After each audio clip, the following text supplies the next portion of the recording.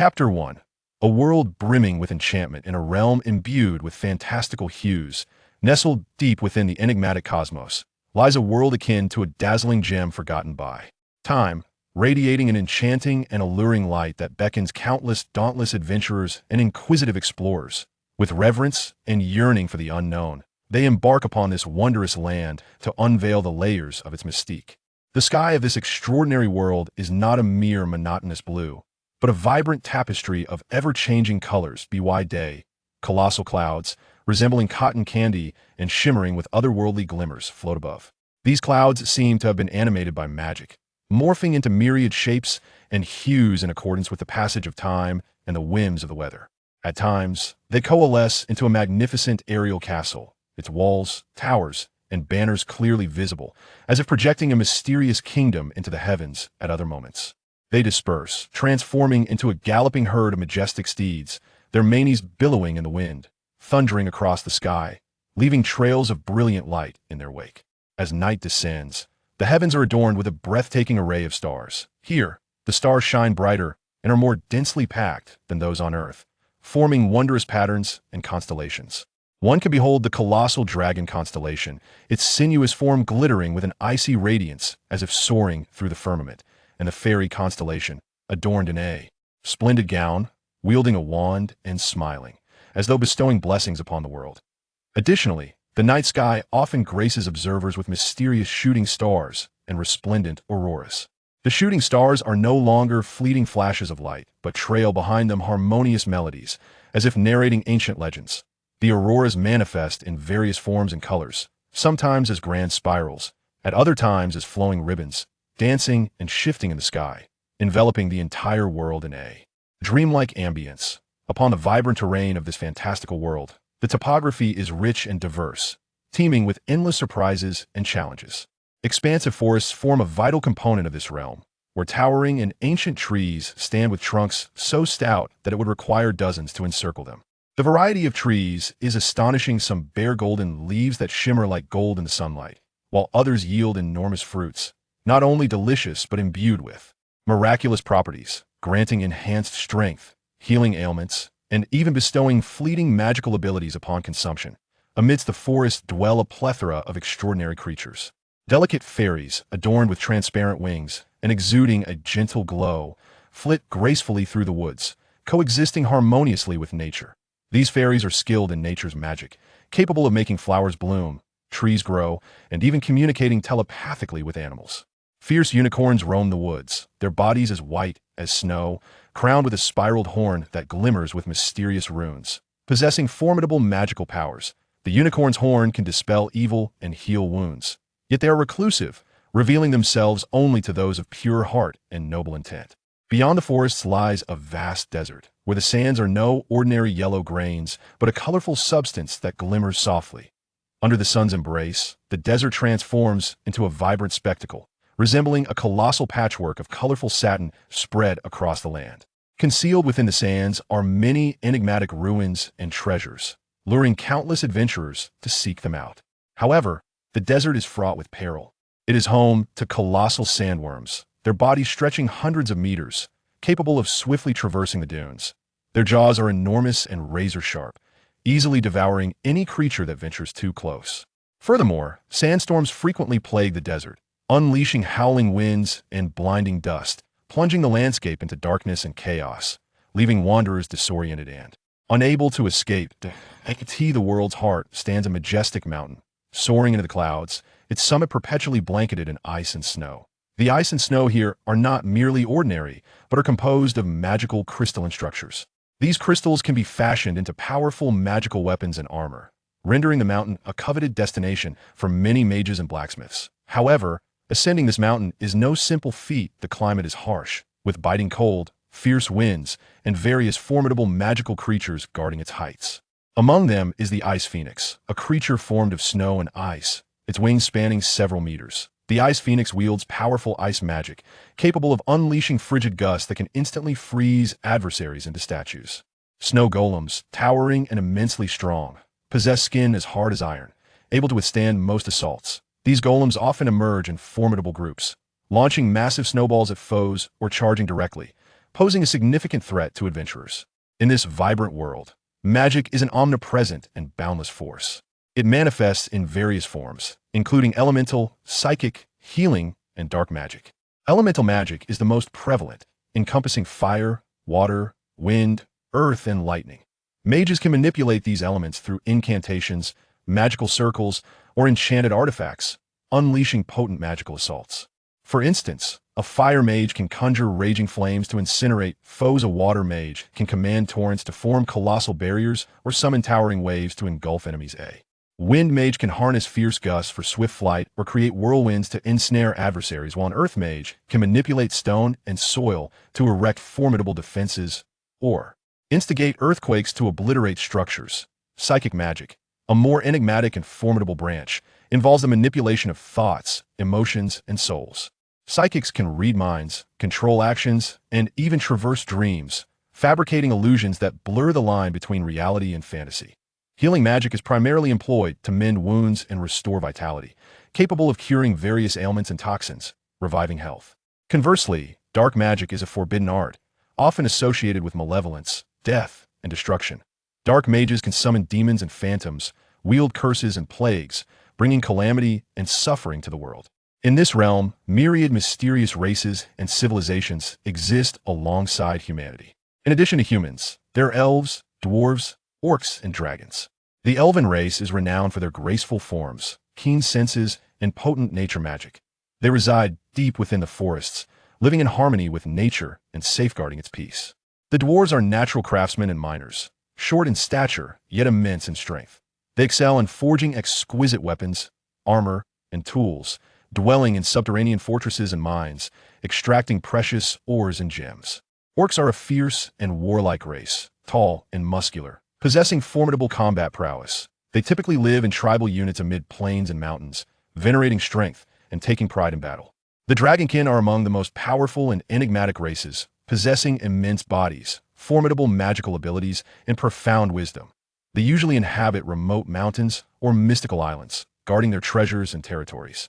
Each race possesses its unique culture, language, customs, and beliefs, engaging in both cooperation and conflict. Within this vibrant world, numerous secretive organizations and factions thrive. The most renowned among them is the Mage Guild.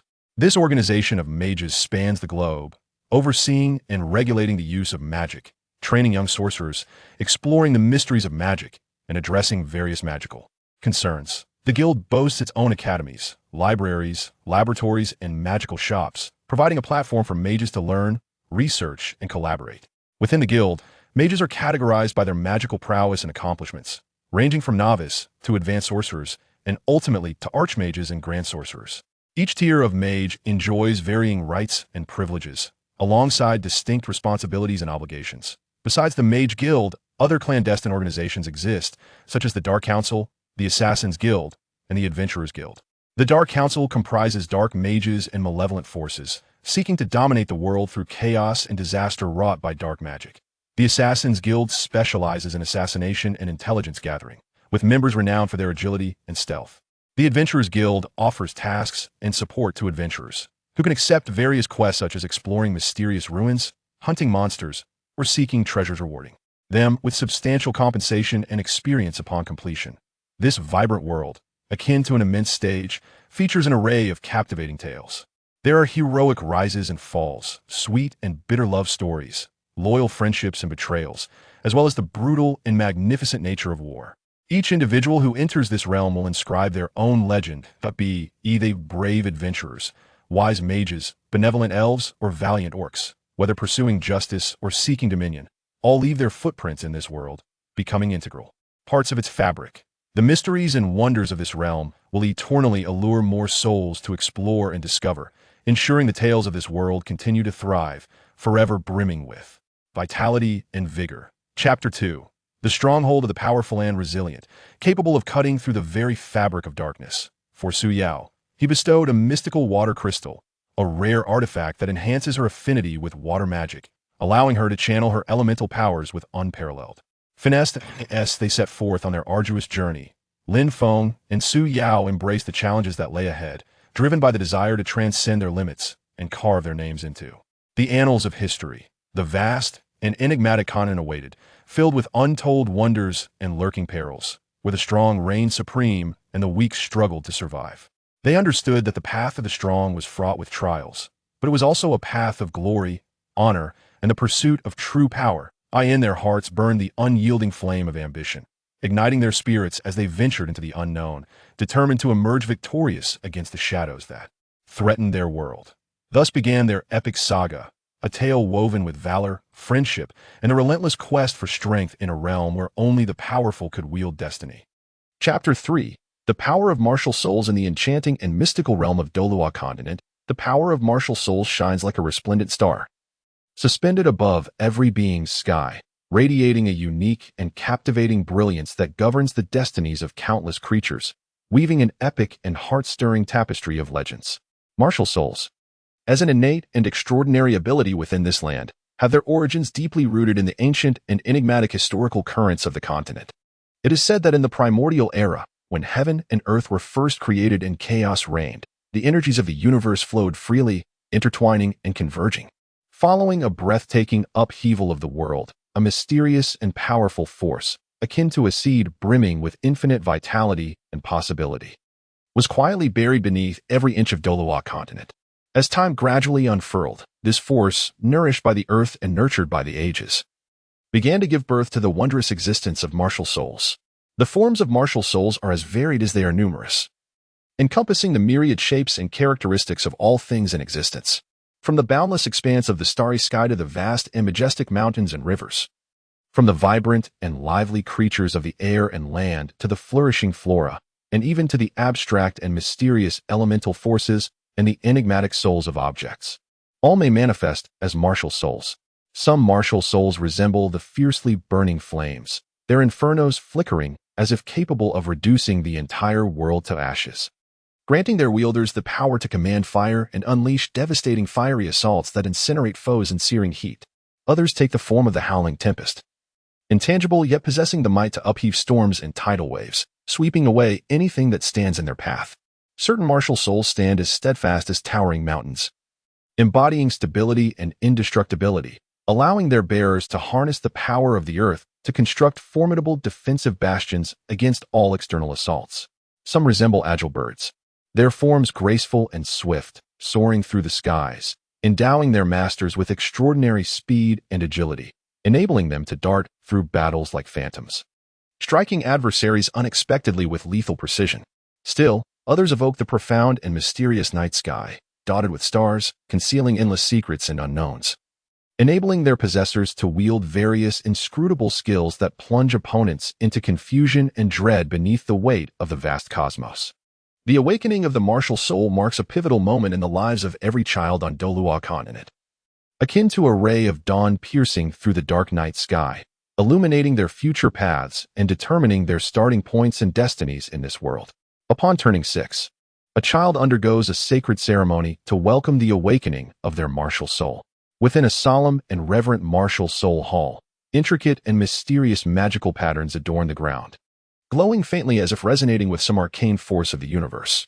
The awakening ceremony is typically presided over by an experienced and formidable soul master. Adorned in resplendent robes and wielding a staff embedded with brilliant gemstones, their gaze exuding authority and solemnity. Before the commencement of the ceremony, the children are led to the center of the magical array, their eyes brimming with tension, anticipation, and curiosity.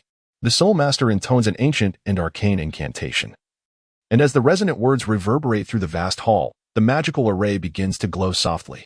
Streams of light, akin to ethereal serpents, emanate from the intricate patterns, entwining around the children. Bathed in this radiant luminescence, the children shiver slightly, as if undergoing a profound spiritual baptism. Suddenly, a brilliant beam of light surges skyward from one of the children, gradually revealing a hazy figure or object. This signifies the awakening of the child's martial soul. Some children awaken formidable beast martial souls, such as the majestic white tiger, whose imposing form and thunderous roar cause the entire martial soul hall to tremble. Others manifest elemental martial souls, like the resplendent rainbow martial soul, where 7 hues intertwine, resembling the most exquisite rainbow descending from the heavens, while some awaken weapon martial souls, exemplified by a razor-sharp sword martial soul, glimmering with a chilling light and exuding an aura that demands respect. Upon the awakening of their martial souls, the children embark on the arduous journey to becoming soul masters. The path of cultivation for a soul master is akin to a towering, perilous mountain, with each step replete with challenges and hardships, demanding immense sweat, effort, and sacrifice. Throughout their training, soul masters must continuously cultivate and engage in battles to elevate their soul power levels. They are also required to hunt soul beasts to obtain soul rings, thereby enhancing the strength and abilities of their martial souls. The soul power levels are classified into 10 ranks, ranging from Soul Scholar, Soul Master, Great Soul Master, Soul Sovereign, Soul Ancestor, Soul King, Soul Emperor, Soul Saint, Soul Douluo to Title Douluo, with each rank further divided into 10 stages. As their soul power levels ascend, the capabilities of the soul masters undergo a transformative evolution. At the Soul Scholar stage, the soul masters have just embarked on their cultivation journey, possessing relatively feeble powers. They can only execute basic martial soul skills, such as releasing a faint energy wave or summoning a fraction of their martial soul strength for brief offensives or defenses. Upon reaching the soul master stage, their abilities significantly improve, allowing them to adeptly wield martial soul skills and execute simple martial soul fusion techniques in collaboration with their comrades, unleashing even greater power. The Great Soul Master stage sees the emergence of extraordinary prowess, as they can materialize their martial soul's true form, maximizing its potential and enhancing their combat offense and defense. For advanced soul masters at the Soul Sovereign rank and above, each elevation in soul power level brings immense challenges and opportunities. They are not only capable of unleashing more powerful and intricate martial soul skills, but also mastering specialized domain skills that enable them to create favorable combat environments and dominate the battlefield. The pursuit of soul beasts to acquire soul rings is a pivotal and perilous aspect of a soul master's cultivation journey, representing one of the most daunting challenges. Soul beasts, as mysterious entities endowed with formidable powers, reside in the vast, uncharted forests, the enigmatic mountains, the tumultuous seas, and other remote and arcane locales across the Douluo continent. Their strengths vary from feeble to formidable, categorized by age into different ranks such as 10-year soul beasts, 100-year soul beasts, 1,000-year soul beasts, 10,000-year soul beasts, and 100,000-year soul beasts. Each rank of soul beast possesses distinct power and intellect. The 10-year soul beasts are relatively weak, but abundant and widely distributed, serving as the primary targets for novice soul masters in their quest for soul rings. The 100-year soul beasts exhibit a certain level of offensive and defensive capabilities, necessitating caution from intermediate soul masters. The 1,000-year soul beasts are powerful, endowed with unique skills and wisdom, posing a challenge only to advanced soul masters. The 10,000-year soul beasts reign as local tyrants, wielding enough strength to obliterate a city, with only elite soul master teams or formidable titled Douluos daring to encroach upon their territories. The 100,000-year soul beasts are legendary entities, possessing near-human intelligence and cataclysmic power, and their emergence would undoubtedly reverberate throughout the entire Douluo continent. When soul masters prepare to hunt for soul rings, they must venture into the habitats of soul beasts, meticulously seeking those that best suit their needs. In this endeavor, they confront not only the attacks of soul beasts, but also various unknown dangers and challenges, such as harsh natural environments, competition from other soul masters, and ambushes from lurking malevolent forces. Upon locating their target soul beast, the soul master must employ their wit and strength to engage in a thrilling life-and-death struggle. During combat, they must accurately assess the soul beast's attack patterns and vulnerabilities, skillfully utilizing their martial soul abilities for both offense and defense. If the soul master succeeds in vanquishing the soul beast, a powerful soul ring will be released at the moment of its demise. The color of the soul ring corresponds to the age of the soul beast: white for 10-year soul beasts, yellow for 100-year soul beasts, purple for 1,000-year soul beasts, black for 10,000-year soul beasts, and red for 100,000-year soul beasts. The soul master must swiftly absorb this soul ring, integrating it into their martial soul to gain a portion of the soul beast's power and skills, thus enhancing their martial soul's quality and strength. However, the process of absorbing the soul ring is fraught with peril. The immense and volatile energy contained within can easily backfire if the soul master's strength and mental fortitude are insufficient, resulting in severe injury or even death. Thus, each soul ring hunt presents a daunting test of the soul master's power and fate. On the Douluo continent, The power of martial souls can be further refined and unleashed through martial soul fusion techniques. This rare and formidable skill requires a high degree of synergy and cooperation between two or more soul masters, whose martial souls must possess certain complementary attributes or affinities. When these conditions are met, the soul masters can, through a unique method of soul power manipulation and combat coordination, merge their martial soul energies into a new and extraordinary form of power. For instance, a martial soul fusion technique known as Dragon and Phoenix presenting auspiciousness necessitates the collaboration of a soul master with a dragon martial soul and another with a phoenix martial soul. During the execution of their powers, two soul masters simultaneously unleash their respective martial spirits. The dragon martial spirit spirals gracefully through the air, while the phoenix martial spirit soars majestically alongside it. The energies of these martial spirits intertwine and resonate, gradually coalescing into a colossal ethereal manifestation of a dragon and phoenix. This magnificent entity possesses a strength that transcends that of individual martial spirits, capable of unleashing cataclysmic energy attacks such as dragon phoenix flames and dragon phoenix storms, overwhelming adversaries in a torrential surge of power. Furthermore, it boasts formidable defensive capabilities. The scales of the dragon and phoenix can withstand various forms of assault, providing robust protection for the soul masters. Another martial spirit fusion technique, known as the Judgment of Light and Darkness, is executed in collaboration between a soul master wielding a light martial spirit and another with a dark martial spirit. Upon activation of this skill, the light martial spirit radiates dazzling brilliance, while the dark martial spirit emanates an ominous aura. The interplay of light and darkness in midair culminates in the formation of a colossal sword forged from both elements. This sword embodies the dual forces of light and darkness, capable of severing all evil and shadow while penetrating any defense of light and righteousness, rendering it an extraordinarily fearsome weapon. The emergence of martial spirit fusion techniques not only provides soul masters with a potent means of achieving victory in battle, but also enriches the combat system and strategic tactics on the Douluo continent, rendering confrontations ever more spectacular and unpredictable. In addition to fusion techniques, certain unique martial spirits possess distinctive evolutionary paths, capable of transcending their limits and achieving a qualitative leap to become even mightier beings. These exceptional martial spirits often exhibit remarkable growth potential.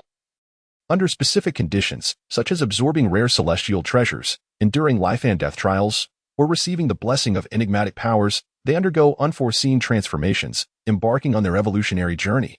For instance, the Blue-Silver Emperor, a plant-type martial spirit, initially appears as an ordinary blue-silver grass, commonly found across the Douluo continent, with relatively weak power. However, as the soul master possessing the Blue-Silver Emperor diligently explores and grows during their training, they gradually uncover the spirit's secrets and latent potential.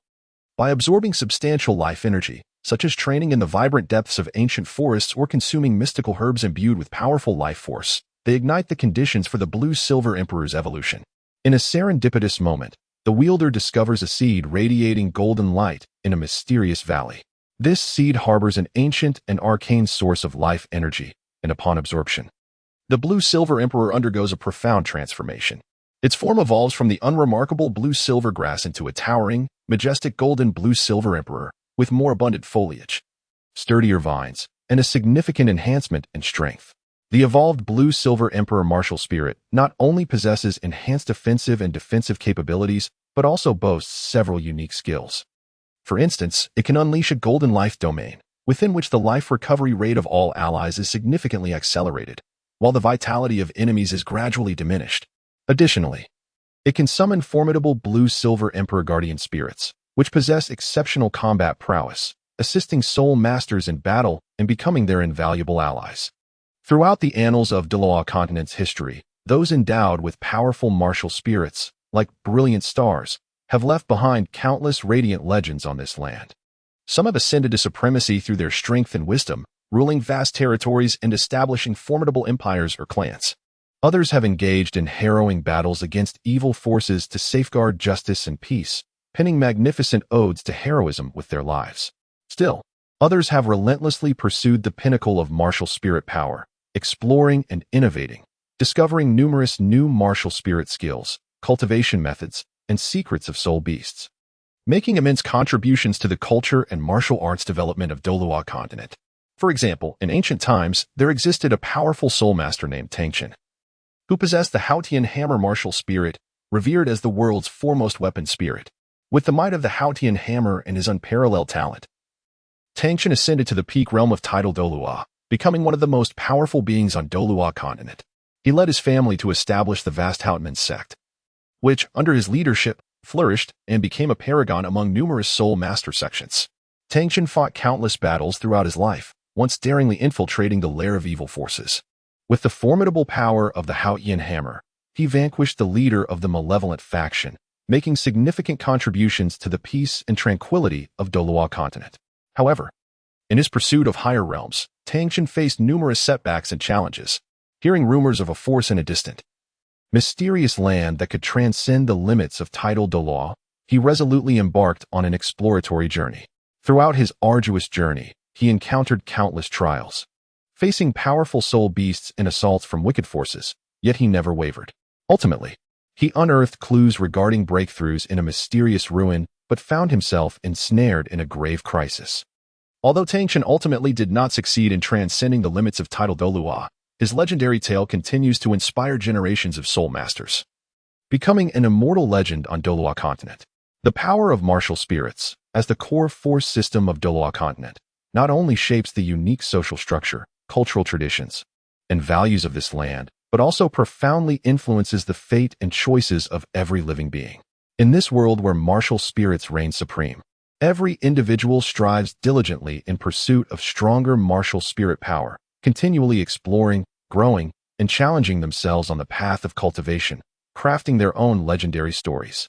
Whether it be the fledgling young soul masters, brimming with dreams, or the unparalleled powerhouses who have already ascended to the pinnacle of martial spirits, commanding respect across the lands. They all understand that the strength of the martial spirit is the very foundation of their existence and development in this world, the cornerstone upon which they realize their aspirations and pursue glory. The Douluo continent, a realm steeped in fantasy and mystery, shall continue to unfold countless poignant legends under the illumination of martial spirit power, its brilliance and splendor forever unfading. Chapter 4: Bloodshed Beyond the Realm in the Distant and Enigmatic Depths of the Universe, within a vast expanse known as the Outer Domain. An exhilarating and fiercely brutal battle is fervently underway. This outer domain, far removed from the familiar galaxies and civilizations, is a dark territory filled with the unknown and peril. Seemingly a chaotic battlefield intentionally reserved by the cosmos since the dawn of creation, meant to test the will and strength of those brave enough to venture within. An Alliance expeditionary force, composed of the foremost champions from various star systems, has embarked on a noble mission to explore the mysteries of the outer domain, fend off unknown threats, and expand the realms of civilization. With unwavering resolve, they have stepped into this mysterious and perilous expanse of stars, hailing from diverse races. Each possessing unique appearances, cultures, and beliefs, they unite in this moment for a common goal, forming a formidable and resilient fighting force. These formidable beings are each endowed with extraordinary skills.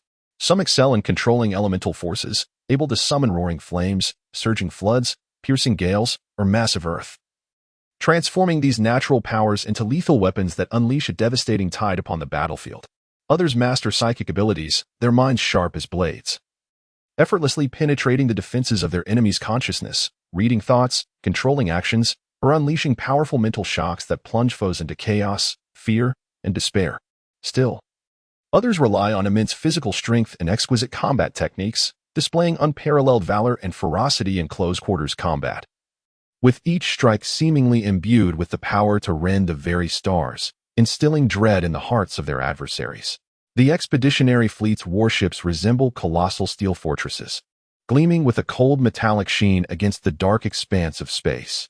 These vessels incorporate the most advanced technological achievements from various star systems, merging formidable energy shields, powerful particle cannons, precise navigation systems, and efficient energy supply devices.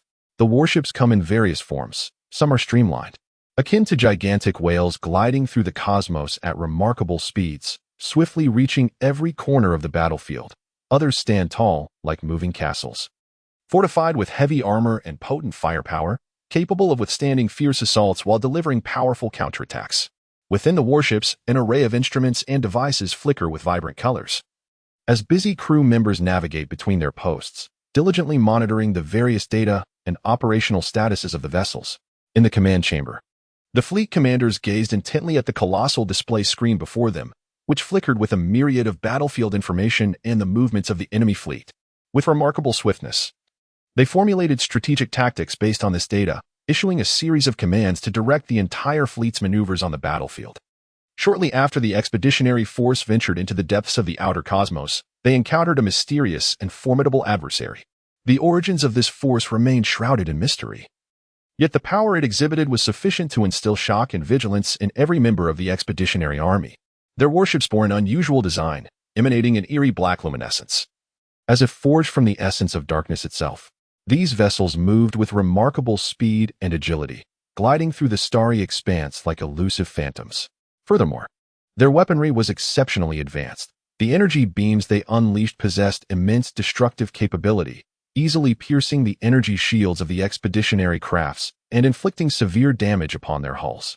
At the moment of their initial clash, the entire cosmos was illuminated by a dazzling display of energy, as the resonant roars of the warships, the sounds of weapon discharges, and the battle cries of soldiers intertwined to compose a harrowing symphony of war. The warriors of the expeditionary force fearlessly plunged into the fray, piloting their vessels and wielding an array of weapon systems to launch fierce assaults against the enemy. Elemental manipulators took their positions upon the decks of the ships, their hands weaving intricate patterns as they chanted incantations, summoning powerful elemental forces to sweep towards the enemy vessels. Flame elementals coalesced into colossal serpents of fire, lunging at the foe and consuming everything in their path with searing heat. Water elementals transformed into surging waves, crashing against the enemy ships with enough force to capsize them in an instant.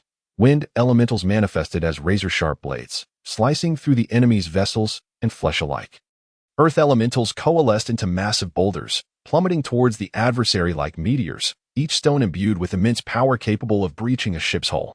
Meanwhile, the psychics closed their eyes, concentrating intently as they unleashed their mental prowess, striving to disrupt the enemy's thoughts and actions. Some infiltrated the enemy's ships, manipulating the minds of the crew to turn them against one another. Others conjured potent mental storms that engulfed the battlefield, plunging the enemy into chaos and terror. The melee combatants, riding small assault craft, charged towards the enemy vessels, armed with various close-quarters weapons such as lightsabers, energy axes, and particle hammers. Upon nearing the enemy's ships, they swiftly boarded, engaging in fierce hand-to-hand combat. Each strike they delivered was laden with force and finesse, carving a bloody path through the enemy ranks and inflicting substantial casualties. However, the enemy was no mere pushover. They rapidly organized a counterattack, leading to an intense seesaw battle with the expeditionary force. The adversary's ships continuously adjusted their tactics, leveraging their speed and agility to evade the expeditionary assaults while seeking opportunities to exploit vulnerabilities in the enemy's defenses. Their weapon systems unleashed formidable power, as beams of energy rained down upon the expeditionary fleet's vessels, inflicting severe losses. During the conflict, ship after ship was struck, their hulls erupting in explosions, transforming into cosmic dust. Countless warriors perished in the fiery cataclysm, their lives fleeting like meteors, leaving behind an endless sense of regret and tragedy. Yet, even in the face of such grievous casualties, the soldiers of the expeditionary force did not waver. Their gazes were filled with steadfast resolve and determination. For honor, for duty, for the civilization they represented, they were prepared to pay any price. As the battle raged on, both sides gradually depleted their strength, yet the stalemate persisted. The expeditionary forces recognized that to achieve victory, they must undertake more decisive and effective actions. Thus, after urgent deliberations, the fleet commanders resolved to dispatch an elite assault team to penetrate enemy lines and launch a surprise attack on the enemy's flagship or critical installations. This squad was composed of the most formidable warriors from various races, endowed with exceptional combat prowess and extensive battle experience, representing the expeditionary force's last hope. The assault team boarded a specially modified stealth ship, approaching the enemy's stronghold with utmost stealth. As they neared the enemy flagship, they encountered formidable defenses. But through masterful piloting and unparalleled combat skills, they breached the enemy's lines time and again. Upon finally reaching the vicinity of the enemy flagship, they launched an attack without hesitation. The stealth ship instantly deactivated its cloaking, unleashing a barrage of weapons upon the flagship. The powerful energy beams sliced through the dark expanse of space, striking true against the enemy vessel. The flagship's energy shield flickered under the sudden onslaught, displaying numerous cracks. Immediately thereafter, the assault team members piloted their craft, akin to a pack of ravenous falcons, charging toward the enemy flagship. Throughout their approach, they deftly evaded enemy firepower, successfully boarding the ship. Once aboard, the assault team sprang into action, engaging in fierce close-quarters combat with the enemy crew. They maneuvered through narrow corridors, utilizing the terrain to execute ambushes and surprise attacks. Elemental manipulators unleashed their powers within the ship, sowing chaos and panic. Psychic warriors infiltrated the minds of the adversaries, creating advantageous conditions for their allies. Melee specialists wielded their weapons with deadly efficiency, cutting down foes one by one. In the wake of the assault team's valiant efforts, the interior of the enemy flagship descended into turmoil. However, the adversaries were undeterred, swiftly organizing a counteroffensive to encircle the assault team. A fierce struggle for survival erupted within the flagship, blood-staining every inch of the ship's interior. Faced with immense pressure and danger, the members of the assault team never faltered. They coordinated seamlessly, supporting one another as they fought with unyielding ferocity against their foes. At a pivotal moment in battle, a valiant commando endowed with formidable elemental powers resolutely sacrificed himself, channeling all his elemental energy into a cataclysmic explosion. The tremendous force unleashed by this detonation swiftly engulfed the enemy flagship, utterly annihilating its core. As the enemy flagship succumbed to paralysis, chaos ensued within their fleet, providing the expeditionary forces with a fortuitous opportunity to launch a comprehensive counteroffensive. With the ferocity of enraged lions, they navigated their warships into the fray, decisively vanquishing their foes. This brutal conflict beyond the stars culminated in the arduous triumph of the expeditionary forces. However, the cost of victory was harrowing, as countless warriors perished in the fray, their blood staining the celestial expanse. The expeditionary forces, weary and wounded, gradually returned to their civilized star system, where they were met with exuberant welcomes and profound respect from their entire civilization. Grand funerals were held for the valiant fallen, their names etched into the annals of history, forever celebrated as heroes. The experiences of this battle would become a cherished legacy for the entire civilization, inspiring future generations to relentlessly explore the mysteries of the cosmos and courageously confront the unknown challenges, striving for the advancement and progress of their society. Chapter 5. Pursued by the family in the vibrant yet tumultuous realm of fantasy, the family, which ought to be a haven of kinship, a bastion of honor and legacy, transformed overnight into a terrifying nightmare for Outyin. Thus commenced a heart-stopping, life-and-death pursuit, ruthlessly thrusting him into the maelstrom of fate. Outyin was born into the illustrious and powerful Ling family, a lineage that has stood proudly on this continent for centuries. The Ling family, with its profound heritage and a lineage of formidable warriors, commands abundant resources and vast territories. Their ancestral mansion resembles a magnificent castle nestled within a bustling metropolis, adorned with intricate carvings and exquisite decorations, exuding an aura of endless majesty and opulence. From a young age, the scions of the family undergo rigorous training and education, with the expectation that they will uphold the family's honor and perpetuate the brilliance of the Ling name. As a member of this esteemed family, Outyin displayed extraordinary talent for cultivation from an early age. His exceptional physique and keen intellect allowed him to grasp martial techniques and methodologies far beyond his peers, marking him as a shining star of the future in the eyes of his family. The elders placed great hopes upon him, nurturing his potential with the aim of transforming him into the pillar of the family, steering the Ling family towards a more prosperous future. However, the wheels of fate quietly turned in unforeseen ways. During a mysterious expedition to an ancient relic organized by the family, Outyin inadvertently discovered an ancient artifact that emanated an otherworldly glow. This artifact, resembling an archaic ring inscribed with cryptic runes and designs, surged with a powerful and enigmatic energy as he touched it, causing his body to tremble slightly. Concurrently, fleeting images and information flashed through his mind, hinting at a colossal secret concealed within. Yet, Outyin refrained from disclosing this incident to anyone in the family, fully aware of the artifact's uniqueness and sensing that any revelation might lead to insurmountable troubles. Alas, in this world, secrets rarely remain hidden, for reasons unknown. News of Outyin's discovery spread like wildfire, reaching the ears of certain greedy and ambitious individuals within the family. Ensnared by the allure of the artifact's mysterious power, they ignited a fierce desire for possession within themselves, secretly conspiring to form a nefarious faction intent on seizing the treasure from Outyin. On a moonless and tempestuous night, this faction launched a sudden assault on Outyin. Taking advantage of his solitary training within his residence, they dispatched a cadre of highly trained assassins. Clad in dark garb and masked, armed with sharp weapons, who stealthily infiltrated Outyan's chamber. Sensing the imminent danger, Outyan swiftly became alert, rising to confront the threat with his keen intuition and exceptional martial prowess, engaging in a fierce battle with the assassins. Despite Outyan's considerable strength, the overwhelming numbers and exceptional skills of his assailants placed him in a precarious situation. As the struggle ensued, he gradually discerned that the assassins seemed to possess an uncanny understanding of his moves and actions, as if someone were orchestrating them from the shadows. This realization sent a chill down his spine, confirming that this attack was far from coincidental. After a grueling confrontation, Outyan finally seized an opportunity to unleash his ultimate technique. The illusory gale step, a profound lightness skill he had acquired through serendipity, enabling him to burst forth with astonishing speed, his form flickering like a phantom. With the skill, Outyan successfully broke free from the encirclement of the assassins and escaped the confines of the family mansion. Yet he is acutely aware that his troubles have only just begun. The pursuers within his family will not easily relent. After Outyan fled from his family estate, he embarked on a journey of escape. He was acutely aware that he must swiftly enhance his strength in order to survive the relentless pursuit of his family. Thus, he set forth on a path fraught with hardships and challenges in his cultivation.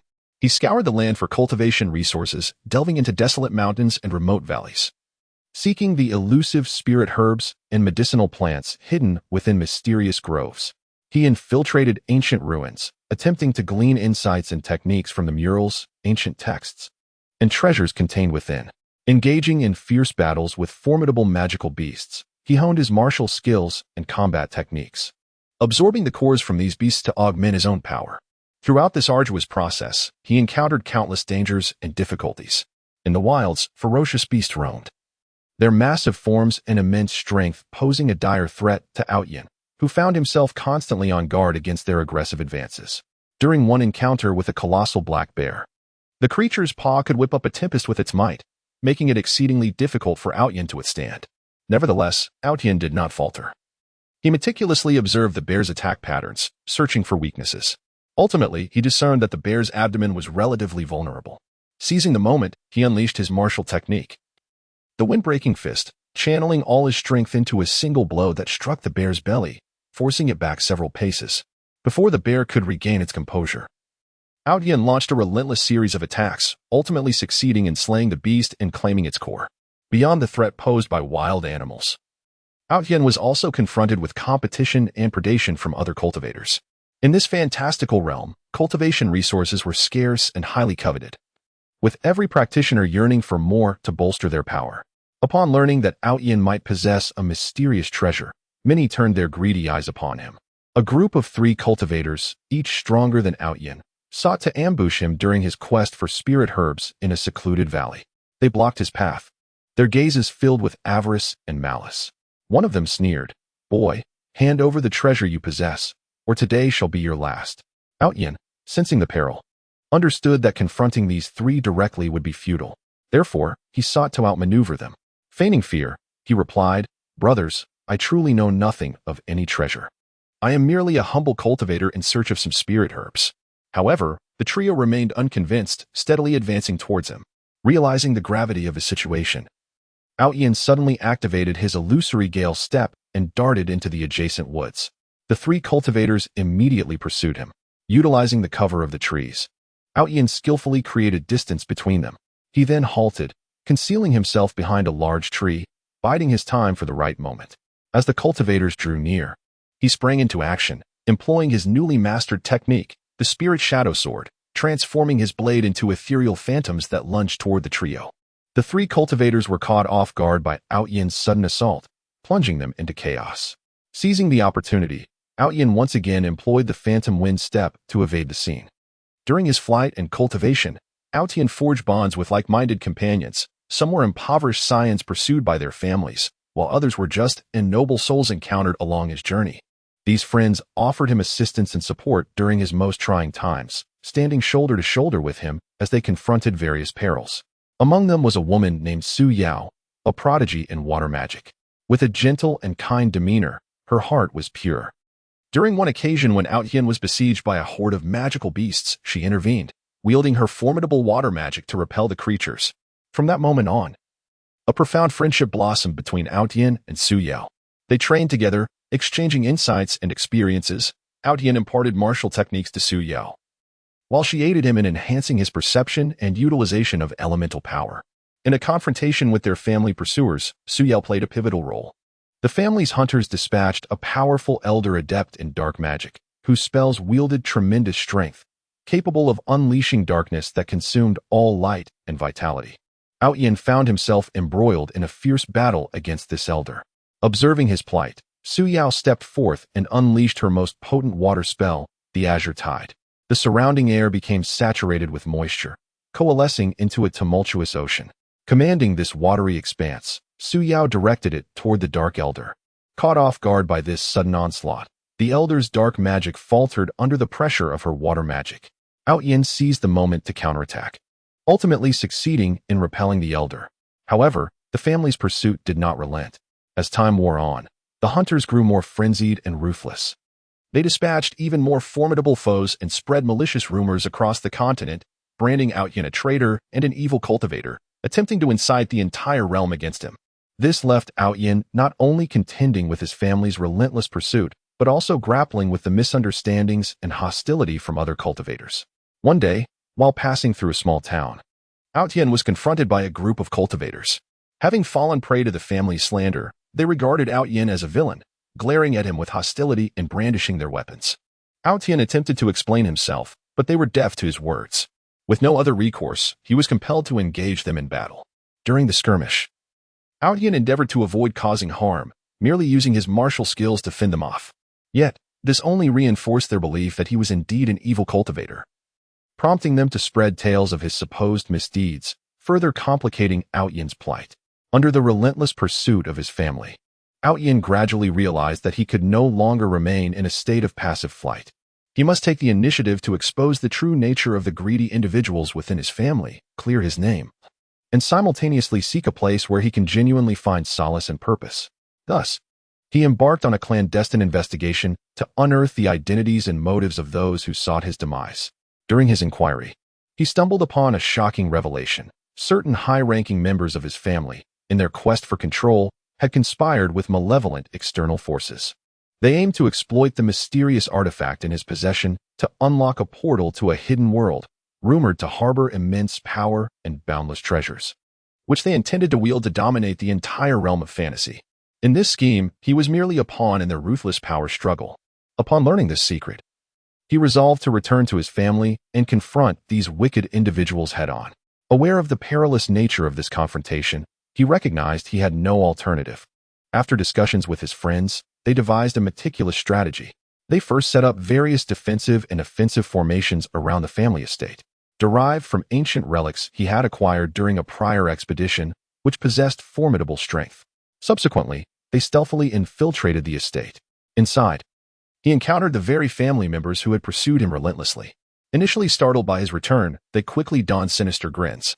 One high-ranking family member sneered, "You dare to return? Boy, today marks your end." Gazing at them with fierce indignation and resolve, he declared, "You greedy individuals, driven by your selfish desires, have sought to ensnare me. Today, you shall pay the price."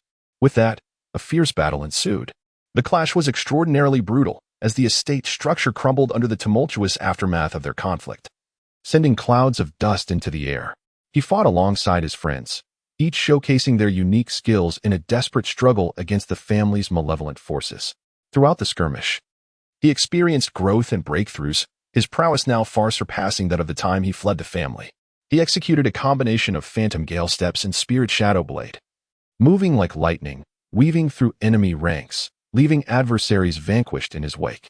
Su Yao, equally undaunted, unleashed her water-based magic, summoning colossal tsunamis and cascading waves within the estate, engulfing foes in their depths. Other companions also utilized their strengths, some unleashing powerful magical assaults, while others engaged in close combat with exceptional martial skills.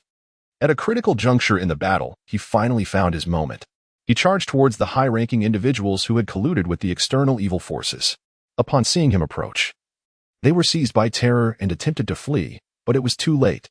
He unleashed his most potent technique, the wind-splitting slash, an ultimate skill he had honed through countless battles and rigorous training. This technique concentrated all his might into a single strike, releasing a formidable sword energy capable of tearing through space and obliterating all that stood in its path. A radiant light emanated from the sword in Outyan's hand, as a colossal sword energy surged forth, cleaving towards the high-ranking figures. Those dignitaries gazed in terror at the approaching blade of energy, desperately attempting to employ their defensive measures. Yet all was in vain before such overwhelming might. In an instant, the sword energy sliced through their bodies, claiming their lives on the spot. With the demise of these family leaders, the remaining members gradually awakened to the reality that they had been deceived by the avarice of others, and they began to cast down their weapons. Outyan observed these family members with a heart full of reflections. He understood that although the family had endured this upheaval, as long as they could learn from their missteps and reorganize, they could restore their former glory. He resolved to forgive these family members and assist them in the reconstruction of their lineage. Meanwhile, through the ordeal against the family's pursuers, he had grown into a true powerhouse, and his name began to resonate throughout the mystical continent, becoming a legend. Chapter 6. Perilous predicaments in that mysterious and vast mystical continent, rife with countless unknowns and challenges, Outyan found himself ensnared in overwhelming crises. As if each step he took teetered on the precipice of life and death, constantly at risk of being engulfed by the boundless darkness. In his desperate flight from the relentless pursuit of his family, Aotion finds himself navigating not only the formidable experts dispatched after him, but also the myriad dangers lurking in the outside world. The realm through which he traverses is known as the Shadowy Forest, an ancient woodland shrouded in darkness and mystery. Towering trees loom above, their canopies obscuring the sky, allowing only fragmented beams of sunlight to pierce through the dense foliage, casting a haunting and eerie ambience throughout the forest. Within the thick brush, various unknown perils lie in wait, venomous serpents and cunning fox spirits adept at ambush. Every step Aotion takes is laden with caution, his heightened senses fully attuned to the subtlest of movements, for even the faintest rustle of leaves can rouse his vigilance. Suddenly, a faint rustling sound emanates from his left.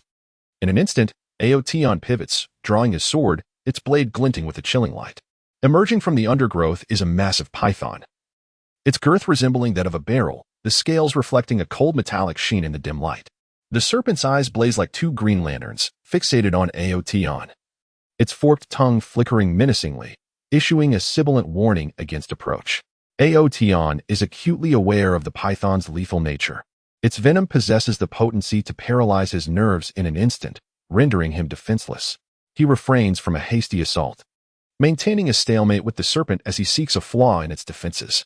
The python, sensing the challenge Aotion poses, suddenly lunges, its formidable body striking like a released arrow. With a swift motion, Aotion employs the phantom gale step, narrowly evading the serpent's strike. Seizing the moment as the python misses, he retaliates with a thrust aimed at its vital spot. The python, quick to react, deftly twists its body, using its tail to deflect Aotion's blade while simultaneously opening its gaping maw to bite. Aotion retreats several paces, creating distance between himself and the serpent. As the battle intensifies, a shrill cry pierces the air. Looking up, Aotion observes a swarm of ominous black birds soaring towards him. These grotesque avians are massive, their wingspan stretching several meters, with beaks resembling sharp, curved hooks and claws akin to iron talons. A sense of dread fills Aotion. He recognizes these creatures as the shadow ravens of the shadowy forest. Known for their ferocity and penchant for coordinated attacks, these birds possess remarkable speed, making them formidable adversaries. Realizing he is caught in a precarious predicament, besieged from both sides, Aotion understands the urgency of resolving the confrontation with the python or evading the shadow raven's onslaught. Failure to do so could yield dire consequences. He resolutely decides to focus his energy on the python. Drawing a deep breath, he channels his inner spiritual power, causing his sword to radiate a brilliant light once more. He unleashes the ultimate technique of the Spirit Shadow Sword, where sword phantoms blossom forth like a flurry of blooming flowers, enveloping the python. The python, sensing the overwhelming force of Aotion's assault, retaliates fiercely, spewing forth a stream of black venom. Wherever the venom lands, the ground is corroded into small craters. Aotion swiftly maneuvers to evade the toxic spray while pressing closer to the serpent. After an intense battle, Outyan finally discovered the serpent's vulnerability. With a decisive thrust of his sword, he struck the serpent's vital spot, causing it to writhe in agony before collapsing to the ground. However, Before Outyin could catch his breath, the shadow ravens descended upon him from above. They swooped down, their sharp beaks and claws aimed at his body. Outyin brandished his sword, fiercely defending himself against the onslaught of the shadow ravens. Despite his valiant efforts, the sheer number of ravens inflicted several wounds upon him, staining his garments with blood. Realizing that this predicament was untenable, he resolved to devise a means of escape. Suddenly, an idea struck him. He could use the serpent's corpse to lure the shadow ravens. He hurled the lifeless body of the serpent into the distance, and indeed, the ravens were captivated by it, flocking towards the carcass. Seizing the opportunity, Outyin employed his phantom gale step and dashed deep into the forest. After running for what seemed like an eternity through the woods, Outyin finally evaded the pursuit of the shadow ravens. Exhausted, he leaned against a large tree, wincing as the pain from his wounds surged through him. He retrieved some healing herbs from his pocket and tended to his injuries with a hasty application. As dusk settled, the temperature within the forest plummeted. Outyin understood that the shadowy woods would be even more perilous at night, and he needed to locate a secure place to rest. Gritting his teeth against the pain, he continued his search through the forest. At last, he stumbled upon a cave. Cautiously, Outyin entered the cave, remaining vigilant of his surroundings. The air was thick with dampness, and the walls were adorned with moss. He found a dry spot within the cave and settled down to rest. Unbeknownst to him, this cave was not a sanctuary. Deep within its recesses lay a formidable beast, the rock-armored bear. This creature, a powerful earth-type monster, possessed a body as hard as stone and immense strength. Typically, it slumbered in the cave, but when disturbed, it would unleash a ferocious wrath. Outyin rested momentarily within the cavern, preparing to succumb to slumber when suddenly an overwhelming aura emanated from the depths of the cave. Startled, he sprang to his feet, gripping his sword tightly. Emerging from the shadows was a colossal rock-armored bear, its eyes ablaze with rage upon spotting Outyin. It unleashed a thunderous roar, the sound reverberating through the cave, causing Outyin's ears to ring. Outyin understood that a fierce battle was inevitable. He inhaled deeply, aligning himself to optimal readiness. The rock-armored bear launched the first assault, swinging its massive paw towards Outyin. The air stirred violently as the paw descended, its power formidable. Outyin, unwilling to confront it head-on, executed the phantom gale step, swiftly evading the attack. The bear's paw struck the ground, sending a plume of dust into the air. Seizing the moment of the bear's misfire, Outyin thrust his sword towards its eye. The bear reacted with remarkable speed, blocking the strike with its forelimb while its other paw swept towards Outyin. He hastily retreated, narrowly avoiding the onslaught. As the confrontation unfolded, Outyin began to discern the creature's vulnerabilities. Though the rock-armored bear possessed formidable strength and a resilient body, its movements were comparatively sluggish. Outyin resolved to exploit this weakness. He danced around the bear, executing the techniques of the Spirit Shadow Sword, creating flickering sword images that disrupted the bear's line of sight. Exasperated by Outyin's relentless assault, the bear's strikes grew fiercer, yet increasingly erratic. At the opportune moment, Outyin unleashed the wind-shattering slash, sending a powerful wave of sword energy towards the bear. Taken by surprise, the creature was struck in the abdomen, letting out a pained roar as a deep fissure marred its rocky armor. Outyin pressed his advantage, employing the phantom gale step once more to close in on the bear, aiming his sword at its wound. Despite its injuries, the bear fiercely resisted, seizing Outyin's sword with its paw and flinging him away. Outyin crashed heavily to the ground, blood spilling from his lips. The rock-armored bear, relentless, charged at him again. Struggling to rise, Outyin realized he was teetering on the brink of life and death. A resolute determination shone in his eyes as he resolved to wager everything.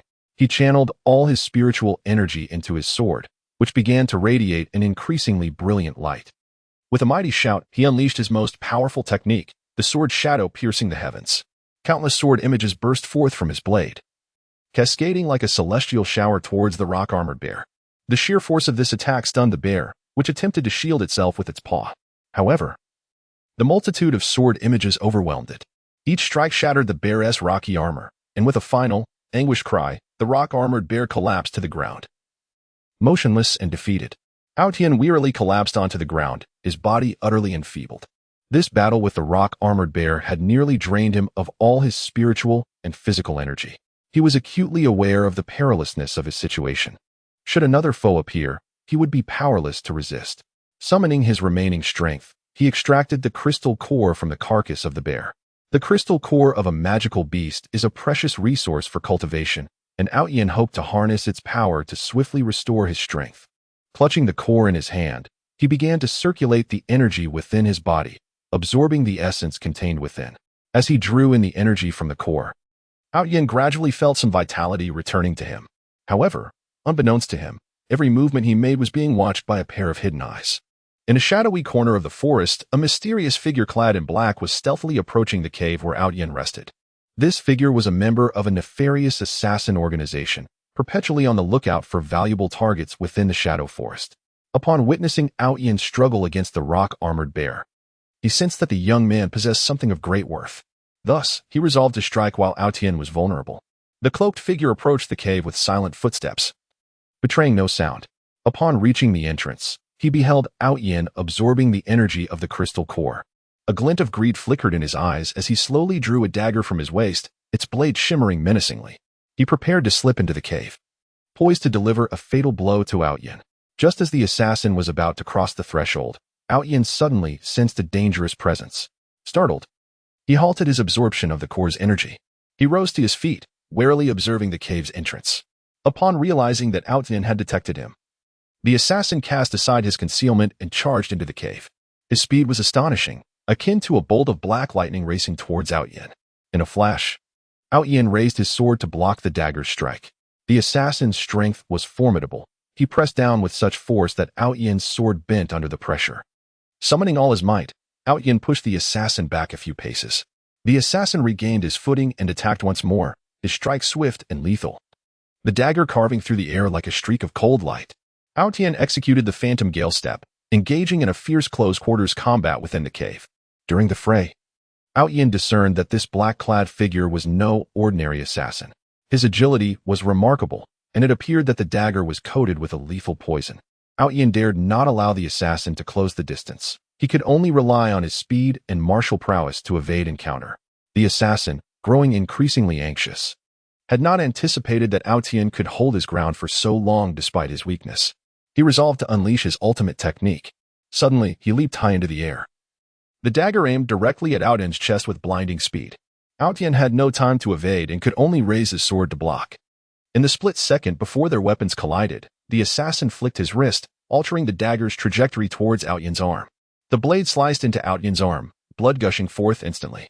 He felt a numbing sensation from the wound and realized he had been struck by the assassin's potent poison. A heavy weight settled in Aotion's heart as he realized the perilous nature of his current predicament. He understood that he must urgently seek an antidote. Otherwise, his life would be forfeit. Bracing against the agony of his wounds and the encroaching toxins, he unleashed the Shadow Blade, launching a fierce assault upon the cloaked figure. Taken aback by Aotion's sudden onslaught, the dark-clad adversary stumbled backward a few paces. Seizing the opportunity, Aotion pivoted and raced toward the mouth of the cave. With the cloaked figure in relentless pursuit behind him, Outyin dashed through the forest, his vision beginning to blur and his body growing increasingly feeble.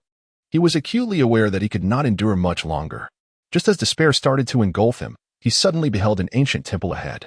The temple's grand door stood resolutely shut, surrounded by an aura of mystique. A flicker of hope ignited within Outyin. He resolved to enter the temple in search of an antidote. Summoning his last vestiges of strength, he sprinted toward the temple. Upon reaching the entrance, Outyin discovered that the door was intricately engraved with peculiar runes. As he reached out to touch the symbols, the door began to creak open slowly. Without hesitation, Outyin stepped inside the temple. A rich aroma of medicinal herbs wafted through the air, and he beheld numerous cabinets filled with various herbs and elixirs within the main hall. A surge of joy filled his heart, for he sensed that salvation might be within his grasp. He fervently searched the cabinets for antidotes. However, as Outyin sought the cure, a cloaked figure entered the temple in pursuit of him. Upon seeing the cabinets brimming with treasures, a glint of greed intensified in the figure's eyes. He disregarded Outyin entirely, striding directly toward the cabinets, intent on claiming all the temple's riches for himself. Realizing the urgency of the situation, Outyin knew he had to thwart the intruder. He seized a pill, consuming it to temporarily suppress the toxin's effects, and then grasped his sword, advancing toward the cloaked man. Outyin and the man in black once again engaged in a fierce battle within the temple. This time, Outyin was no longer passive as he had been before. He adeptly utilized the environment of the temple to maneuver against the man in black. Taking advantage of the medicine cabinet as cover, He intermittently unleashed the techniques of the Shadow Sword, striking at his adversary. The man in black found his movements within the temple somewhat constrained, rendering his attacks less ferocious. Seizing the opportune moment, Ao Yin executed the Windbreaker Slash, sending forth a formidable wave of sword energy toward the man in black. Caught off guard, the man was struck on the shoulder by the sword energy, emitting a cry of pain as the dagger slipped from his grasp and clattered to the ground. Ao Tian seized the opportunity to step forward, placing his sword against the throat of the cloaked figure. He regarded the man with a frigid stare and inquired, "Why do you pursue me?" The cloaked figure, his eyes brimming with fear and resentment, replied, "You possess a precious treasure that I seek to acquire." Ao Tian let out a cold laugh and retorted, "To covet a treasure, you would resort to endangering the lives of others. Such a wretched individual you are." With that, he rendered the cloaked figure unconscious, leaving him sprawled on the ground. In the temple, Ao Tian discovered a herb and elixir capable of counteracting poison. After consuming the antidote, his body gradually returned to its normal state. He rested for a while in the temple before resuming his flight. He was acutely aware that in this perilous realm of fantasy, numerous challenges and dangers awaited him. Yet, fear no longer gripped him. His gaze was filled with unwavering determination and courage. He firmly believed that he could survive in this land and uncover the truth behind his family's plight, ultimately vindicating himself. Chapter 7. A relentless flight in a boundless and enigmatic realm of fantasy. The figure of Ao Tian appeared especially solitary and disheveled, embarking on a heart-pounding journey of escape amidst numerous predicaments, akin to a leaf swaying uncertainly in a tempest, unaware of where a tranquil harbor may lie. Originally a prodigious talent within his family, fate's cruel gears had turned against him. Entangled in a fierce power struggle and a colossal conspiracy, he was falsely accused of treason, instantly becoming the target of scorn, and was compelled to traverse a path fraught with the unknown and peril. Initially, as he fled his family's domain, he was relentlessly pursued by a cadre of elite family warriors, each possessing exceptional prowess, vowing to capture him and bring him back for judgment. Ao Tian was acutely aware that he could afford no respite. He unleashed every ounce of his skill, darting swiftly through the mountains and hills. Wherever he passed, the flora was stirred by the fierce winds he generated, and the ground beneath him was enveloped in clouds of dust from his rapid flight. As he ventured through a dense forest, Ao Tian encountered his first formidable challenge. An unusual mist pervaded the woods, obscuring vision and seemingly interfering with his spiritual senses. Shortly after entering the forest, he felt the surrounding space warp, losing all sense of direction. Yet, relying on his formidable willpower and keen instinct for danger, he endeavored to remain composed. He attempted to discern his bearings by observing the growth patterns of the trees, the distribution of moss, and the subtle shifts in air currents. Simultaneously, he remained vigilant against potential threats lurking within the forest. Suddenly, several beasts resembling leopards, but armed with sharp fangs, sprang forth from the underbrush. Their eyes glimmering with an eerie green light amidst the mist, emitting low, menacing growls, clearly perceiving Ao Tian as an intruder in their territory. Swiftly drawing his sword, its blade gleamed coldly in the fog. In a flash, he charged towards the beasts, executing the phantom sword technique. His sword as shadow flickering like blooming silver flowers amidst the throng of monsters. The beasts, undeterred, leapt and lunged, attempting to rend him with their fangs and claws. After a fierce battle, Ao Tian succeeded in fending off the beasts, yet he bore multiple wounds, his garments stained with crimson. Having finally emerged from the forest, Ao Tian found himself before a wide river. The waters surged tumultuously, the roar of the waves resounding like thunder, with whirlpools and hidden currents indicating the perils that lay ahead. Meanwhile, the shouts of his pursuers grew ever closer behind him. Frantic, Ao Tian searched for a means to cross the river. Not far from the bank, he spotted a dilapidated small boat, its hull ravaged by time. Yet it was his sole glimmer of hope. He sprinted towards the boat. Just as he was about to board, a colossal aquatic monster erupted from the depths. Its form resembled a small hill, covered in slippery scales, its enormous maw filled with sharp teeth, unleashing a powerful torrent of water that surged towards Ao Tian. With no time to evade, he braced himself to withstand the onslaught of the deluge. His feet firmly rooted to the ground, he channeled his inner spiritual energy to its utmost, forming a protective shield that barely withstood the onslaught of the aquatic beast. Seizing the opportune moment, he leapt into the air, gracefully executing the wind step technique to deftly evade the creature's attack range, landing securely on the small boat. Grasping the oar, he rowed with all his might as the vessel rocked violently in the turbulent river, teetering on the brink of capsizing. Clenching his teeth, he summoned unwavering determination and exceptional rowing skills, ultimately managing to reach the opposite bank. Once ashore, he dared not linger, continuing his flight into the distance. He entered a desolate expanse of desert, where the sun blazed high above, and the heat was unbearable. The sand beneath his feet was scalding, each step akin to treading upon burning coals. His stamina rapidly waned, yet he knew that halting could mean capture by his family's pursuers. As he traversed the desert, he was beset by a ferocious sandstorm. When the storm struck, the wind howled, and yellow sand engulfed the world in an instant. He was swept into the tempest, the grain slicing at his skin like razor-sharp blades. He could only shield himself with his spiritual energy, struggling to navigate through the storm. Fortuitously, amidst the chaos, he discovered an ancient cave hidden behind a dune.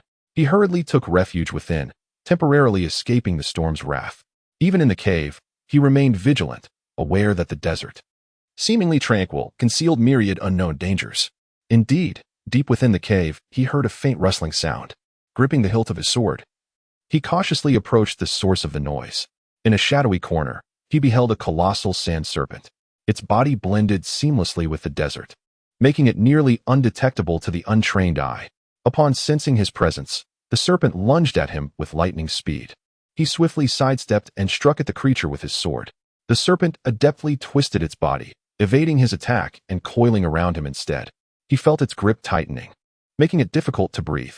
Focusing intently, he channeled his energy into his arms, forcefully prying apart the serpent's coils, and then unleashed the breaking wind sword technique, piercing the serpent's vulnerable spot.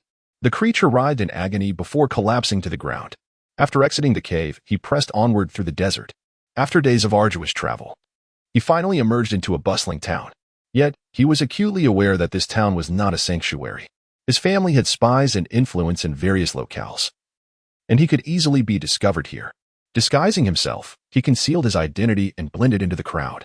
He scoured the town for means or allies to extricate himself from his predicament. In a tavern, he fortuitously overheard whispers of a mysterious organization said to oppose the dark forces of powerful families, and perhaps they could offer him refuge. He resolved to seek out this enigmatic group. However, during his quest for the organization, new troubles arose. Some local bullies had set their sights on the treasures he possessed. These bullies rampantly exert their dominance within the town, committing heinous acts without remorse. They dispatched individuals to clandestinely follow Outyin, ultimately cornering him in a secluded alleyway. Armed with an array of weapons and bearing brutish visages, the bullies demanded that Outyin surrender his possessions. Reluctant to stir trouble in the town, Outyin was equally resolute in his refusal to yield easily. He attempted to reason with the bullies, but they disregarded his words and lunged at him without warning. Faced with no alternative, Outyin drew his sword in self-defense. He unleashed his agile swordsmanship, engaging in a fierce battle with the bullies in the narrow alley. Though outnumbered, their prowess paled in comparison to Outyin's. He effortlessly repelled their advances. However, the commotion attracted the attention of the town guards, who mistakenly believed Outyin was the instigator. Consequently, he resorted to employing his wind-step technique to swiftly escape the town. Upon leaving the town, Outyin continued his flight, finding himself amidst a treacherous mountain range. The peaks were jagged, adorned with bizarre rock formations, and sheer cliffs loomed ominously.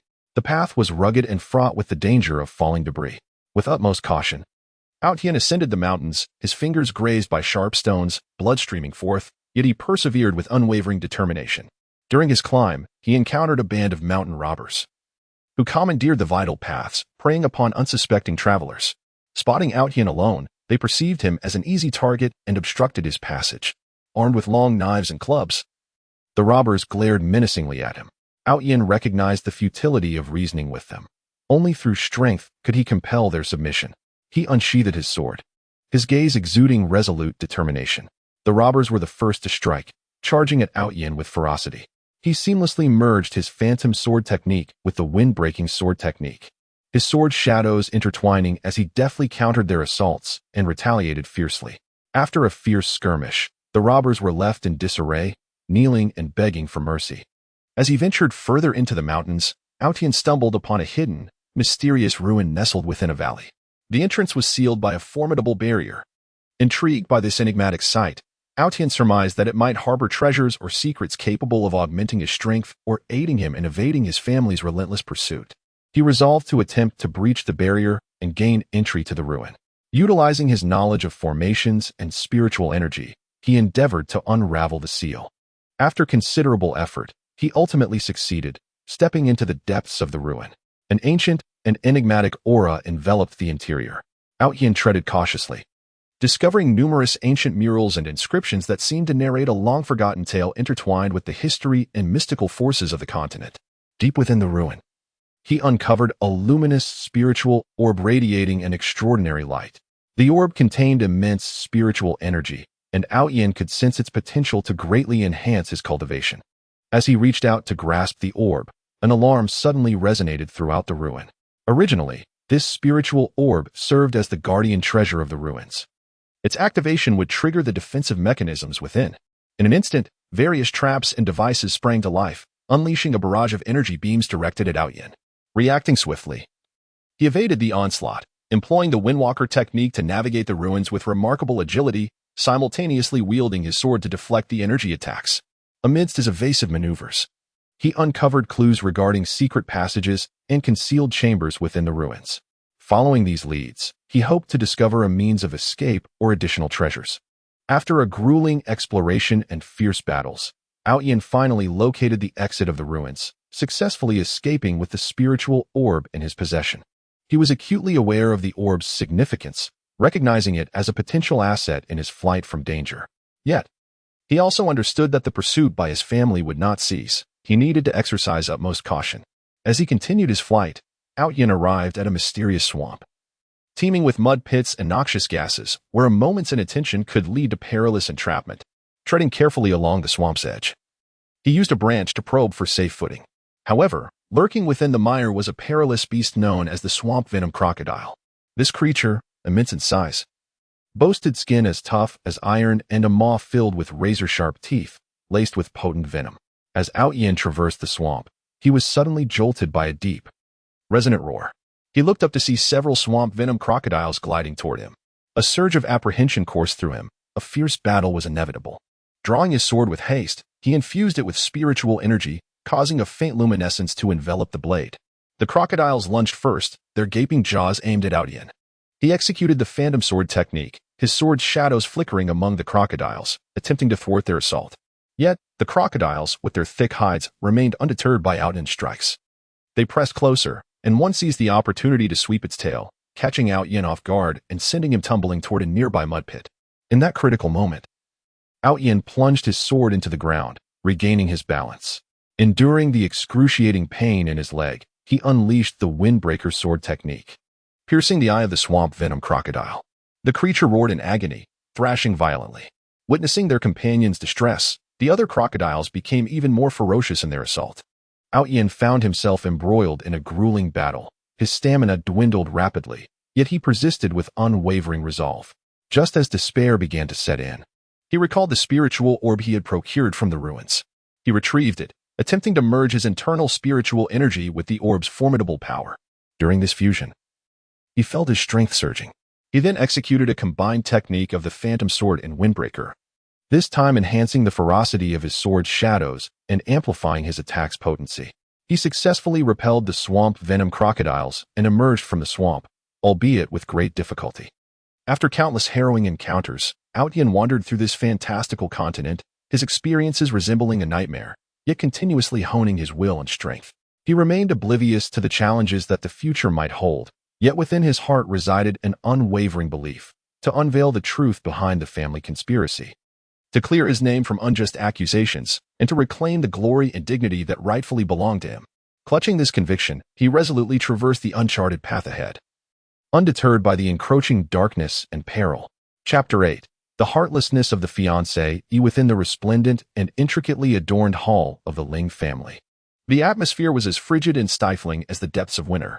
Out Yin, once the prodigious hope of his family, now stood there in disarray, his clothes tattered, hair unkempt, and his visage etched with exhaustion and weariness. Yet, the fire of defiance still flickered fiercely in his eyes.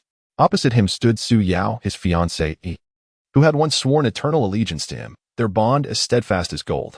Today, Su Yao donned a magnificent satin gown, embroidered with exquisite golden patterns that shimmered under the hall's brilliant lights, exuding an air of nobility and opulence. Her beauty remained ethereal, akin to a celestial being. Yet her gaze was as frigid as an ancient glacier, devoid of any remnants of warmth or affection. Her lips curled slightly, forming a cold and disdainful curve. As though regarding a despicable insect, Outyin gazed at this familiar yet foreign woman before him, his heart a tumult of emotions. Memories of their past sweetness surged forth like a tidal wave. They had once strolled through the family's garden, with Su Yao nestled in his embrace, whispering dreams of the future. The winds had been gentle, the flowers vibrant, and they had believed they would be together for eternity, unwavering in their devotion. Yet now, all of it had dissolved into mere illusions, shattered completely by Su Yao's heartlessness. Su Yao, why do you treat me so? Outyin's voice trembled, thick with disbelief and profound anguish. Was everything we shared merely a fade? Su Yao let out a cold laugh, her voice reverberating harshly in the vast hall. Outyin, do not delude yourself further. Perhaps I was once young and naive, enchanted by your so-called talent, but now I see your true nature. You are nothing but a traitor to your family, a despised sinner. How could I, Su Yao, ever share my life with someone like you? Her words struck Outyin like daggers, piercing deep into his heart. I am wronged. Do you not understand me? How could I betray my family? Outyin cried out in anguish. His eyes ablaze with fury and betrayal, fists clenched tightly, his body trembling. Humph, you claim to be wronged, but who can vouch for you? The elders of the family have already condemned your actions. What further excuses can you offer? Su Yao retorted dismissively, her head held high, her gaze filled with contempt. Su Yao, how can you so easily believe the slanders of others, disregarding the years of our bond? Outyin's voice bore a note of desperation as he sought to rekindle the love that once resided in her heart. Love? What value does it hold against the interests and honor of the family? As a vital member of the clan, I, Su Yao, must stand united with my family. Yet you will only bring shame and disaster upon me and my family. Su Yao's tone remained icy, unwavering in her resolve. At that moment, a cacophony erupted outside the grand hall. The family's pursuers had arrived. Armed and brimming with aggression, they stormed into the hall, encircling Aotian. Aotian, there is no escape for you now. Come quietly with us to face the family's judgment, and perhaps you may be allowed to leave with your life intact, declared one of the family's experts coldly. Aotian surveyed the surrounding pursuers, then glanced at Su Yao, his heart heavy with despair. He understood that there was no way to retreat unscathed today. Yet, he was unwilling to be falsely accused without a fight. He would battle for his innocence. Su Yao, since you were so heartless, I have nothing more to say, but I shall prove my innocence, even at the cost of my life. A flicker of determination crossed Aotian's gaze as he slowly drew the sword from his waist, its blade glinting coldly in the light. Watching him unsheath his weapon, Su Yao displayed no sign of emotion. Instead, she coldly remarked, do you truly believe you can resist the power of the family? You are merely courting death. Ignoring her, Aotian focused entirely on the encircling pursuers. He unleashed the phantom sword technique, his sword moving like blooming silver flowers, flashing through the hall. The pursuers, witnessing this, brandished their weapons and charged at him. A tempest of blades and cries erupted within the grand hall. Aotian maneuvered through the throng, his swordsmanship fierce and unyielding, each strike infused with his anger and defiance. At times, he executed the windbreaker sword technique, the gust of his strikes dispelling the enemy's assaults. At other times, he employed the swift wind steps, his form darting like lightning, deftly evading their attacks. However, the sheer number and skill of the pursuers began to overwhelm him. Amidst the battle, memories of moments shared with Su Yao flooded his mind, scenes of their training together, nights spent gazing at the moon. Those once cherished recollections now felt like the sharpest of thorns in his heart. He could not comprehend how Su Yao had become so ruthless. Could love truly be so fragile under the weight of familial pressure? Su Yao, you will regret this. Aotian bellowed, channeling all his inner energy into his sword. Unleashing his most formidable move, the celestial blade shadow. Countless sword shadows erupted from his blade, cascading towards the enemies like a shower of stars. The pursuers were taken aback by this formidable attack, retreating in haste, yet many still fell injured to the ground. However, this powerful maneuver drained Aotian of his energy, leaving him weak and on one knee, gasping for breath. Gazing at the weakened Aotian, Su Yao felt no pity. Instead, she coldly commanded, "Seize him." The pursuers closed in once more, intent on capturing him. At that moment, Aotian suddenly recalled the spirit orb he had acquired during his flight. Summoning his remaining strength, he retrieved the orb and attempted to merge its potent energy with his own dwindling power. As the fusion commenced, he felt his strength begin to restore and amplify. He rose to his feet, gripping his sword once more, a renewed fighting spirit igniting in his gaze. "I shall not allow you to succeed," he bellowed, plunging back into the throng of enemies. This time, his sword play was more ferocious, his assaults more relentless. With the power of the spirit pearl coursing through him, he gradually turned the tide of battle, forcing the pursuers into a retreat. Upon witnessing Outnin's newfound strength, bolstered by the spirit pearl, Su Yao felt a flicker of shock in her heart. However, she quickly regained her composure, resolved to take matters into her own hands. She stepped forward slowly, a long sword emanating a gentle radiance appearing in her grasp. This sword, a treasured heirloom of her family, possessed extraordinary might. "Outyin, today marks your demise," Su Yao declared coldly, swinging her sword toward him. Though the strike appeared delicate, it harbored immense spiritual energy and swiftness that made evasion nearly impossible. Outyin sensed the potency of Su Yao's blow and dared not underestimate it. Concentrating his energy, he unleashed a fusion technique of the phantom swordplay and windbreaking swordplay, attempting to parry her attack. Yet, Su Yao's prowess exceeded his expectations, while his technique intercepted her blade. He was still driven back by the overwhelming force of her spiritual power. "Su Yao, do you truly intend to kill me?" Outyin gazed at her, his eyes filled with anguish and despair. "You must die," came Su Yao's unwavering response as she launched another fierce assault upon him. Outyin understood that a life-and-death confrontation with Su Yu was inevitable this day. Taking a deep breath, he channeled his internal energy to its utmost limit, preparing to meet her onslaught. In his eyes, the pain and despair were replaced by resolve and determination. He vowed that, even in death, he would die with dignity. In the midst of this fierce combat, Outyin and Su Yao's figures flickered and intertwined within the grand hall. Each move they executed was imbued with powerful spiritual energy, wreaking havoc upon the surroundings. The walls of the hall bore deep fissures from the sword's aura, and the pillars swayed perilously under the impact of their strikes. As the battle raged on, Outyin began to discern the flaws in Su Yao's swordplay. Seizing the moment, he executed a variant of the sword shadow piercing the firmament, concentrating his energy at the tip of his sword before thrusting it forcefully toward her exposed weakness. Su Yao sensed the imminent danger but found herself unable to evade. She could only barely deflect out and strike with the blade, yet the overwhelming force still sent her crashing to the ground. Observing Su Yao sprawled on the floor, Outyin felt no elation at his apparent victory. Instead, he was engulfed in bitterness. He approached her slowly and inquired, "Su Yao, why? We once loved each other so deeply. Why have you chosen to treat me this way?" Su Yu lifted her gaze to meet his, devoid of any tenderness. "I have said that in the face of familial interests, emotions hold no value." Outyin silently shook his head, aware that no words of his could alter her perspective. He turned to face the surrounding pursuers, his eyes brimming with defiance. "Come forth. Even if I must perish today, I shall take a few of you with me." The pursuers were momentarily daunted by Outyin's fierce demeanor, hesitating to advance. Just then, an elder from the family arrived at the grand hall. The elder, possessing formidable strength and immense prestige within the family, surveyed the battlefield with a furrowed brow. "Outyin, cease your obstinacy. Lay down your weapons and return to the clan with me. Perhaps there remains a glimmer of hope," he spoke slowly. "Elder, I am wrongfully accused. I will not return with you unless you restore my innocence," Outyin replied resolutely. "Humph, you dare to be defiant. It appears that only by teaching you a lesson will you comply," the elder scoffed, raising his hand as a powerful surge of spiritual energy coalesced within it.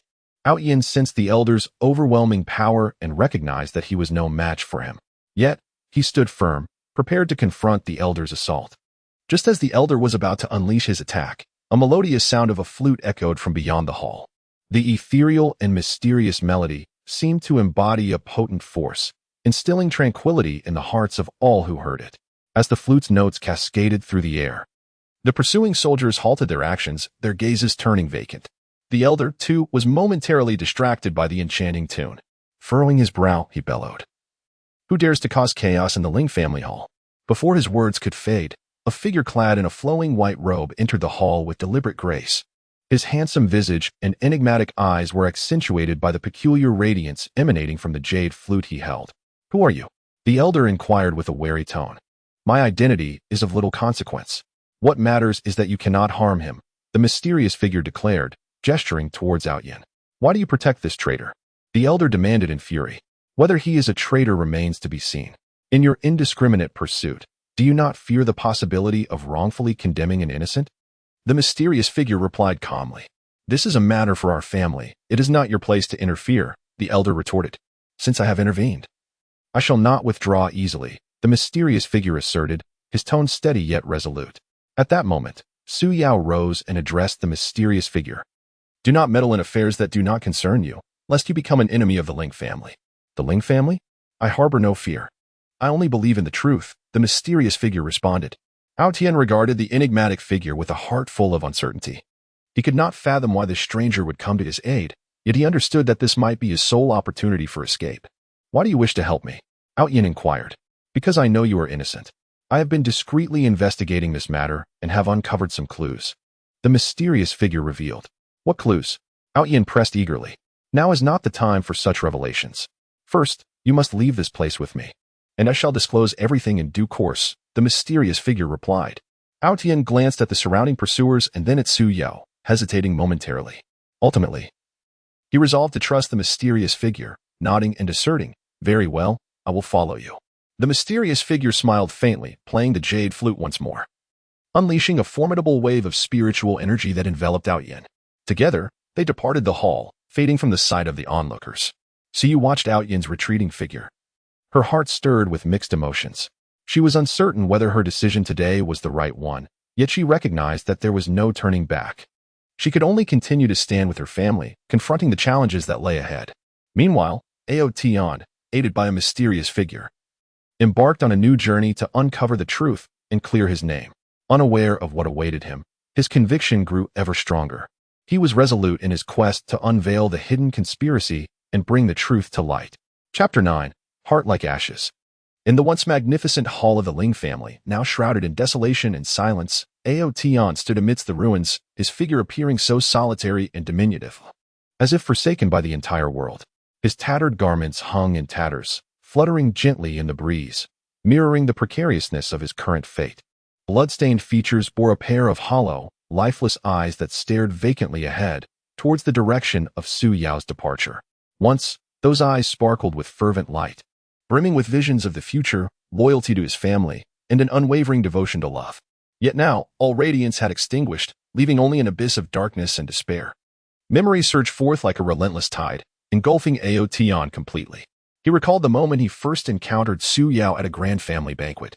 At that time, she wore a delicate pink dress, gliding gracefully like a fairy emerging from a painting. Her smile was as warm as the spring sun, illuminating Ao Tian's heart in an instant. From that day forth, they often found solace in the family garden, surrounded by vibrant blooms, sharing their innermost thoughts. Su Yao would gently pluck a radiant flower and place it in Ao Tian's hair, laughing softly, her laughter ringing like silver bells. Ao Tian would clasp her hand tightly, promising to walk through life together, savoring the world's splendor and weathering the passage of time. Those days of cultivation became Ao Tian's most treasured memories. They discovered a tranquil spot on the family's back mountain, where each morning, as the first rays of sunlight broke through, they would diligently practice.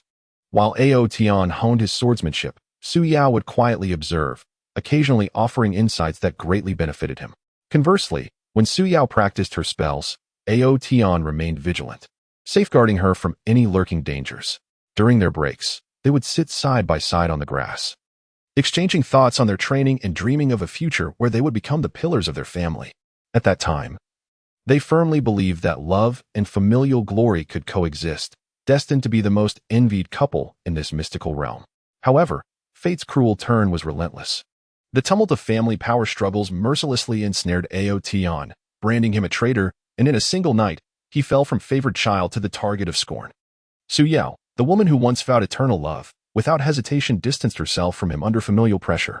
Her gaze transformed from warmth to ice. Her words shifted from sweetness to harshness, each syllable striking Ao Tian's heart like a dagger, shattering his beautiful illusions of love. Why? Su Yao, why did you so easily forsake our love? Ao Tian's lips trembled slightly, his voice hoarse and dry, as if he had exhausted all his strength to utter those few words. Yet, the only response was an echoing silence. Su Yao had long departed, leaving him to confront the chilling reality alone. At this moment, the cacophony of the pursuing family members echoed once more in his ears, their shouts and footsteps akin to a death knell, instilling within Outyin an overwhelming sense of annoyance and fatigue. He slowly lifted his gaze to the blazing sun hanging high in the sky, its blinding rays causing him to squint involuntarily. Under this brilliance, he suddenly felt insignificantly small and powerless, akin to an ant, struggling in vain to escape the clutches of fate. Enough, enough, Outyin murmured to himself, his voice laden with resignation and despair. He gently lowered the sword that had accompanied him through countless battles, its blade striking the ground with a muffled thud, reminiscent of his shattered heart's final sigh. No longer did he harbor any desire to resist, nor did he cling to any hope. In his eyes, having lost the trust of his family and the love of Suyao, life had lost all meaning. The family pursuers swiftly closed in around him, their gazes devoid of any compassion, replaced instead by a sense of triumph at the completion of their task. One of the pursuers stepped forward, roughly binding Outyin's hands behind his back and forcefully propelling him onward. Outyin stumbled forward a few steps, yet made no attempt to fight back. He merely followed their steps mechanically, inching closer to the place of family judgment. As he was escorted, Outyin's thoughts remained ensnared in the memories of the past. He recalled the illustrious feats he had accomplished for his family, the days spent battling bloodily against foreign foes, during which he had never wavered. He had once stormed into enemy ranks single-handedly, wielding his exquisite swordsmanship and indomitable will to slay enemy leaders, securing victory after victory for his family. In those days, he was the pride of his kin, a hero admired by all. But now, all of that had faded into mere ephemeral shadows. His family no longer remembered his accomplishments, only the unfounded accusations against him. He also reminisced about the tender moments shared with Suyao, gentle embraces, sweet kisses, and lingering gazes. He had believed these beautiful instances would last forever, that they would remain together until the end of time. Yet reality proved to be merciless. Love, when weighed against the interests of the family, crumbled under pressure. Suyao's heartlessness extinguished his faith in love entirely. No longer did he believe in the existence of true love in this world. In his heart, the garden that once flourished with warmth and hope had been reduced to a desolate wasteland. As he continued to be led forward, Outyin was brought to the family South Judgment Square. The square was already crowded with numerous family members, their indifferent gazes fixed upon him, as if he were an irredeemable criminal.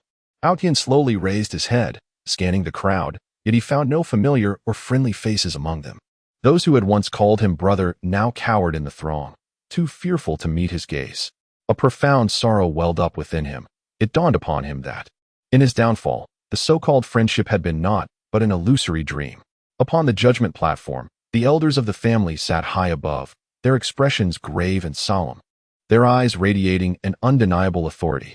An elder rose to his feet, resolutely proclaiming the transgressions of Aotian, each word striking like a hammer upon his heart. Yet, Aotian found himself devoid of anger or the will to defend. He merely stood in silence, staring vacantly ahead as though this entire ordeal bore no relation to him. Upon the elder's conclusion, a chorus demanding severe punishment for Aotian erupted across the square. Family members brandished their weapons, chanting for the execution of the traitor. Their voices surged like turbulent waves, crashing relentlessly against Aotian's spirit. His body trembled slightly, a realization dawning that his life was nearing its end. In that moment, fear dissipated, replaced by an overwhelming weariness and disillusionment with the world. Just as the executioner raised the blade, an extraordinary rumble resonated through the sky. The crowd looked up in unison, beholding a magnificent, auspicious cloud drifting gracefully, upon which stood a venerable elder with silver hair. His visage radiated kindness and serenity, his eyes imbued with a mysterious power. Gently, he waved a feather duster, and a soft glow enveloped the entire judgment square. The family assailants and onlookers were momentarily paralyzed by this unexpected radiance, halting their actions and gazing in terror at the elder. He descended slowly, approaching Aotian. And with a mere flick of his duster, the ropes binding Aotian loosened and fell away. "Child, come with me." The elder's voice was soft and soothing, imbued with a magical quality that ignited a flicker of warmth within Aotian's once cold heart. Aotian lifted his gaze to the elder, confusion swirling in his eyes. "Who are you? Why do you wish to save me?" he inquired. "My identity is of little consequence. What matters is that I know you are wronged. You should not perish here," the elder replied with a gentle smile. Aotian hesitated, glancing at the family members surrounding him and then at the elder, a tumult of emotion swirling within. Unsure whether to trust this figure, he found himself with no other choice. He slowly nodded, saying, "Very well, I will follow you." The elder smiled faintly once more, waving his duster. A brilliant light enveloped them both. They gradually ascended into the air, soaring away towards the horizon. In that fleeting moment of departure, Aotian cast one last glance at the family's judgment square, silently vowing, "Family, Su Yao, from this moment forth, I sever all ties with you." As the distance widened, Aotian's heart sank deeper into despair. He understood that his life had been irrevocably altered. The once glorious legacy of his family, along with dreams of love, had slipped from his grasp, leaving his future shrouded in uncertainty and confusion. Yet amidst this desolation, a fierce sense of defiance ignited within him. He silently vowed to uncover the true culprit behind his betrayal, to clear his name, and to make those who had once abandoned and harmed him pay dearly, even if the road ahead was fraught with thorns. Even if he had to confront the darkness of the world alone, he would not falter. At this moment, although his heart was ashen, beneath the ashes, a flicker of vengeful flame continued to burn tenaciously. Chapter 10. The Enigma of Fate in the Depths of a Distant and Enigmatic Fantasy Realm. There existed a man named Aotian, who wandered alone amidst the desolate ruins of an ancient battlefield. The howling winds swept past, stirring up clouds of yellow sand and tattered battle flags that danced chaotically around him. Aotian's figure appeared profoundly solitary, as if he were a forsaken soul abandoned by the world. His visage bore the marks of exhaustion, and his eyes were filled with a complex interplay of confusion and anguish. Once, he had been the brightest star within his family, endowed with enviable talent and boundless potential. From a young age, he had diligently cultivated himself under the strict tutelage of his kin, mastering both the intricate martial arts and formidable techniques with an extraordinary understanding. In every family competition and trial, he distinguished himself, becoming the focal point of admiration, with the elders placing their hopes upon him to lead the family to unprecedented heights. However, the wheels of fate turned mercilessly and unexpectedly. A sudden upheaval within the family struck him like a bolt from the blue, shattering his world into fragments. Internal power struggles brewed in the shadows, with various factions vying for the ultimate control, resorting to unscrupulous means. Aotian, the unwitting pawn, was falsely accused of betraying his family. Overnight, he transformed from the cherished scion to a pariah loathed by all. Those who once fawned over him now gazed upon him with disdain and loathing. Former comrades, who had once fought by his side, turned their backs on him and even drew their blades against him. He reminisced about the myriad moments spent within the family, the days of sweat shed alongside his siblings in the training grounds, and the laughter shared during family celebrations, now transformed into the sharpest daggers piercing his heart. Especially poignant was his love for his fiancée, Su Yao, which had once been so beautiful and steadfast. They had shared heartfelt confessions beneath the moonlight, pledging eternal devotion. Su Yao's smile was like the most radiant blossom of spring, capable of dispelling all shadows from his heart. Her gentleness and companionship had imbued him with endless warmth and strength along the arduous path of cultivation. Yet now, all of it had dissipated into mere illusion. Under familial pressure, Su Yao had resolutely severed their emotional bond, her gaze shifting from one filled with deep affection to one of icy detachment. Her words struck him like daggers laced with poison, deeply embedding themselves in his heart, leaving him in profound despair. Why? Why must fate torment me so? Aotian howled towards the heavens, his voice resonating with boundless sorrow and bewilderment. He could not comprehend why. Having devoted his heart to his family without a single thought of treachery, he should endure such an unjust fate. He further struggled to understand why the once unyielding love had crumbled so easily before the interests of the family. Was it the malevolent design of fate? Or was it that true trust and genuine affection simply did not exist in this world? In the midst of this agonizing contemplation and inquiry, Aotian's thoughts involuntarily drifted back to the day he uncovered the family's clandestine secret. It was an ostensibly ordinary afternoon when he stumbled upon an ancient tome, long shrouded in dust, within the family's venerable library. This tome chronicled the dark truths lurking behind his family's rise to power, suggesting a sinister collusion with external malevolent forces in the scheming against weaker families. Aotian recognized the gravity of this revelation. He yearned to inform the upright elders of his family, hoping to thwart their descent into a moral abyss. However, before he could act, the information inexplicably leaked, and those with nefarious intentions within the family seized the opportunity to brand him a traitor, seeking to silence him to conceal their misdeeds. Is it merely for knowing the family's secret that I must endure such misfortune? Aotian murmured, a flicker of despair mingling with a bitter smile in his eyes. He understood that within this vast and intricate family structure, the temptations of power and profit could lead many to forsake their conscience and humanity, and he was, regrettably, a mere victim in this brutal struggle. During his days of flight, Aotian faced countless hardships. He traversed the dense and perilous misty forest, where the eerie fog not only obscured vision but also harbored various toxins, threatening death at the slightest misstep. Within the forest, he encountered ferocious beasts, massive in stature with razor-sharp fangs, which launched relentless assaults against him. Armed with indomitable will and exceptional combat skills, Aotian fought for survival on the precipice of death time and again. He found himself trapped for days before a surging river, its surface roiling with tumultuous waves. While hidden beneath lurked monstrous aquatic creatures that eyed him hungrily. He attempted countless methods to cross the river, each ending in failure, nearly succumbing to the watery depths. Throughout this arduous journey, he also forged bonds with others similarly struggling for existence. One such companion was Lin Feng, a wandering swordsman who, having offended a powerful sect, was compelled to roam. Lin Feng was forthright and chivalrous, despite his own predicaments. He did not hesitate to extend a helping hand when he saw Aotian being pursued by his family. Together, they fought side by side, supporting one another in adversity and cultivating a profound friendship. There was also a mysterious woman named Linger, a spirit practitioner adept at manipulating various ethereal entities. Her own background was equally enigmatic, as she seemed to be evading the pursuit of formidable forces. Moved by Aotian's resilience and kindness upon their encounter, she resolved to accompany him on his journey. With their companionship, Aotian found a glimmer of warmth and hope amidst the darkness of his fugitive existence. Yet, the betrayal of his family and the loss of love remained an indelible ache in his heart. "O fate, what unseen hand do you wield, so wantonly orchestrating the course of my life?" Aotian gazed at the resplendent moon suspended in the sky, tears shimmering in his eyes. He recalled each moonlit night spent within the familial fold, surrounded by loved ones, his heart brimming with happiness and contentment. Now, he finds himself alone in the desolate wilderness, facing the chilling moonlight, his heart heavy with lamentations over the capriciousness of fate. By a stroke of chance, Aotian learns of an ancient and enigmatic temple of destiny at the edge of this continent. Legend speaks of a power concealed within the temple, one that can unveil the mysteries of fate. Only those who are truly destined and possess the courage may enter to seek the truth of their destiny. A flicker of hope ignites within Aotian, compelling him to embark on a journey to the temple of destiny, undeterred by the unknown dangers and challenges that lie ahead.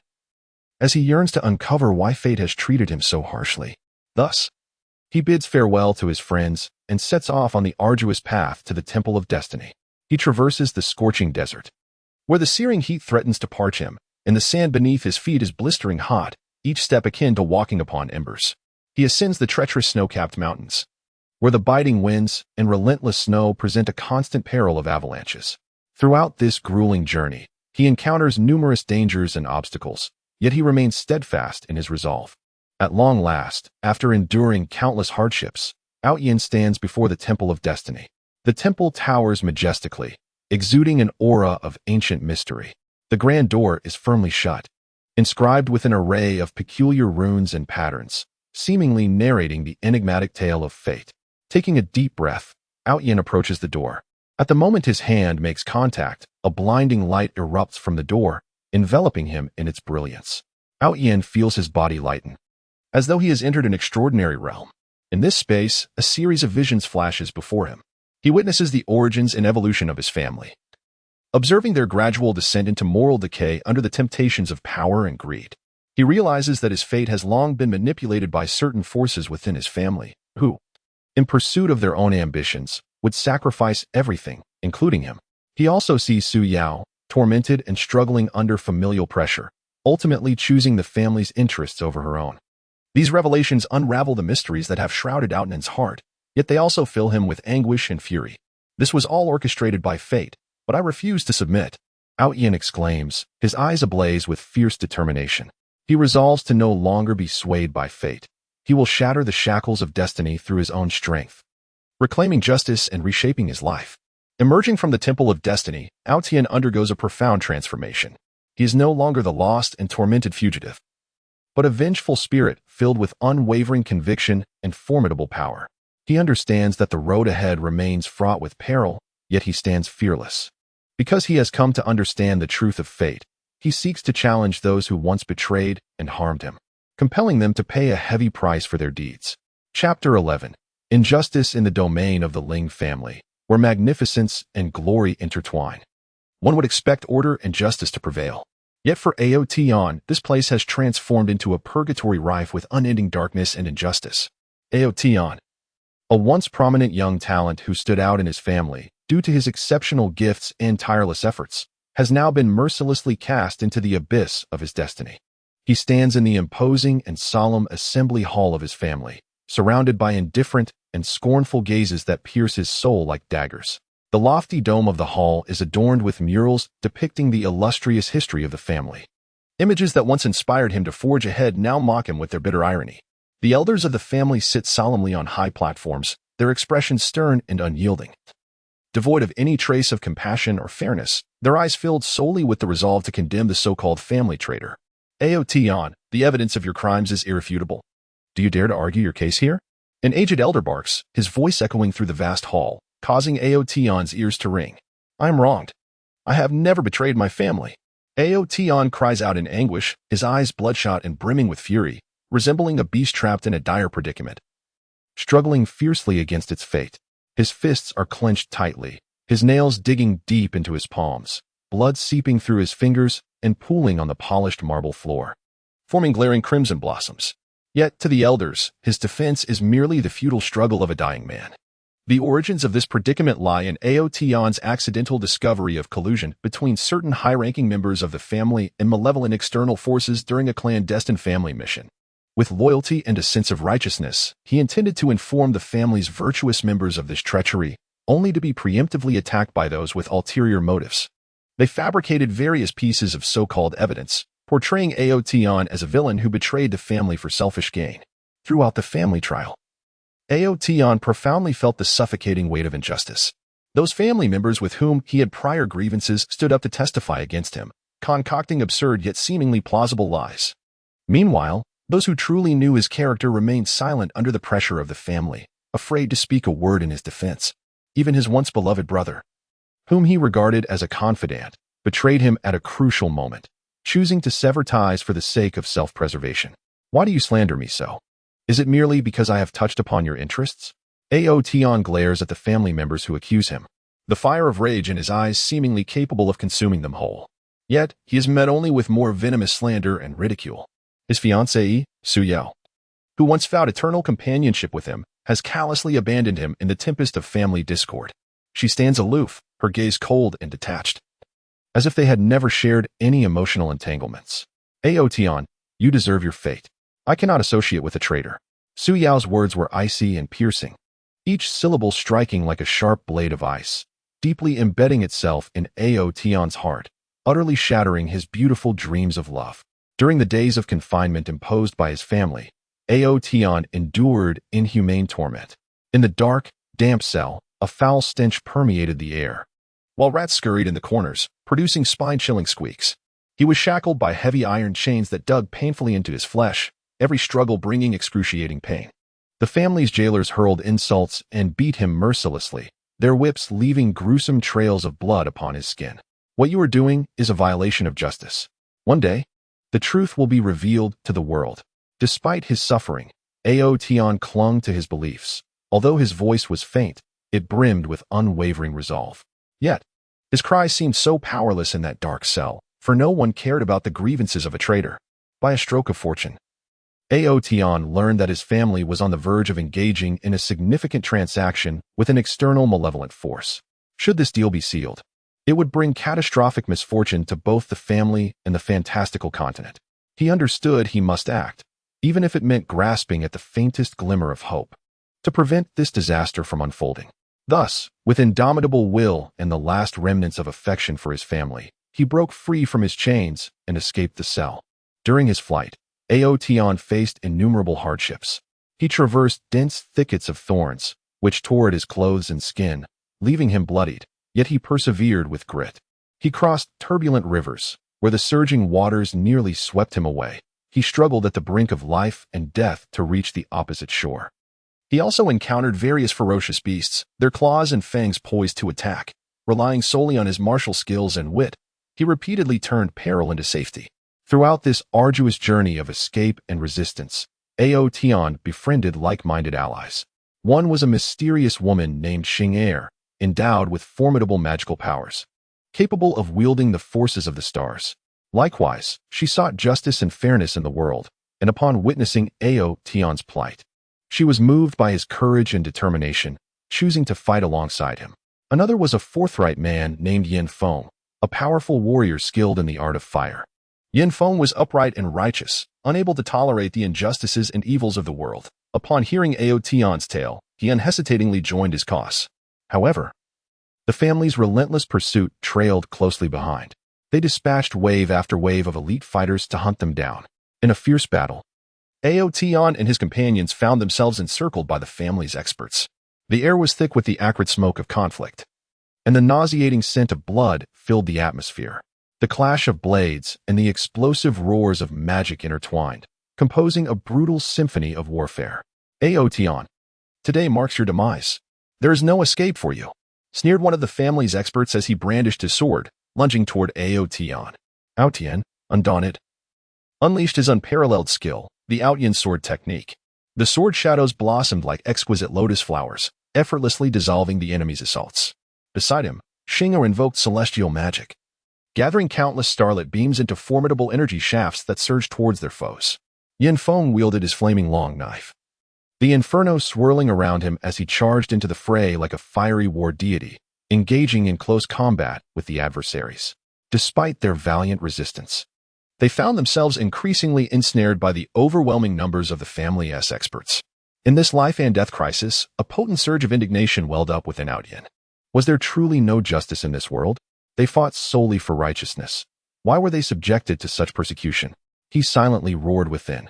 Just as despair threatened to engulf them, a peculiar beam of light descended from the heavens. Within this radiance appeared a venerable elder with flowing white hair. His gentle and serene visage exuded a profound wisdom. Cease this at once. The elder's voice, though not loud, resonated with authority, compelling all to halt their actions involuntarily. Who are you? Why do you intervene? The family's experts inquired warily. My identity is of little consequence. What truly matters is that you are committing a grave error. Ao Tian has been wronged. Your pursuit is merely a faude crafted by those who have genuinely betrayed the family. The elder spoke slowly. The family experts exchanged glances, skepticism evident in their expressions. Yet, the elder's formidable aura rendered them hesitant to act recklessly. You claim I am wronged. What proof do you possess? Ao Tian asked, his heart ignited with newfound hope. The elder smiled faintly, gently waving his staff. A flash of light illuminated the surroundings, revealing vivid images before their eyes. The scenes depicted the collusion between the family's high-ranking members and nefarious external forces, as well as the truth behind Ao Tian's entrapment. Upon witnessing these revelations, the family experts displayed expressions of shock and regret. They realized they had been deceived, wrongfully accusing an innocent soul. Ao Tian, we were mistaken. Please forgive us. They implored in unison. Ao Tian regarded them with a tumult of emotions. He had endured immense suffering and injustice, and while resentment lingered in his heart, greater still was his concern for the family's future. I can forgive you, but we must swiftly halt the family's dealings with these malevolent forces to rescue our kin from impending doom, Ao Tian declared. Thus, Ao Tian, along with his companions and the family experts, united in collaboration to devise a meticulous plan, preparing to prevent the impending catastrophe. They understood that the path ahead would be fraught with peril and challenges, yet fear no longer gripped them. For they believed that as long as justice and fairness resided within their hearts, they could surmount any obstacle, bringing light and hope to both their family and this mystical continent. Chapter 12. Former glory in the vast and enigmatic realm of the fantastical continent. The Ling family shone like a resplendent star, elevated above numerous clans, radiating a formidable brilliance that commanded awe. As Ao Tian, a remarkably gifted and spirited member of the Ling family's illustrious young generation, once basked in unparalleled glory, his name reverberated like a legend, celebrated both within and beyond his clan, becoming the object of admiration and envy for countless souls. From a tender age, he exhibited astonishing talent and cultivation, as if heaven had bestowed a unique favor upon the Ling family, endowing him with extraordinary potential, while other children were still learning to walk and speak. Ao Tian was already demonstrating foundational martial skills with remarkable finesse in the family's training grounds. His gaze revealed an uncharacteristic resolve and concentration for one so young. Each punch and kick was infused with a profound yearning for strength, and an understanding of martial essence. At merely 5 years of age, he successfully condensed spiritual energy, becoming the youngest spiritual practitioner in the family, a feat that sent ripples of excitement throughout the clan. The elders marveled at his prowess, viewing him as the beacon of hope for the family's future, with boundless expectations resting upon his shoulders. In every martial arts competition organized by the family, Aotion was undoubtedly the centerpiece. His physique was lithe and agile, akin to a cheetah racing across the arena. His movements flowed with natural grace, each technique seemingly merging with the ethereal energies of the universe. During a grand internal competition, Aotion effortlessly triumphed over numerous formidable opponents, showcasing the Ao Feng sword technique, where the sword's shadow resembled blooming azure lotuses, glimmering enchantingly under the sun. The winds of his strikes howled, rending the air with piercing shrieks wherever they passed. Opponents faltered under his relentless onslaught, utterly powerless to retaliate. Ultimately, Aotion claimed the championship title without contest, as he stood upon the podium. Cradling the trophy, symbolizing the highest honor, thunderous applause erupted from the audience, with family members expressing their respect and admiration through fervent cheers. In that moment, Aotion's heart brimmed with pride and fulfillment, as visions of his future glories on the mystical continent unfolded before him, where he would carve out his legacy. Beyond his exceptional martial achievements, Aotion also played a pivotal role in the management of family affairs. His mind was sharp and astute, offering unique insights and keen discernment regarding the myriad matters of the clan. Whenever the family faced significant decisions, Aotion consistently emerged from the complex web of opinions, proposing the most rational and feasible solutions. During a negotiation concerning resource competition with external forces, the opposing party sought to impose harsh conditions to suppress the Ling family for maximum gain. The atmosphere at the negotiation table was tense and oppressive, with both sides at an impasse. At a critical juncture, Aotion stepped forward, leveraging his precise grasp of the situation and exceptional negotiation skills. He systematically analyzed the pros and cons, skillfully countering the adversary's provocations and challenges. His words were sharp and potent, each sentence akin to a blade, striking at the opponent's vulnerabilities. Ultimately, through Aotion's efforts, the family successfully secured a highly advantageous agreement, safeguarding its core interests while gaining additional resources and opportunities for growth. This event propelled Aotion's prestige within the family to unprecedented heights. Family members marveled at his leadership and intellect, thereby rendering him an indispensable figure in the family's decision-making circle. In social gatherings, Aotion also emerged as the center of attention. With an air of sophistication and regal demeanor, he exuded an aristocratic grace in every gesture. His smile, akin to a gentle spring breeze, radiated warmth and approachability, effortlessly bridging the gap between him and others. Whether at family banquets or inter-family exchanges, Aotion navigated the intricacies of social etiquette and interpersonal dynamics with remarkable ease. He possessed an innate ability to listen to the opinions and thoughts of others, forging amicable communication and collaboration with individuals of diverse personalities and backgrounds. During a recent gathering with other esteemed families, Aotion captivated everyone present with his profound knowledge, witty conversation, and elegant comportment. He shared insights on personal growth with the younger generation from other clans, discussing the development of their families and establishing a commendable image for the Ling family, laying a solid foundation for future collaborations with other houses. However, fate's twists often arrive unannounced, catching one off guard. A tempest of power struggles erupted within the family, akin to a tumultuous tide of darkness that mercilessly dragged Aotion from the pinnacle of glory into the abyss of despair. Those who once flattered and followed him, lured by the temptations of self-interest and power, turned against him, transforming into adversaries. Some malevolent forces within the family resorted to unscrupulous means to slander him as a traitor, weaving a web of seemingly flawless lies. They fabricated evidence and coerced witnesses, igniting a storm of public opinion against Aotion within the family. Brothers, once as close as kin, found themselves compelled to distance from him under familial pressure. Their gazes, once filled with camaraderie, were now devoid of warmth, replaced by indifference and estrangement. Aotion, I do not wish to stand against the family. Take care of yourself. His brother's words pierced his heart like a cold dagger, inflicting an unprecedented sense of betrayal and anguish. Furthermore, his fiancée, Su Yao, the woman who once vowed eternal love and whispered sweet nothings, became lost in the chaos of this familial tempest.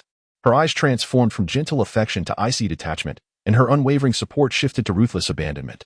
Aotian, you are no longer the favored child of the family. Our betrothal is hereby annulled. Su Yao's voice was akin to a winter gale, extinguishing the last flicker of warmth and hope within Aotian's heart. As he watched her retreating figure, a tumult of emotion surged within him.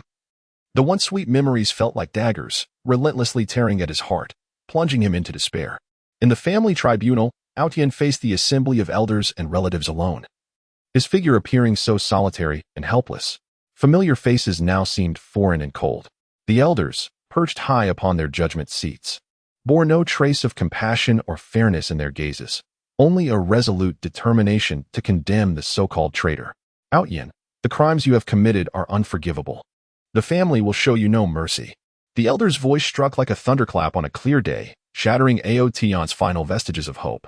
He attempted to defend himself, his voice hoarse and trembling with rage and despair. I am wronged. I have never betrayed my family. This is all a conspiracy by certain individuals within the clan.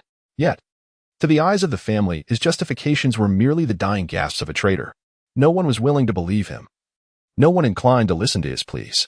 Under the immense pressure from his kin, he was sentenced to severe punishment, stripped of his familial identity, and relegated to the status of a prisoner within his own family.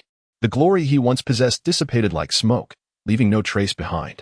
Confined in the dark, damp cell of the clan, a foul stench permeated the air, and rats scurried in the corners, emitting spine-chilling squeaks. His body was shackled by heavy iron chains, which bit deeply into his flesh. Every struggle brought excruciating pain. Nevertheless, the fire of defiance still burned in his eyes, for he firmly believed that one day the truth would emerge, and he would reclaim his lost honor and dignity. In his cell, Aotian continually reflected on his plight, seeking clues within the clan's power dynamics and interpersonal relationships to unveil the conspiracy lurking beneath the surface. He recalled fragments of evidence he had previously stumbled upon within the family, seemingly trivial details that now began to coalesce into a vague outline in his mind. He realized that the power struggle within the clan was far more intricate and brutal than he had imagined, fraught with immense interests and unspeakable secrets. By chance, Aotian encountered an elderly man, also imprisoned in the same cell. The old man, with his white hair and haggard appearance, emanated a profound wisdom and tranquility in his gaze. Claiming to possess knowledge of many clan secrets, he felt compassion for Aotian's plight and resolved to assist him. Under the elder's guidance, Aotian commenced training in an ancient and mysterious technique, one that would bolster his strength amidst adversity and fortify his spirit. Day and night, Aotian practiced diligently, undeterred by the harsh conditions of his confinement and the pain in his body. Gradually, his spiritual energy increased, and his comprehension of martial skills reached a new pinnacle. He learned to unleash formidable attacks within confined spaces and to utilize his environment to obscure his presence and movements. During this process of cultivation, he also gleaned many life philosophies, transforming his initial fury and despair into a more composed and serene demeanor. He understood that only by becoming sufficiently strong could he survive in this merciless world and clear his name. As time passed, Aotian's prowess grew significantly. He resolved to seek an opportunity to escape the cell and unveil the truth behind the family's conspiracy. At last, on a moonless, tempestuous night, he seized the moment when the guard changed shifts, employing the techniques he had mastered to break free from his chains and stealthily infiltrate the clan's secret passage. The passage was dark and damp, exuding an aura of mystery. Aotian proceeded with utmost caution, relying on his memory and keen intuition to evade the myriad traps and mechanisms within the secret passage. At the passage's end, he stumbled upon a hidden chamber. The door to this chamber was intricately inscribed with complex runes and patterns, emanating a formidable aura of restriction. After considerable effort, Aotian successfully unraveled the enchantment guarding the door and entered the chamber. Inside, he discovered a plethora of precious ancient tomes and treasures, among which lay a diary chronicling his family's history and secrets. The diary meticulously documented evidence of collusion between certain high-ranking family members and malevolent external forces, as well as the entire scheme to frame Aotian. Clutching the diary, Aotian's heart swelled with both rage and elation. He had finally unearthed proof of his innocence. However, he was acutely aware that his situation remained perilously precarious. He needed to escape his family's clutches swiftly and bring this evidence to light to clear his name entirely. Thus, with the diary in hand, he stealthily departed from his family's territory, embarking upon a treacherous path fraught with uncertainty. During his flight, Yin was relentlessly pursued by his family. They dispatched wave after wave of skilled assassins to hunt him down. Yet, Yin was no longer the same vulnerable individual. Armed with the fruits of his training in prison and unwavering resolve, he evaded danger time and again. In the dense forests, he engaged in fierce battles with the family's elite, his figure darting through the trees like a streak of lightning. He unleashed an upgraded technique of the Alfing sword art, the Yin Divine Sword Break, its formidable strikes resembling meteors streaking across the night sky, hurtling toward his foes with ferocity. The adversaries were left wounded and retreating in the wake of his assault. In the midst of one confrontation, Yin unexpectedly encountered a young woman named Xinger, who had previously crossed paths with him within the family. Xinger was a kind-hearted and courageous girl. Upon learning of Yin's plight, she felt a deep compassion and resolved to assist him, possessing a unique ability to sense lurking dangers and hidden presences. Xinger aided Yin in successfully evading multiple assassination attempts by the family. Together, they set forth on a quest to uncover the truth and vindicate Yin. As time progressed, Yin and Xinger gradually unearthed a conspiracy that transcended mere internal strife within the family, intertwining with the very safety of the entire fantastical continent. They discovered that those within the family who conspired with external malevolent forces were orchestrating a grand scheme aimed at toppling the established order of the fantastical realm, aspiring to forge a dark world under their dominion. To thwart this nefarious plot, Yin and Xinger resolved to unite all possible allies. They traversed the land, seeking out righteous individuals and those oppressed by the family. In this endeavor, they encountered numerous like-minded comrades, valiant warriors, enigmatic sorcerers, sagacious strategists, and more. Together, they formed an organization known as the Justice Alliance, collectively opposing the family's malevolent factions and the encroaching dark forces. Through the tireless efforts of the Justice Alliance, they gradually unveiled the truth behind the family's conspiracy and brought the evidence to the public eye. The entire fantastical continent was left in shock, as the malevolent factions within the family became the target of widespread condemnation.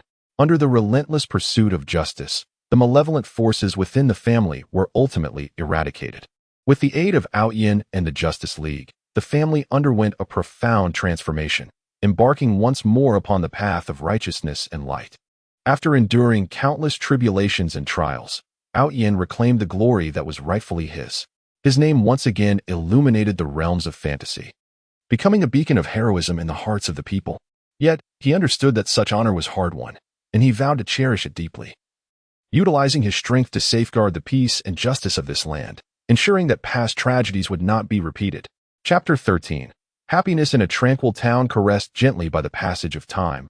Sunlight cascaded like shards of gold upon every ancient street, while a soft breeze, imbued with the fragrance of blossoms and the scent of freshly turned earth, leisurely meandered between the white walls and dark tiles. This was the haven of happiness for Yin and Su Ran, a seemingly ordinary yet profoundly warm and sweet sanctuary. As dawn broke, the first playful rays of sunlight filtered through the sheer curtains, casting mottled shadows upon the wooden floor of the bedroom. Yin awoke amidst this gentle light, while Su Ran remained ensconced in sweet slumber, her serene visage resembling a flower in full bloom on a spring day, long eyelashes casting delicate shadows upon her cheeks, and the corners of her mouth adorned with an elusive smile. Yin gazed at her quietly, his heart brimming with boundless tenderness and love, as if the entire world had come to a standstill, leaving only the woman he cherished before him. He rose softly, careful not to disturb her dreams, and tiptoed out of the bedroom into the kitchen. Though modest in size, the kitchen was impeccably organized, with utensils gleaming in the morning light. Yin deftly tied on an apron, opened the refrigerator, and retrieved fresh ingredients, preparing to craft a heartfelt breakfast for Su Ran. His movements were light and fluid, akin to a silent artistic performance. Before long, the eggs in the pan began to sizzle joyfully under the gentle caress of oil, while the bread in the toaster gradually transformed into golden, crispy perfection, filling the air with an alluring aroma. When Su Ran was roused by the enticing scent and emerged from the bedroom, she beheld Yin diligently tending to the dining table. The table was adorned with exquisite plates, brimming with steaming fried eggs, toasted bread, and glasses of freshly squeezed orange juice. Hearing her approach, Yin turned, a tender smile gracing his face, his eyes radiating affection. "Good morning, dear. Come and enjoy breakfast." A warm wave surged through Su Ran's heart as she hurried to his side, gently wrapping her arms around his waist and resting her head against his back. "Darling, having you is truly wonderful." These simple words were as enchanting as the most heartfelt love declarations, filling Outyin with a profound sense of bliss. After breakfast, they strolled hand in hand through the streets of the town. The shops along the roadside began to open, and the proprietors greeted them with enthusiasm. They entered a flower shop, where vibrant blossoms flourished in a riot of colors, competing for attention. Outyin carefully selected a bouquet of Su Ran's favorite pink tulips and presented them to her. "These flowers are as beautiful as you." Su Ran accepted the bouquet.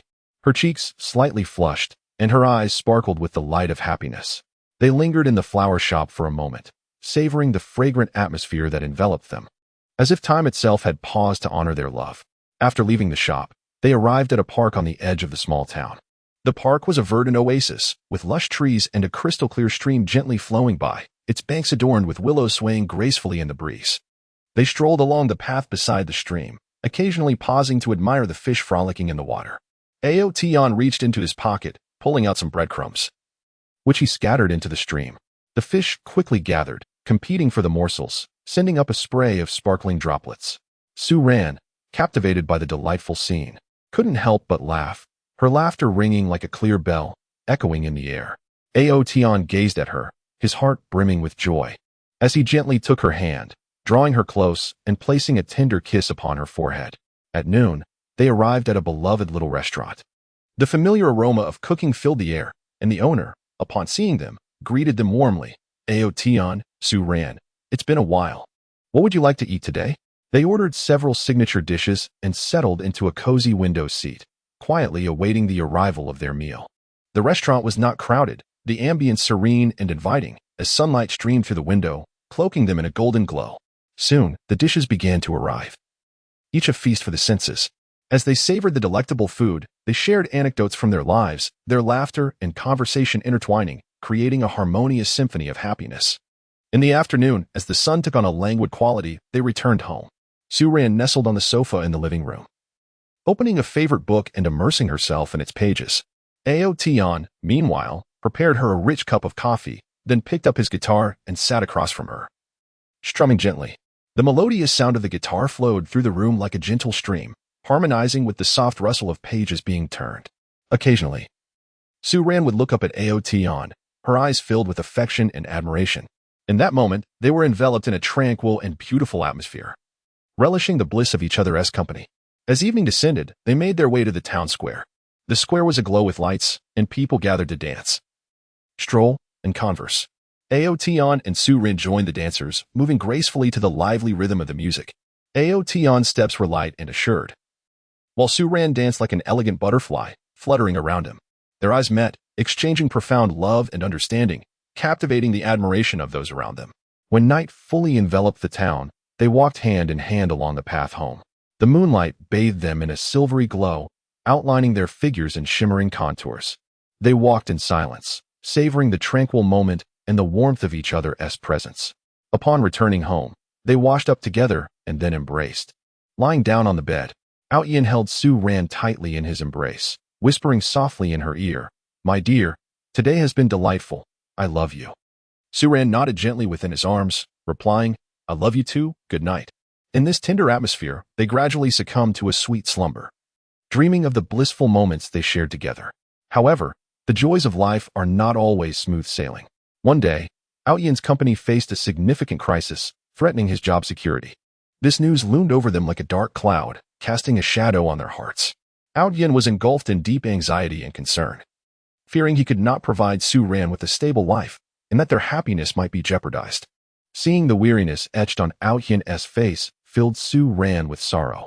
She grasped his hand firmly, offering encouragement. "My dear, do not worry. Whatever happens, we will face it together. As long as we are united, no challenge is insurmountable." Bolstered by Su Ran's support, Outyin regained his resolve, diligently seeking solutions to the crisis, tirelessly collaborating with colleagues to devise strategies. During this trying period, their lives became somewhat strained, yet they never uttered a complaint. Su Ran learned to manage their resources wisely, cooking delicious yet economical meals for Outyin. They reduced their outings for entertainment, opting instead to cherish cozy moments at home. They watched films, engaged in conversations, and played games, which only deepened their bond during these challenging times. After a period of relentless effort, Yin ultimately succeeded in steering the company through the crisis. Not only did he secure his position, but he also earned a promotion. When he shared this joyous news with Su Ran, she excitedly leaped into his arms, tears of joy sparkling in her eyes. "My dear, I knew you could do it." In that instant, they felt a happiness akin to a rainbow emerging after a storm, a joy that was all the more precious and indelible. As time passed, their lives gradually settled into tranquility and happiness. They began to envision their future together, desiring to welcome a child and create a more complete family. Together, they selected furniture for their future home, adorned the rooms, and imagined their child growing up in this warm environment. Each detail was infused with their hopes and dreams for the future, and every discussion filled their hearts with sweet happiness. On a sunlit day, Su Ran discovered she was pregnant. This news sent them into a state of ecstatic joy, prompting Yin to joyfully lift Su Ran into his arms, spinning her around the room. They immediately set about preparing for their baby's arrival, purchasing infant necessities and decorating the nursery, each task undertaken with utmost care and love. As Su Ran's belly grew rounder day by day, Yin showered her with tender attentiveness. He accompanied her on daily walks, offered massages, and entertained her with jokes, striving to keep her spirits high. Surrounded by this unique affection, Su Ran's face was perpetually adorned with a radiant smile, a countenance that resembled the most exquisite scenery in the world. At last, on a morning filled with hope and joy, they welcomed the culmination of their love, a delightful new life. When Tian cradled the baby for the first time, his hands trembled slightly, his eyes brimming with tears of excitement and happiness. He gazed at Su Ran, his heart overflowing with gratitude and affection. "My dear, thank you for your efforts." Weary yet blissful, Su Ran responded with a smile. "Beloved, this is our cherished creation. Every moment has been worth it." From that day forth, their lives were imbued with new hues and happiness. They nurtured their baby together, witnessing the child grow day by day, learning to roll over, sit up, crawl, walk, and speak. Each milestone brought them immeasurable joy and pride. They strolled through the quaint town with their baby, allowing the little one to bask in the beauty of nature. They recounted stories, sang lullabies, and accompanied their child through every enchanting night. In this modest household, happiness blossomed like spring flowers, becoming ever more vibrant and fragrant. They understood that this was the happiness they had long sought, simple yet pure, ordinary yet magnificent. It would accompany them through every season of their lives, becoming the most treasured gem in their hearts. Chapter 14. Tian's escapes from pursuit. Each time Yin evaded his pursuers, he found himself amidst the boundless wilderness of that fantastical land, where fierce winds howled and gravel cut like blades. His figure appeared particularly disheveled, yet profoundly resilient. Each assassination attempt by his family felt like a haunting nightmare, and he struggled for survival within this dreadful dream. The first encounter with the elite assassins sent by his family found him hiding deep within an ancient forest. Towering, foreboding trees surrounded him, their dense foliage blocking most of the sunlight and enveloping the woods in a stifling atmosphere. Crouched behind a massive tree, Yin pressed his ear against the trunk, straining to catch any sound in his vicinity. He discerned the faint footsteps of the assassins, each sound echoing like the countdown to death, drawing ever closer. His heartbeat raced. Cold sweat trickled down his forehead, yet his gaze remained resolutely steadfast. Gripping his sword tightly, its blade quivered, not from fear, but from the exhilaration and tension of the impending battle. As the assassins entered his sensory range, he suddenly sprang into action, employing the phantom gale step, darting through the trees like a fleeting specter. His sword glimmered in the intermingling light and shadow, each strike infused with resolute momentum. As he engaged in a breathtaking duel with the assassins, branches were severed by the sword's energy, leaves danced through the air, and blood splattered upon the mottled ground, staining the earth crimson. Ultimately, through his familiarity with the terrain and a series of unexpected assaults, he successfully repelled the assassins, albeit sustaining severe injuries himself, forcing him to toil through the forest in search of herbs to heal, each step accompanied by excruciating pain. Once again, he fled into a perilous mountain range. The mountains were adorned with jagged rocks and steep cliffs, with narrow, treacherous paths that could lead to a deadly abyss with a moment's inattention. Carefully traversing the rocky cliffside, Yin clung to the crevices, his body pressed against the mountain wall, as the fierce winds threatened to cast him into the void. Just as he struggled to climb, His family's pursuers appeared, riding flying beasts. They circled overhead, launching attacks from their advantageous position. Blasts of sharp spells rained down like torrential droplets, exploding against the mountainside and sending shards of stone scattering. Outyin had no choice but to evade their attacks while searching for a place to conceal himself. He spotted a narrow cave, and with all his might leapt toward it. In midair, a spell struck his back, searing pain coursed through him. But he gritted his teeth and managed to roll into the cave. The interior was dark and damp, pervaded by a foul odor. He hid deep within, pressing tightly against his wound, striving to suppress any sound while listening to the shouts of his pursuers and the roars of the beasts outside, silently praying for their swift departure. In a vast desert, the sun hung high, unbearable heat radiated, and the sand felt hot enough to melt the soles of his shoes. Outyin trudged laboriously through the desert, a long trail of dust rising behind him. The family's hunters, mounted on sand beasts, pursued him with alarming speed, closing the distance. Outyin understood that escape on this flat expanse of sand was nearly impossible. His eyes scanned the horizon until he noticed a sandstorm forming in the distance. Without a moment's hesitation, he resolutely sprinted toward the tempest. The sandstorm roared like an enraged beast, sweeping through the yellow sands with a deafening howl. Amidst the swirling sandstorm, Aotion plunged forward, the fierce winds and swirling sands engulfing him instantaneously. With his eyes tightly shut, he relied on his formidable spiritual sense and indomitable will to navigate through the tempest. The relentless barrage of sand and stones assaulted his body, lacerating his skin and causing blood to seep forth. Yet, he pressed on, undeterred. In contrast, his pursuers, confronted with the ferocity of the storm, largely chose to retreat, with only a handful daring to charge recklessly into the fray. Engaged in a desperate struggle against them, Aotion utilized the chaos of the sandstorm as his greatest ally, launching unexpected strikes against his foes. Ultimately, he evaded his hunters, though he became lost in the vast desert, relying solely on the guidance of the stars to painstakingly seek and escape. In another instance, he sought refuge in a bustling town. The streets were alive with a throng of people, buildings towering overhead, and the air filled with a cacophony of shouts and noise. Aotion endeavored to blend into the crowd, altering his appearance and aura to masquerade as an ordinary passerby. He entered a tavern, taking a seat in the corner while vigilantly surveying his surroundings. However, his family possessed informants within the town, and soon, a cadre of skilled adversaries encircled the tavern. The atmosphere within turned tense, patrons scattering in panic. Rising to his feet, Aotion slowly drew his sword, its blade glimmering with a chilling light. He recognized that another fierce battle loomed ahead.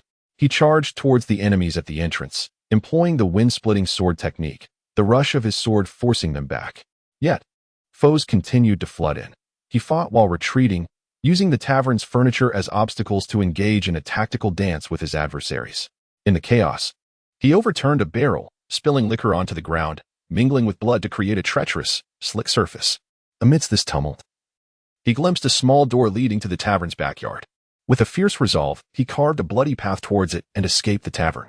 However, the town was laden with traps set by his family, and he faced ambush after ambush in the streets, repeatedly breaking through as he navigated the narrow alleys like a cornered beast, desperately seeking a sliver of escape.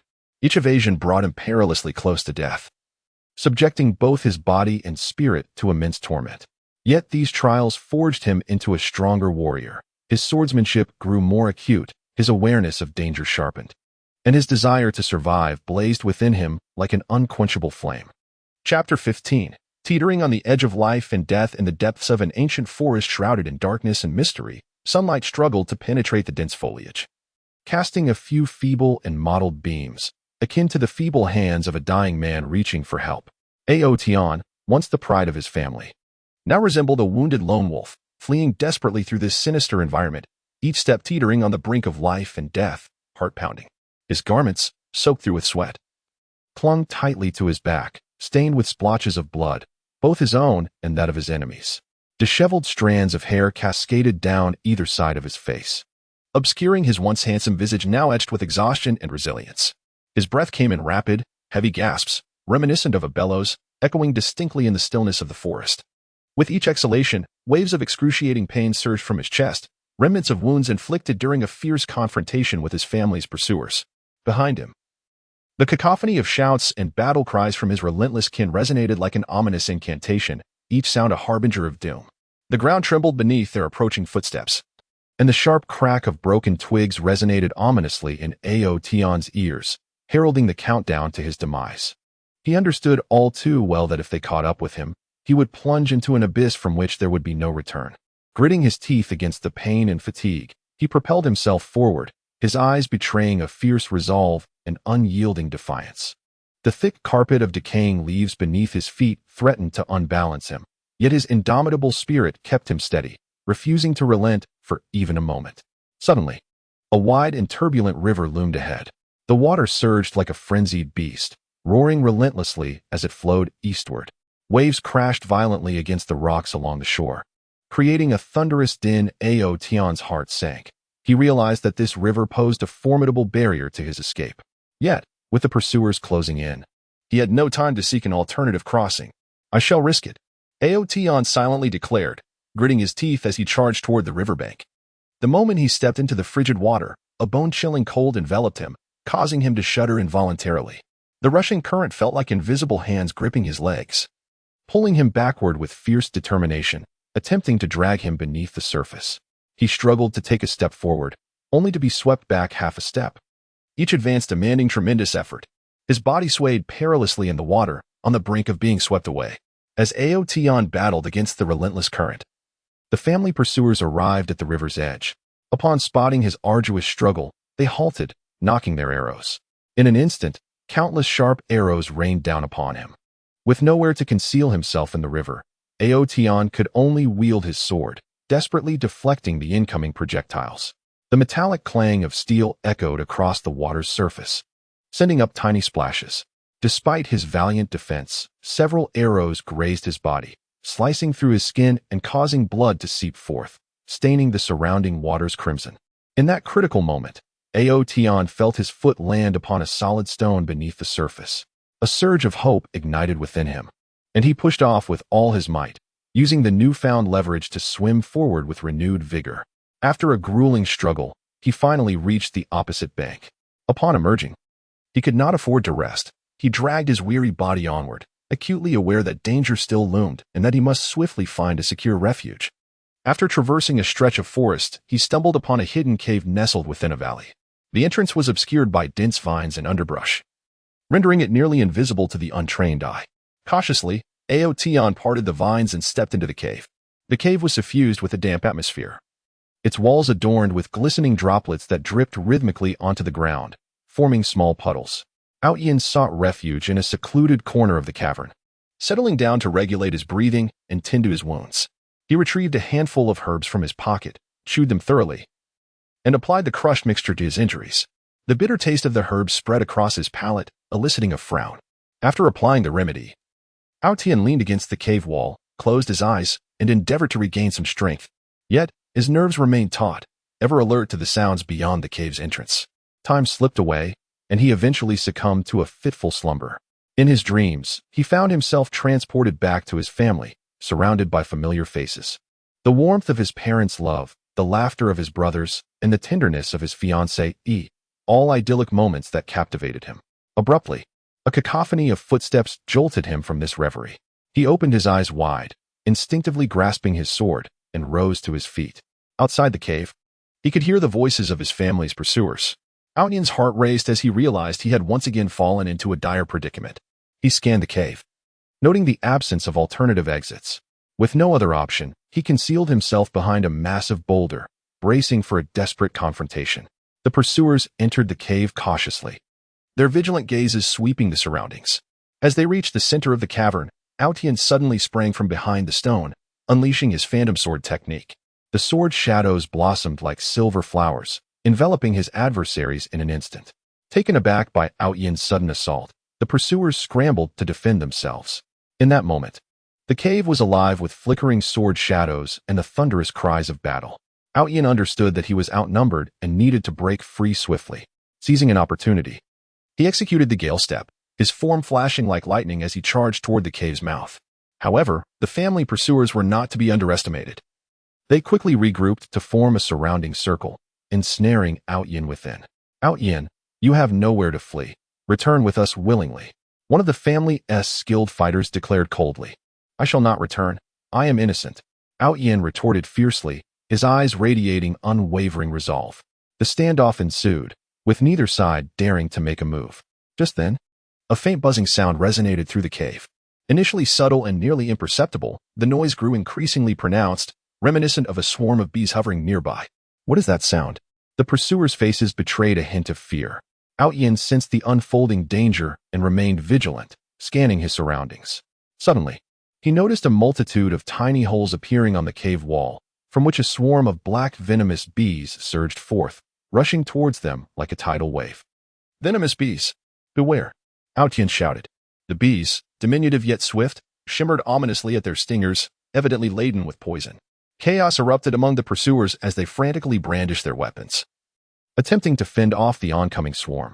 However, the swarm of venomous bees was overwhelming, rendering any resistance futile.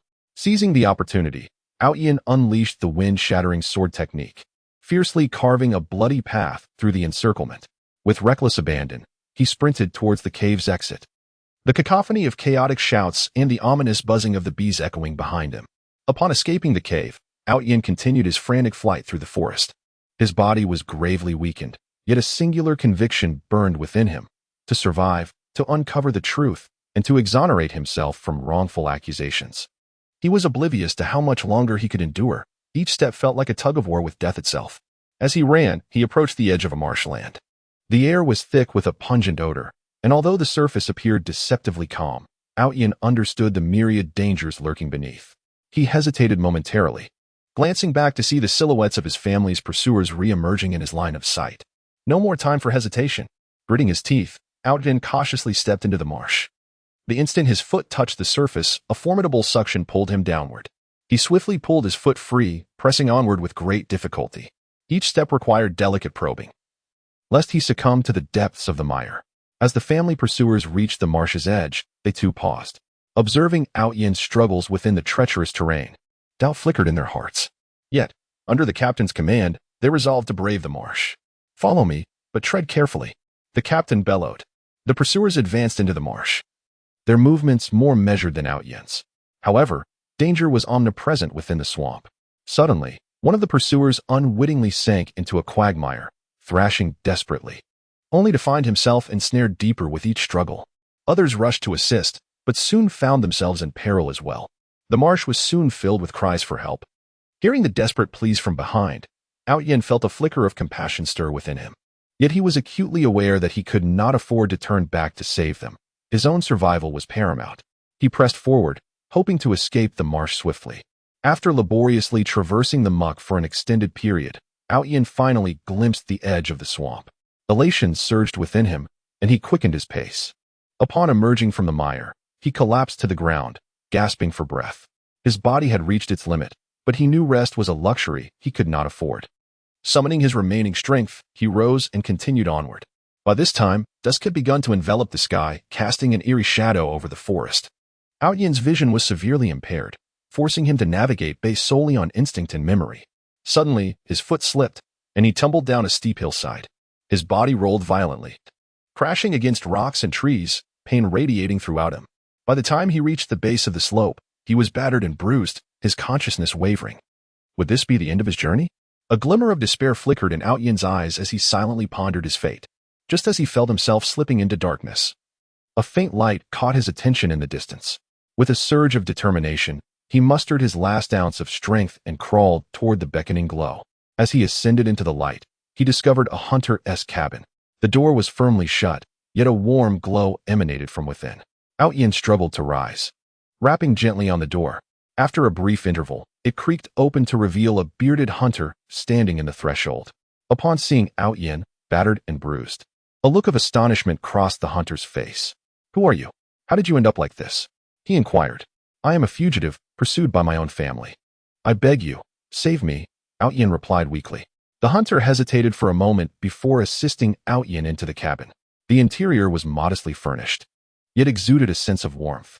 The hunter gestured for Ao Yin to recline on a bed, then retrieved some herbs and tools to tend to his wounds. Under the hunter's attentive care, Ao Yin's condition gradually improved. After several days of rest, his strength began to return. Gratefully, he expressed, "Thank you. Had it not been for you, I may have perished. The hunter chuckled lightly, saying it was but a trifling effort. However, why are you being hunted by your family? Outyin sighed and recounted his misfortunes in detail. The hunter listened intently, furrowing his brow as he remarked, "It seems you have been wronged. What do you intend to do?" "I seek the truth to clear my name," Outyin declared resolutely. "This will not be easy. You will face not only your family's pursuit but also many unknown dangers." The hunter cautioned, "I understand, but I have no other choice." Outyin clenched his fists. With the hunter's assistance, Outyin departed the cabin, continuing on his journey. He recognized that the path ahead remained fraught with hardship and peril, yet he no longer felt fear. Having danced at the precipice of death so many times, his conviction had only grown stronger. He believed that if he persevered, the truth would eventually be unveiled, and he would reclaim his place within his family, restoring his honor and dignity. Chapter 16. Vigilant of surrounding sounds in that ancient forest, rife with unseen dangers. Every rustle of leaves and whisper of the wind concealed potential threats. Outyin, the relentless fugitive pursued by his family, now concealed himself within the dense foliage of a towering tree, his figure blending seamlessly into the shadows of nature. Only his bright, keen eyes flickered with vigilance amidst the dappled light, ever alert to even the slightest disturbance around him. The first rays of dawn struggled to pierce the layers of leaves, casting a faint glow over the forest, which was shrouded in a delicate mist, rendering everything hazy and enigmatic. Outyin had spent the entire night hidden in the tree, refusing to allow himself a moment's relaxation. Though his body was utterly exhausted and his muscles ached from prolonged tension, he understood that a single misstep could lead him directly into the trap set by his family's pursuers. He lay silently on the branch, akin to a coiled cheetah, poised to confront any imminent danger. His breathing was steady and subdued, nearly imperceptible, with each inhalation and exhalation meticulously controlled, lest he disturb the seemingly tranquil forest with even the slightest sound. His garments, thoroughly drenched by the dew, clung tightly to his skin, imparting a subtle chill. Strands of hair fell disheveled on either side of his face, adorned with a few leaves and blades of grass, remnants of his hasty retreat the previous night. His countenance bore a hint of weariness, yet his gaze remained resolute, akin to a profound, tranquil abyss, unperturbed yet exuding an unsettling coldness. He squinted slightly, peering through the gaps in the foliage, meticulously observing the movements beneath the trees. Though his field of vision was limited, he spared no corner where an adversary might lurk. A wild hare suddenly darted from the underbrush, swiftly pursued by a fox from another direction. This seemingly mundane scene heightened Outyin's alertness. He understood that in this forest, the unusual behavior of animals often heralded impending danger. Abruptly, a faint sound of footsteps echoed from afar, so subtle it was almost imperceptible. Yet in the stillness of the forest, it thundered in Outyin's ears. Instantly, his body tensed, muscles coiling like a drawn bow, and his hand instinctively clenched the hilt of his sword at his waist. He held his breath, focusing intently on the direction and rhythm of the approaching steps. The footsteps were light and irregular, complicating Outyin's ability to ascertain the number and identity of the intruders. His heart raced uncontrollably, blood coursing through his veins as if attempting to break free from their confines. Within his mind, he pondered his strategy if these were pursuers from his family. How would he escape? Should he confront them directly, or utilize the forest as terrain to conceal himself once more? As the footsteps drew nearer, Outyin finally discerned the silhouettes of the newcomers. A group of unfamiliar figures clad in black attire, their expressions stern and their eyes revealing a chilling intent. Armed with various weapons, they cautiously scoured the woodland, evidently in search of someone. Outyin's heart clenched. He could not discern whether these individuals were sent by his family, yet he dared not take any risks. Silently, he adjusted his stance, pressing his body closer against the branch, striving to remain undetected. His gaze fixated on the strangers, scrutinizing their every movement. They halted beneath the trees, glancing around as if seeking some clue. One among them crouched down, meticulously examining the footprints on the ground, then rose and gestured toward Outyin's direction. Outyin's heart leapt to his throat. He realized he had been discovered. Without a moment's hesitation, he leaped from the tree, like a bolt of black lightning, charging toward the group. Drawing his sword midair, its blade shimmered with a cold light in the sun's rays. He unleashed the phantom sword technique, the sword's shadow blossoming like silver flowers, instantly enveloping the strangers. Unprepared for Outyin's sudden onslaught, they were caught off guard. Yet they were seasoned warriors, quickly regaining their composure and raising their weapons to defend against his attack. In an instant, The forest was filled with the flickering of sword shadows and the thunderous clamor of battle cries. In the midst of the crowd, Aotion surged forth with a fierce determination, his swordsmanship unparalleled, each strike imbued with a lethal threat. His figure darted like a specter through the encirclement of foes, evading capture with remarkable agility. Occasionally, he would leap high into the air to launch an attack. At other times, he would crouch low, targeting his adversary's lower defenses. Through his dexterous movements and exquisite swordplay, he gradually gained the upper hand. However, these strangers were no mere novices. They quickly regained their composure and commenced a counteroffensive. Coordinating seamlessly, they formed a tight encirclement, intent on trapping Aotion within.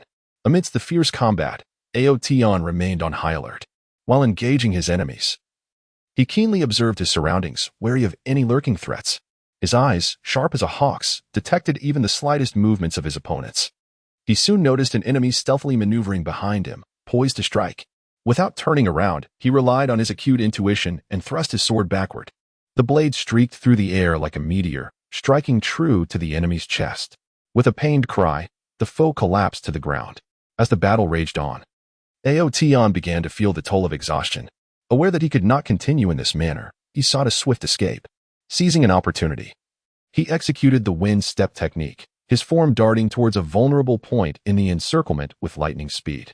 The enemy was caught off guard, unable to intercept him. He successfully broke free from their grasp and sprinted deep into the forest. The strangers pursued relentlessly, yet Aotion, familiar with the terrain, gradually widened the distance between them.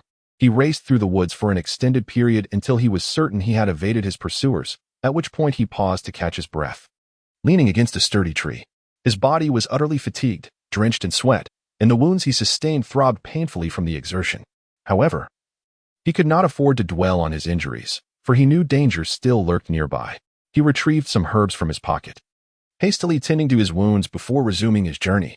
As night descended, the forest grew increasingly sinister. Darkness enveloped everything like a vast shroud.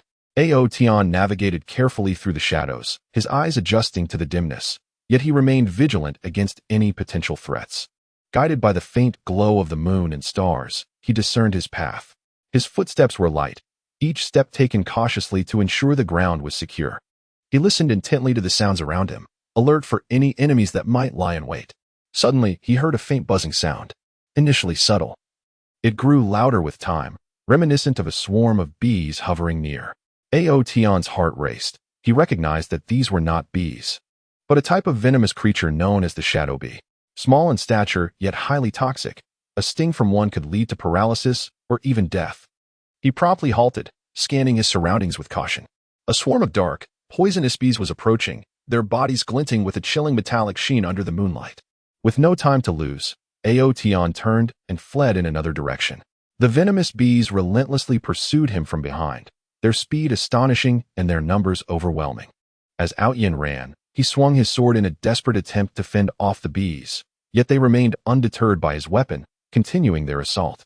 Anxiety gripped his heart. He knew he must swiftly find a sanctuary from the onslaught. Scouring the forest, he ultimately stumbled upon a cave.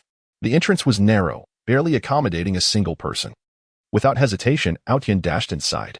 The cave was suffused with a damp atmosphere, its walls adorned with glistening droplets that fell rhythmically. He settled into a corner, vigilantly observing the entrance. The bees circled outside for a time, seemingly reluctant to abandon their pursuit, before gradually dispersing. Aotion exhaled in relief, aware that he was momentarily safe. However, sleep eluded him, for he feared the presence of other dangers. He sat quietly within the cave, attuned to the sounds of the outside world. The rustling leaves in the wind, the haunting calls of the night owl, and the distant murmur of flowing water resonated clearly in the stillness of the night, fostering an unsettling anxiety within him. He remained in the cave throughout the night, and only with the dawn's arrival did he emerge, continuing his journey through the forest. His vigilance remained unyielding. He understood that peril could strike at any moment in this treacherous woodland, and he must stay alert to grasp a fleeting chance of survival. Uncertain of how long he would linger in this forest or whether he could ultimately escape his family's relentless pursuit, one resolute belief anchored his spirit: to survive, to uncover the truth, and to vindicate his name. Chapter 17. No room for complacency in the mysterious forest shrouded in twilight. Every breath of air seemed thick with tension and danger. Aotion, the hunted fugitive relentlessly pursued by his family, move cautiously through the dense underbrush, akin to a startled bird. With each motion as light as a feather, refusing to allow even the slightest lapse in vigilance, lest he be consumed by the encroaching shadow of death.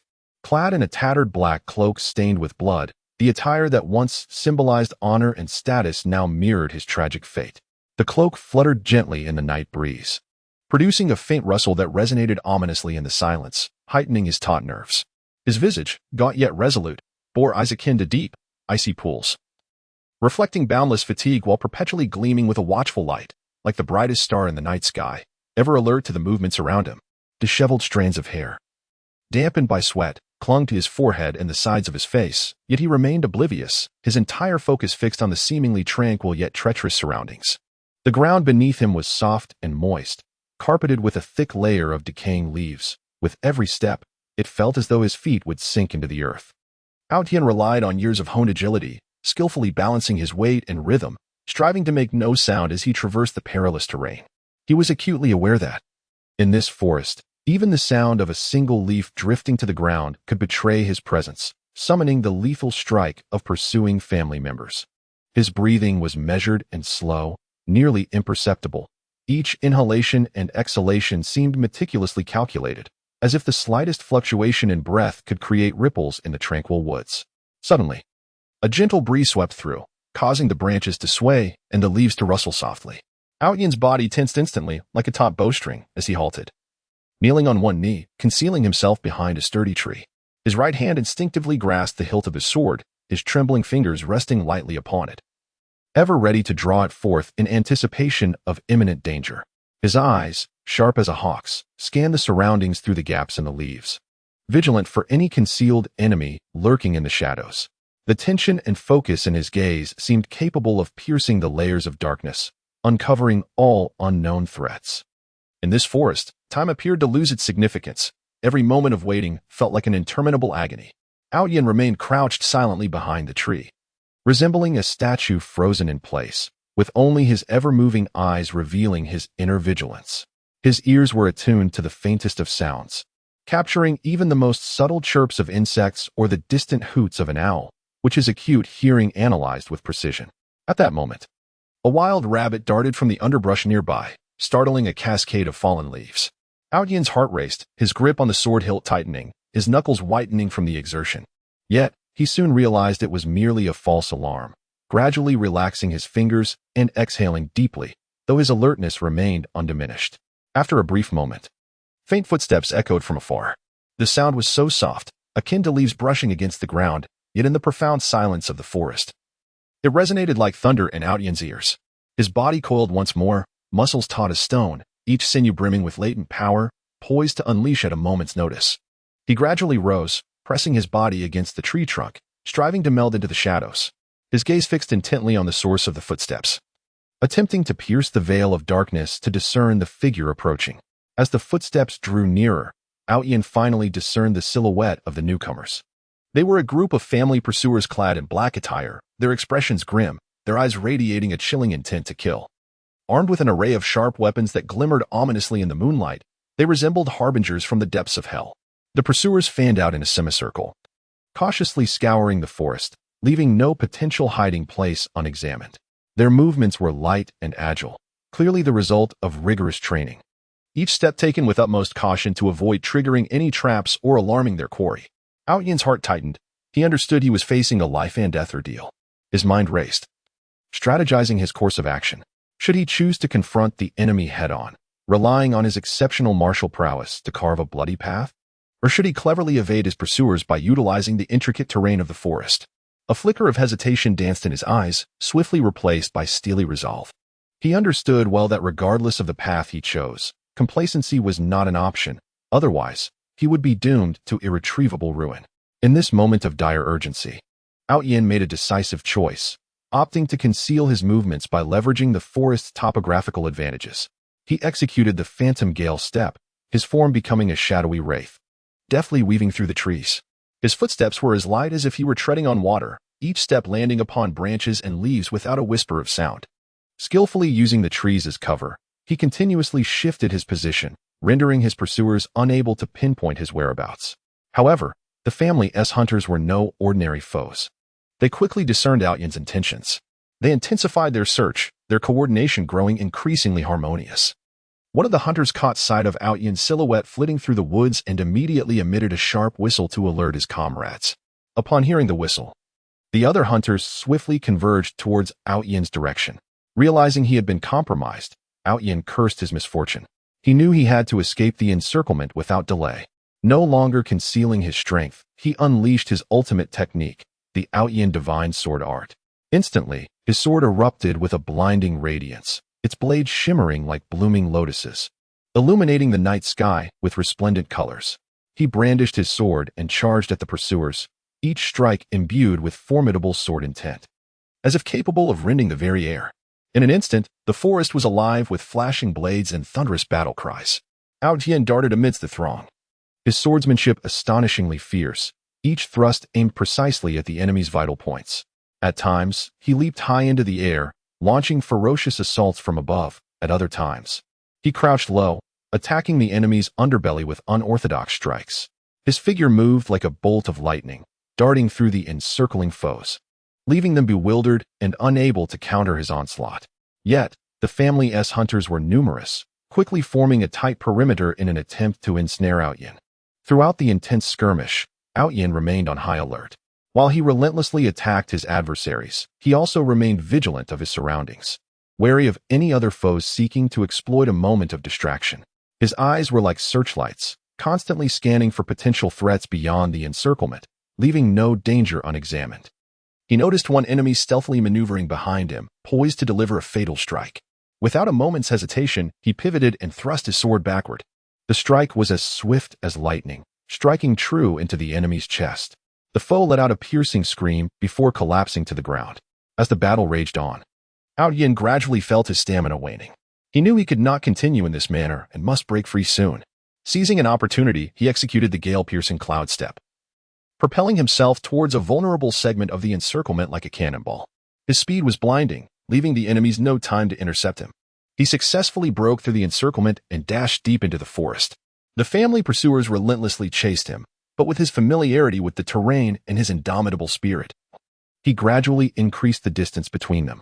He ran through the forest for a considerable time, only stopping when he was certain there were no more pursuers behind him. Leaning against a large tree, he gasped for breath, his body utterly exhausted, drenched in sweat as if he had just emerged from the water. His wounds throbbed painfully from the exertion, yet he paid them no heed, aware that he was still not out of danger. He retrieved some herbs from his bosom, tending to his injuries with a simple remedy before continuing on his way. In the ensuing days of flight, he traversed countless perilous mountains and rivers, enduring various hardships. Neither the steep cliffs nor the raging torrents could impede his advance. He scavenged for food and water in desolate wilderness, often going hungry and parched. His lips cracked from thirst, yet he dared not relax even for a moment. Whenever he rested, he would choose a concealed spot and set up rudimentary traps to guard against any sudden enemy ambush. Once, while seeking refuge from a torrential downpour in a cave, he unexpectedly encountered a ferocious bear.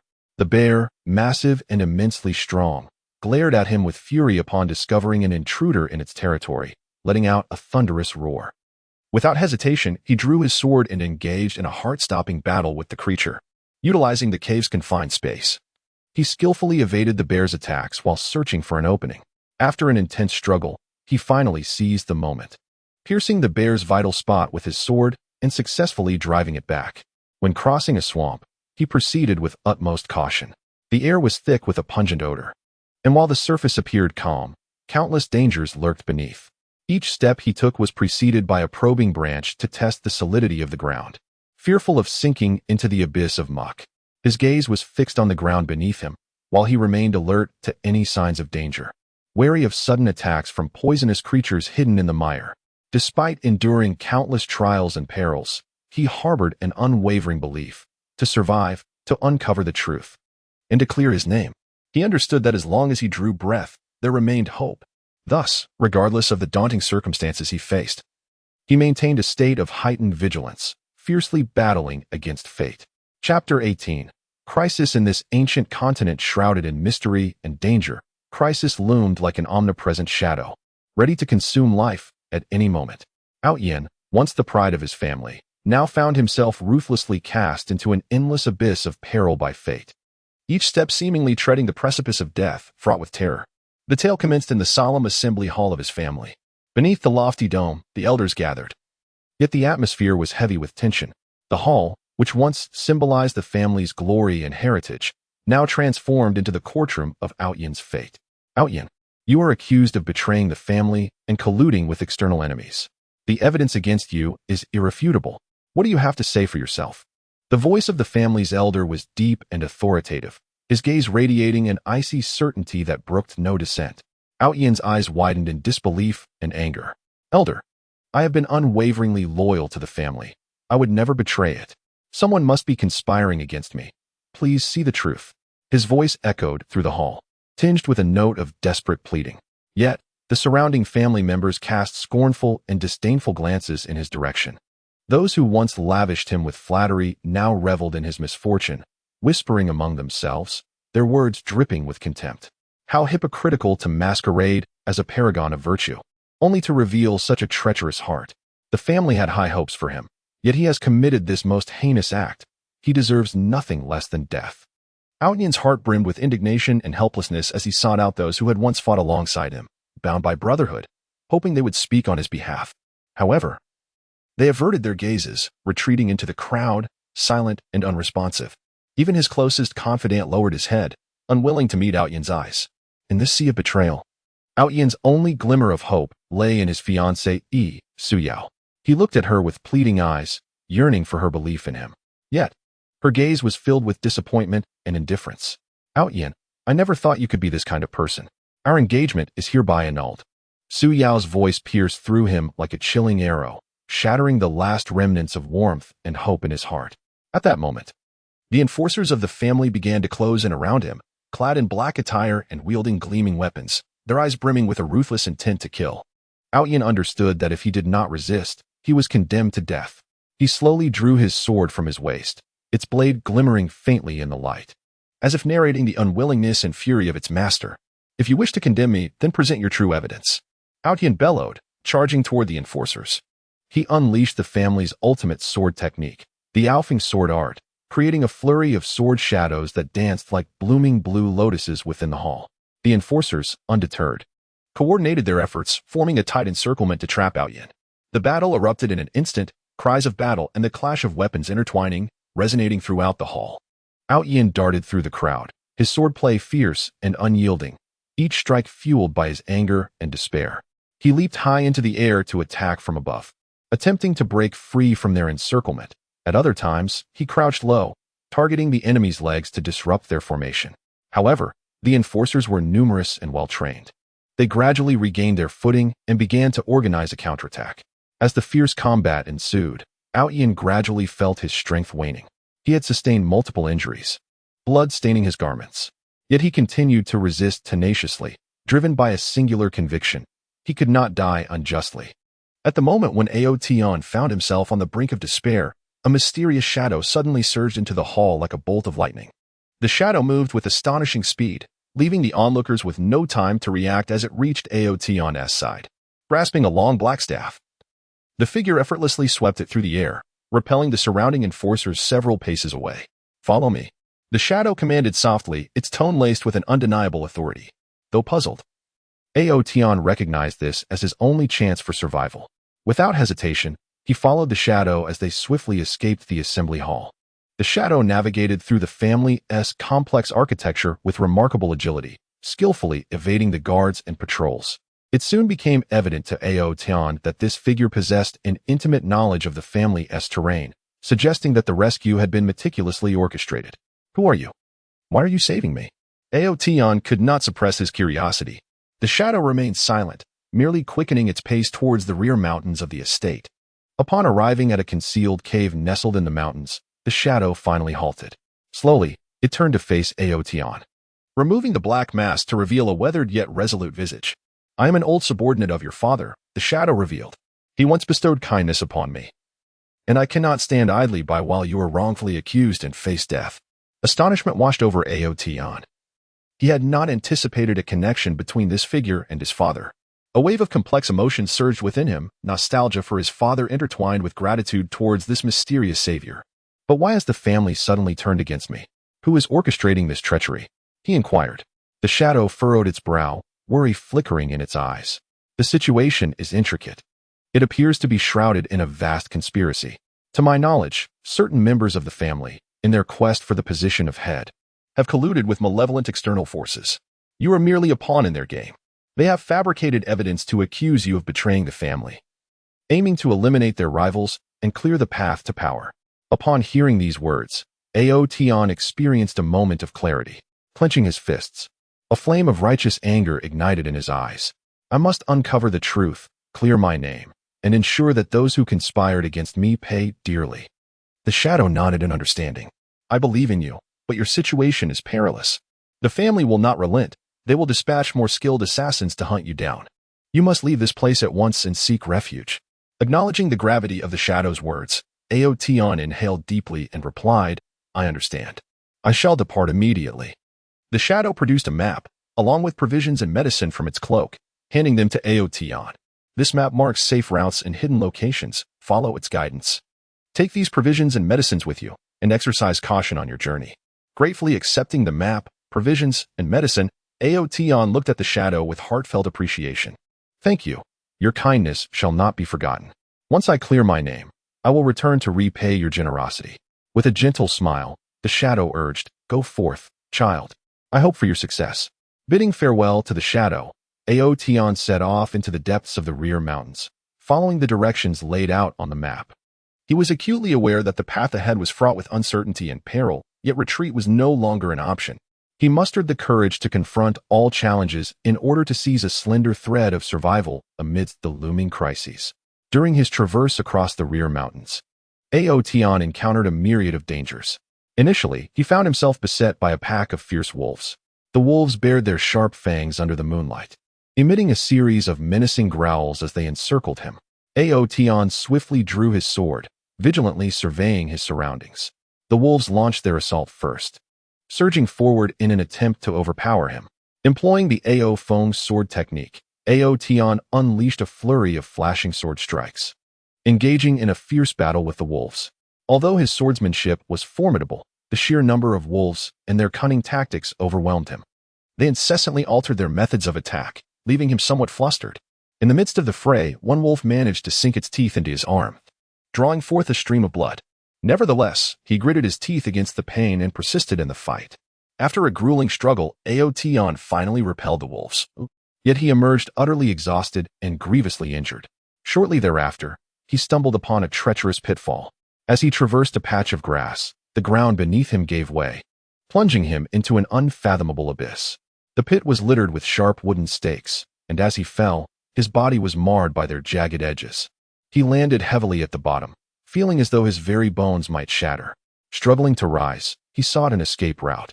The walls of the pit were exceedingly smooth, rendering any ascent nearly impossible. Aotian groped around until he finally discovered a concealed passage in one corner of the pit.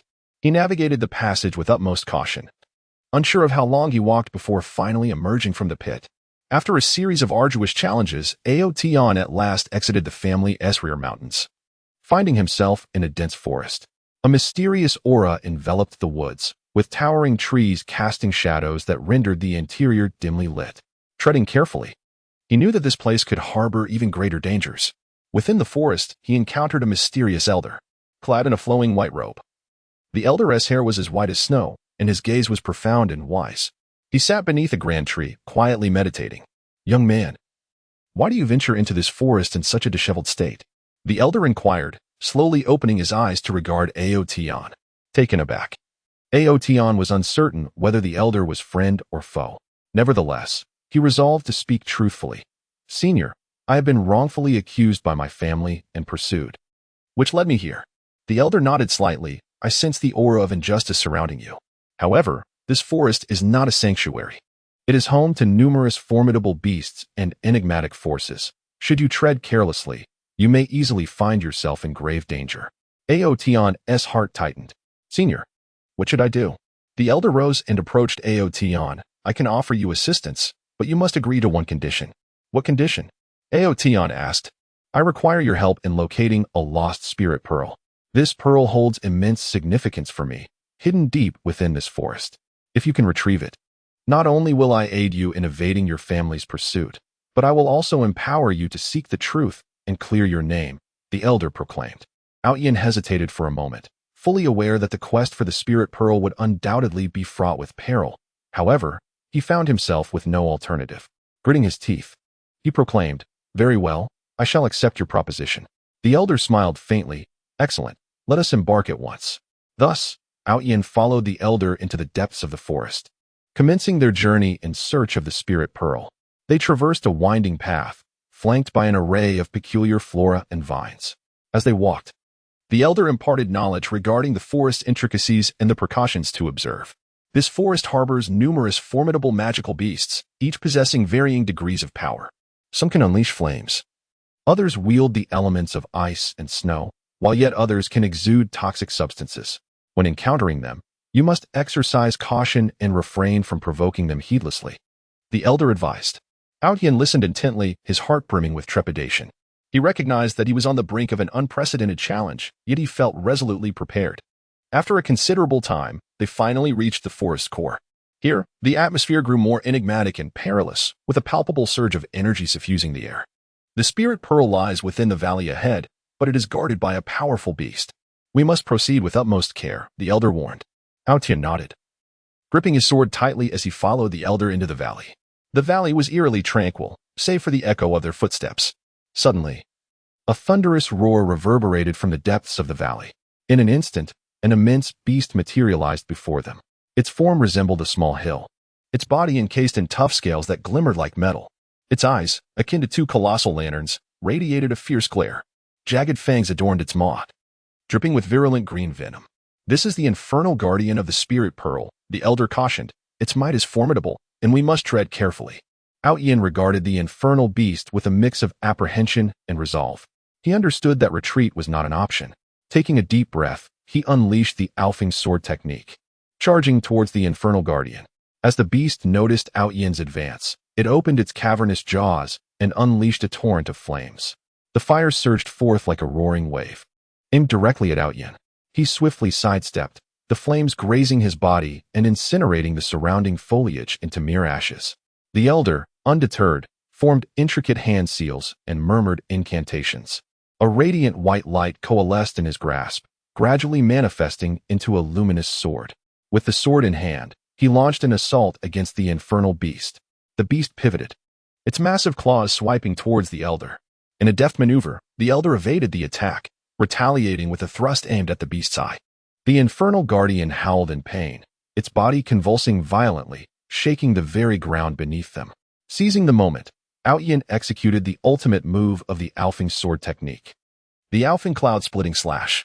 He leapt high into the air, his sword radiating a blinding brilliance, resembling a colossal blade of light as it descended towards the head of the infernal beast.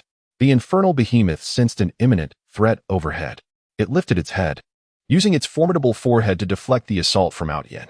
The luminous blade collided with the creature's brow, producing a thunderous sound and scattering sparks in all directions.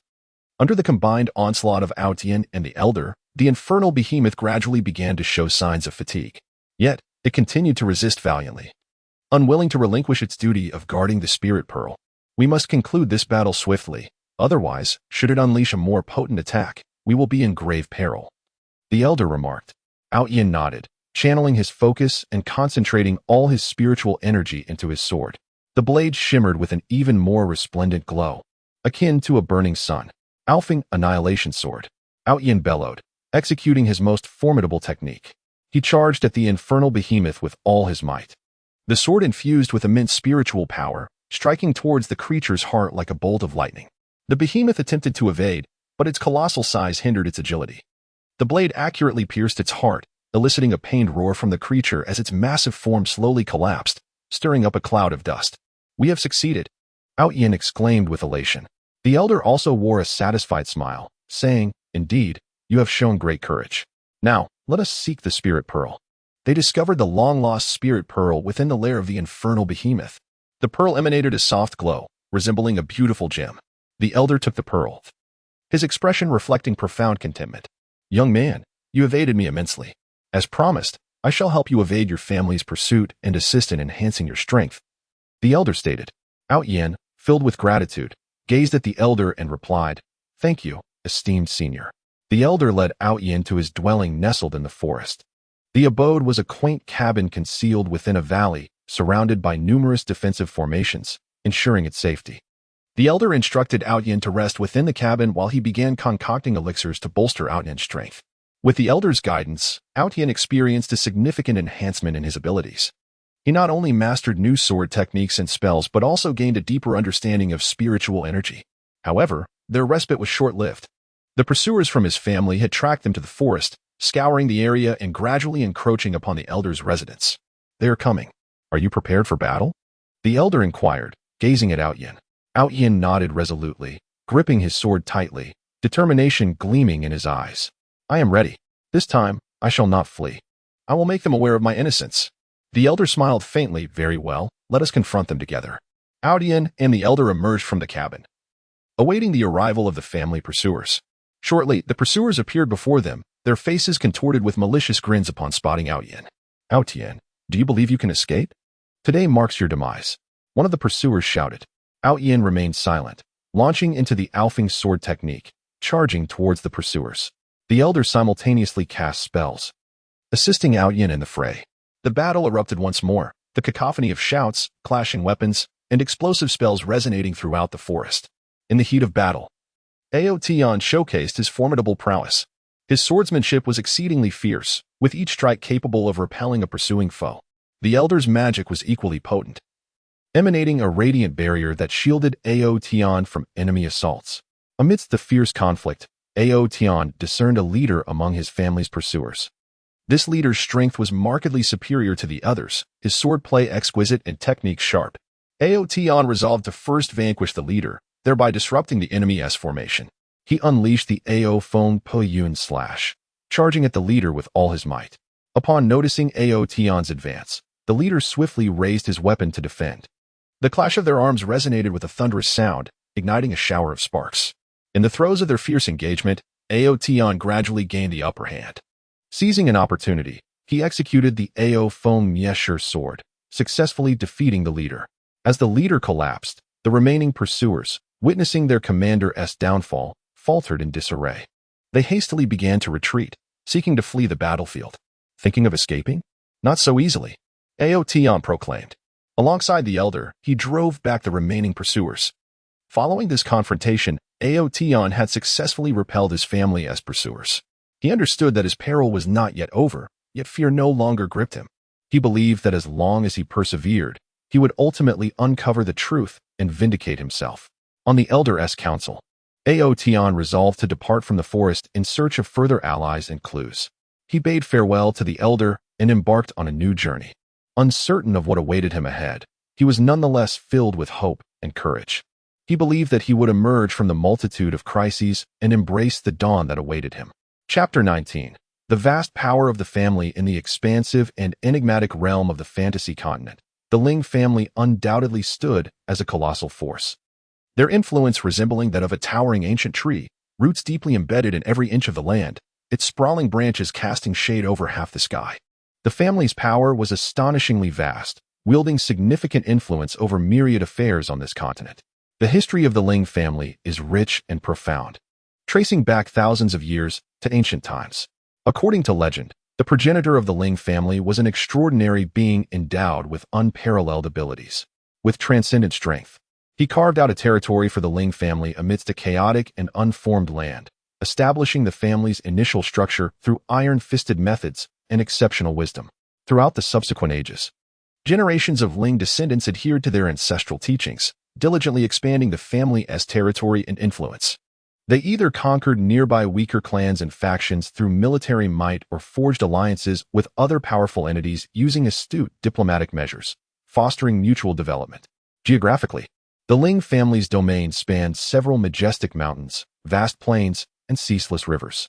The family's core stronghold, Ling Feng City, nestled in the heart of a fertile plain, shone like a brilliant jewel, radiating boundless majesty and glory.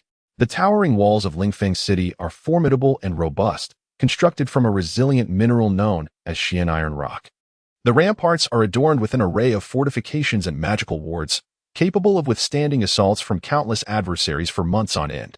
Within the city, the architectural style exudes solemnity and grandeur. The streets are broad and immaculate, flanked by a multitude of shops bustling with merchants. Here, one can discover rare treasures, divine weapons, and various precious materials from across the continent. In addition to Lingfeng City, the Ling family presides over numerous towns and villages within their territory, all governed and protected by officials and skilled individuals dispatched by the family. The populace thrives in peace and prosperity, exhibiting unwavering loyalty to the Ling family. Their economic prowess is astonishingly formidable. The family controls several rich mineral veins throughout the continent, teeming with abundant gold, silver, jewels, rare ores, and an array of precious magical materials. The wealth extracted from these mines annually is sufficient to elevate a small nation to opulence in an instant. Moreover, the Ling family has established a broad presence in agriculture, commerce, and handicrafts. They possess vast expanses of fertile farmland, employing advanced farming techniques and magical irrigation methods, resulting in an exceptionally bountiful harvest each year. This not only satisfies the family's internal demands, but also allows for extensive trade with distant regions, generating substantial wealth. In commerce, the Ling family's caravans traverse the continent, engaging in trade of diverse goods ranging from everyday necessities to exquisite luxuries. Their commercial network is vast and intricate, interwoven with various powers across the continent. Through their commercial endeavors, the Ling family not only reaps enormous profits, but also effectively controls the economic lifeblood of numerous regions. In the realm of handicrafts, the Ling family boasts a multitude of highly skilled artisans and mages renowned for producing superior quality weaponry, magical artifacts, and exquisite artworks. The weapons crafted by the Ling family are celebrated for their razor-sharp blades, durable materials, and potent magical attributes, making them highly sought after by warriors and adventurers across the continent. These arms are not only supplied to the family's own military and elite, but are also extensively exported, yielding substantial profits. In terms of military strength, the Ling family commands a fearsome and formidable army. The family's forces are categorized into various units, including infantry, cavalry, magical troops, and specialized forces. The infantry serves as the backbone of the Ling army, outfitted with finely crafted heavy armor made by the family's blacksmiths, wielding exceptionally sharp pikes and sabers. They are well-trained and disciplined, excelling in close combat and positional warfare, forming an impregnable phalanx on the battlefield to withstand fierce assaults. The cavalry acts as the striking force of the Ling army, mounted on robust warhorses, with riders clad in lightweight scale armor, brandishing lances or bows. Their swift movements and high maneuverability enable them to weave through the battlefield, launching sudden attacks against the enemy's flanks and rear, instilling chaos and terror among their foes. The Mage Corps serves as the elite force of the Ling family army, comprised of magicians who have undergone rigorous selection and training within the family. They possess formidable magical prowess, capable of casting a variety of offensive, defensive, and supportive spells. On the battlefield, the Mage Corps can launch attacks from a distance, unleashing powerful magical storms that can instantaneously dismantle the enemy's defenses. Additionally, they can employ defensive spells to erect sturdy magical shields, safeguarding their troops from magical assaults and arrows. They also wield supportive magic to bolster their forces, enhancing the soldiers' strength, speed, and endurance, or healing the wounded. The special units within the Ling family army represent the elite forces, including assassins, spies, and beast tamers. Assassins excel in stealth operations and assassination techniques, infiltrating enemy camps undetected to eliminate key figures, thereby inflicting severe damage on the enemy's command structure.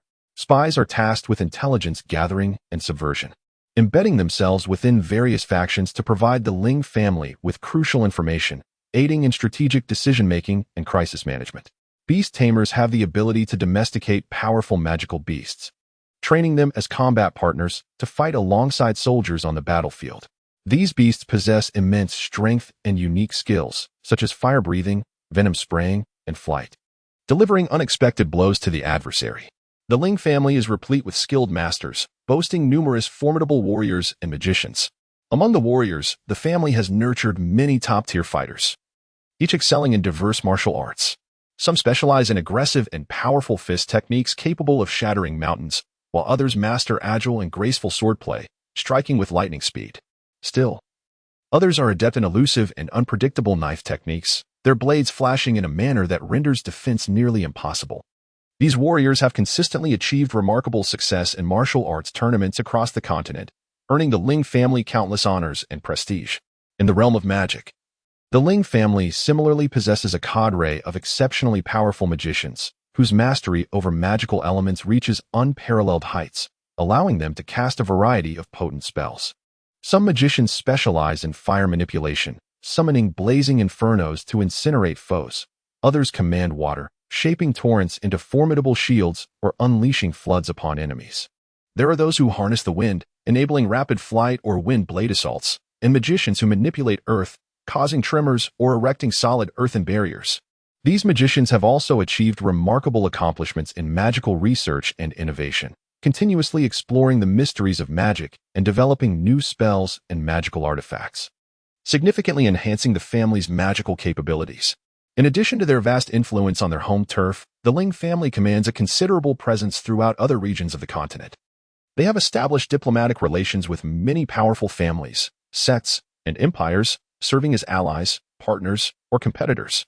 In terms of alliances, the Ling family has forged close partnerships with like-minded clans and sects to collectively confront external threats and challenges. These allies provide mutual support and assistance, engaging in extensive collaboration across resource sharing, intelligence exchange, and military cooperation.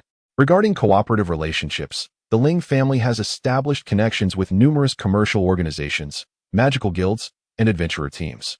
They collaborate in areas such as trade, magical research, and exploratory ventures, achieving a mutually beneficial outcome. In terms of rivalry, the Ling family contends with several equally formidable clans and sections. They engage in fierce competition over territorial expansion, resource acquisition, and talent recruitment. A rivalry that propels the Ling family to continually enhance its strength and competitiveness. The family system of the Lings is both comprehensive and rigorous, with a clear hierarchical structure and division of responsibilities within the clan. The ultimate authority resides with the family patriarch, an esteemed elder of considerable strength and respect, who oversees all family affairs and formulates development strategies and major decisions.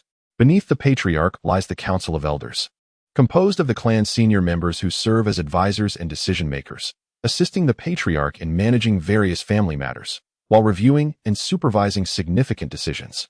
Family members are categorized into different ranks and tiers based on their talents, strength, and achievements, each enjoying varying degrees of privileges and resource allocation.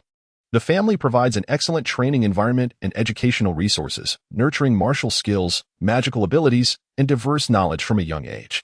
Moreover, a strict system of rewards and punishments is in place. Those who excel and contribute significantly to the family are rewarded generously and offered promotion opportunities, while those who violate family regulations or harm its interests face severe penalties, including expulsion.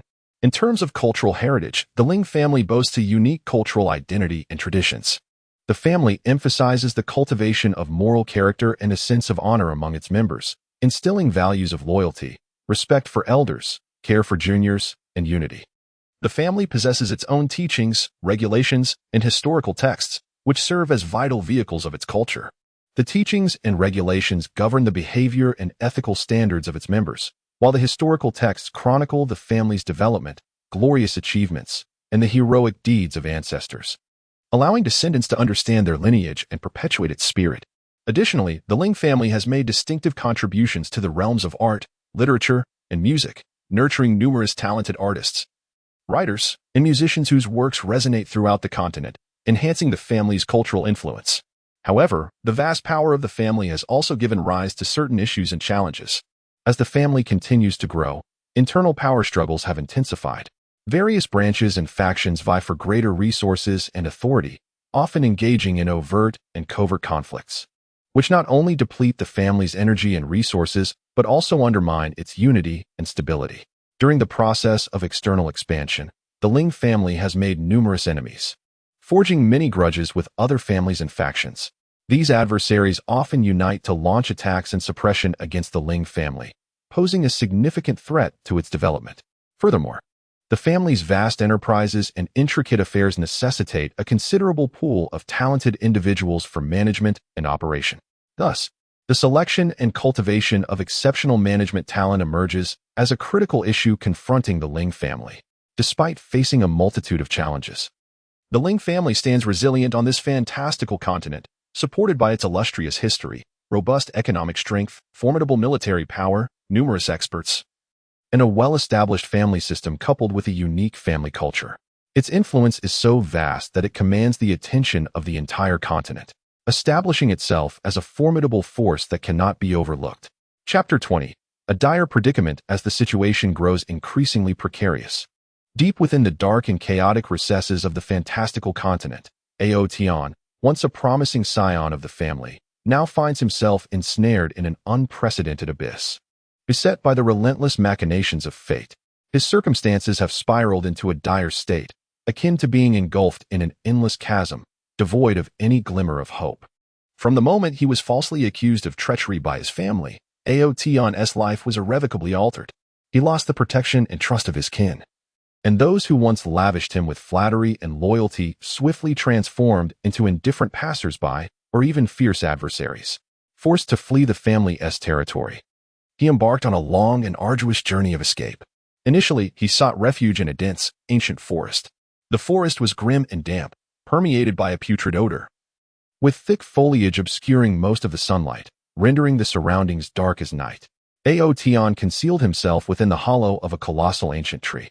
The space was constricted, forcing him to curl his body, enduring the physical discomfort and mental torment. The occasional roars of wild beasts and the eerie movements of unknown creatures heightened his anxiety to an extreme. He dared not kindle a fire for warmth, nor venture out in search of sustenance, relying solely on a meager supply of dried rations he had brought along to sustain his life. With limited provisions, each bite was weighed carefully in his mind, as he was uncertain when or where his next meal would materialize. However, the family's pursuers soon tracked him to this forest, akin to hounds with an acute sense of smell, leaving no stone unturned in their search for Ao Tian. Through the crevice of the tree hollow, he glimpsed familiar yet alien figures weaving through the underbrush, clad in the family's specially tailored black attire and wielding sharp weapons. Their eyes glinted with a cold, murderous intent.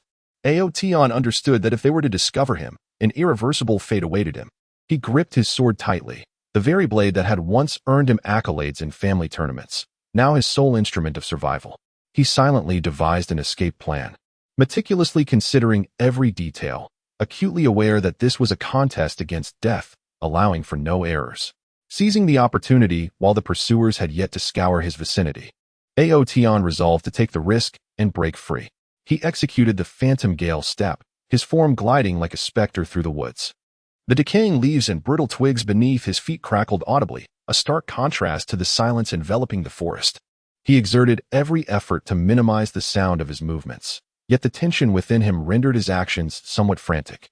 The pursuers from his family soon sensed the disturbance and rapidly converged towards the source of the noise. Ao Tian, you have nowhere left to flee. Surrender yourself. One of the pursuers bellowed, his voice echoing through the trees with an undeniable authority. Ao Tian did not respond. His sole conviction was to survive. He quickened his pace, utilizing the cover of the trees to continually shift his position. At times, he leaped high, grasping branches to propel himself through the air. At other moments, he crouched low, inching forward through the underbrush. His eyes were fixed on the path ahead, while he remained vigilant of his surroundings, fearful of being encircled by his foes. In the midst of the frantic chase, Ao Tian inadvertently stumbled into a marshland. A pungent odor permeated the air, and although the surface appeared tranquil, it concealed peril beneath. The moment one of his feet touched the marsh, he felt an overwhelming force tugging him downward. Alarmed, he attempted to extricate his foot, only for the other to sink deeper into the mire. He struggled, his body swaying precariously within the swamp. The more he fought, the quicker he became ensnared. By this time, the family pursuers had reached the edge of the marsh, halting to revel in his predicament, smug smiles adorning their faces. Huh, Ao Tian, this shall be your grave. One of the pursuers scoffed. Despair washed over Ao Tian, yet he refused to surrender. He took a deep breath, striving to regain his composure. Memories of a book he had once perused in the family library about surviving in marshlands flooded his mind, detailing strategies for evading marsh traps. Following the instructions within, he gradually laid his body flat against the surface of the swamp, attempting to increase his contact area to slow his descent. With utmost caution, he began to probe the marsh with his hands, searching for a more solid anchor. After arduous efforts, he finally grasped a sturdy branch. Clinging to it with all his might, slowly pulling himself free from the mire. Emerging from the swamp, his body caked in mud and utterly fatigued, Aotian knew he could not afford to rest. He sprinted deeper into the forest, the relentless footsteps of his family's pursuers echoing behind him. His clothes were torn by branches, skin lacerated by thorns, blood streaming, yet he could not dwell on the pain. Only one thought consumed him: to evade his pursuers. After several days of fleeing through the forest, Aotian's provisions had long been depleted, and hunger loomed ominously. He was compelled to seek out wild fruits and vegetables to stave off starvation. However, many plants within the forest were toxic, and he dared not take chances. Drawing upon the herbal knowledge he had acquired within his family, he cautiously discerned which plants might be safe to consume. Each attempt felt akin to a life-or-death gamble. For a single misstep could lead him to unwittingly consume a toxic plant, resulting in his demise. After numerous endeavors, Aotian finally discovered some edible wild fruits and vegetables. He devoured them ravenously. Though their taste was far from delightful, to him, they represented the most exquisite delicacies in existence. Once his hunger was satiated, he experienced a modicum of revitalization, yet he remained acutely aware of the perilous situation he was in. As time progressed, the search radius of his family's pursuers expanded, rendering Aotian's circumstances increasingly dire. He was compelled to abandon the forest and venture into a desolate desert.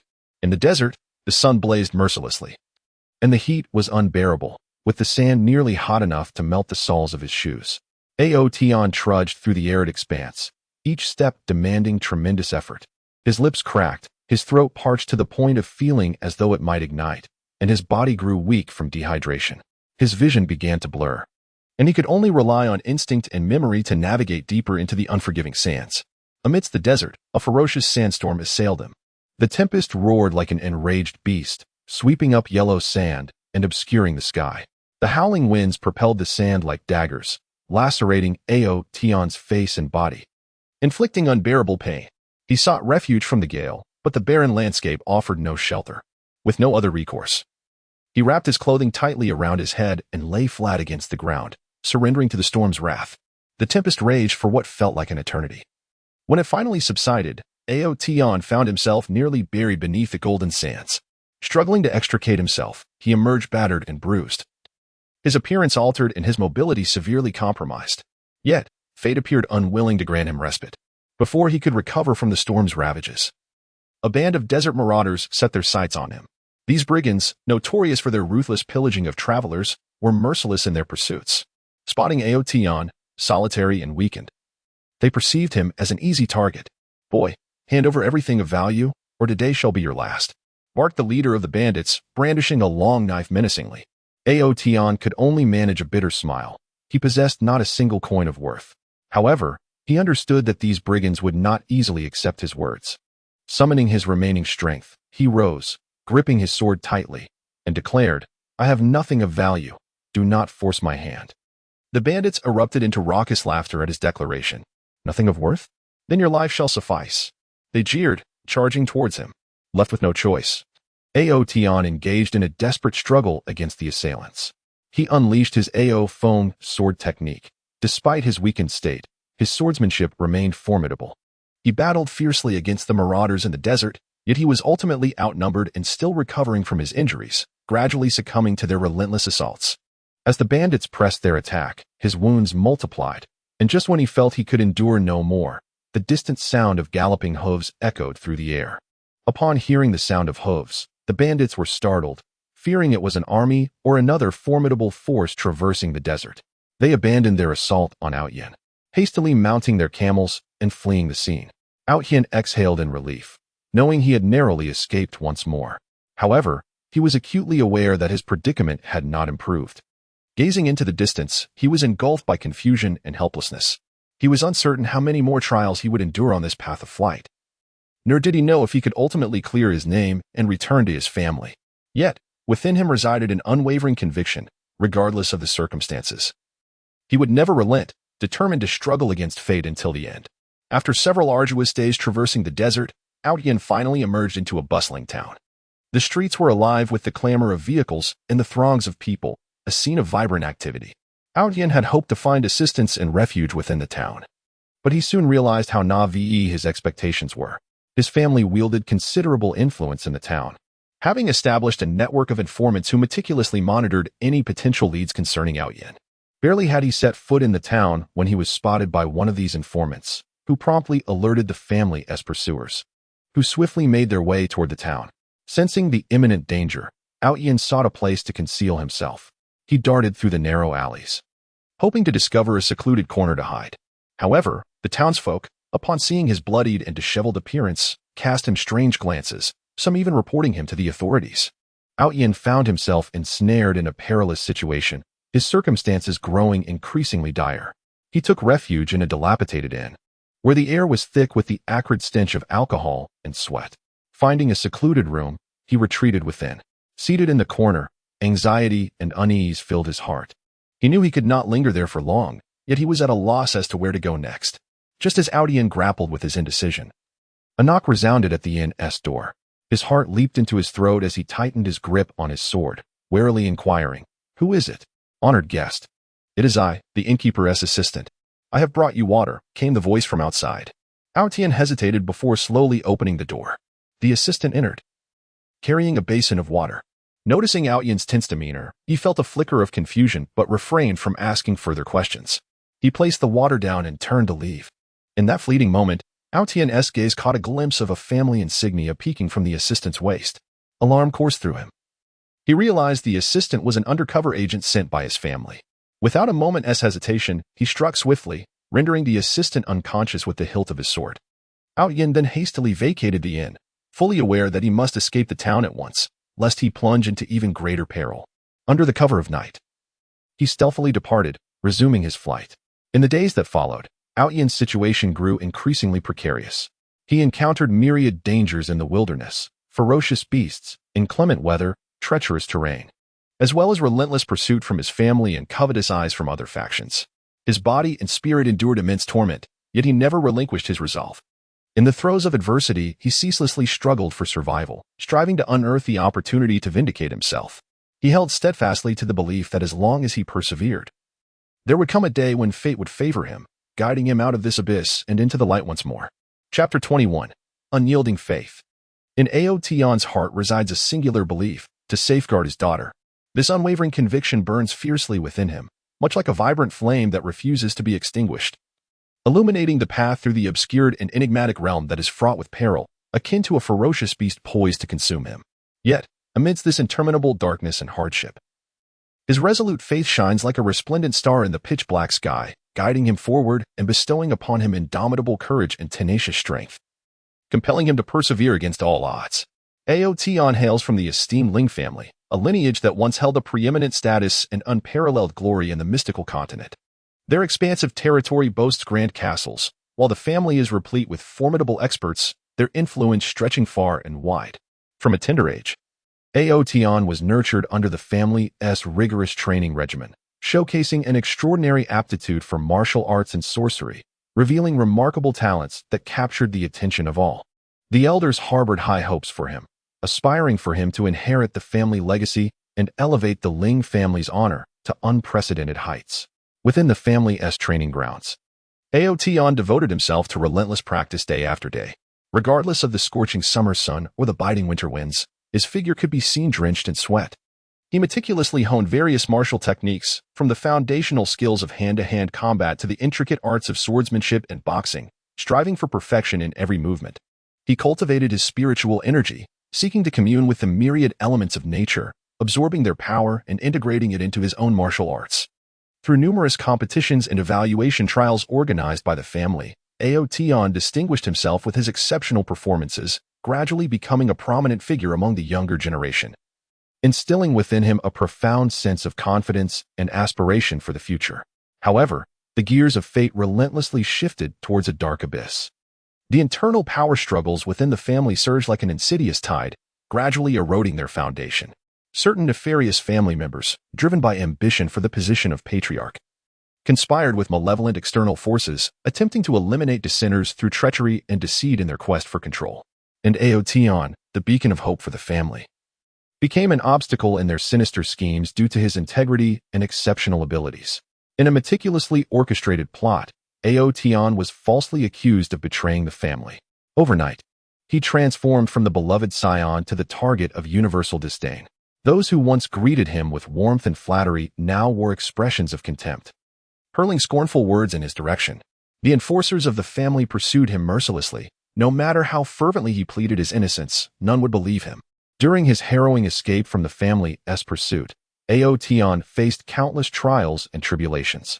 He fled through dense forests, the relentless footsteps and shouts of his pursuers echoing behind him. The underbrush tore at his clothing and skin, leaving him bloodied, yet he paid no heed to the pain. Driven to run with all his might, he traversed treacherous mountains, where the steep paths offered little purchase, each misstep threatening to plunge him into unfathomable depths. The howling winds roared beside him, as if intent on casting him into the abyss below, yet he clung tenaciously to the rocky cliff, struggling upward step by arduous step. In the frigid embrace of the night, he curled in a corner of a cave, enduring the pangs of hunger and cold. Yet his heart remained steadfast in the belief of vindicating his name. During a fierce confrontation, Outyin found himself besieged by the formidable masters of his clan. They unleashed a torrent of potent martial arts and spells, launching relentless assaults upon him. Alone and undaunted in the face of overwhelming odds, Outyin summoned the mightiest swordsmanship he had mastered, the Outyin divine sword technique, as sword shadows blossomed around him like exquisite lotus flowers. His gaze was resolute and focused, driven by a singular conviction, to break through the encirclement and survive. Amidst the onslaught of his adversaries, he darted with agility, evading and countering with every strike infused with his anger and indomitable spirit. Despite numerous injuries, he refused to yield, and through unwavering perseverance and exceptional swordplay, he ultimately carved a path through the enemy ranks and escaped. On his flight, Outyin encountered kindred spirits. Among them was Linyu, a stealthy assassin who had departed from his clan due to its nefarious influences, Su Yao, a compassionate healer whose gentle hands mended Outnin's wounds, and Hu Li, a mighty warrior from the barbarian tribes whose generous spirit was moved by Outnin's plight, compelling him to fight alongside him. Together, they traversed the continent, confronting myriad dangers and challenges. During an expedition to ancient ruins, they stumbled upon a mysterious stone tablet, inscribed with archaic runes and symbols, seemingly concealing a monumental secret. Utilizing the knowledge acquired within his family, Outyin diligently studied the tablet, and after considerable effort, he deciphered portions of its content, revealing the existence of a fabled temple at the continent's edge wherein lay the key evidence to prove his innocence. However, the path to the temple was fraught with peril, guarded by formidable beasts and shrouded in enigmatic traps and restrictions. Undeterred by these challenges, Outyin's resolve only strengthened. He declared to his companions, "Regardless of the trials that lie ahead, I shall journey to that temple. It is my sole opportunity, the beacon of hope to clear my name. I believe that with our collective strength, we can surmount any obstacle." Inspired by his unwavering conviction, his friends pledged to accompany him on this quest.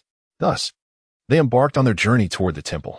As they traversed a searing desert, the sun blazed overhead, the heat unbearable, and the scorching sand nearly melted the soles of their shoes. Their water supply dwindled swiftly, leaving them weakened from dehydration. Yet Outyin continually encouraged them, "Hold on. We shall surely find our way out of this desert." Supporting one another with indomitable resolve, they eventually discovered an oasis within the desert, replenishing their water and food, restoring their strength. Upon entering a mysterious valley, they were besieged by a horde of formidable beasts. These creatures were colossal and ferocious, launching a savage attack against them. Outyin led his companions into a fierce battle against the monstrous beasts. He unleashed the upgraded version of his Outyin sword technique, the Aosi Chaotic Sword, with powerful sword energy intertwining and repelling the beasts. Linyu, employing his stealth skills, quietly maneuvered behind the monsters to launch a surprise attack. Meanwhile, Siyu cast healing spells to tend to the injured allies. Huli wielded a colossal battle axe, engaging the beast head-on, each strike imbued with formidable strength that commanded respect from the foes. Through their collective efforts, they triumphed over the monsters and pressed onward towards the temple. As they drew nearer to the temple, the perils they faced grew increasingly formidable. They encountered a terrifying magical storm, a tempest infused with elemental powers, where lightning, flames, and frost intertwined, posing a significant threat. Outyin, with his acute perception of elemental forces, guided his companions in seeking a safe passage through the storm. He directed them to utilize the terrain and their respective skills to evade and resist, and although the endeavor was arduous, they never relinquished hope. At last, they arrived at the fabled temple, a grand edifice exuding an aura of mystery. However, the entrance was obstructed by a potent barrier. Yin meticulously studied the runic structure of the barrier, endeavoring to uncover a means of breach.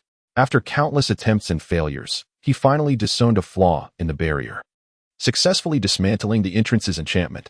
Upon entering the temple, they discovered an ancient tome deep within its recesses. The volume meticulously chronicled the truth behind the internal power struggles of the family and the entire saga of Tian's wrongful accusation. It revealed that an elder within the family, driven by personal greed, had colluded with external malevolent forces to orchestrate a series of conspiracies aimed at eliminating Yin as a rival and seizing the position of family head. Clutching the tome, Yin's heart swelled with both anger and elation. He was enraged that a member of his own family could resort to such unscrupulous machinations against him. Yet he rejoiced at having finally unearthed evidence to vindicate himself.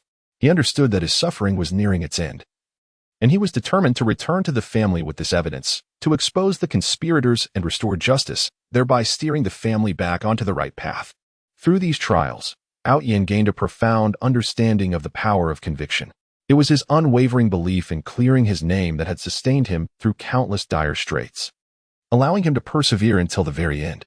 This conviction not only propelled him through his arduous journey but also inspired those around him, uniting them in their quest for justice. Now, armed with hope and evidence, he embarked on his journey back to the family, confident that righteousness would ultimately triumph over evil, and that his belief would once again illuminate the family's path. Chapter 22. Protecting the daughter in that enigmatic town, forgotten by time, there lived a man named Yin.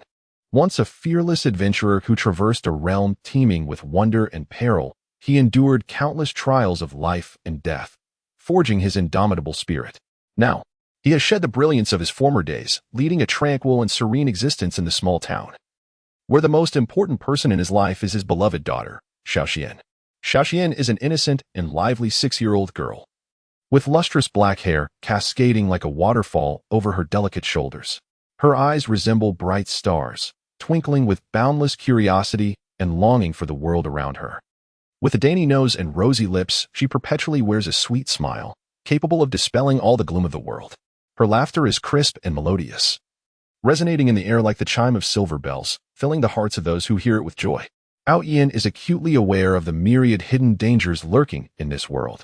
Although the small town appears serene and harmonious, he has never once let his guard down, always considering the protection of his daughter as the most paramount mission of his life.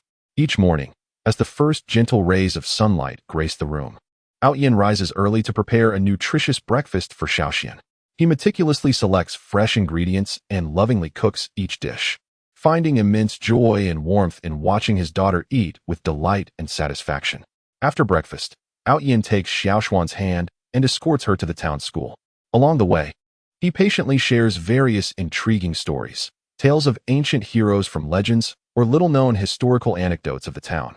Xiaoxian listens with rapt attention, her curious eyes shimmering with excitement, occasionally posing innocent questions, which Yin answers one by one, their laughter echoing through the streets of the town. At the school, Yin carefully reminds Xiaoxian to study diligently and to befriend her classmates. He stands at the school gate, watching her skip happily into the classroom, feeling at ease only when her figure disappears from his sight. During her classes, Yin remains active, strolling through the town, engaging in casual conversations with neighbors, while also keeping a vigilant eye out for any unusual occurrences. He inspects the town's defensive measures, ensuring readiness in the face of potential dangers. As dusk falls and the setting sun bathes the entire town in a golden hue, Yin appears punctually at the school gate to await Xiaoxian's dismissal.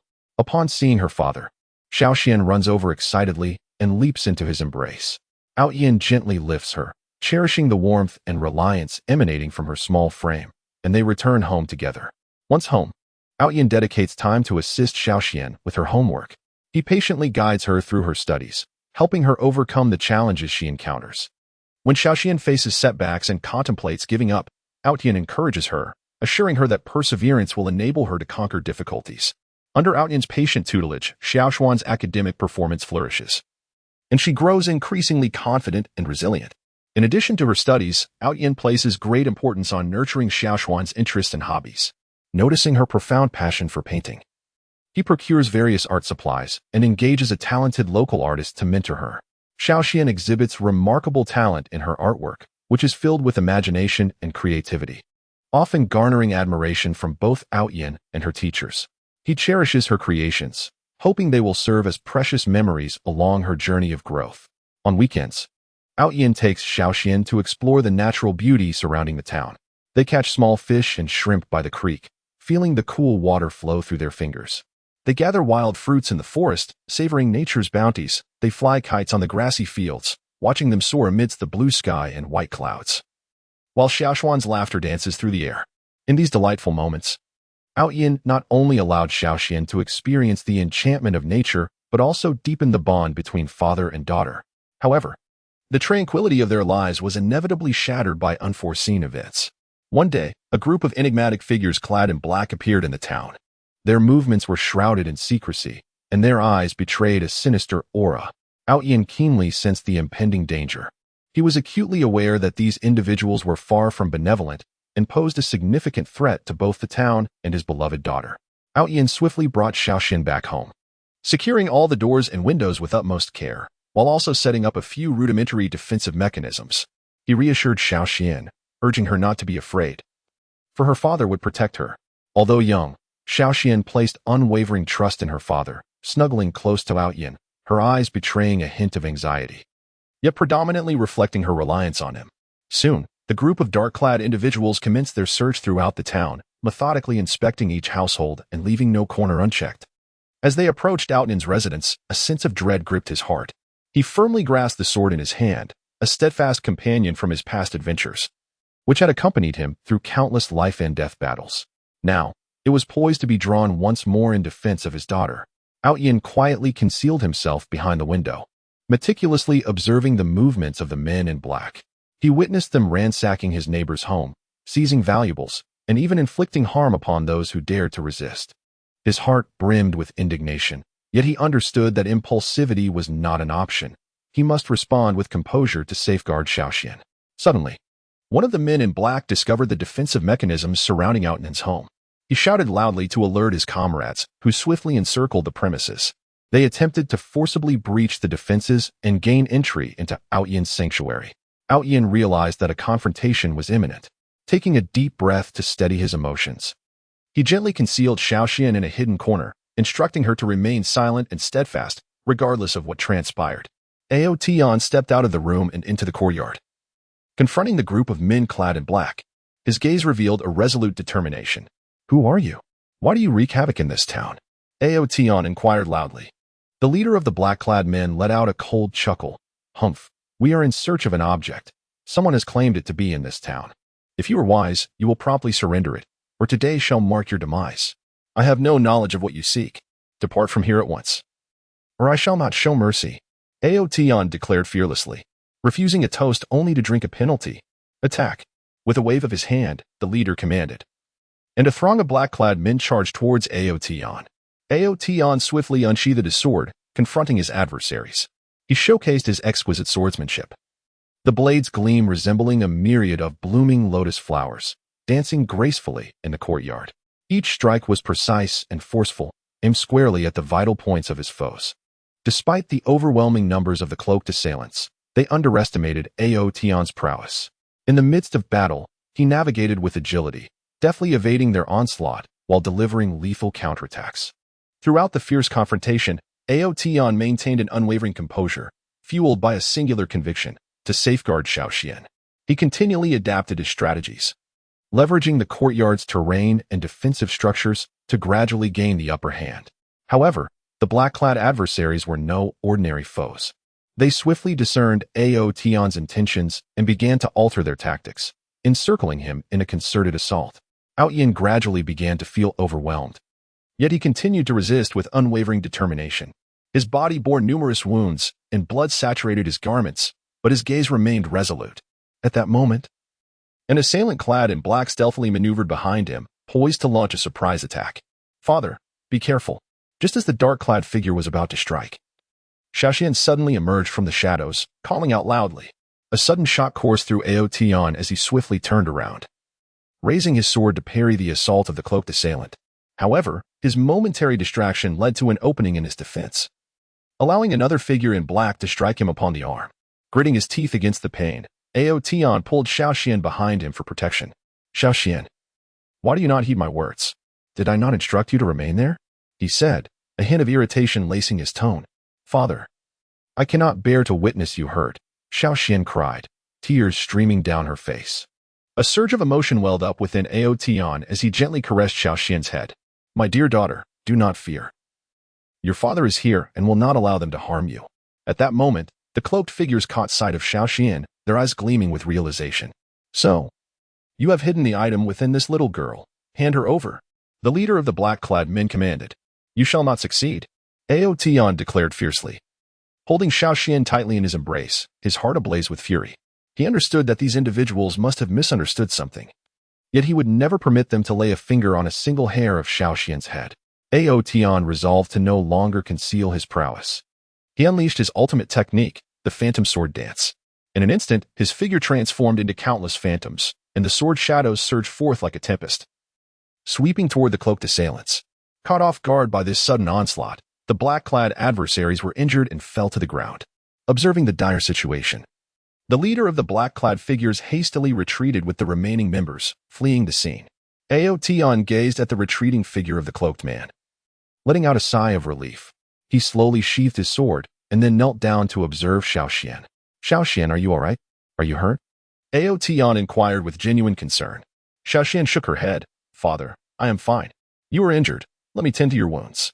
As Ao Yin gazed upon his daughter's understanding demeanor, his heart brimmed with contentment. He recognized that this peril was merely the beginning. He must exercise even greater caution to safeguard Xiaoxian.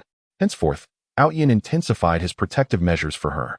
He imparted to Xiaoxian some fundamental self-defense techniques, enabling her to possess a degree of self-preservation in the face of danger. Additionally, he rallied several residents of the town to establish a self-defense team, collectively ensuring the safety of their community.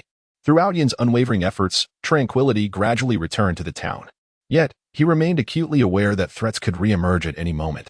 He vowed to remain by Xiaoxuan's side, dedicating his very life to shield her, allowing her to flourish in a secure and joyous environment. Regardless of the multitude of challenges and adversities that the future may hold, his conviction would remain steadfast, for in his heart, his daughter was his everything. Chapter 23. The most important person. Ao Yin is acutely aware that his daughter is the most significant person in his life, in this world. Ao Yin was acutely aware that his daughter was the most significant person in his life. Amidst the tumultuous changes of that fantastical realm, Ao Yin, a man once cast into the abyss by the conspiracies and betrayals of his family, had, after enduring countless tribulations, discovered a vibrant and invaluable light in his life, his daughter, Linger. He would forever cherish the moment of Linger's birth. It took place in a secluded valley, within a humble wooden cottage, where his wife, Su Yao, endured hours of excruciating pain and torment. Amidst the mingling of sweat and blood, she summoned every ounce of her strength to bring Linger into this world. When that faint yet life-affirming cry rang out, Ao Yin's heart was instantly overwhelmed with an unprecedented emotion. Trembling, he carefully cradled the tiny, delicate form. Gazing at her wrinkled little face, her tightly shut eyes, and the breath that flowed like a fine thread, tears involuntarily blurred his vision. In that moment, he silently vowed that no matter how treacherous the road ahead, he would devote everything to protect this little life, for she was his most precious treasure in this world, the sole ray of light in his dark existence. From a young age, Linger exhibited remarkable intelligence and agility. As soon as she learned to take her first wobbly steps, she could keenly sense the subtle changes in her surroundings. Whenever a stranger approached, a flicker of caution would flash in her bright eyes, instinctively retreating behind Ao Yin. Clutching the hem of his garment, as if in her innocent heart, her father was her strongest support. As long as he was there, nothing could harm her. Yet when alone with Ao Yin, she transformed into a lively and adorable little angel. She would joyfully dash across the lush green meadow, chasing vibrant butterflies, her laughter ringing like silver bells, echoing throughout the valley. Each time she stumbled, she would resolutely pick herself up, dust off her clothes, and continue to giggle and frolic. Her tenacity and optimism stirred both tenderness and pride within Ao Yin. As she grew older, Linger's curiosity about the world intensified. She would often pester Ao Yin to recount the legendary tales of the fantastical continent. Ao Yin would sit beneath the ancient tree in front of their wooden cottage, gently holding Linger in his arms, and in a deep, soothing voice, he would narrate the splendor and decline of ancient families, The fearless exploits of valiant heroes among perilous peaks, and the wondrous sights of mysterious sorcerers wielding elemental powers. Linger would listen intently, her eyes sparkling with curiosity and longing, her little mind brimming with boundless imagination about the world beyond. Occasionally, she would pose innocent yet thought-provoking questions that left Yin pondering, such as why good people suffer misfortune and why families engage in conflict. These inquiries often left him at a loss for words. Yet he understood that this was Lingo's burgeoning quest to comprehend life and the world around her. He must guide her in cultivating a correct value system and worldview. When Linger turned 5, a sudden, severe illness nearly snatched away her fragile life. During those days, Linger's fever raged on, her small face flushed crimson, and she lay in a state of unconsciousness, occasionally murmuring in agony. Yin was consumed with urgency as he held Linger tightly, sprinting through the torrential downpour for several dozen miles in search of a doctor in the town. The rain soaked him to the skin, and the road was a treacherous mire. He stumbled but rose again, never daring to pause. When he finally found the physician, Yin was utterly exhausted. Yet his eyes still radiated determination and anxiety. During Lingo's illness, Yin kept a vigilant watch over her bedside day and night, his gaze never straying from her delicate face. He personally prepared her medicine, meticulously concocting and brewing each bowl with care. Gently, he lifted Linger, cooling the medicine before patiently coaxing her to drink. His eyes filled with tenderness and love. Under his devoted care, Linger gradually regained her health. In that moment, Yin profoundly realized that his daughter's well-being and happiness constituted the entirety of his life's meaning. If it were possible, he would willingly trade everything to ensure her safety. However, Yin was acutely aware that the world was fraught with peril. Although his family had once wronged him, their influence remained formidable, with their spies scattered across the continent. He feared that one day they might uncover his and Linger's whereabouts, bringing harm to her. To safeguard his daughter, he resolved to teach her some self-defense techniques. In a tranquil valley, Yin carved out time each day to instruct Linger in the cultivation of spiritual energy. He began with the most fundamental breathing exercises, patiently guiding her to sense the spiritual energy in the air and draw it into her being for her own use. Linger approached her studies with great seriousness. Following her father's teachings, she would rise early each morning to meditate in the valley. With her eyes tightly shut and her small face taut, she diligently controlled her breathing and the flow of her energy.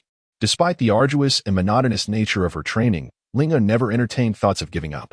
She understood that only by becoming strong could she protect herself in this dangerous world and alleviate her father's worries. In addition to cultivating her spiritual energy, Yin also taught Linger the art of swordsmanship. He crafted a delicate sword for her, its hilt adorned with a translucent gem that sparkled enchantingly under the sun's rays. Yin wielded the sword, demonstrating the fundamental movements of the technique with precision. Linger, grasping her small sword, mimicked her father's actions with focused resolve. Though her movements were still unrefined, each swing was imbued with strength and determination. Yin attentively observed her, correcting her missteps as necessary. He imparted to Linger that swordsmanship was not merely a combat skill, but also a spiritual discipline. In the face of adversaries, one must possess a calm mind, unwavering conviction, and fearless courage. Linger ingrained her father's words deeply in her heart, practicing tirelessly, even as her arms ached and her clothes were soaked with sweat. In their daily life, Yin attended to Linger's every need with meticulous care.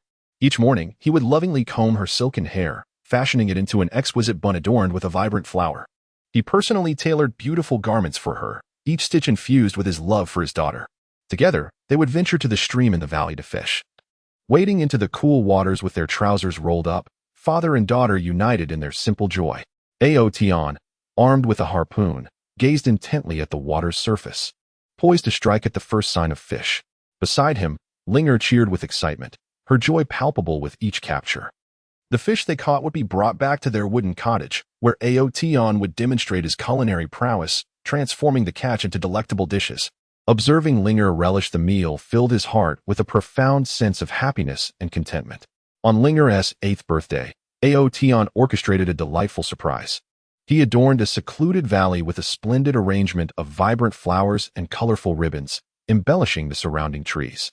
He crafted an exquisite birthday cake, topped with 8 candles, symbolizing Linger's milestone.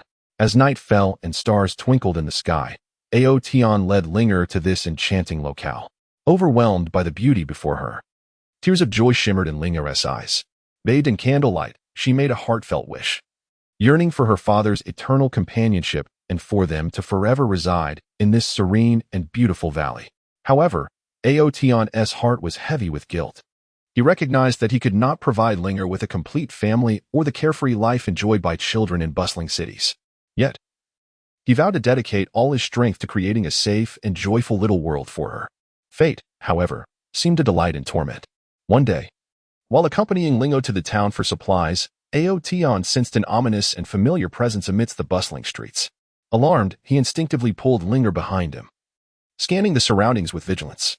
Suddenly, a group of men clad in black appeared before them, assassins sent by Aotion's family to eliminate him and his daughter. Aotion, did you think you could escape? Today marks the end for you both, the leader of the assassins declared coldly.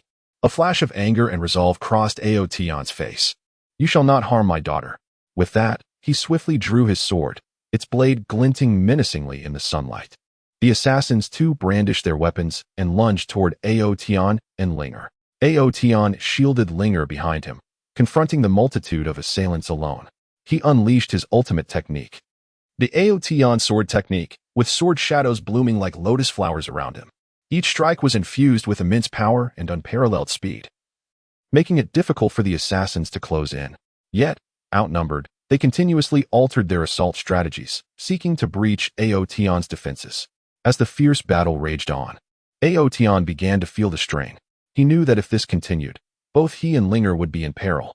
He needed to devise a way to break free. Seizing an opportunity, he executed the swift wind step, moving like lightning towards a vulnerable point in the encircling assassins. Taken aback by a sudden maneuver, a gap appeared in their formation. Aotion seized the chance, grasping Lingo's hand, and dashed toward the outskirts of the town. The assassins pursued relentlessly, their speed closing the distance between them and Aotion and Linger. In the heart of Aotion, a profound sense of urgency surged.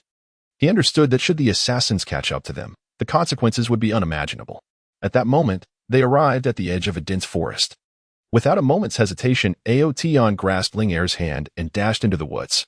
The forest, with its towering trees and intricate terrain, provided them with a modicum of cover. Aotion navigated through the underbrush with Linger, skillfully utilizing the foliage to continually alter their escape route. The assassins, now adrift within the thicket, could only scour the surroundings in vain. After an arduous flight through the forest, Aotion and Linger finally evaded their pursuers. They sought refuge in a concealed cave, where Aotion held Linger tightly, feeling the rapid beat of her heart against him. A wave of guilt and dread washed over him. Had it not been for his negligence, Linger would not have found herself in such perilous circumstances. From that day forth, Aotion became ever more vigilant in safeguarding Linger. He was acutely aware that the vendetta from his family would not cease. They must remain perpetually alert to survive in this treacherous world. In the days that followed, Aotion and Linger evaded the relentless pursuit of their kin, seeking sanctuary in the desolate mountains and leading a life of incessant hardship. Yet, regardless of the tribulations they faced, Aotion never wavered in his commitment to protect his daughter. With his unwavering love and strength, he created a haven for Linger amidst the chaos. He reassured her that no matter the challenges they encountered, they must confront them with courage, for they were each other's most vital support in this world. Under her father's steadfast companionship and protection, Linger gradually blossomed into a resilient and brave young girl. She knew that as long as her father was by her side, she had nothing to fear. In this realm of danger and trials, the bond between Aotion and Linger shone like radiant stars, illuminating the dark night sky with an eternal glow, becoming their most solid foundation through turbulent times. Chapter 24. Who dares to harm her? In that realm shrouded in mystery and peril, Aotion, a man of unwavering determination who had endured countless trials and tribulations, discovered the singular precious light in his life, his daughter, Xiaoyu. Her birth was akin to a brilliant star illuminating his shadowy existence, rendering her the softest and most treasured presence in Aotion's heart, embodying all the warmth and hope in a frigid world. From a young age, Xiaoyu radiated the brightness and innocence of a spring sun. Her expressive eyes resembled crystal-clear waters, reflecting the beauty of the world around her, filled with boundless curiosity and kindness. Whenever she smiled, her melodious laughter echoed like silver bells in the air, capable of dispelling all gloom and darkness.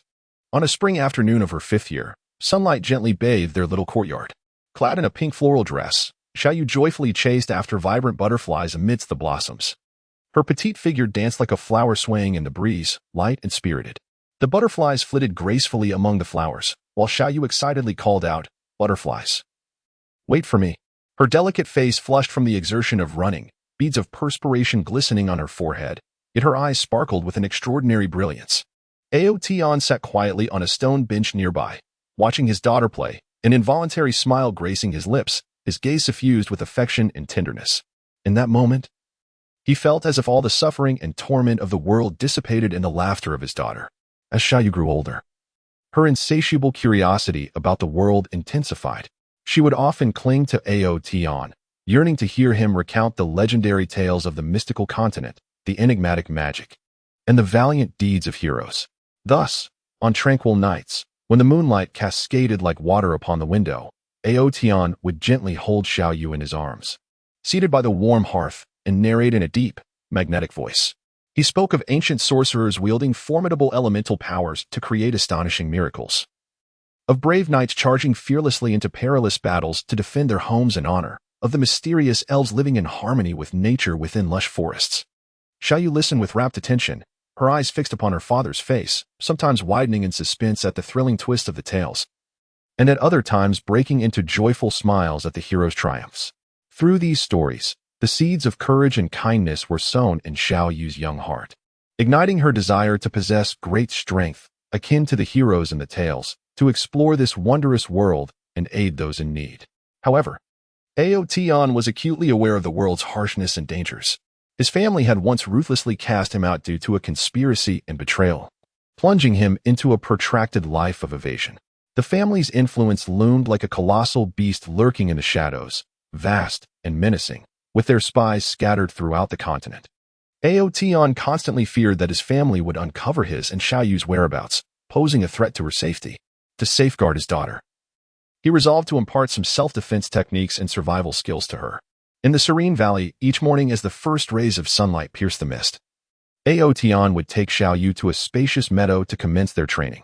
He began with fundamental physical conditioning, teaching her to enhance her strength and agility through running, jumping, and climbing. Although still young, Xiaoyu was remarkably diligently completing her father's assignments. She gritted her teeth, persevering through lap after lap, never complaining even as her clothes became soaked with sweat. In addition to physical training, Aotian meticulously instructed Xiaoyu in cultivating her spiritual energy. He patiently elucidated the mysteries of spiritual power, guiding her on how to sense the ethereal energy in the air and channel it into her body for her own use. Throughout her training, Xiaoyu often encountered various challenges and setbacks. At times, she would feel disheartened and defeated when unable to perceive the spiritual energy successfully. Yet Aotian was always there to encourage her, reminding her not to lose heart, for every practitioner encounters such phases. With perseverance, success is inevitable. Bolstered by her father's encouragement, Xiaoyu regained her resolve and dedicated herself to her training with renewed vigor. Each day, she would rise early and journey to a tranquil corner of the valley, seeking to calm her mind and attune herself to the presence of spiritual energy. After a prolonged period of perseverance, Xiaoyu finally succeeded in drawing the spirit into her being. In that moment, she joyfully ran to Aotian, her eyes shimmering with tears of excitement. "Father, I did it. I can feel the spiritual energy." Aotian gazed at his daughter with a heart brimming with pride and satisfaction. On the occasion of Xiaoyu's 8th birthday, Aotian meticulously prepared a special gift for her. He took her to a mysterious ancient relic. The air within the relic was thick with an aura of enigma and antiquity, its walls adorned with an array of peculiar runes and patterns, seemingly narrating tales of a distant past. Aotian informed Xiaoyu that within this relic lay a formidable magical power, and if she could uncover and comprehend it, her strength would be significantly enhanced. Xiaoyu's eyes sparkled with exhilaration and anticipation as she eagerly began to explore the relic. Deep within the relic, Xiaoyu stumbled upon a tome that emitted a faint glow, a manual of magic. The moment she grasped the book, a surge of potent energy coursed through her body, and her mind was instantly flooded with various mysterious spells and incantations. Following the instructions within the tome, she began to attempt casting magic. With her eyes closed and her focus unwavering, she chanted softly, Suddenly, a gentle radiance burst forth from her hands, illuminating the entire relic. Aotian, witnessing his daughter successfully wielding magic, wore a smile of contentment. He understood that she was gradually maturing and growing stronger. Yet he also recognized that with her growth would come an increase in peril. One day, Aotian took Xiaoyu to the town to procure daily necessities. The town was bustling with activity, throngs of people mingling amidst an array of vibrant stalls. Xiaoyu, filled with excitement, navigated through the crowd, her curiosity piqued by her surroundings. However, Aotian remained ever vigilant, his gaze scanning the area for any potential threats. Suddenly, he sensed a familiar yet menacing presence drawing near. Alarmed, he instinctively grasped the sword at his waist and swiftly pulled Xiaoyu behind him. At that moment, a group of men clad in dark attire emerged before them. These were assassins dispatched by the Aotian family, their eyes cold and weapons gleaming with lethal intent, exuding a palpable aura of danger. Aotian, how long do you think you can hide? Today marks the end for you and your daughter. The leader of the assassins declared icily, his voice laced with malice and mockery. Aotian's expression hardened, his gaze turning as sharp and frigid as stars in a wintry night. He stared intently at the assassins, gritting his teeth as he proclaimed, "You dare to threaten us? Should anyone lay a hand on her, I will ensure you pay a grievous price." Without hesitation, he unsheathed his sword, its blade shimmering with a brilliant light under the sun.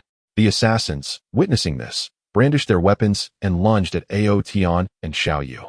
Aotian shielded Xiaoyu behind him, confronting the multitude of attackers alone.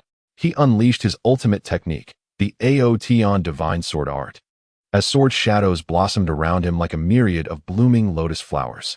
Each of his strikes was imbued with formidable power and unparalleled speed. The blade's wind howling past as if it could rend the very fabric of the air. The assassins found it difficult to close in, yet their numbers were overwhelming, and they continually altered their assault strategies in an attempt to breach Outyan's defenses. Amidst the fierce battle, Outyan gradually felt the strain. He understood that if this continued, both he and Xiaoyu would find themselves in peril. He had to devise a means of escape. Seizing an opportunity, he executed the wind-step technique, his form like lightning as he charged towards a vulnerable point in the circle of assassins. Caught off guard by Outyan's sudden maneuver, a gap momentarily appeared. Outyan seized the chance to grasp Xiaoyu's hand and sprinted towards the outskirts of the town. The assassins pursued relentlessly, their speed formidable. The distance between them and Outyan with Xiaoyu diminishing rapidly. Outyan's heart raced with urgency. He knew that if the assassins caught up to them, the consequences would be dire. Just then, they reached the edge of a dense forest. Without a moment's hesitation, Outyan pulled Xiaoyu into the woods. The thick trees and intricate terrain offered them a modicum of concealment. Outyan guided Xiaoyu through the forest, utilizing the cover of the trees to continuously alter their escape route. The assassins lost sight of their targets in the forest, forced to search aimlessly. After a prolonged dash through the woods, Outyan and Xiaoyu finally evaded their pursuers. They concealed themselves in a secluded cave, where Outyan held Xiaoyu tightly, feeling the rapid beat of her heart. His heart brimmed with guilt and trepidation. Had it not been for his negligence, Xiaoyu would not have found herself in such a perilous situation. From that moment on, Outyan became increasingly vigilant in protecting Xiaoyu. He recognized that the family's pursuit would not cease, and they must remain ever watchful to survive in this treacherous world. To better equip Xiaoyu for self-defense, Outyan resolved to lead her in search of a reclusive master residing deep in the mountains. This master was renowned across the continent for his exquisite martial skills and profound magical prowess. Under his tutelage, Xiaoyu's abilities would surely undergo a significant enhancement. After a lengthy journey, they finally arrived at the master's dwelling, a quaint abode perched atop a mist-shrouded peak, surrounded by lush bamboo groves, the environment serene and tranquil. Outyan and Xiaoyu bowed respectfully before the master, articulating their purpose. The master regarded Xiaoyu, a glimmer of approval flickering in his eyes. He decided to accept her as a disciple, imparting to her advanced martial techniques and magic. In the days that followed, Xiaoyu diligently studied under the master. Each dawn, she practiced her swordsmanship in the bamboo grove, striving for precision in every move. Under the master's guidance, her swordplay refined significantly, gradually evolving into a distinctive style of her own. Simultaneously, she delved into various magical arts, mastering many powerful spells. She learned to manipulate the element of fire, unleashing fierce flames to attack her foes. She mastered the water element, conjuring a solid water barrier for defense, and she harnessed the wind element, achieving rapid movement and flight. Xiaoyu's strength surged at an astonishing pace, yet she understood that all her learning served a singular purpose: to protect herself and her father. To endure in this perilous world. As time passed, Xiaoyu gradually blossomed into a formidable young woman. She possessed not only exceptional martial skills and exquisite magic, but also a heart imbued with courage and resilience. However, the looming threat from her family persisted like a shadow. On her 15th birthday, her family dispatched an even more powerful team of assassins to hunt them down. This time, the assassins were numerous and exceptionally skilled, each one an elite master from the family. When the assassins appeared before them, Ao Tian and Xiaoyu did not waver in the slightest. Ao Tian gripped his sword tightly, determination gleaming in his eyes. Xiaoyu, do not be afraid. We shall face them together. Xiaoyu nodded, and in her hand materialized a magic staff radiating with a blue light. She inhaled deeply, channeling her inner energy into the staff, preparing for the impending battle. The assassins launched the first assault, unleashing a torrent of powerful martial techniques and spells towards Ao Tian and Xiaoyu. Ao Tian executed the most formidable technique of the Ao Tian sword art, the Ao Shur Chaos Sword, with its powerful sword aura intertwining like a surging tide, crashing towards the enemy. Meanwhile, Xiaoyu waved her magic staff, incanting spells that released a series of potent magical attacks. Fire, frost, and lightning converged under her command, weaving into a dazzling and deadly magical storm. The battle raged fiercely, each side refusing to yield. Through their remarkable synergy and formidable strength, Ao Tian and Xiaoyu gradually gained the upper hand.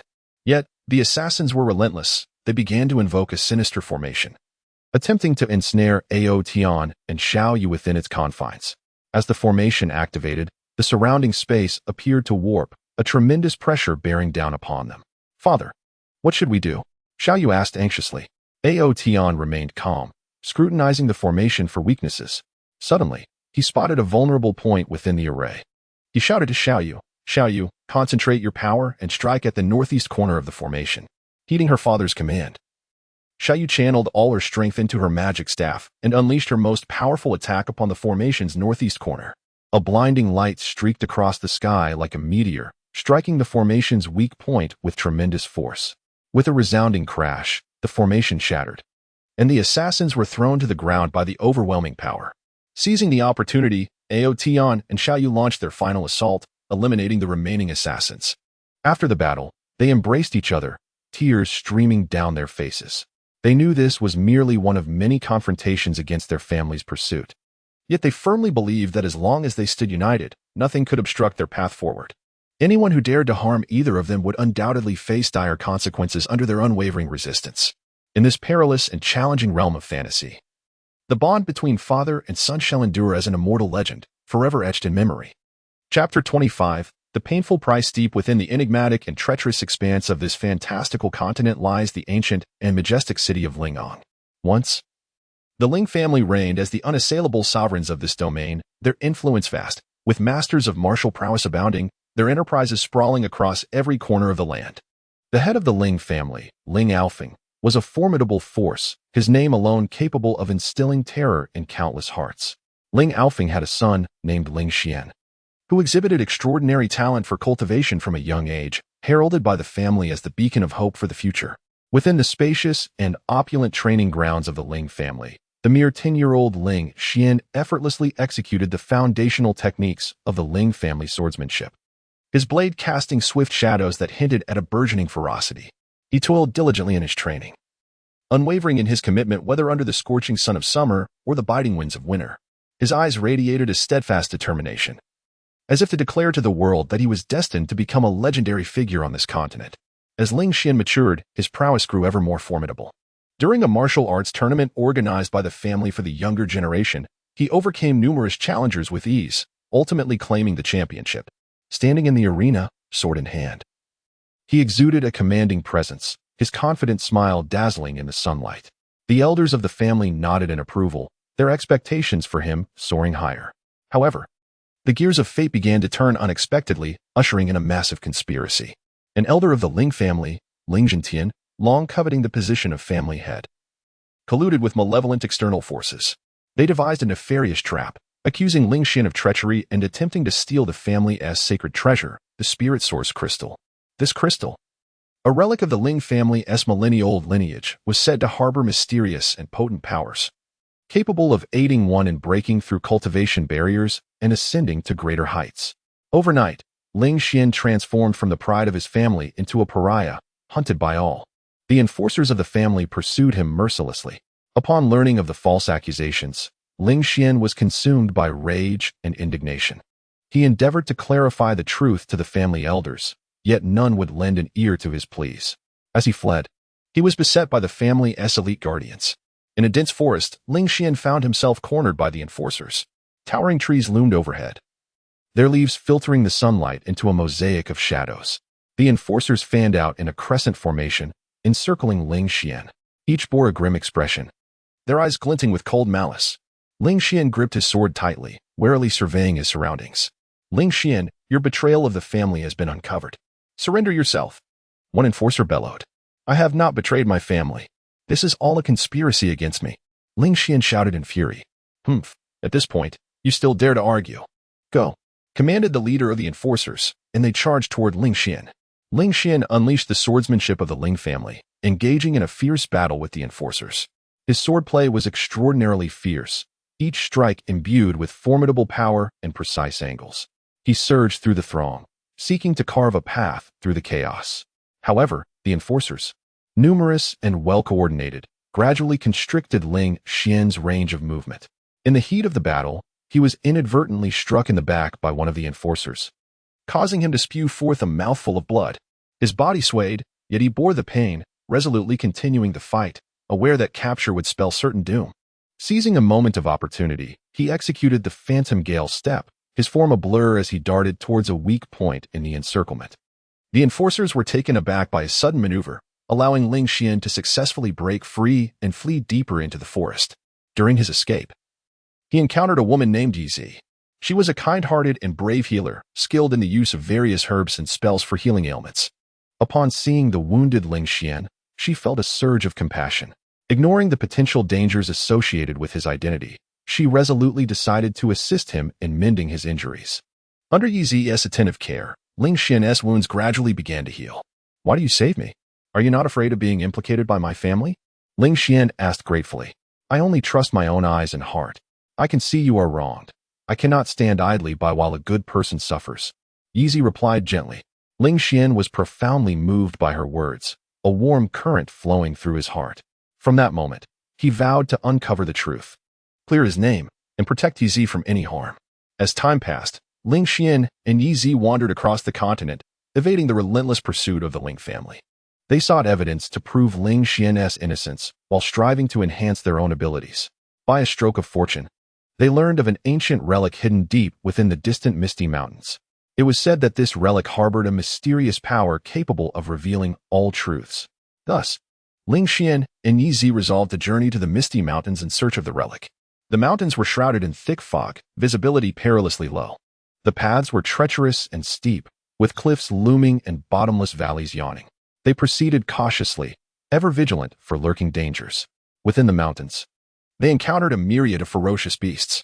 There were colossal rock titans, whose every step reverberated through the ground, flame-spitting fire demons, whose searing flames could turn everything to ash, and shadow leopards, swift and skilled in ambush, elusive amidst the mist. Ling Xian and Yizi fought side by side against these formidable creatures. Drawing upon his powerful swordplay and combat skills, Ling Xian diverted the beast's attention, creating opportunities for Yizi to heal and cast supportive spells. Meanwhile, Yizi bolstered Ling Xian with various enhancement spells, augmenting his combat prowess and promptly treating his wounds. During a particularly fierce confrontation with a fire demon, its fiery assaults were exceptionally relentless. As Ling Xian evaded the flames, he was inadvertently struck in the leg by a burning boulder, sustaining a severe injury that rendered him immobile. Upon witnessing this, Yizi rushed forward without hesitation, invoking her healing spells to mend Ling Xian's wounds. Her gaze was imbued with unwavering determination and concern, the magic in her hands shimmering with radiant light. Through Yizi's relentless efforts, Ling Xian's condition stabilized. Yet they found themselves ensnared in a perilous predicament. The flame demon, observing Yizi tending to Ling Xian, seized the opportunity to launch a more ferocious assault. It opened its cavernous maw and unleashed a colossal pillar of fire, surging towards Ling Xian and Yizi. aware of the devastating power behind this attack. Ling Xian disregarded his injuries and forced himself to rise, shielding Yi Zi with his body. He unleashed the ultimate technique of the Ling family swordsmanship. The Ling Tian Divine Sword Break, channeling all his spiritual energy into his sword. The blade erupted with blinding brilliance as he charged at the pillar of flames. Striking with a single slash, the formidable sword aura colliding with the fire, producing a thunderous roar that reverberated through the air. With Ling Xian's valiant resistance, the flame demon's fiery onslaught was temporarily repelled. However, the toll of his grievous injuries and the depletion of his spiritual power left him on the brink of collapse. Yi Zi swiftly supported him, tears glistening in her eyes. Ling Xian, why must you be so reckless? I cannot allow you to come to harm. If I cannot protect you, what kind of man am I? Ling Xian replied weakly. After an arduous battle, Ling Xian and Yi Zi ultimately triumphed over the flame demon. They continued their journey through the misty mountains, overcoming countless trials and tribulations until they finally uncovered the ancient ruins. The ruins were replete with enigmatic mechanisms and traps. They cautiously explored, deciphering one mechanism after another. Deep within the ruins, they discovered a colossal crystal orb. The orb emitted a gentle glow, and as Ling Xian approached, it suddenly flickered, revealing a series of vivid images. The scenes clearly depicted Ling Zhentian colluding with external malevolent forces to frame Ling Xian. At last, I have found it. I can finally prove my innocence, Ling Xian exclaimed with exhilaration. However, just as they prepared to leave the ruins, Ling Zhentian arrived with a cadre of formidable warriors. It turned out that Ling Zhentian had been secretly tracking them, fearing that Ling Xian would uncover the evidence, and thus resolved to eliminate them within the ruins. Ling Xian, do you think you can find the evidence? Today is your day of reckoning, Ling Zhentian snarled. Ling Xian glared at Ling Zhentian, his eyes ablaze with fury. Ling Zhentian, your scheme shall not prevail. With that, Ling Xian and Yi Zi engaged in a life-and-death struggle against Ling Zhentian and his cohort. Ling Xian wielded his most potent sword techniques in a fierce clash with Ling Zhentian, while Yi Zi cast spells from the sidelines to aid him in battle. The confrontation was exceptionally intense, with neither side yielding an inch. Ling Xian understood that this battle was pivotal to his life and vindication. Retreat was not an option. He maximized his spiritual energy, infusing each strike with his rage and resolve. Ling Zhentian, refusing to be outdone, unleashed a myriad of treacherous maneuvers in an attempt to vanquish Ling Xian. During the fray, Yi Zi was struck by one of Ling Zhentian's subordinates while attempting to protect Ling Xian. Her body was propelled backward, crashing heavily onto the ground. Upon witnessing Yi Zi's injury, Ling Xian felt a sharp pain pierce his heart. With a fierce roar, he unleashed an unprecedented surge of power, swiftly defeating several subordinates of Ling Zhentian. Ling Zhentian, taken aback by Ling Xian's valor, felt a flicker of fear within. He resolved to employ his ultimate technique, the shadow magic. Instantly, a shroud of black mist enveloped his form, amplifying his strength. He charged at Ling Xian, launching a deadly assault.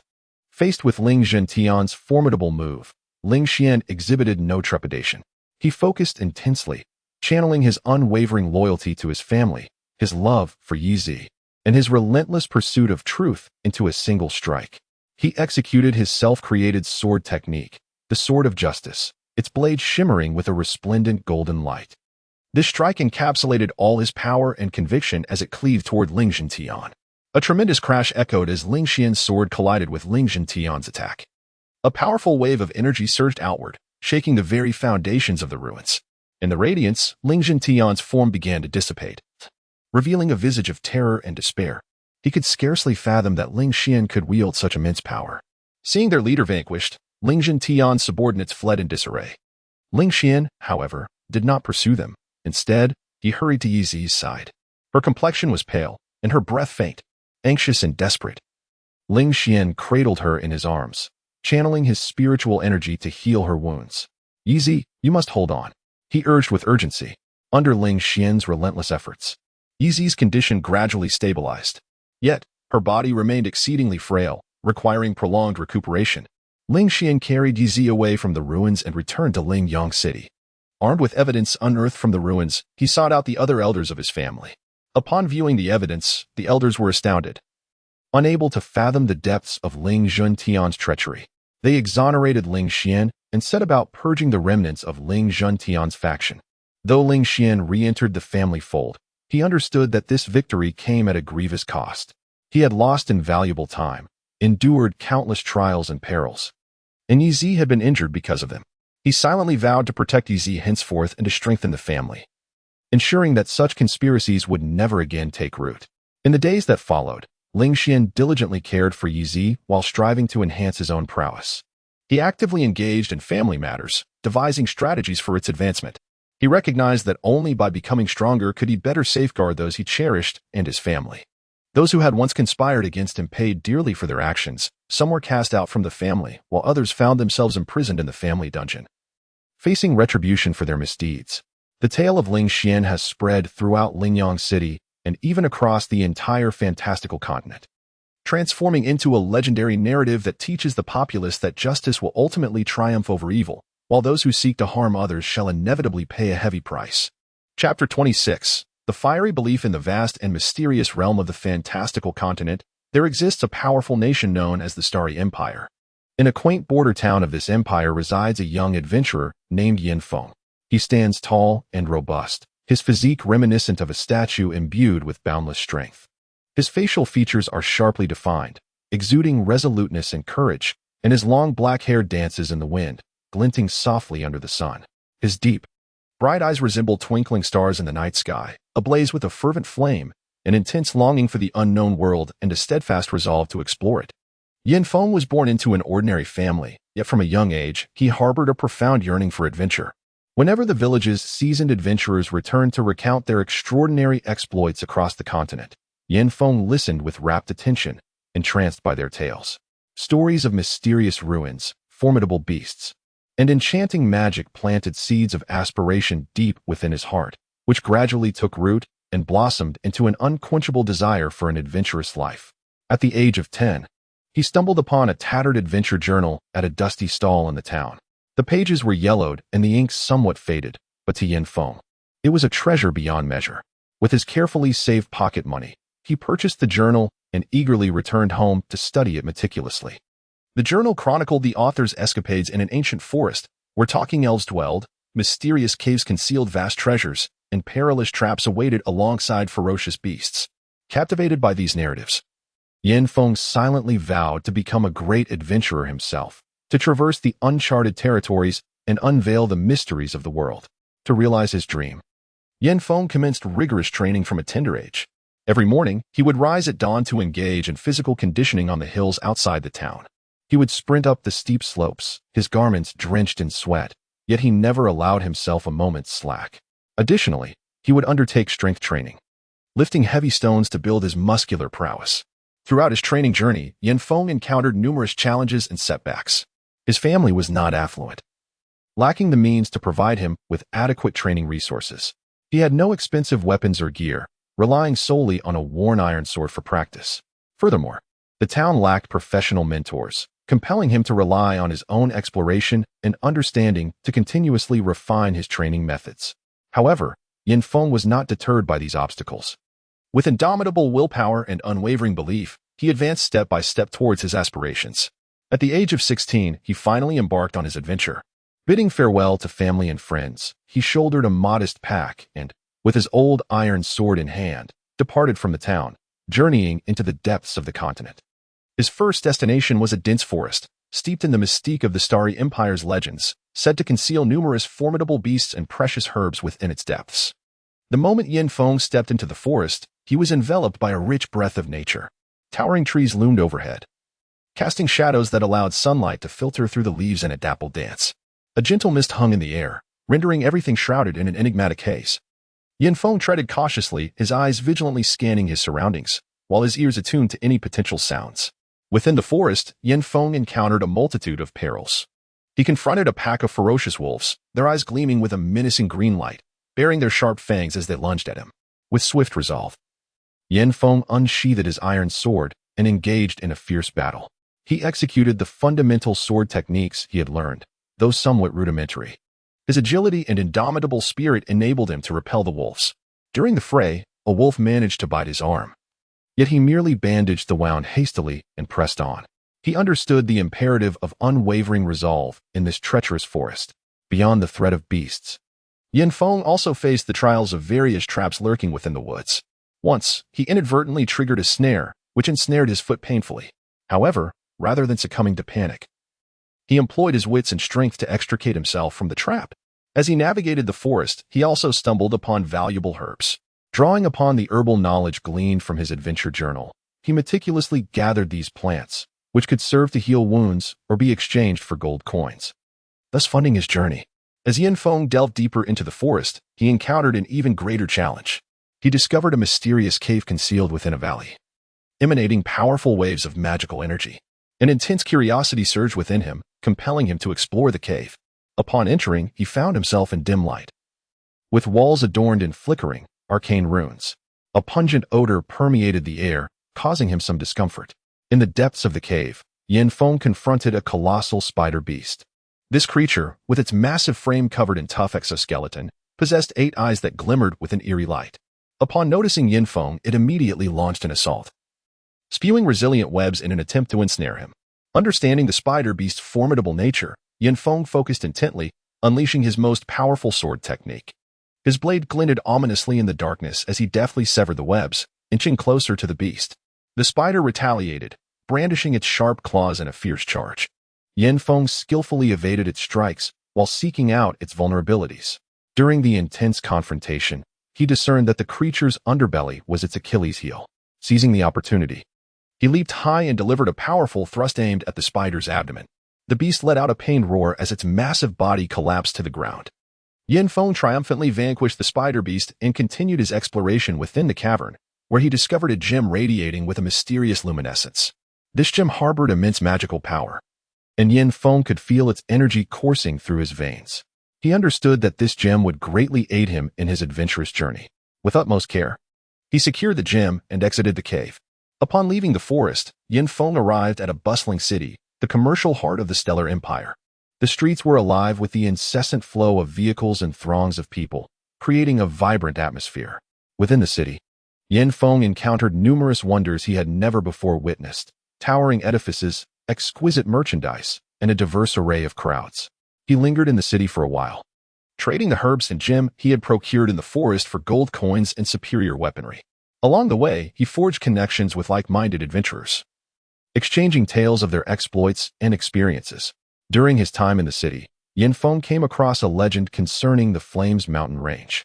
It was said that this region, enveloped in fire and molten lava, was the sacred domain of the fire element, concealing a formidable power of flames. However, the mountain range was fraught with peril, including extreme heat, lava flows, and ferocious fire beasts that deterred many adventurers. Nevertheless, the flame of curiosity within Yin Feng blazed even brighter. He resolved to journey to the Flames Mountain Range in pursuit of the legendary firepower. As Yin Feng approached the base of the Flames Mountain Range, he was met with an overwhelming wave of heat. Lava erupted continually from the mountains, and thick smoke filled the sky, rendering the entire area akin to a blazing inferno. Unfazed by the daunting spectacle, Yin Feng resolutely pressed onward into the heart of the Flames Mountain Range. Within the mountains, he faced the trials of extreme temperatures. The scorching air made breathing arduous, his sweat evaporated instantly, and his skin turned a vivid crimson. Yet, with unwavering determination, he pressed on. Throughout the Flames Mountain Range, Yin Feng encountered numerous formidable fire beasts. There were fire lizards that could exhale flames of such intensity that they could reduce anything to ash. A fire phoenix, engulfed in flames, swooped through the sky, emitting piercing cries while launching attacks at Yin Feng, and a colossal fire giant, whose heavy footsteps trembled the ground, wielding a massive flaming hammer that threatened to crush him. Yin Feng engaged in thrilling battles against these fire beasts. He unleashed the sword techniques he had honed through his adventures, combining the power of the fire gem to fight fiercely against the fire creatures. In his confrontation with the fire phoenix, he utilized the gem's power to form a fiery shield around himself, successfully deflecting the phoenix's fiery assaults. Seizing the moment, he unleashed a powerful strike, piercing toward the phoenix. Struck by Yin Feng's attack, the phoenix emitted a cry of anguish before taking flight. In his battle against the fire giant, however, Yin Feng found himself in dire straits. The giant's strength was overwhelming. His attacks barely inflicted any damage upon the colossal foe. Moreover, each time the fire giant's hammer descended, Yin Feng struggled to evade the strike, barely managing to escape the ensuing chaos. Yin Feng was acutely aware that if things continued this way, his defeat was inevitable. He began to think calmly and devise a strategy, realizing that the legs of the flame giant were the pivotal points of its mobility. Thus, he resolved to take a daring risk. He unleashed the phantom gale step, his form resembling a streak of lightning as he charged towards the legs of the flame giant. The creature attempted to strike him with its fiery hammer, yet Yin Feng nimbly evaded the attacks. He successfully drew near to the giant's legs and unleashed a powerful strike, aiming for its knee. The flame giant's legs suffered a grievous blow, and its colossal body toppled with a thunderous crash, sending up a cloud of dust. Within the fiery mountains, Yin Feng continually challenged himself, overcoming one adversity after another. His strength was greatly amplified through battle, and his comprehension of the fire's essence deepened profoundly. In the heart of the mountains, Yin Feng finally discovered the fabled source of the fire's power, a vast pool of flames, ablaze with an inferno that contained formidable energy. He felt the fire's call and slowly approached the flame pool. As he stepped into it, an overwhelming surge of fiery power coursed through his veins. It felt as if he were ignited by flames, his blood boiling with intensity. He experienced unprecedented agony. Yet the fervent desire for exploration and the pursuit of strength ignited a burning flame within him, compelling him to persevere. He diligently trained within the flame pool, merging the fire's power with his own body and swordsmanship. After extensive practice, Yin Feng successfully mastered the fire's force. A scorching flame enveloping him as his swordsmanship became more formidable, each strike imbued with the might of fire, significantly enhancing its potency. Departing the fiery mountains with newfound strength, Yin Feng's reputation gradually spread throughout the Starry Empire. He became a legendary adventurer in the eyes of the people, inspiring many young souls to follow in his footsteps, yearning for their own adventures. However, Yin Feng remained humble and unassuming, aware that his journey was far from over, with countless unknown realms awaiting his exploration. The fervent belief in his burning flame would continue to guide him across this mysterious and vast fantastical continent, where he would inscribe his own legendary tale. Chapter 27. Pursued to the precipice in that vast, boundless, and enigmatic fantastical continent, the night enveloped the ancient and dense shadowy forest like a massive black satin shroud. Pressing heavily upon it, the moonlight struggled to pierce through the layers of leaves, casting a few dappled shadows, yet it could not dispel the ink-like darkness and foreboding. Deep within this forest, a heart-pounding chase was quietly unfolding. Out Yin, a tall and imposing young swordsman with a demeanor that exudes an air of cold resolve, is clad in a dark, form-fitting attire. In his grip, he wields a sharp sword that emanates a chilling blue light as he desperately flees. His face, marked by extreme tension and fatigue, appears somewhat pale, yet, within his profound eyes burns an indomitable flame.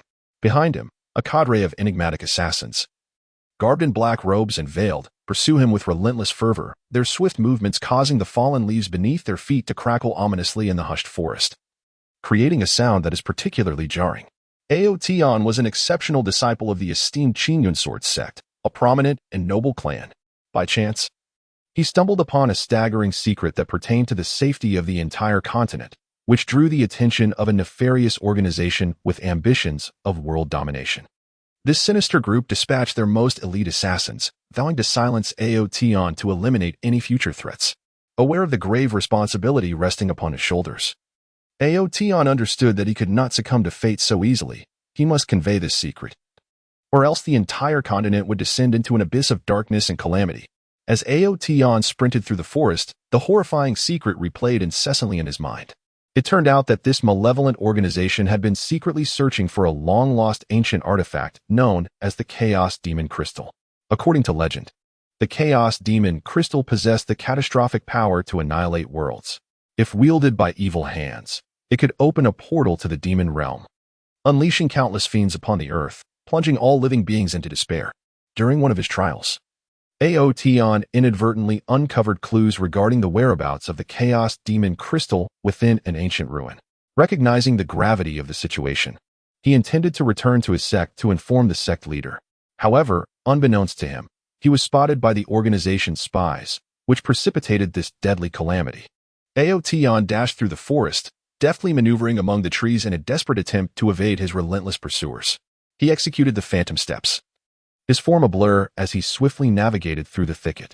However, the assassins were no ordinary foes. They were well-trained and operated in perfect unison. One of them produced a black orb from his cloak and hurled it into the air with force. The orb erupted instantaneously, releasing a dense cloud of black smoke that swiftly enveloped the surrounding woods. Aotion found himself disoriented, his vision obscured by the smoke, forcing him to rely solely on instinct as he continued to flee. Taking advantage of the shroud, the assassins quickened their pace, steadily closing the distance between them and Aotion, their weapons glinting ominously, poised to deliver a fatal blow. Anxiety surged within Aotion. He realized he could not continue this blind flight. He halted, inhaling deeply to steady his fraying nerves. Closing his eyes, he summoned his inner spiritual energy, striving to perceive his environment anew. Moments later, he opened his eyes, determination flashing within them. Following the guidance of his spiritual energy, he surged forward in a singular direction. Before him loomed a towering cliff, its precipice obscured by a thick mist that concealed the depths below. As Aotion approached the edge and gazed downward, despair washed over him. Yet he quickly regained his composure, turning to face his advancing foes. At this juncture, the assassins had emerged from the smoke, encircling Aotion at the cliff's edge. Aotion, you have nowhere left to run. Surrender the secrets you possess regarding the Chaos Demon Crystal, and we may grant you a swift demise, the leader of the assassins coldly declared, a cruel satisfaction lacing his voice. Aotion gripped the sword tightly in his hand, gritting his teeth as he declared, "You vile scoundrel shall not extract a single word from my lips. Even in death, I shall not allow your nefarious schemes to succeed." Humph, how foolishly defiant. Do not blame us for being ruthless. With a wave of the hand, the leader of the assassins signaled, and the assassins surged forward towards Aotion. Aotion unleashed the profound techniques of the Qingyun sword sect, the Qingyun sword art, with sword shadows blossoming around him like a multitude of blooming blue lotuses. His swordsmanship was incredibly fierce, each strike imbued with formidable spiritual energy, thrusting toward the assassins. Unyielding, the assassins countered with an array of bizarre martial arts techniques, engaging Aotion in a fierce battle for survival. Despite his superior swordplay momentarily fending off their assaults, Aotion was keenly aware of his disadvantage in numbers, and the prolonged escape had drained much of his stamina. His movements began to slow, and his sword techniques lost the sharpness they possessed at the outset. The assassins, having sensed Aotion's fatigue, intensified their attacks in an attempt to swiftly conclude the conflict. One assassin seized the opportunity, launching a side attack on Aotion. With no time to evade, he could only barely parry with the body of his sword. The assassin's weapon struck heavily against Aotion's shoulder, sending a jolt of excruciating pain through him, nearly causing him to lose his grip on the precious sword. Gritting his teeth against the agony, he stumbled backward until his back pressed against the edge of the cliff. At that moment, the assassin leader, seizing the moment, executed a lethal move. He leaped high, his weapon shimmering with a dark radiance, aimed directly at Aotion's head. With no means of evasion, Aotion was left to withstand the blow. Gripping his sword with both hands, he strained to defend himself. A thunderous crash echoed as Aotion was forced back by the overwhelming force, his feet slipping, sending him plummeting over the edge of the cliff. As Aotion plummeted, his heart brimmed with resentment and despair. Memories of his master and brothers-in-arms flooded his mind, alongside the weight of his unfinished mission. He could not resign himself to death. He yearned to survive and unveil the secrets of the Chaos Demon Crystal to the world. Yet, reality proved merciless. His body akin to a meteor hurtling towards the dark abyss below the cliff. After what felt like an eternity, Aotion gradually opened his eyes. To his astonishment, he found himself alive, having landed amidst a dense thicket at the base of the cliff. He attempted to move, only to be met with excruciating pain coursing through his body, a grim reminder of his grievous injuries. Struggling to rise, he surveyed his surroundings. The space beneath the cliff was far more expansive than he had anticipated, encircled by towering stone walls adorned with creeping vines and moss. Not far from him, a crystal-clear stream meandered, its waters flowing gently, producing a melodious sound. Aotion, bearing his injuries, approached the tranquil stream. He knelt by the water's edge, cupping his hands to collect the cool liquid, splashing it upon his face to invigorate his senses. Subsequently, he retrieved a few healing elixirs from his bosom and consumed them. The potions dissolved instantly upon contact, releasing a gentle warmth that coursed through his body, providing him with a measure of relief from his wounds. Aotion realized that he was temporarily safe, yet he could not linger in this place. The assassins would undoubtedly descend to the base of the cliff in search of his whereabouts. He had to find a means of escape swiftly. He proceeded slowly along the stream, remaining vigilant to the sounds around him while searching for a possible route out. During his journey, Outyin stumbled upon a cave, concealed behind a massive rock. The entrance was obscured by vines and weeds, making it difficult to detect unless one observed closely. Outyin cautiously entered the cave, where a damp atmosphere enveloped him and droplets of water clung to the walls, rhythmically falling. He explored the cave, discovering that it posed no immediate danger. Yet he was unable to locate an exit. Aotion decided to take a respite within the cave to replenish his strength. He sought out a dry corner, settled himself, and commenced his meditative healing. During this process, he discerned that the spiritual energy within the cave was remarkably dense, surpassing that of his training grounds within the sect. A spark of realization ignited within him, recognizing this as a potentially auspicious site for cultivation. He resolved to harness the cave's abundant spiritual energy to hasten his recovery and enhance his prowess. With a tranquil mind, Aotion devoted himself entirely to his practice. Following the cultivation techniques of the Qingyun Sword sect, he guided the spiritual energy circulating through his meridians, diligently mending his injured pathways and internal organs. As time elapsed, he observed a gradual amelioration in his injuries, accompanied by a notable augmentation in his strength. In the course of his training, Aotion stumbled upon a cache of ancient sword manuals and martial arts treatises concealed within the cave. These texts contained long-lost sword techniques and combat skills, which he regarded as invaluable treasures. He began to study these manuscripts with utmost seriousness, absorbing the swordplay and martial arts contained within. He understood profoundly that in order to survive in this perilous world and fulfill his mission, he must ceaselessly enhance his abilities. After a period of diligent training and study, Aotion experienced a significant elevation in his capabilities. Not only had his injuries fully healed, but he had also mastered several formidable sword techniques and martial arts. Brimming with confidence about his future, he believed that with steadfast effort, he could evade the relentless pursuit of assassins, unveil the secrets of the chaotic demon crystal, and ultimately rescue the entire realm of fantasy. As Aotion emerged from the cave, he resumed his search for a means to escape the abyss below the cliff. He treaded cautiously along the stone wall, ultimately uncovering a narrow path concealed behind a curtain of vines. The path was steep and treacherous, barely wide enough for a single individual to traverse.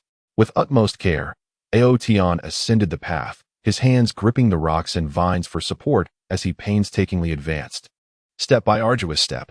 During his ascent, Aotion encountered several perils. At one juncture, his foot slipped, nearly sending him plummeting into the abyss once more. Yet, through sheer determination and remarkable agility, he managed to regain his balance and continue his climb. After a grueling struggle, Aotion finally emerged from the cliff's grasp. Standing atop the precipice, he gazed upon the forest before him, familiar yet foreign, his heart swelling with myriad emotions. He understood that his tribulations were far from over. Yet he was no longer the beleaguered figure pursued relentlessly. His strength had grown, and his resolve had solidified. Clutching his sword tightly, he ventured forth into the forest, intent on locating the lair of the nefarious organization to thwart their sinister plans and fight for peace and tranquility across the mystical continent. Chapter 28. In the midst of a fierce pursuit within the realm shrouded in mystery and peril, the dawn's light struggled to penetrate the dense foliage of the shadowy forest, casting faint, ethereal rays that failed to dispel the inky darkness. Amidst this seemingly tranquil woodland, a heart-stopping, life-or-death chase erupted like a violent tempest, ruthlessly shattering the serene facade. Outyin, a young warrior of striking stature and a stern countenance, clad in black garments that billowed with the wind, clutched a long sword that emanated a chilling glimmer. He fled desperately through the forest, beads of perspiration dotting his forehead and cascading down his cheeks. His eyes reflected a profound tension and exhaustion. Yet, within the depths of those dark orbs, burned an unyielding and fervent flame, akin to a lighthouse that steadfastly illuminates the darkness. Hot on his heels was a cadre of enigmatic assassins, donned in blood-red attire and menacing masks. They moved with remarkable swiftness, their footsteps echoing like the ominous beat of a death knell, rustling the fallen leaves beneath them, each step seemingly heralding the approach of doom in the stillness of the forest. Aotion was an exceptional disciple of the esteemed Lingyun sect, distinguished by his extraordinary talent and diligent efforts, garnering considerable attention within the sect. During an unexpected opportunity for training, he inadvertently stumbled upon an ancient relic hidden deep within the mountains. This relic exuded a mysterious and archaic aura, with walls adorned by an array of peculiar and intricate runes and patterns, seemingly whispering tales of a distant and enigmatic history. Drawing upon the vast knowledge acquired at Lingyun's sect and his own keen insights, Aotian cautiously navigated the depths of the relic. After considerable toil, he gradually deciphered portions of the rune's meanings and uncovered a staggering secret concerning the balance of good and evil forces across the continent, revealing crucial clues related to the long-lost ancient artifact, the Chaos Demonic Crystal. The Chaos Demonic Crystal, it is said, possesses the formidable power to upend the world. Should it fall into the hands of malevolent forces, it could unleash a gateway to the demon realm, liberating endless hordes of demons and plunging the world into a grim abyss of suffering. Aotian recognized the gravity of the situation. His heart raced with urgency as he resolved to return to the sect immediately to report this vital information to the sect leader. Alas, misfortune struck, for his movements were detected by the spies of the Blood Demon Palace, and thus began a brutal pursuit. As Aotian fled through the forest, scenes of his discovery replayed incessantly in his mind. He vividly recalled the oppressive and mysterious aura within the relic, as well as the overwhelming shock and exhilaration he felt upon unraveling the rune's meanings. At that moment, he was filled with joy, believing he had made a monumental contribution to the sect and the entire continent, unaware that this revelation would become the catalyst for his relentless persecution. Aotian darted through the forest, skillfully evading the relentless pursuit of his assassins by seeking refuge among the trees. He employed the unparalleled technique of Lingyun's sect, the Phantom Gale Step, renowned for its extraordinary speed and elusive movements. Like a bolt of black lightning, he zipped between the trees, his form flickering in and out of sight, rendering the assassins momentarily incapable of pinpointing his exact location. With each light touch of his feet upon the ground, he utilized the elasticity of the branches to deftly alter his trajectory mid-air, blending seamlessly with the forest, artfully using the natural surroundings to obscure the vision of his pursuers. However, the assassins from the Blood Demon Hall were no ordinary foes. Each was meticulously trained and adept at working in unison, seasoned by countless battles. One of the assassins swiftly produced a black sphere from his pocket and hurled it skyward without hesitation. The sphere erupted instantaneously, unleashing a dense cloud of black smoke that surged forth like a raging tide, enveloping the surrounding woods in moments. This was no ordinary smoke, but a meticulously crafted obscuring mist, infused with a potent toxin capable of severely impairing one's senses and spiritual awareness. Aotian found himself ensnared in dire straits, his vision completely obscured by the smoke, rendering everything before him a blur. He could only rely on his dim intuition and fragmented memories to continue his flight. His breathing grew rapid and labored, each inhalation assaulted by a sharp, acrid odor that pierced his lungs like a dagger, making each breath a struggle and his movements increasingly arduous. Seizing the cover of the smoke, the assassins accelerated their pursuit, akin to a pack of ravenous wolves, gradually closing the distance between themselves and Aotian. Their weapons gleamed with a chilling light, exuding an insatiable hunger for blood. In a state of desperate anxiety, Aotian realized he could not continue fleeing blindly. Doing so would surely seal his fate. He made a swift decision to halt, striving to regain his composure. Closing his eyes, he concentrated all his mental energy, channeling his internal spiritual power in an effort to pierce through the smoke's interference and perceive his surroundings. Though his spiritual energy roiled within him, the formidable barrier of the obscuring mist limited his awareness, allowing him only a vague sense of the assassin's general positions, leaving him in a state of extreme vulnerability. After a brief pause, Aotian suddenly opened his eyes, a flicker of resolve igniting within them. Guided by the faint remnants of his spiritual energy, he charged forward recklessly in a determined direction. As he ran, he continuously adjusted his breathing rhythm and stride frequency, striving to conserve his spiritual power. He understood that in this life and death struggle, his spiritual energy was the very essence of his survival. Should it be depleted, he would be rendered utterly defenseless, a mere lamb awaiting slaughter. Ahead of Aotian lay a broad river, its waters tumultuous and murky, littered with debris. Occasionally, monstrous whirlpools could be seen swirling madly, resembling gaping maws that seemed poised to devour the unwary, exuding an aura of dread. As Aotian reached the riverbank and gazed downward, a profound sense of despair surged within him. However, he swiftly emerged from the depths of despair, turning on his heel to confront the approaching assassins with his back against the river. At that moment, the assassins surged forth from the haze, enveloping Aotian like a relentless tide, forming an impenetrable circle around him. Aotion, you have nowhere left to flee. Surrender the secrets you hold regarding the Chaos Demon Crystal, and we may grant you a merciful end, the leader of the assassins declared coldly. His voice laced with cruelty and triumph, as though Aotion were already a helpless prey upon their chopping block, awaiting his fate. Aotion gripped the long sword in his hand tightly, his teeth clenched as he proclaimed, "You vile miscreants shall not extract a single word from me. Even in the face of death, I will thwart your nefarious schemes." His gaze radiated unwavering determination, as steadfast as iron. Humph, a fool unaware of his impending doom. Do not blame us for being unmerciful. With a mere wave of his hand, the leader of the assassins commanded his cohort to surge forward like ravenous wolves descending upon their prey. Aotian unleashed the Chi Feng sword technique of the Lingyun sect. His sword shadows blooming like ethereal blue lotuses in the darkness, radiantly unfurling around him. Although the Chi Feng sword technique is a foundational skill of the Lingyun sect, in Aotian's adept hands, it manifested extraordinary power. His swordplay was fierce and vigorous, each strike imbued with potent spiritual energy, akin to a sinuous viper darting swiftly towards the assassins. The assassins, unwilling to be outdone, executed various sinister and deceptive martial arts techniques, akin to phantoms in the night, engaging Aotian in a fierce life-and-death struggle. Initially, Aotian managed to withstand the frenzied onslaught of the assassins through his superior swordsmanship and agile movements. However, he was acutely aware that he was outnumbered and that the prolonged escape had drained much of his stamina, rendering his body increasingly heavy and his movements less nimble than at the outset.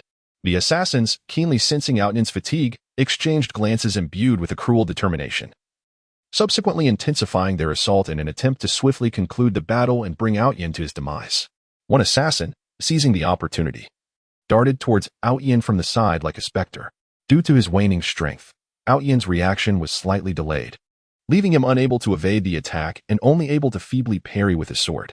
The assassin's weapon struck Aotian's shoulder with a resounding impact, a jolt of pain surging through his body like a current of electricity, nearly causing him to lose grip of his longsword. Gritting his teeth against the agony, he staggered back several paces until his back pressed firmly against a great tree by the riverbank. At this moment, he had nowhere left to retreat. Ensnared in a desperate predicament, just at this critical juncture, the leader of the assassins discerned the opportune moment and unleashed a deadly strike. He leaped high into the air, his entire form resembling a cannonball hurtling towards Aotian, the weapon in his hand radiating a sinister crimson glow, reminiscent of the scythe of death from the netherworld. Aimed ruthlessly at Aotian's head. With no means of evasion, Aotian understood the magnitude of this strike and braced himself to meet it head-on. He gripped his longsword tightly, summoning all his remaining strength to fend off the blow. A deafening crash erupted, akin to thunderclaps resounding in his ears, as Aotian was propelled backward by the overwhelming force. His feet slipped, and he found himself uncontrollably plummeting into the river. As Aotion fell, his heart was filled with a profound sense of unwillingness and despair. Memories of his master's teachings, the bonds shared with his fellow disciples, and the unfinished mission weighed heavily on his mind. He refused to succumb to death so easily, repeatedly shouting within himself, "I shall survive. I must unveil the secrets of the chaotic magic crystal to the world." Yet, reality was merciless. His body plummeted like a shooting star into the tumultuous waves of the river, gradually engulfed by the encroaching darkness of the water. Time passed, though he could not discern how long, until Aotion slowly opened his eyes. To his astonishment, he found that he was not dead, but rather had been swept downstream to a sandy bank. He attempted to move, only to be met with searing pain throughout his body, a clear indication of his grievous injuries. Struggling to rise, he surveyed his surroundings. The riverbank was strewn with stones of varying sizes and patches of mud, and not far from him lay a dense thicket of trees, from which the faint sound of birdsong emerged, seemingly narrating the vitality and tranquility of this land. Aotian, dragging his injured body, trudged towards the forest with great difficulty. Upon entering the woods, he sought a secluded corner, where he gradually sat down and began to cultivate his energy to heal. During this process, he was pleasantly surprised to discover that the spiritual essence within the forest was remarkably abundant, far surpassing that of his cultivation place in the sect. A thought struck him, and he realized this might be a divinely bestowed opportunity for cultivation. He resolved to fully harness the spiritual energy here to accelerate his healing and diligently enhance his strength. Thus, Aotian cast aside all distracting thoughts, calming his mind and immersing himself entirely in his training. following the cultivation methods of Lingyun's sect. He guided the spiritual energy within his body to circulate slowly through his meridians, continuously mending his damaged channels and organs like a gentle stream. As time passed, his injuries gradually improved, and his strength saw a considerable enhancement. During his training, Yin unexpectedly discovered some ancient sword manuals and martial arts scriptures hidden within the grove.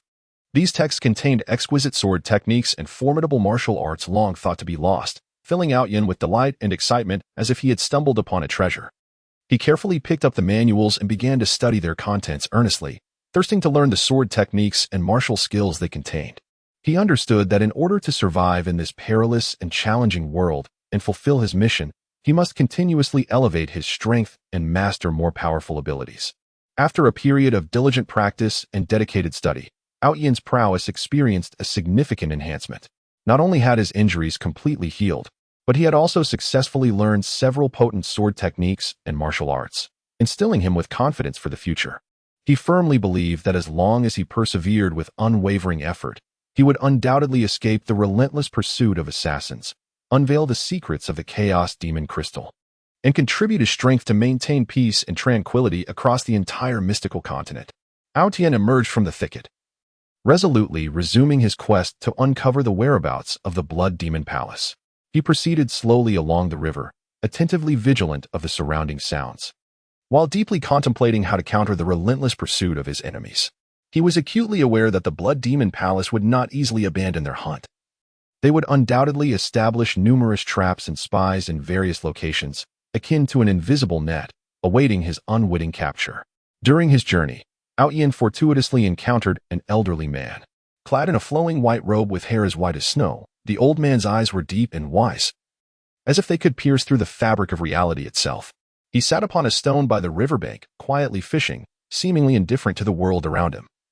Lost in his own realm of tranquility and detachment, Tian, feeling a sense of caution, gripped his sword tightly, approaching the old man with care. Ever ready to confront any imminent danger? Young man, why do you appear so flustered? The elder inquired, slowly lifting his gaze to meet Yin's, his expression calm and composed. Tian hesitated for a moment before recounting the harrowing tale of his pursuit by the Blood Demon Palace to the elder. Upon hearing this, the elder nodded slightly and remarked, "The secret of the Chaos Demon Crystal is pivotal to the safety of the entire continent. You have acted wisely. However, to confront the Blood Demon Palace, you will require greater strength." As he spoke, the elder gradually withdrew a tome from his robes and handed it to Yin. "This manuscript embodies my years of dedication and labor. It contains the teachings of a formidable sword technique known as the Tai Chi sword technique. This method emphasizes the principle of yielding to overcome rigidity and the harmony of yin and yang. It may prove beneficial to you." Tian took the manual. Filled with gratitude, he hurriedly expressed his thanks to the elder, who smiled and waved his hand, saying, "Go forth, young man, may you find success." Tian bid farewell to the elder and resolutely embarked on his journey fraught with challenges. He understood that his path was long and arduous, laden with unknown dangers and formidable trials. Yet, within him burned an unwavering conviction, akin to an eternal flame that would never be extinguished, no matter the obstacles he encountered. He would not yield. In this fierce pursuit, he would continually evolve and transform, until he ultimately triumphed over evil, safeguarding the peace and tranquility of the entire fantasy continent. Chapter 29. Tian driven to the brink in the fantasy continent. In a realm shrouded in mystery and peril, the night envelopes the ancient and dense shadow forest like a massive expanse of black silk, weighing heavily upon its boughs. The moonlight struggles to pierce through the intricate layers of foliage, casting fragmented shadows that fail to dispel the inky darkness and foreboding atmosphere. Deep within this forest, a harrowing battle for survival unfolds, where Tian, once a spirited young swordsman, now finds himself cornered. Akin to a wounded lone wolf grappling for survival in the oppressive gloom, Tian was distinguished among the esteemed disciples of the Qingyan sword sect. Endowed with exceptional innate spiritual veins and an extraordinary comprehension of the sword's essence. From a tender age, he aspired to master the sword. On the peaks of the Qingyan sword sect, regardless of the biting cold or sweltering heat, he could be seen tirelessly honing his craft. Starting from the most fundamental sword techniques, he meticulously refined each movement, striving for precision and channeling his spiritual energy with unwavering focus. As time passed, his swordsmanship flourished. He not only assimilated the various sword techniques of his sect, but also innovated based on his profound insights. Gradually, his name resonated throughout the sect, earning him the admiration and emulation of many disciples. However, fate's twists often arrive unexpectedly. A mission orchestrated by the sect irrevocably altered the course of his life. In an ancient ruin, Aotion stumbled upon a staggering secret that could disrupt the balance of good and evil across the continent. He discovered that the malevolent organization, the Blood Demon Pavilion, was covertly seeking the long-lost ancient artifact, the Chaos Demon Crystal. Legend has it that this crystal harbors the power to obliterate worlds. Should it fall into nefarious hands, it would open the gateway to the demon realm, unleashing a horde of malevolent beings upon the world, plunging it into ceaseless calamity and chaos. Aware of the gravity of this revelation, Aotion was consumed by urgency to return to his sect and inform the master. Alas, the Blood Demon Pavilion had already set its sights on him, igniting a relentless pursuit. The assassins dispatched by the Blood Demon Pavilion were seasoned and ruthless. Like relentless parasites, they trailed Aotion, and no matter how he concealed his whereabouts, he could not evade them. Throughout his arduous flight, Aotion faced innumerable trials. In a desolate desert, he fell victim to an ambush. The scorching sand swirled around him, obscuring his vision and making it difficult to discern the enemy's position. Assassins surged from all directions, their blades glinting ominously like a pack of ravenous wolves descending upon him. Undeterred by the peril, Aotion swiftly drew his treasured sword and unleashed the Qingyan sword sect's ultimate technique, the clear wind sword art. Amidst the flurry of sword shadows, they blossomed like azure lotuses amid the yellow sands, emanating a piercing aura. Each of his strikes was infused with formidable spiritual power, fiercely resisting the onslaught of his foes. Yet, outnumbered and facing well-coordinated adversaries, he gradually found himself encircled. In the heat of battle, despite his relentless defense, he sustained multiple wounds, his garments stained crimson with blood. At a crucial juncture, he gritted his teeth against the pain and executed the phantom steps, leveraging his agile movements to exploit the weaknesses in the enemy's encirclement. Breaking through like a streak of lightning and continuing his desperate flight. Later, amidst the perilous mountains, he was once again intercepted by assassins. The steep peaks soared into the clouds, and the rugged paths were treacherous. On one side lay an abyss of unfathomable depth, where a moment's inattention could lead to utter destruction. Aotion trudged along the narrow mountain trail, pursued relentlessly by the assassins behind him. Suddenly, a massive rockfall obstructed his path, forcing him to halt. In that moment, the assassins closed in from behind, driving him to the precipice's edge. Below, the chasm yawned endlessly, shrouded in swirling mists that exuded a chilling aura of death. Aotion, you have nowhere to escape, the lead assassin coldly declared, his voice laced with cruelty and arrogance. Hand over the secret of the Chaos Magic Crystal, and we may grant you a swift end. Aotion gripped his sword tightly, his eyes reflecting steadfast determination and resolve. You vile scoundrels shall not prevail. Even in death, I shall not utter a single word. Foolishly stubborn. Do not blame us for being merciless. With a wave of his hand, the leader signaled the other assassins to charge at Aotion. In an instant, Aotion unleashed the advanced technique of the clear wind sword technique, known as the soaring cloud sword technique. The sword flashed like silver lightning, cleaving the night sky, each stroke infused with his profound understanding of the sword and his fearless courage in the face of mortality. The assassins, undeterred, employed various treacherous and sinister martial arts to engage in a life-and-death struggle with Aotion. Though he momentarily held them at bay with his exceptional swordsmanship, the prolonged escape had drained his energy significantly. His movements began to slow, and the power of his swordplay diminished. The assassins, keenly aware of his fatigue, intensified their assault, aiming for a swift conclusion. One assassin seized the opportunity, launching a side attack on Aotion. Caught off guard, Aotion could only barely deflect the blow with his sword. The assassin's weapon struck his shoulder with a heavy thud, sending a wave of excruciating pain coursing through him, nearly causing him to lose grip on his sword. Enduring the agony, Aotion staggered backward, his back pressed against the cliff's edge, with nowhere left to retreat. Beneath him lay the endless abyss, the shadow of death looming ominously. At this critical juncture, a multitude of memories flashed through Aotion's mind like a revolving lantern. He recalled the years of growth at the Qingyan sword sect, the wise teachings of his master echoing in his ears, the warmth of brotherhood enveloping his heart, and his unwavering pursuit of the sword path. along with the unfinished mission that weighed upon him. The fervent flame of justice ignited within him, and he understood that now was the time to take a desperate gamble for a glimmer of hope. Drawing a deep breath, Aotion concentrated all his remaining spiritual energy into his sword. In an instant, the blade radiated a brilliant blue light, dazzling and resplendent. He unleashed his ultimate technique, the heaven-shattering sword, a move he had never employed in battle before. This stroke was the culmination of countless hours of training and insight, embodying his pinnacle comprehension of the sword and his resolute courage in the face of life and death. Leaping high into the air like a shooting star, he charged toward his foes, the sword imbued with cataclysmic power, cleaving toward the assassins. Taken aback by this sudden surge of might, the assassins quickly regained their composure and raised their weapons to defend themselves. However, the force of Aotion's strike was overwhelming as the sword passed. The air seemed to tear apart, emitting a sharp, piercing wail. Upon contact, the assassins' weapons shattered, and their bodies were propelled away by the sheer force of the blow. Though proud and valiant, Aotion successfully repelled the assassin, yet he found himself on the brink of collapse due to the excessive depletion of his spiritual energy.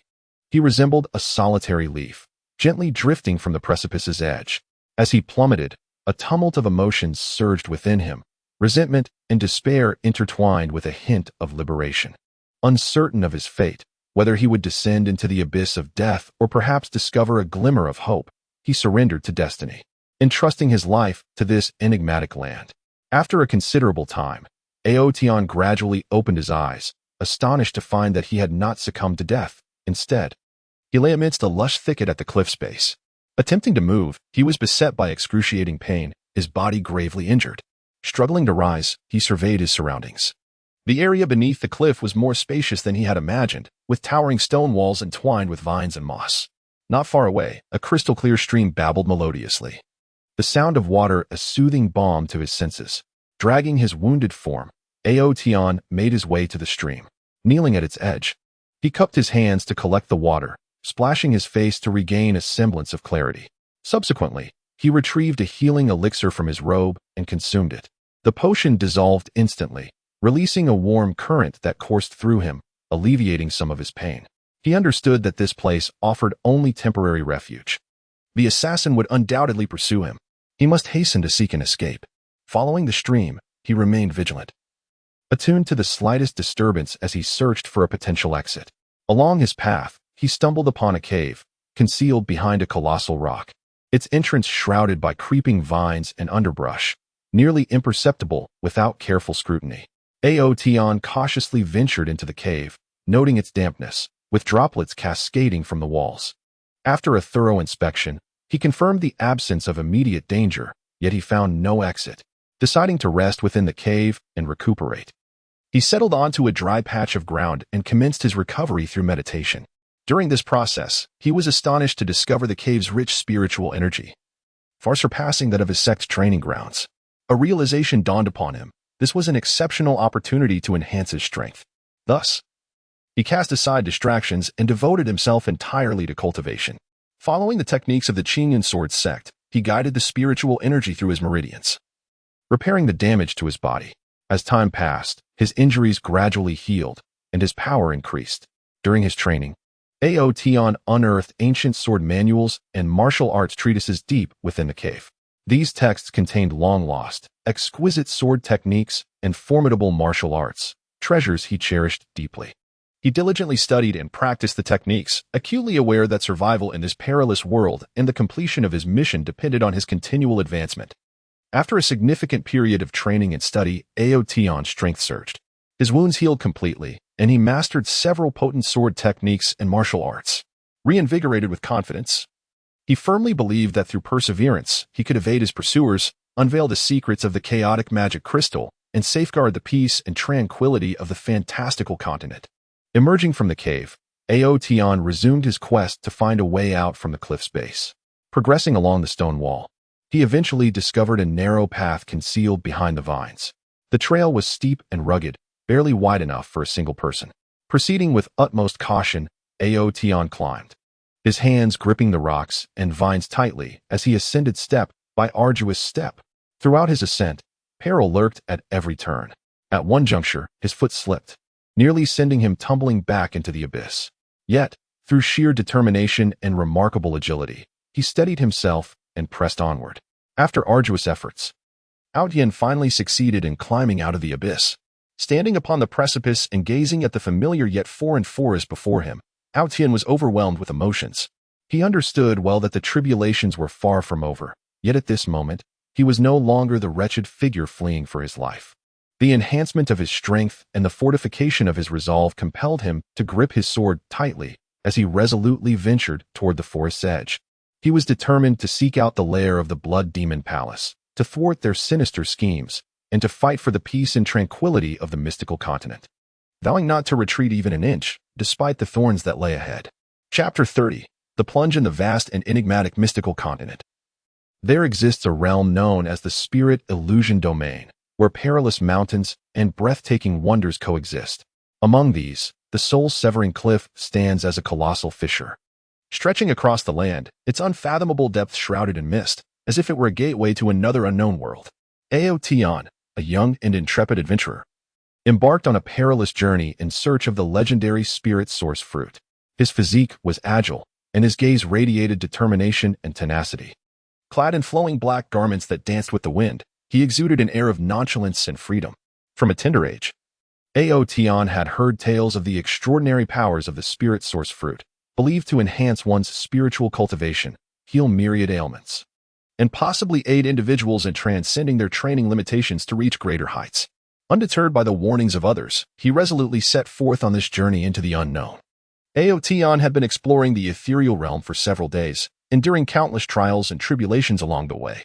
He encountered ferocious beasts, colossal in stature, with razor-sharp fangs and claws, spewing flames or venom as they launched frenzied assaults against him. Yet, through his exceptional martial prowess and agile movements, he skillfully turned peril into safety time and again. He had also found himself ensnared in enigmatic labyrinthine traps, where the walls incessantly shifted and the pathways became a convoluted maze, rendering one disoriented. Nevertheless, armed with keen intuition and a composed mind, he ultimately discovered the way out. However, as he approached the precipice of the soul-severing cliff, the true peril was only just beginning to unfold. The terrain here was exceedingly intricate, with steep cliffs standing almost perpendicularly and loose rocks that posed a grave threat at the slightest misstep. Tion cautiously navigated the edge of the cliff, acutely aware that the sacred Lingyuan fruit might be concealed in some hidden nook nearby. Just as he was wholly absorbed in his search for clues, the ground suddenly trembled violently. A massive rock golem emerged from the depths below. Towering several meters high, this golem was composed entirely of hardened stone, each of its steps sending tremors through the earth. Its eyes glimmered with a fiery red light, seemingly ablaze with fury, and without uttering a word, it swung its colossal stone arms towards Tion. A sudden shock coursed through Tion's heart, but he swiftly regained his composure, drawing his sword from his waist. It gleamed with a cold light under the sun's radiant rays. He unleashed his renowned sword technique, the Gale Sword art. With the sword's shadow swirling around him like a tempest, Tion's form flickered, akin to a streak of black lightning, as he charged toward the rock golem. Each thrust of his blade aimed precisely at the golem's vital points. However, the creature's body was far too resilient, leaving only faint marks where his strikes had landed. Infuriated by Tion's onslaught, the rock golem let out a thunderous roar, swinging its arms in unison to conjure a formidable storm of attacks. Caught off guard, Tion was struck by one of the golem's blows, his body soaring backward like a kite severed from its string. In that critical moment, he found himself plummeting towards the abyss of souls. As Tion plummeted, his heart brimmed with resentment and despair. He watched helplessly as he distanced himself further from the cliff's summit, while below lay an abyss of unfathomable darkness. Memories of his homeland flooded his mind, recalling the comrades who had once ventured alongside him and the dreams he had yet to fulfill. Reluctant to meet his demise in such a manner, he reached out in a desperate attempt to grasp the vines or protruding rocks of the cliffside, but the speed of his descent rendered such efforts futile. Time became an indistinct blur until, at last, Tion fell heavily into a dense thicket at the base of the soul-crushing cliff. A searing pain coursed through his body, as though every bone within him had shattered upon impact. With great effort, he managed to open his eyes, realizing that he had been caught by a tangle of branches and vines, thus avoiding a direct fall to the ground. However, he was acutely aware that his situation remained perilous. A moment's carelessness could lead to another devastating plunge. Yin, Enduring the excruciating pain, began to assess his physical condition. He discovered that his left leg was fractured, his right arm severely injured, and his body marred with numerous abrasions and contusions. From within his bosom, he retrieved a selection of healing herbs and elixirs, all of which he had gathered during his adventurous undertakings. He crushed the herbs and applied them to his wounds, subsequently swallowing the elixirs, and commenced the process of cultivating his inner energy for healing.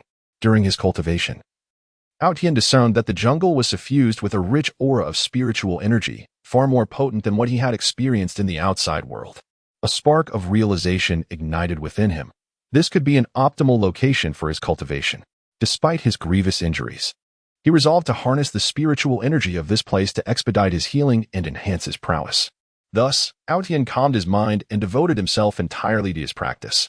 He followed the techniques he had learned, guiding the spiritual energy within him to flow gently through his meridians, mending the damaged pathways and internal organs. As time elapsed, his condition gradually improved, and he experienced a notable increase in strength. Throughout his cultivation, Tian also unearthed ancient relics and treasures concealed within the jungle. These relics and treasures were imbued with formidable magical powers and invaluable resources for cultivation. Cautiously, Tian explored these remnants of the past, discovering ancient tomes of magic and weapons. The tomes contained long-lost spells and cultivation methods, while the weapons possessed immense destructive power and unique attributes. With a sense of newfound treasure, Tian began to diligently study the ancient tomes of magic, immersing himself in the spells and cultivation techniques they contained. He was acutely aware that to survive in this perilous world and fulfill his adventurous aspirations, he must ceaselessly enhance his power, devoting an immense amount of time and effort. He ultimately mastered several formidable spells and cultivation methods. Simultaneously, Tian delved into the research and modification of ancient weapons. Employing his intellect and craftsmanship, he maximized the performance of these armaments. He forged a brand new sword, one that was not only exceptionally sharp, but also possessed the ability to absorb and release spiritual energy, thereby augmenting its offensive might. After a significant period of cultivation and preparation, Tian experienced a remarkable surge in his abilities. His injuries had completely healed, and he had acquired a repertoire of powerful spells and cultivation techniques, along with a potent weapon. Filled with confidence regarding his future, he believed that through relentless effort, he could navigate his way out of the jungle, continue his adventurous journey, and one day discover the sacred fruit of Spirit Source, ultimately realizing his dreams. Tian began his quest to find a way out of the jungle. As he roamed through the dense foliage, he stumbled upon a secret passage concealed behind a cascading waterfall. This passage was narrow and treacherous, fraught with myriad dangers and challenges. Nevertheless, Tian did not falter. He resolutely stepped into the tunnel. Within the passage, he encountered an array of traps and monsters.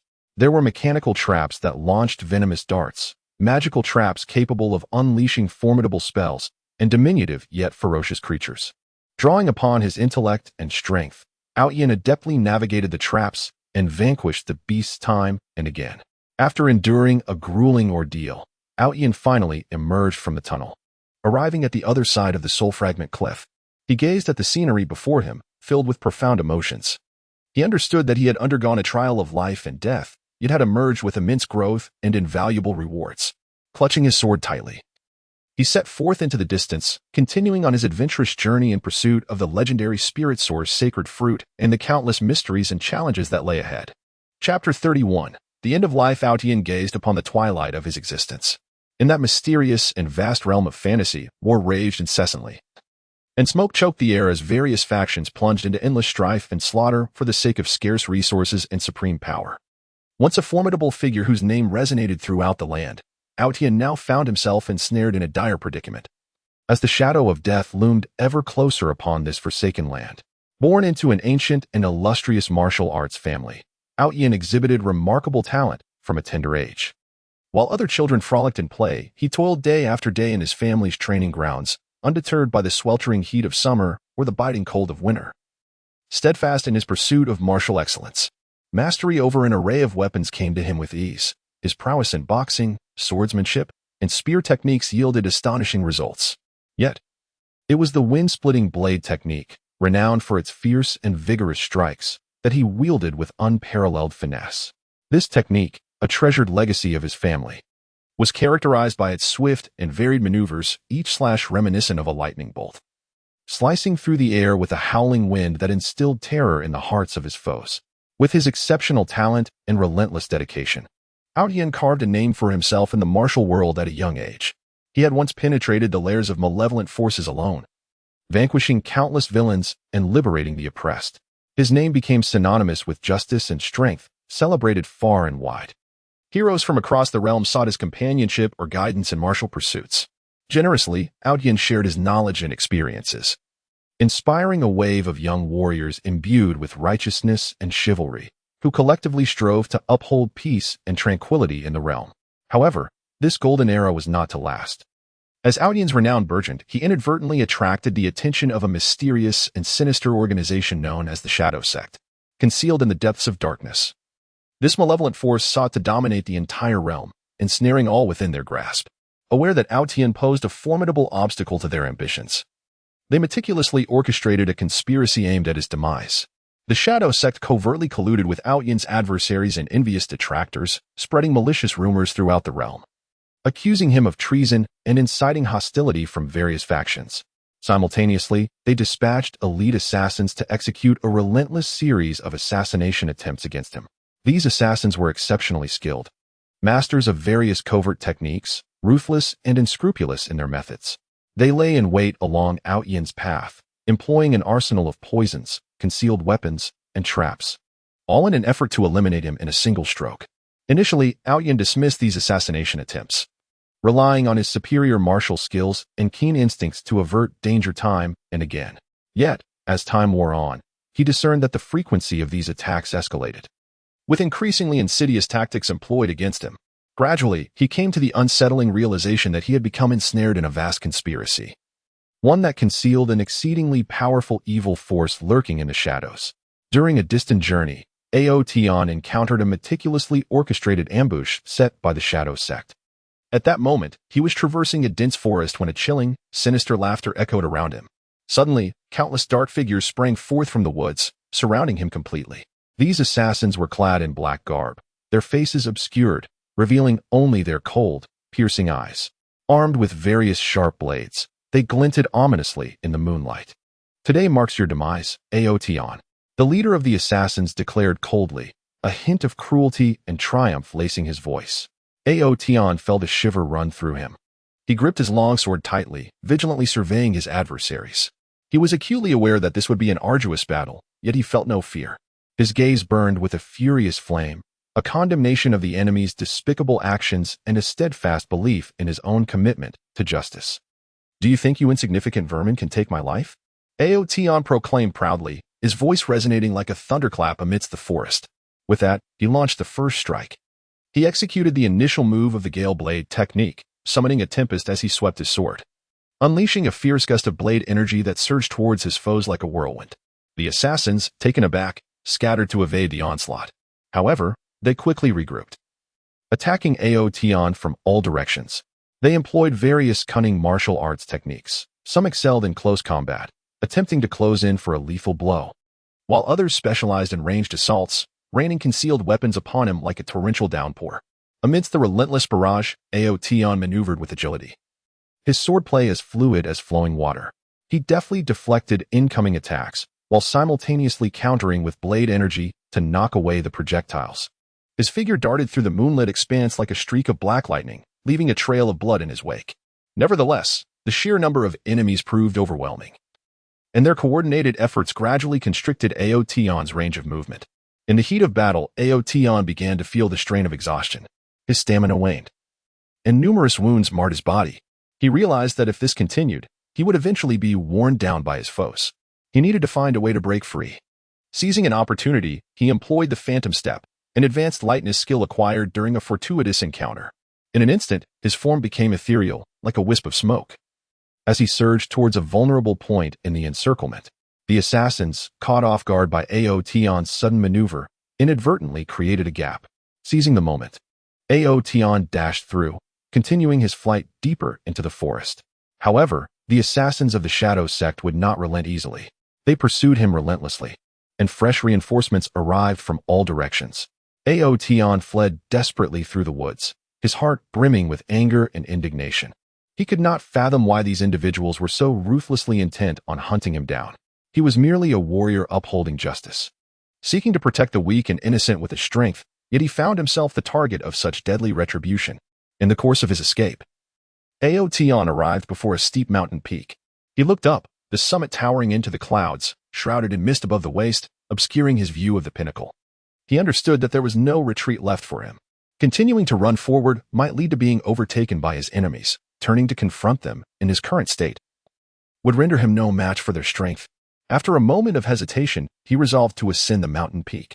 He hoped to discover a concealed refuge atop the summit, a temporary sanctuary from his pursuers, or perhaps a new avenue of escape. With great difficulty, Aotion began to scale the mountain, his hands gripping the rocks and vines tightly. Moving upward step by step, blood flowed from the wounds on his body, and his stamina was rapidly depleting. Yet, propelled by an indomitable will, he refused to surrender. However, the assassins of the Shadow sect soon followed in relentless pursuit, climbing swiftly along the same path Aotion had taken, like phantoms. Upon reaching the edge of a precipice, Aotion found himself with no further escape. Below lay an unfathomable abyss, shrouded in mist, exuding a chilling aura. Turning back, he saw the assassins had encircled him at the cliff's edge. Aotion, there's no escape for you. Surrender to your demise, the leader of the assassins declared with an air of triumph. Aotion gazed at his adversaries, despair welling within him. He realized that his chances of survival were slim. His life was nearing its end. Memories of his family and friends flooded his mind, recalling the cherished moments of camaraderie and valor he had experienced in the martial world. An overwhelming sense of reluctance gripped him. Yet, he understood that he could not simply capitulate. As a warrior, even in the face of death, he must die with dignity. You vile miscreants, even if I perish here today, I shall not grant you victory. Aotion bellowed, his voice echoing through the valley, a defiant stand against fate. With that, he summoned every ounce of strength within him and unleashed the most powerful technique of the Gale Blade technique, the Windbreaker Shatter. This strike embodied his lifetime of martial understanding and all of his spiritual energy, channeled into a single, devastating blow. As he swung the blade, a tremendous wave of sword energy surged forth like a blinding light, hurtling toward his foes. The assassins sensed the overwhelming power of the strike and recoiled in terror. Yet, the force was too great. Several assassins were struck down instantaneously by the blade's fury. However, Aotion too had exhausted all his physical and spiritual energy with this attack. His body swayed precariously, and the world around him began to blur. Aware that his life was drawing to a close, he slowly closed his eyes, awaiting the arrival of death. As his consciousness faded, he seemed to witness scenes from his childhood, diligently honing his skills in his family's martial arts arena. Glimpsed his gallant figure in the martial world, and the smiling faces of friends and loved ones who had fought by his side. A faint smile of contentment graced his lips. Though death approached, he felt that his life had been lived in accordance with his beliefs, just and true to the name of righteousness and chivalry. Chapter 32. The Daughter's Concern in a Realm Torn Asunder by the Ravages of War and Conflict. The once illustrious hero, Aotion, finds himself ensnared in dire straits, consumed by an overwhelming longing for his distant daughter. Aotion hails from a venerable lineage, renowned throughout the martial world for producing prodigious talents in the art of combat across generations. From a tender age, he embarked upon a rigorous path of martial training, subjected to the stringent tutelage of his family. Rising with the dawn, he would toil in the training grounds, drenched in sweat, diligently mastering the ferocious fist techniques, the elusive swordplay, and the ingenious staff techniques, striving for unparalleled proficiency. After countless days and nights of relentless practice, Aotion ultimately honed his extraordinary martial prowess, emerging as a paragon among the younger generation of his clan, carving out a niche for himself within the tumultuous martial landscape. His daughter, Linger, was born on a sun-drenched spring day. The moment Aotion cradled the delicate, cherubic infant in his arms, his heart overflowed with an unprecedented tenderness and affection. Linger inherited her mother's luminous eyes, clear and bright, seemingly harboring the vastness of the cosmos. She also bore the resolute features of her father, displaying a nascent valor despite her tender years. Throughout Linger's formative years, Aotion endeavored to remain by her side as much as possible. Together, they would wander through the floral expanse of the family's back mountain, where he regaled her with tales of the martial world, legends of valiant heroes, mysterious techniques, and extraordinary treasures. Seeding within her innocent heart an insatiable yearning for the external world. He would also guide her through the rudiments of martial arts, his heart swelling with pride and anticipation as he observed her earnest attempts to replicate each movement.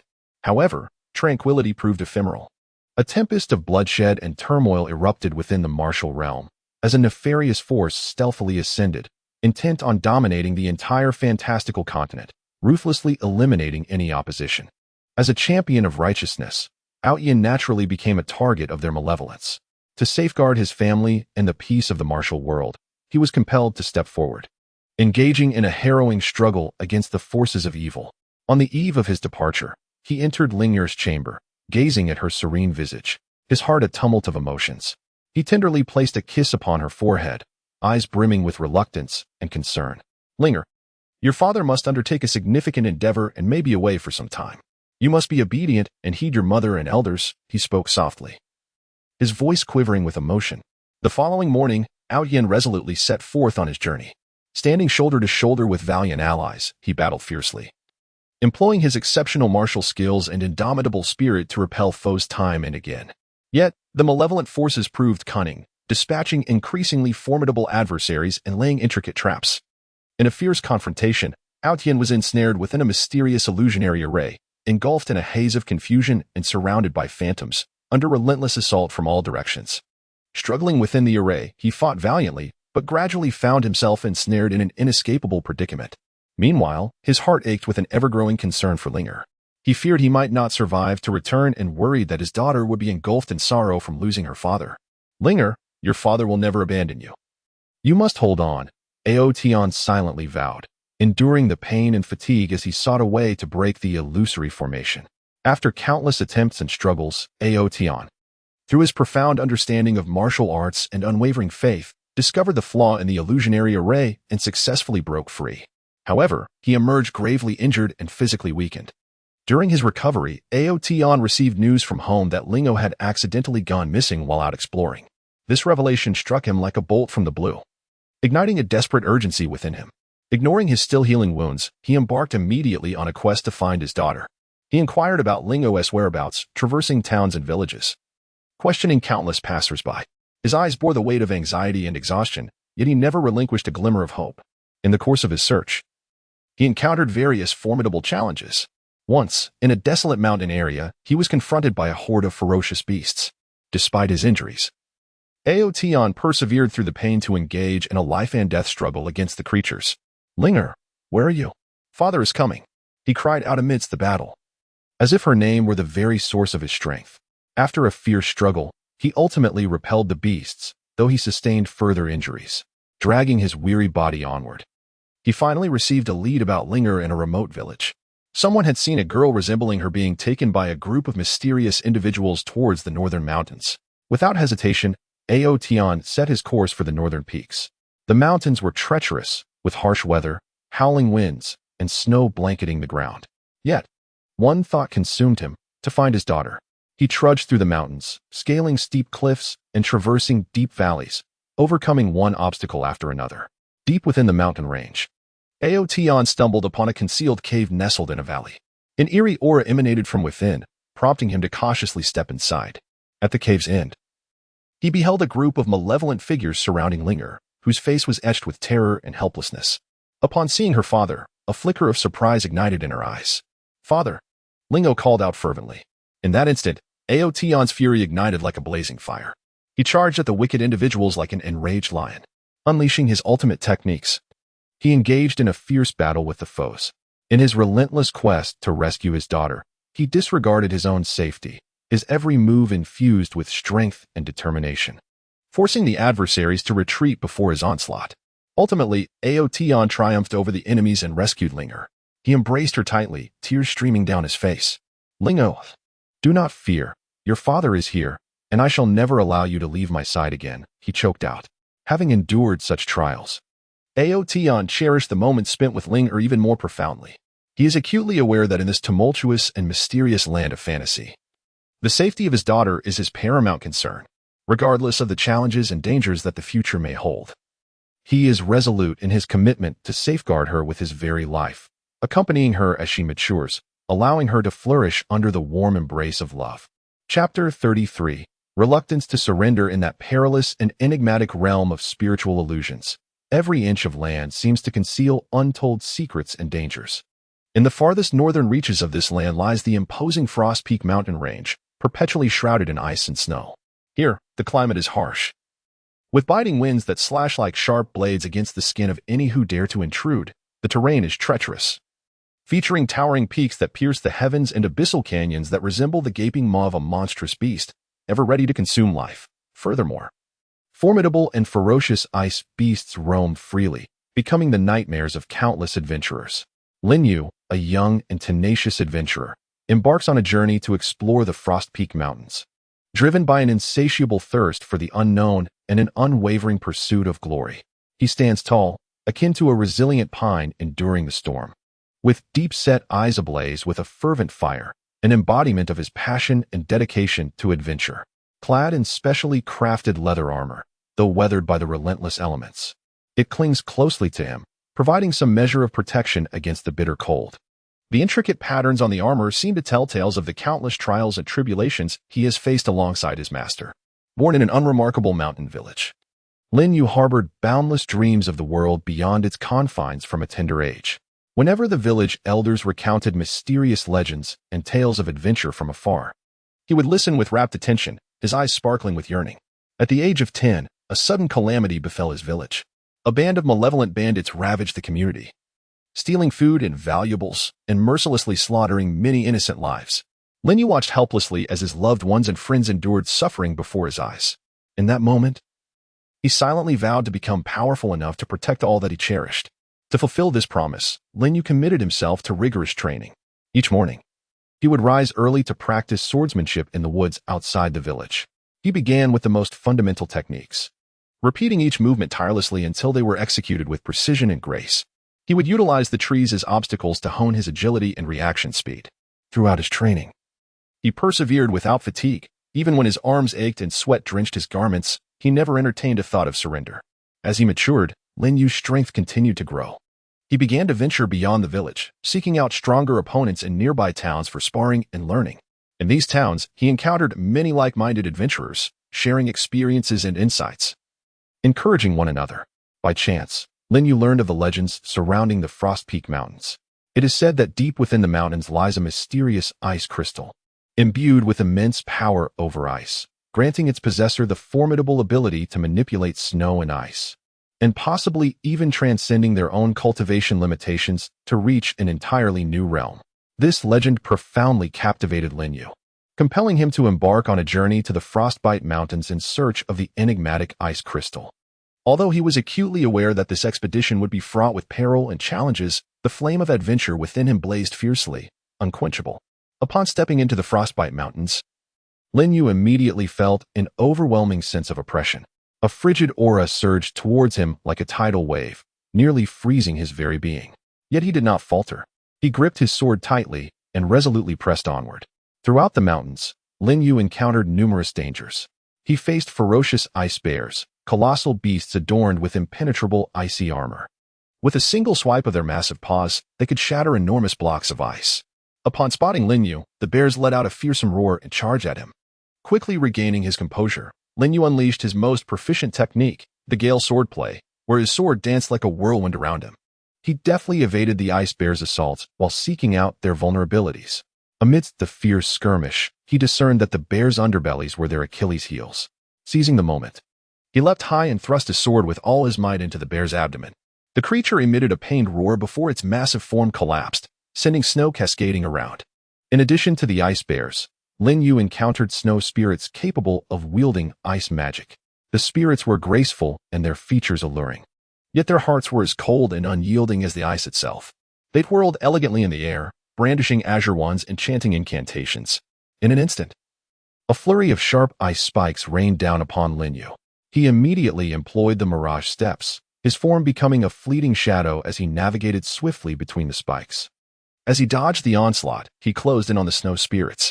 Upon nearing them, he unleashed the Windbreaker's swordplay, shattering their magical barriers with a powerful gust of sword energy. The spirits shrieked in terror, attempting to flee, but Lin Yu would not allow them to escape easily. He struck down several times, vanquishing them all. As Lin Yu delved deeper into the mountains, he faced an even graver challenge. He stumbled upon a hidden ice cave nestled within a valley, emanating a powerful resonance of ice magic.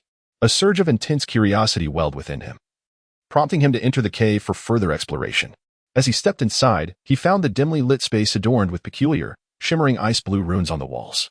At the cave's depths lay a colossal ice crystal, radiating a blinding brilliance, the very artifact he had tirelessly sought. However, just as Lin Yu approached the crystal, a formidable ice guardian materialized before him. Towering and composed entirely of ice, its eyes glowed with a cerulean light, and it wielded a massive ice sword. Upon noticing Lin Yu, the guardian charged at him without uttering a word. Lin Yu was acutely aware of the formidable prowess of the guardian. He concentrated his energy and unleashed the most potent sword techniques he had mastered. His blade shimmered with a chilling light within the icy cavern, clashing repeatedly against the guardian's frost-forged sword, producing a series of crisp, resonant sounds. Amidst the fierce battle, Lin Yu gradually discerned that while the guardian's attacks were powerful, they were somewhat sluggish. Capitalizing on his speed advantage, he maneuvered deftly behind the guardian to launch his assaults. The guardian, irked by Lin Yu's relentless strikes, suddenly invoked a powerful ice magic, enveloping the entire cave in a blanket of snow and ice, partially freezing Lin Yu's form. He felt his movements becoming increasingly lethargic, his strength waning. Yet, Lin Yu did not succumb to despair. He continually encouraged himself within. He summoned the spiritual energy within, striving to break free from the icy shackles. After considerable effort, he finally succeeded in liberating himself from the frost's grip. Reinvigorated, he unleashed a more ferocious offensive against the guardian. He executed a self-invented sword technique known as the ice-shattering sword method, which fused his understanding of ice magic with his mastery of swordsmanship. Each swing of his blade left a profound scar upon the guardian's form. The guardian, unwilling to yield, intensified his onslaught, wielding his ice sword with greater ferocity. At a pivotal moment in the clash, Lin Yu discerned that the guardian's head was his core target. Resolute in his decision, he took a daring risk and employed the phantom steps, swiftly darting towards the guardian's head. The guardian attempted to counter with his ice sword, yet Lin Yu nimbly evaded the strikes. He successfully closed the distance to the guardian's head and unleashed a full-powered thrust, piercing toward it. The guardian emitted a thunderous roar as his form began to disintegrate. Lin Yu triumphed over the guardian and approached the ice crystal, his heart brimming with elation. He extended his hand, yearning to touch the crystal, but just as he was about to make contact, an unforeseen surge of power erupted from the crystal, sending Lin Yu sprawling backward. He landed heavily on the ground, racked with intense pain throughout his body. Struggling to rise, he gazed at the ice crystal, filled with a sense of injustice. He could not comprehend why, after enduring countless hardships to locate the crystal, he was unable to claim it. Unwilling to relinquish hope, he resolved to try once more.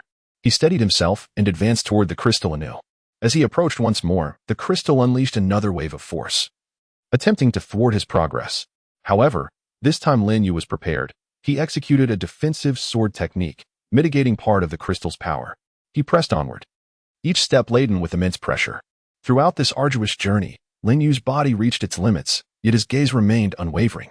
He recalled his village, the suffering endured by his loved ones and friends, and the trials he had faced along his path. He reminded himself that he must not yield, no matter the cost. After a grueling struggle, Lin Yu finally succeeded in touching the ice crystal. He felt a powerful surge of ice energy coursing into his being, initiating a transformation within him. His spiritual power experienced a remarkable enhancement, and his mastery over ice magic became increasingly formidable. Lin Yu departed from the ice cave, a contented smile gracing his face. He understood that his efforts had not been in vain. He had successfully surmounted numerous challenges and achieved his objectives. He held a firm belief that, in the adventures that lay ahead, no matter the difficulties he encountered, he would never yield easily, for the flame of adventure within him would eternally blaze. Chapter 33. Rapid descent in the vast and enigmatic realm of the Spirit Illusion continent. Cloud Sky Peak stood majestically and perilously, a testament to nature's grandeur. Its cliffs were steep and sheer, plunging almost vertically into the earth, resembling a colossal barrier thrust up between heaven and earth. The clouds and mist swirling around the peak floated like gossamer or cotton, at times thick enough to engulf the entire mountain, while at others, they thinned to mere wisps, adding an ethereal and mysterious hue to the scene. Yet beneath this enchanting facade lay an endless, lethal peril. Xiaofeng, a young adventurer, shone like a blazing star, radiating courage and a fervent curiosity for exploration.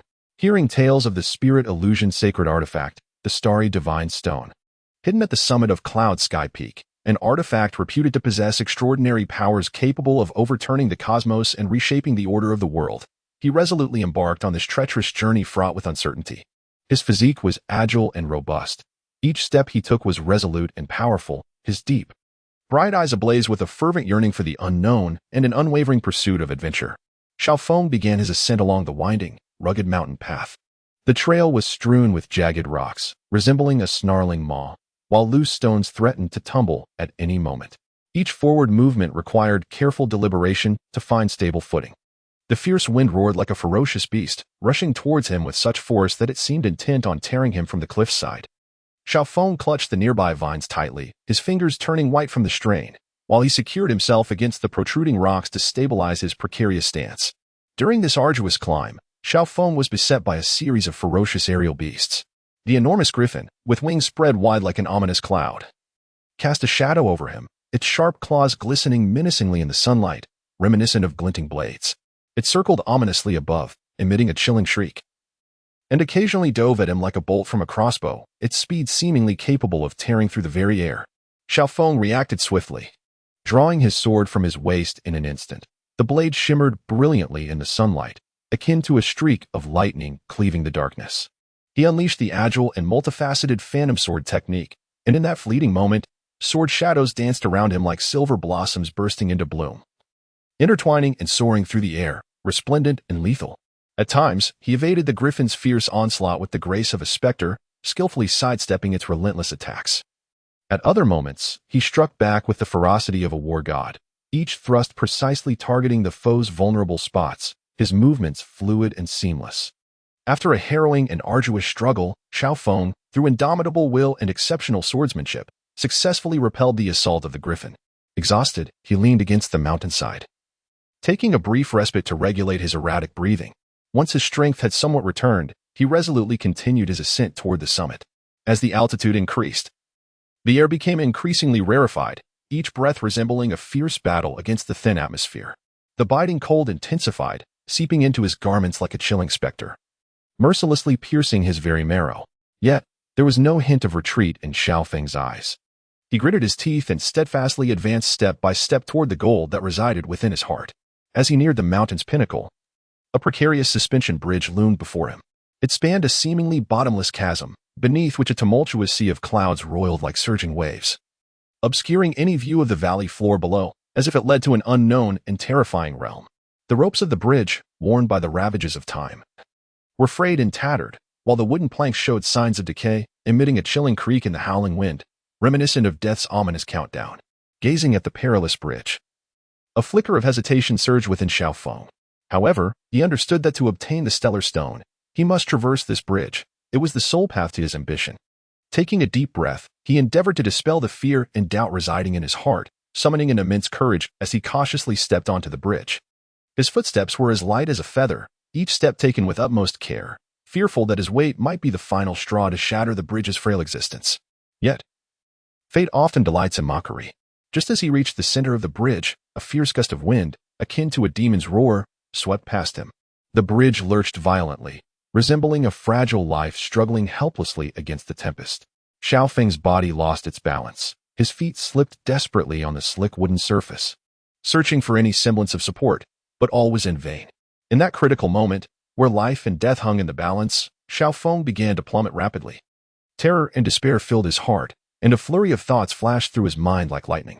He recalled his warm hometown far away, the elderly parents with silver hair and kind, wrinkled faces, the innocent and charming younger siblings, and the unfulfilled dreams of adventure that lay ahead, the unexplored mysteries and formidable challenges yet to be conquered.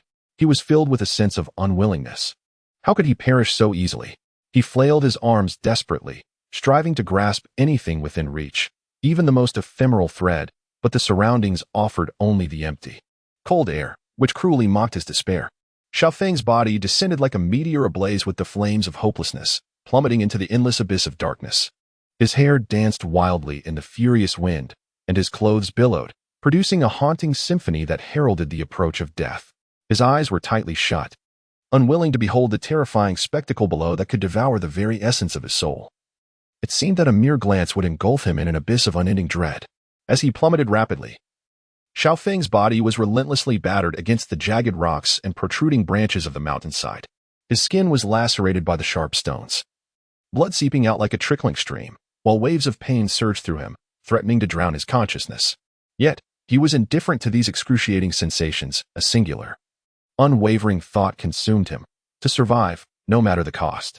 Time became an indistinguishable blur, stretching on like a century, until at long last, Xiaofeng's body came crashing down into a dense grove of trees. A jolt of agony coursed through him, as if every bone in his body had been mercilessly shattered, every muscle torn asunder. With great difficulty, he opened his eyes to find himself ensnared by branches and vines, sparing him from a direct fall to the ground. However, he was acutely aware that his predicament remained perilously precarious. A moment's carelessness could plunge him again into the depths of death. Gritting his teeth against the nearly faint-inducing pain, Xiaofeng painstakingly assessed his injuries. He discovered that his left leg was fractured, the broken bone piercing through flesh in a gruesome manner, while his right arm hung limply at his side, severely wounded. His body bore numerous abrasions and contusions, mottled bloodstains staining his garments. Trembling, he retrieved from his bosom some healing herbs and precious elixirs, collected with great difficulty during his arduous journey. He chewed the herbs, applying the bitter mash to his wounds, the acrid taste mingling with the searing pain that contorted his features. Then, he swallowed the elixir and began to channel his energy for healing. During his cultivation, Xiaofeng was astonished to find that the grove was suffused with an almost palpable aura of spiritual energy, far richer than anything he had encountered in the outside world. A spark of realization ignited within him. This could be a divine opportunity, an exceptional place for cultivation.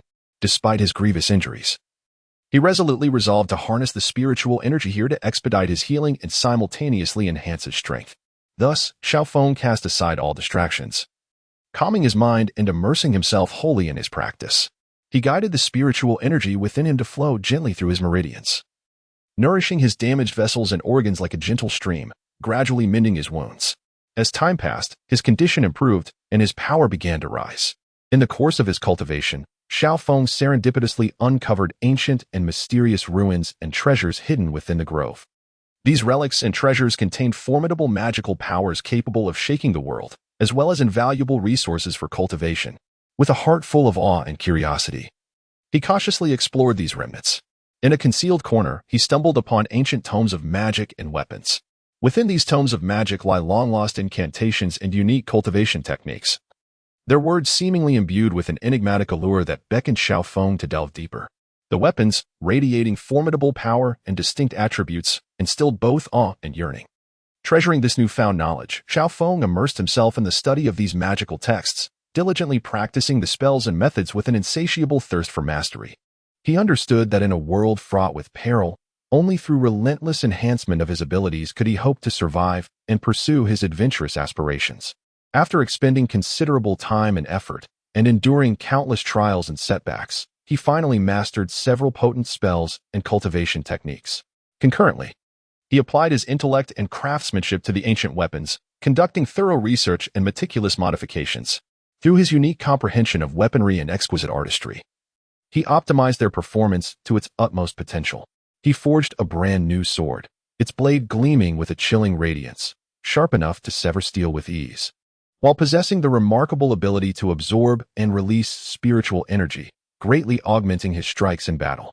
Following a period of arduous training and careful preparation, Xiaofeng experienced a profound transformation in his prowess.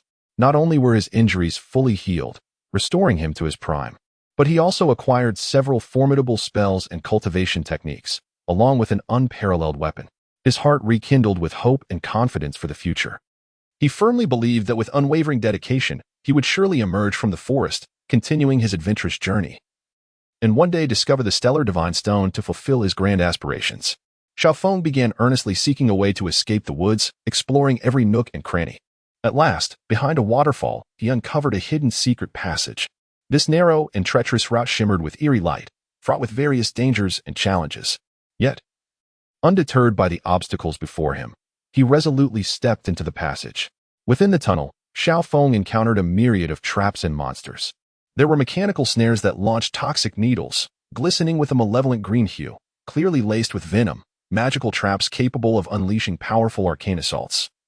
Their energy surging forth like a torrential flood upon activation, and small yet ferocious creatures, agile in their movements, with razor-sharp teeth and claws, darting through the darkness to launch unexpected attacks. Drawing upon his wisdom, courage, and ever-growing strength, Xiaofeng calmly navigated the traps, defeating the monsters with his exceptional swordsmanship and potent magic. After an arduous endeavor, Xiaofeng finally emerged from the passage, standing on the other side of Cloud Peak. Gazing upon this new land, his heart brimmed with emotions. He recognized that he had just undergone a harrowing trial of life and death, yet had emerged with immense growth and invaluable rewards. He gripped the sword, imbued with formidable power, with steadfast eyes as he ventured forth into the distance, embarking on his adventure fraught with uncertainty and challenges, in pursuit of the legendary Starfall gem and the myriad enigmas and arduous trials hidden deep within this mystical continent. Chapter 34. The Whispers of the Wind. In that distant and enigmatic realm of fantasy, there lies a place known as Gale Valley. This region is elongated and narrow, flanked by towering, precipitous peaks that pierce the heavens. The mountains are adorned with jagged rocks, their sharp edges resembling the fangs of a colossal beast.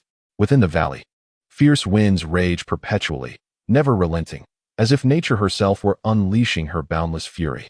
Outyin, a young and intrepid adventurer, had heard whispers of a rare treasure hidden deep within the Gale Valley, the heart of the spirit wind. According to legend, the heart possessed extraordinary powers, granting its bearer the ability to manipulate the elemental force of wind, while also enhancing the practitioner's spiritual prowess, propelling them forward on their martial journey. Fueled by a yearning for formidable strength and an insatiable spirit of exploration, Outyin resolutely stepped into the Gale Valley. As he crossed the threshold, a powerful gust of air surged toward him, nearly toppling him over. He quickly steadied himself, planting his feet firmly on the ground, his body leaning slightly forward to counteract the ferocity of the wind. In that moment, the howling of the wind crescendoed in his ears, a sharp and piercing sound akin to countless blades slicing through the air, reminiscent of a demon's roar, striving to shatter his resolve. Outyin proceeded slowly along the valley, each step proving to be an arduous endeavor. The fierce winds battered against his body, making him feel as though he were rowing upstream. Every inch forward demanded immense effort. His garments flapped wildly in the gusts, and his hair danced chaotically, obscuring his vision. To discern the path ahead, he was compelled to periodically sweep his hair aside, only for the relentless wind to immediately return it to its chaotic state. As he advanced, Outyin encountered numerous perils. The fierce winds had rendered the pathways within the valley treacherous and uneven. The ground was strewn with stones of various sizes and deep pits, any misstep threatening to send him tumbling. On one occasion, his foot plunged into a deep hole, a sharp pain radiating through his ankle. Yet he gritted his teeth against the agony, forcefully extricating his foot from the pit and pressing onward. In addition to the difficult terrain, Outyin had to remain ever vigilant against falling rocks from the peaks flanking the valley. The winds relentlessly battered the rocky summits, dislodging loose stones that could plummet at any moment. These stones, descending from great heights, carried with them the potential for devastating impact, should one strike him. The consequences would be dire. As he navigated cautiously, he kept a watchful eye on the disturbances above. Whenever he heard the telltale sound of tumbling stones, he would swiftly seek refuge in a secure location. As he ventured deeper into the valley, the howling winds intensified, nearly drowning out his hearing. He relied solely on his sight and acute perception to gauge his surroundings.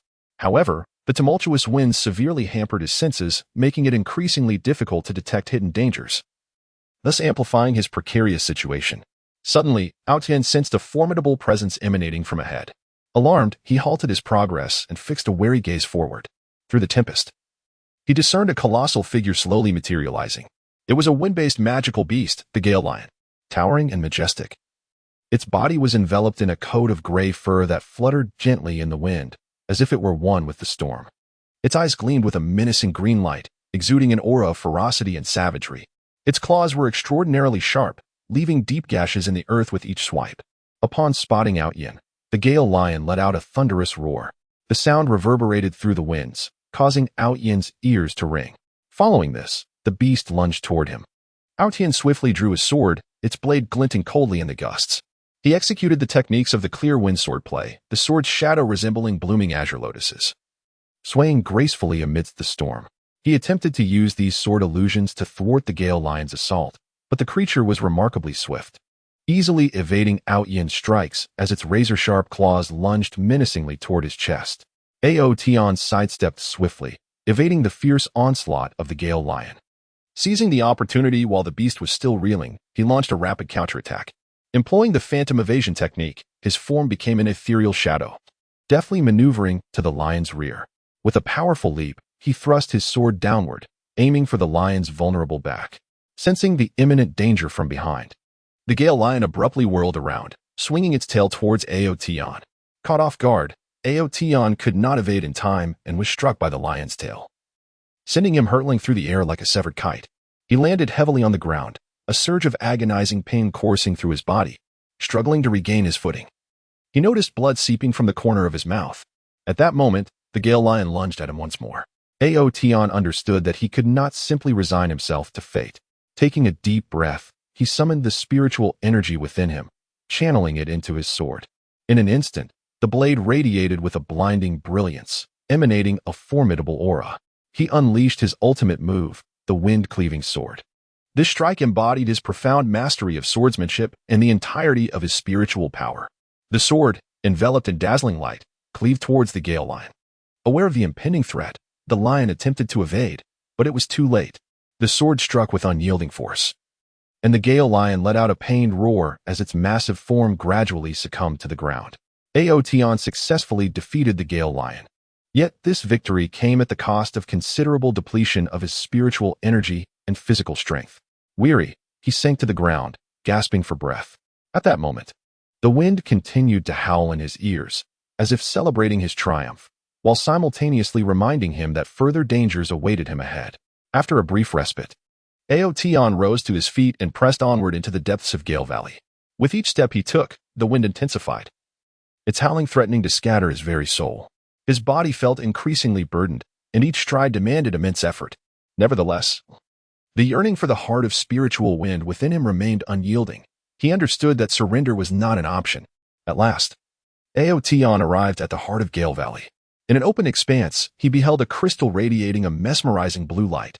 This was the heart of spiritual wind. Suspended in midair, it was enveloped by a powerful current, safeguarding it fiercely. Ao Tian approached the heart of spiritual wind cautiously. And just as his fingers were about to make contact, an overwhelming force erupted from the crystal, flinging him away with great force. Ao Tian fell heavily to the ground, his heart brimming with confusion and resentment. He could not comprehend why, after much effort in locating the heart of Lingfeng, he was unable to attain it. Rising to his feet, he once more approached the heart of Lingfeng. Yet, each time he drew near, he was repelled by an overwhelming force. After numerous attempts, Ao Tian finally discerned the crux of the matter. It transpired that in order to obtain the heart of Lingfeng, one must pass its trials. It would unleash a formidable power of wind elements, and only those who could endure the onslaught of this force would be deemed worthy of its recognition. Ao Tian resolved to embrace the trial of the heart of the spirit wind. He steadied his mind, channeling the spiritual energy within him, preparing to confront the impending challenge. Suddenly, the tempest intensified, unleashing a multitude of razor-sharp wind blades that surged towards him. Ao Tian executed the clear wind sword technique, attempting to thwart the onslaught of the wind blades with his sword shadows. However, the sheer volume of the blades overwhelmed him, swiftly penetrating his defenses. The wind blades struck Ao Tian's body, tearing his garments and inflicting wounds upon his skin, staining his attire with crimson. Yet, he gritted his teeth and persevered, his gaze betraying an unwavering determination. He continuously refined his swordplay, striving to discern the patterns in the wind blade's assault. After a fierce struggle, Ao Tian finally uncovered the rhythm of the wind blade's attacks. He began to counter the blades with precision, his swordsmanship becoming increasingly formidable, each strike adeptly deflecting the oncoming blades. As time progressed, the ferocity of the wind blades waned, and Ao Tian sensed victory within his grasp. At last, the barrage ceased, and the heart of the spirit wind gracefully descended before him. Ao Tian extended his hand, gently clasping the heart of the spirit wind. He felt a surge of immense power coursing through him, instantly elevating his spiritual prowess to new heights. He had successfully acquired the heart of the spirit wind and claimed it as his own. Ao Tian departed from the Valley of Gale, bearing the heart of Lingfeng. As he stepped out of the valley, the winds continued to howl in his ears, yet his heart brimmed with joy and pride. He understood that he had undergone a formidable trial, which bestowed upon him immense power. He believed that in his forthcoming adventures, he would wield this newfound strength to explore the unknown and embrace greater challenges. Chapter 35. Despair and Resentment. His heart was filled with despair and resentment amidst the apocalyptic wasteland shrouded in darkness and chaos. Once thriving cities had crumbled into ruins, and the decaying remnants of buildings teetered precariously in the swirling sands, poised to collapse at any moment. The sky was obscured by thick, ominous clouds that barred any trace of sunlight. Only the occasional bizarre lightning streak illuminated this desolate world, swiftly plunging it back into darkness.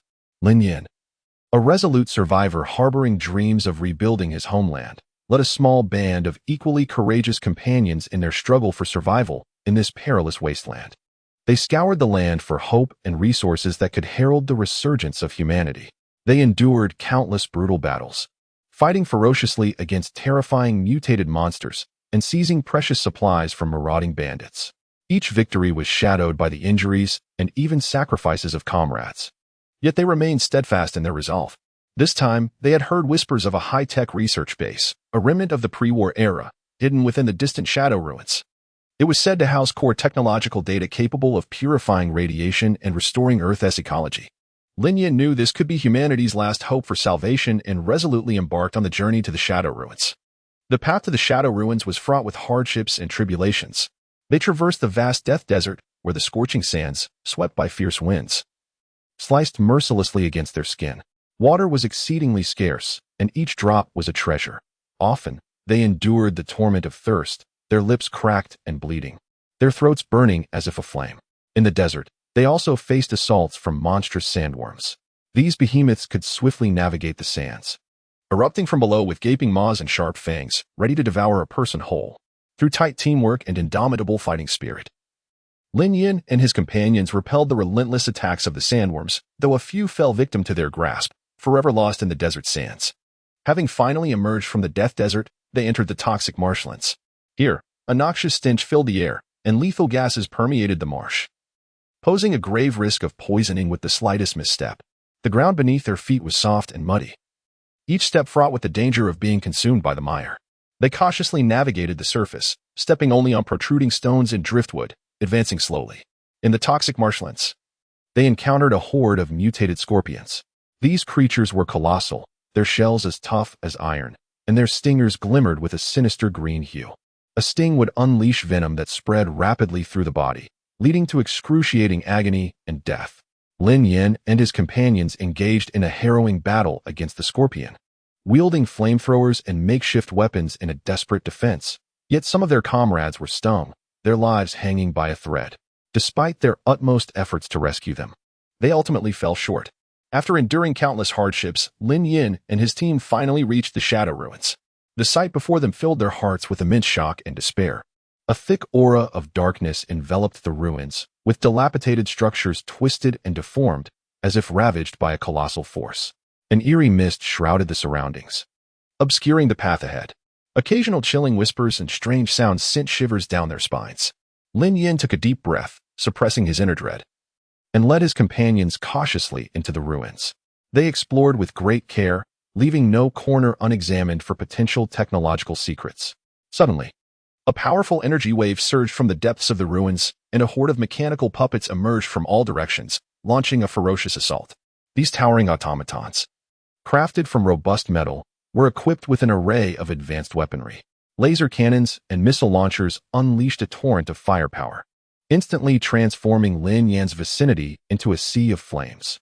In swift response, Lin Yin and his companions sought refuge and mounted a fierce counterattack. Armed with a few energy guns and homemade explosives, they fought valiantly against the mechanical onslaught. Lin Yin, wielding an energy sword, charged into the fray like a bolt of lightning, executing masterful swordplay that left deep gashes on the mechanical foes. However, their numbers were overwhelming and their defenses formidable, making it exceedingly difficult for Lin Yin and his allies to inflict any fatal damage. As the battle raged on, one by one, Lin Yin's companions fell. Some were reduced to ashes by the laser blasts, while others were mangled beyond recognition by missile explosions. Lin Yin watched in anguish and fury as his friends perished before his eyes. In a reckless surge of desperation, he charged towards the leader of the mechanical puppets. A colossal and more sophisticated super-automaton, its eyes gleaming with cold red light, as if mocking Lin Yan's audacity. A breathtaking duel ensued between Lin Yan and the super-automaton. He unleashed his strongest techniques, channeling all his strength into his energy sword, striking relentlessly at the mechanical giant. The super-automaton, with its massive metallic arms, blocked Lin Yan's attacks while retaliating with powerful energy beams. As the battle wore on, Lin Yan gradually succumbed to fatigue, his body sustaining multiple injuries. His garments were scorched by energy blasts, and deep lacerations marred his skin, blood flowing incessantly. In a final act of desperation, Lin Yan summoned the last vestiges of his strength and successfully severed one of the super-automaton's arms. Just as he prepared to deliver a fatal blow, the super-automaton unexpectedly initiated its self-destruction sequence. Lin Yan watched in horror as the light emanating from the mechanical behemoth grew ever more intense.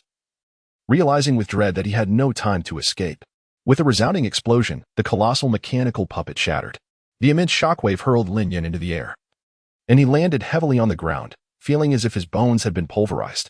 Struggling to rise, his body betrayed him. His vision blurred as he surveyed the chaos around him. The bodies of his comrades lay strewn about, and the legendary high-tech research base had been obliterated in the blast. Lin Yan's heart brimmed with despair and resentment. He gazed despondently at the place that had once brimming with hope, now reduced to ruins. All their efforts evaporating in an instant. He could not reconcile himself to the immense sacrifice he and his companions had made, only to see their dream of rebuilding their homeland slip away. Memories of fallen comrades flooded his mind, recalling days filled with laughter and battles fought together, as well as his visions of a brighter future. Reluctant to surrender, he endeavored to rise once more, yet the searing pain forced him back down. Lying on the ground, he stared into the dark clouds above, tears cascading down his cheeks. He realized he might be one of humanity's last hopes, yet now, all was lost. His heart swelled with helplessness and bitterness towards fate. He could not fathom why destiny had chosen to treat them so cruelly, snatching everything away just as hope began to glimmer. In his final moments, vivid images of the once beautiful earth filled his mind. Blue skies, white clouds, verdant mountains, and flowing waters, all reminiscent of a distant dream. He wished that even in death, humanity would not face total extinction, and that one day, someone would discover the true means to save the earth, revitalizing this land with life and vigor. Chapter 36, a blinding white expanse in that remote northern land. There lies a mysterious realm governed by ice and snow. This is the kingdom of frost and snow, where the frigid winds gallop like wild stallions across the boundless terrain. Emitting a chilling howl, the sky looms like a massive leaden plate, perpetually overcast, repelling sunlight from miles away. As far as the eye can see, a blanket of silver envelopes the land. Towering snow-capped mountains rise majestically, resembling a slumbering white dragon sprawled between heaven and earth, with its steep peaks piercing the firmament, their sharp summits appearing grim under the relentless assault of the gales. The snow atop the mountains remains perpetually frozen, accumulating in layers, each snowflake, a finely crafted masterpiece of nature, clusters together to form a solid, smooth ice layer that glimmers with a cold light under the faint illumination. The vast ice fields stretch infinitely like a colossal mirror, extending in all directions without a hint of impurity, pure enough to evoke a sense of solitude. The snow on the ice fields is whipped by the tempest, forming various shapes, some resembling giant mushrooms, others like serpentine pythons, scattered artfully across the monotonous white expanse, adding an element of peculiar beauty to this otherwise stark landscape.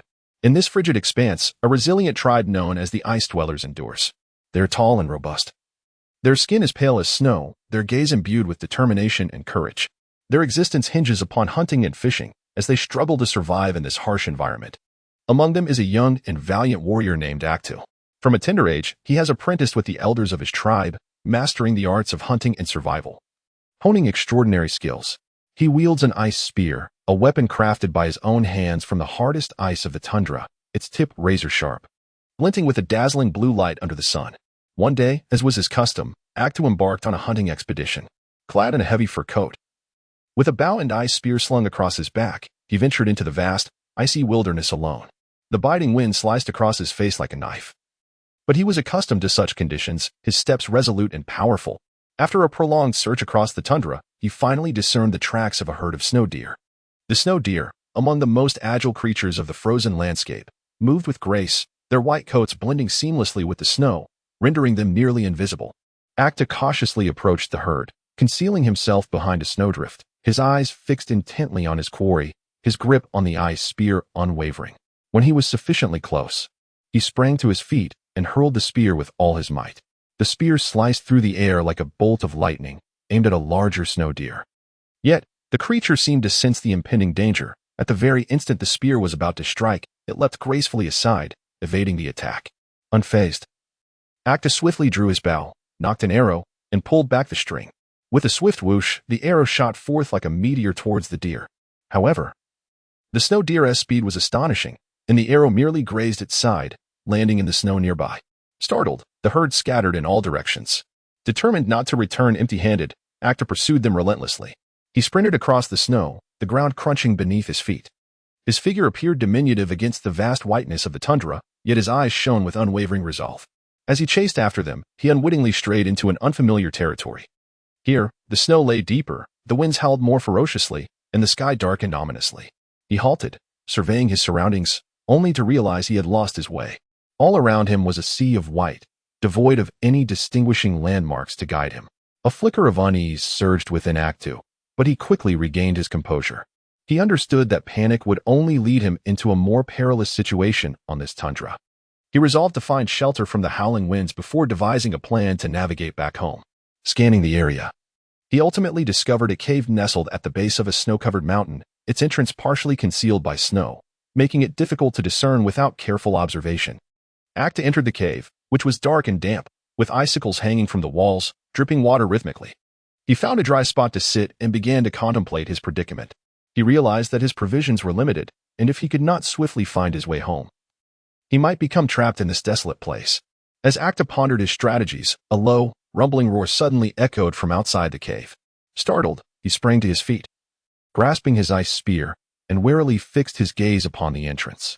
The roar grew increasingly closer, and through the crevice of the cave's mouth, Acta beheld a colossal white polar bear approaching. The polar bear, the sovereign of the ice plains, was immense and powerful, its sharp claws and teeth capable of effortlessly tearing apart its prey. Acta realized he was in dire straits. Gripping his ice spear tightly, his body trembled, not from fear, but from exhilaration. As a warrior, he never shied away from a challenge. Silently, he bolstered his resolve, preparing to engage in a life-and-death struggle with the polar bear. Upon entering the cave, the polar bear's gaze fell upon Act II, revealing a glimmer of wariness in its eyes. It opened its gaping maw, issuing another roar, attempting to intimidate Act II. Unfazed, Acta shouted loudly, brandishing his ice spear and boldly launching an attack. The bear, incensed by Act II's provocation, lunged at him with ferocity. Acta sidestepped, narrowly evading the bear's assault. Seizing the opportunity, he thrust the ice spear toward the bear's abdomen, but its thick fur merely yielded a shallow scratch. The bear pivoted and charged again. This time, Acta stood his ground, gripping the spear firmly as he aimed for its chest. With a swipe of its paw, the bear sent the spear flying before delivering a powerful slap that sent Acta crashing against the cave wall. Though he felt a jolt of intense pain, he gritted his teeth and struggled to rise. Spotting the bear barreling toward him once more, he realized he was now weaponless and could only confront the beast with his own body. Drawing a deep breath, he charged at the polar bear, wrapping his arms around it and exerting all his strength to bring it down. The bear thrashed, attempting to regain its footing, but Acta mounted it, relentlessly pummeling its head with his fists. After an arduous struggle, Acta finally subdued the polar bear. Exhausted, he collapsed to the ground, gasping for breath. His body bore numerous injuries, blood staining his garments, yet a victorious smile adorned his face. After resting briefly, Acta rose, aware that he could not linger there for too long. He exited the cave, continuing his quest to find the way home. At that moment, snow began to fall heavily from the sky, large flakes swirling down and swiftly engulfing him in a blanket of white. Nevertheless, Acta's gaze remained resolute. He believed fervently that he would navigate through this icy expanse and return to his homeland. Chapter 37. A boy is born in that tranquil and harmonious little town. The morning light gently bathed the rooftops in a soft golden hue, bestowing a delicate glow upon each brick and tile. A gentle breeze caressed the weeping willows lining the streets, their tender green branches swaying gracefully as if dancing in celebration of the arrival of new life. The melodious chimes from the church in the town center resonate throughout the quaint village, as if heralding the arrival of a momentous occasion. In a charmingly appointed birthing room on the outskirts of the town, a young woman lies, her features slightly pale from the pain. with beads of sweat clinging to the strands of hair on her forehead. Yet, her eyes radiate an unwavering determination and anticipation.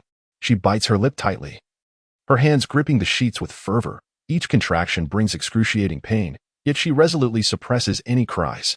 Beside her, her husband holds her hand tightly, his gaze filled with concern and urgency, softly reassuring her, albeit with a quiver in his voice. The midwife busily prepares the necessary items for the delivery, steam rising from the hot water on the stove, while neatly folded clean towels await their purpose. The experienced midwife's face, usually composed, now bears a serious expression as she methodically checks on the mother's condition. As time progresses, the atmosphere in the delivery room grows increasingly tense. The woman's breathing becomes rapid and labored. She acutely feels the life within her striving to enter this world. Suddenly, a resounding cry shatters the tense silence. A sound crisp and powerful, akin to a beam of light piercing through the darkness. It is a boy. The midwife's face lights up with a smile of satisfaction as she gently cradles the newborn, delicately wiping his tiny body with a soft towel. His skin, pink and wrinkled, resembles a ripe peach, and his face flushes red from his cries. His eyes remain tightly shut, while his small mouth opens wide, filling the room with his cries as if expressing his first impressions of this unfamiliar world. Overcome with emotion, the husband's eyes brim with tears as he trembles while taking his son into his arms, gazing at the fragile life nestled within. A myriad of emotions swells in his heart as he gently kisses his son's forehead, the touch as tender as caressing the most precious treasure. "My dear, look. Our son is so beautiful." He turns to his wife, his voice laden with affection. The wife, weak yet smiling, gazes back with love and happiness in her eyes. She reaches out, yearning to touch her son, and her husband swiftly brings the child closer. Her fingers glide softly across the baby's cheek, feeling the delicate skin, and tears of joy slip unbidden from her eyes. "We must protect him well, ensuring he grows up healthy and happy," she whispers, her voice gentle yet resolute. Thus, this newborn boy enters the world enveloped in the love and expectations of his family. His arrival brings boundless joy and hope to the household. In the days to come, he becomes the focal point of everyone's attention.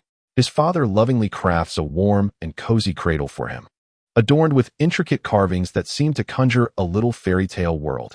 Meanwhile, his mother dedicates her days and nights to his side, nursing him, changing his diapers, and marveling at every subtle change in his expression, finding it to be the most beautiful experience in existence. As the boy gradually grows, his curiosity expands in tandem. He began to develop a profound curiosity for everything around him, the clouds drifting across the azure sky, the vibrant flowers blooming in the yard, and the tiny insects scurrying through the grass, each captivating his gaze and holding it for an extended period. During these moments, his parents would patiently explain, and though he did not yet comprehend their words, their gentle voices flowed like a melodious lullaby, accompanying him through countless joyful times. After the boy learned to walk, the entire world transformed into his playground.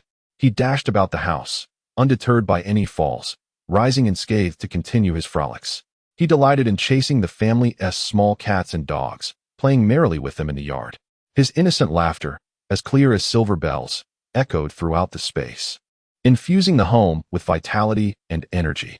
His love for stories was boundless.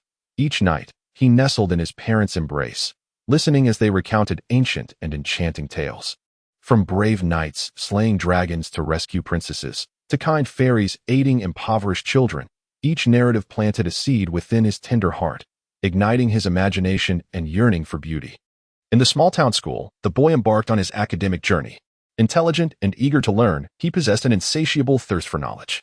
In class, he listened intently, his eyes fixed on the teacher, fearful of missing even a single piece of information. He especially cherished reading, and the books in the library became his dearest companions. Immersed in the world of literature, he embarked on adventures alongside protagonists, exploring uncharted realms and experiencing a spectrum of emotions. As the years passed, the boy revealed a remarkable talent for painting. With his brush, he depicted the world as he perceived it, the beautiful scenery of his small town, the loving faces of his parents, and the charm of his friends sprang to life beneath his strokes. His artworks were frequently showcased in school exhibitions, garnering accolades from both teachers and peers. Nevertheless, the boy's path to maturity was fraught with challenges. At the age of 10, his town suffered an unprecedented flood. The deluge swept through like a ferocious beast, submerging streets and homes, trapping many in its wake. The boy's family was not spared, and they were compelled to evacuate to safety. Amidst this calamity, he witnessed the helplessness and fear of the people, as well as the bravery of rescue workers who selflessly ventured into danger to aid those in distress. At that moment, a seed of courage and responsibility was sown within his heart. In the aftermath of the flood, the town lay in ruins. The boy willingly joined the efforts to rebuild, assisting his friends in clearing the sludge from the streets and transporting relief supplies. Though his strength was still modest, his enthusiasm and diligence inspired everyone around him. When the boy turned 15, his family faced another upheaval. His father suffered an injury in an accident, losing his ability to work, and the burden of the household fell squarely on his mother's shoulders. Observing the weariness etched on his mother's face filled him with sorrow.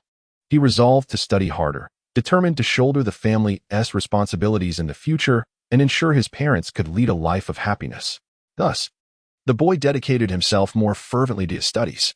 Rising early each day, he diligently memorized vocabulary and texts, and even after completing his homework at night, he continued his studies until the late hours. His academic performance consistently placed him among the top in his class, yet he remained unsatisfied. He actively participated in various extracurricular competitions, relentlessly challenging himself to enhance his abilities. In addition to his studies, the boy utilized his spare time to work. He assisted in a local grocery store, helping with the transportation of goods and organizing the shelves. Despite the arduous nature of the work, he never voiced a complaint. He meticulously saved every penny he earned, hoping to alleviate some of the burdens on his family. Throughout his growth, the boy also faced trials in friendship. He had a very close friend with whom he attended school, played, and shared everything. However, during one examination, the boy discovered that his friend had cheated. He found himself in a moral quandary, torn between the desire to maintain their friendship and the belief that cheating was wrong. After careful consideration, the boy ultimately chose to report the matter to their teacher. Consequently, his friend harbored resentment towards him and severed their ties. Although saddened, the boy did not regret his decision, for he understood that true friendship should be founded upon honesty and trust. As time passed, the boy gradually grew into a handsome and poised young man. Through his hard work and talent, he gained admission to a prestigious university. There, he encountered a broader world and acquired a wealth of knowledge and skills. He joined the university's volunteer association, frequently engaging in various charitable activities to assist those in need. His kindness and enthusiasm earned him the recognition and respect of his peers, and in this process, he forged many meaningful friendships with like-minded individuals. Upon graduating from university, the boy faced a pivotal decision in his life. He received a lucrative job offer from a big city, yet he also had the option to return to his small town and contribute to its development. After much contemplation, he ultimately resolved to return to his hometown. He felt his roots lay there, surrounded by family, friends, and cherished memories of his upbringing. He aspired to apply the knowledge he had gained to aid in the town's progress. Upon returning, the boy eagerly engaged in various development projects within the town. Utilizing the knowledge acquired in university, he contributed to the growth of specialty agriculture, introducing advanced planting techniques and management practices that enhanced both the yield and quality of the agricultural products. He also organized cultural activities, enriching the spiritual and cultural lives of the town's residents. Through his efforts, the town gradually blossomed with renewed vitality and vigor. In matters of the heart, the boy encountered his true love. She was a gentle and kind-hearted girl who worked as a teacher in the town's school. They met during a cultural event and fell in love at first sight. Together, they strolled through the town streets, sharing their dreams and joys. With the blessings of family and friends, they entered the sacred bond of marriage. Today, the boy has matured into a stable and composed man. He and his wife have a lovely daughter, and he pours all his love into her upbringing. He aspires for his daughter to flourish in an environment brimming with love, to embody the courage, kindness, and responsibility he holds dear. Gazing upon her innocent smile, his heart swells with happiness and contentment. He acknowledges that despite the setbacks and challenges he has faced in life, it is also filled with love and hope. He remains committed to striving for a brighter future for his family and their quaint town. Chapter 38. Reborn as a boy in the chaotic and enigmatic realm of reincarnation. Time and space intertwine in a disordered dance, and souls drift like solitary boats in the boundless void. Inshan. A soul weathered by the trials of his previous life and burdened with regrets, unexpectedly finds himself granted a chance at rebirth by the whims of fate. After a dizzying whirl, his essence is drawn by an inexplicable force, hurtling toward an entirely new world. Upon regaining consciousness, In Xian discovers himself in a room steeped in antiquity and charm. The air is infused with a delicate fragrance of sandalwood, while exquisite calligraphy and paintings adorn the walls. He lies on a beautifully carved bed, in the form of an infant. Instinctively, he yearns to move, only to realize the frailty and diminutiveness of his new body. Managing only a few faint cries, a sense of shock and confusion envelopes In Xian. He vividly recalls the experiences of his previous life, the pain and joy, the failures and triumphs, each memory as vivid as if it had transpired yesterday. Yet now, he finds himself reborn into a fresh existence where all must begin anew.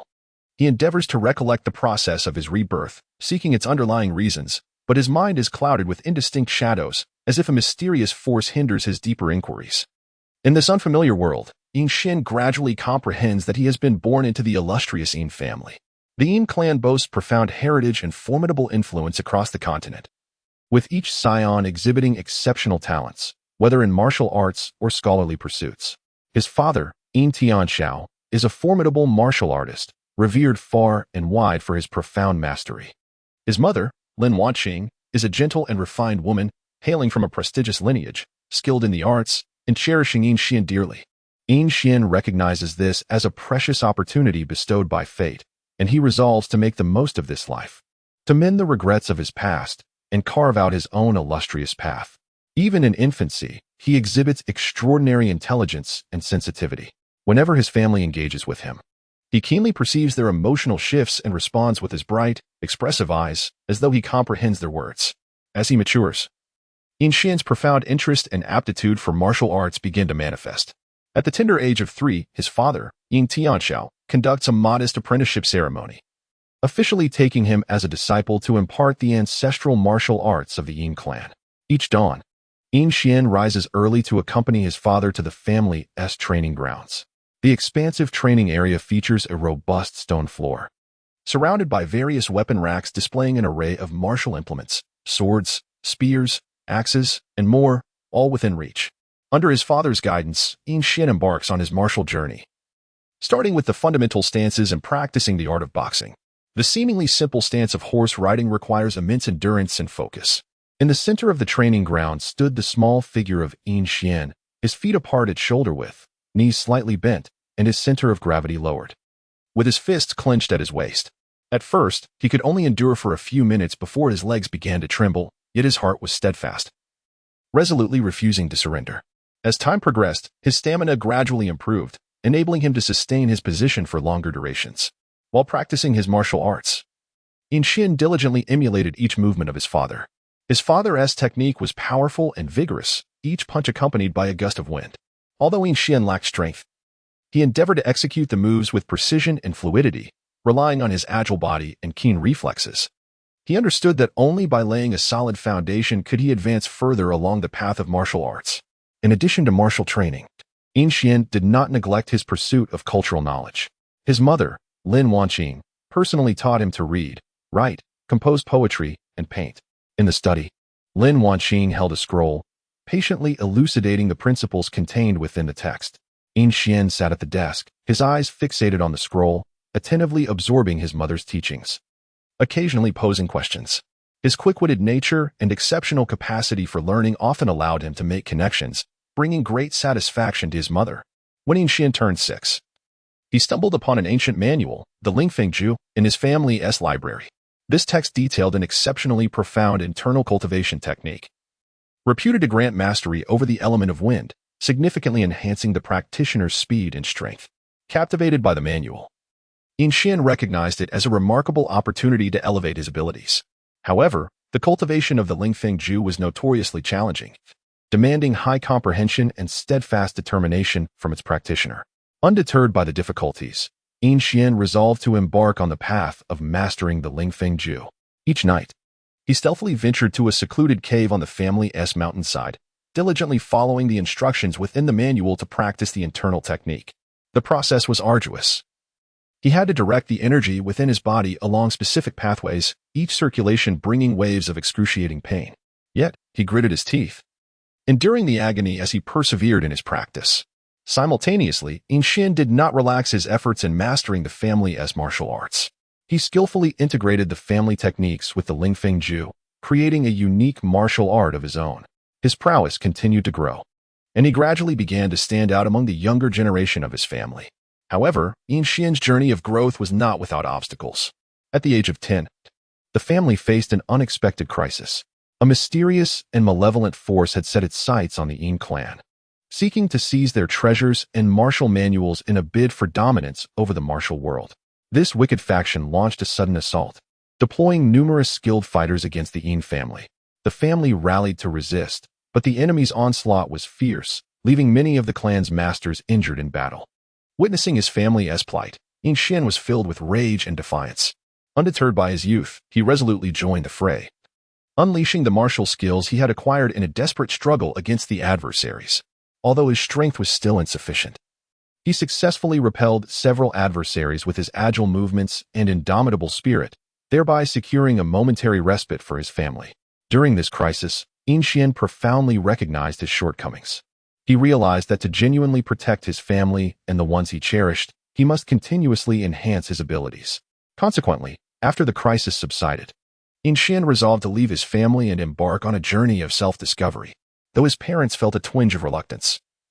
They comprehended that only through enduring more trials and tribulations could Yin Xian truly grow. Yin Xian set forth on a path fraught with uncertainty and peril. He traversed dense forests where ferocious beasts and enigmatic traps lay hidden. He once faced an onslaught from a pack of ravenous wolves, their eyes glimmering with a predatory light as they lunged at him. Undaunted by the imminent danger, Yin Xian unleashed the spirit wind technique, summoning a whirlwind that sent the wolves tumbling in disarray. Seizing the opportunity, he struck with his sword, which flashed like lightning, driving the wolves back one by one. He also scaled treacherous peaks, where the harsh climate and biting winds conspired with snow and ice. During his ascent, he was caught in an unexpected avalanche. Engulfed by the snow, he tumbled relentlessly. Striving to remain conscious, he harnessed his internal spiritual energy to carve a path through the snow, ultimately escaping the avalanche's clutches. Throughout his trials, Yin Xian forged bonds with many like-minded companions. Hailing from diverse backgrounds and with various aspirations, they all shared a fervent pursuit of martial excellence. Together, they fought side by side, confronting myriad challenges. In the camaraderie of his friends, Yin Xian learned the essence of teamwork, trust, and the significance of friendship. As time progressed, Yin Xian's prowess experienced remarkable growth. His mastery of the spirit wind technique reached a commendable level, allowing him to adeptly wield the elemental forces of wind. His martial skills became increasingly refined, each strike infused with formidable power. He gradually carved out a reputation for himself in the martial world, emerging as a young master of great renown. However, Yin Xian did not succumb to arrogance. He understood that his ambitions remained unfulfilled.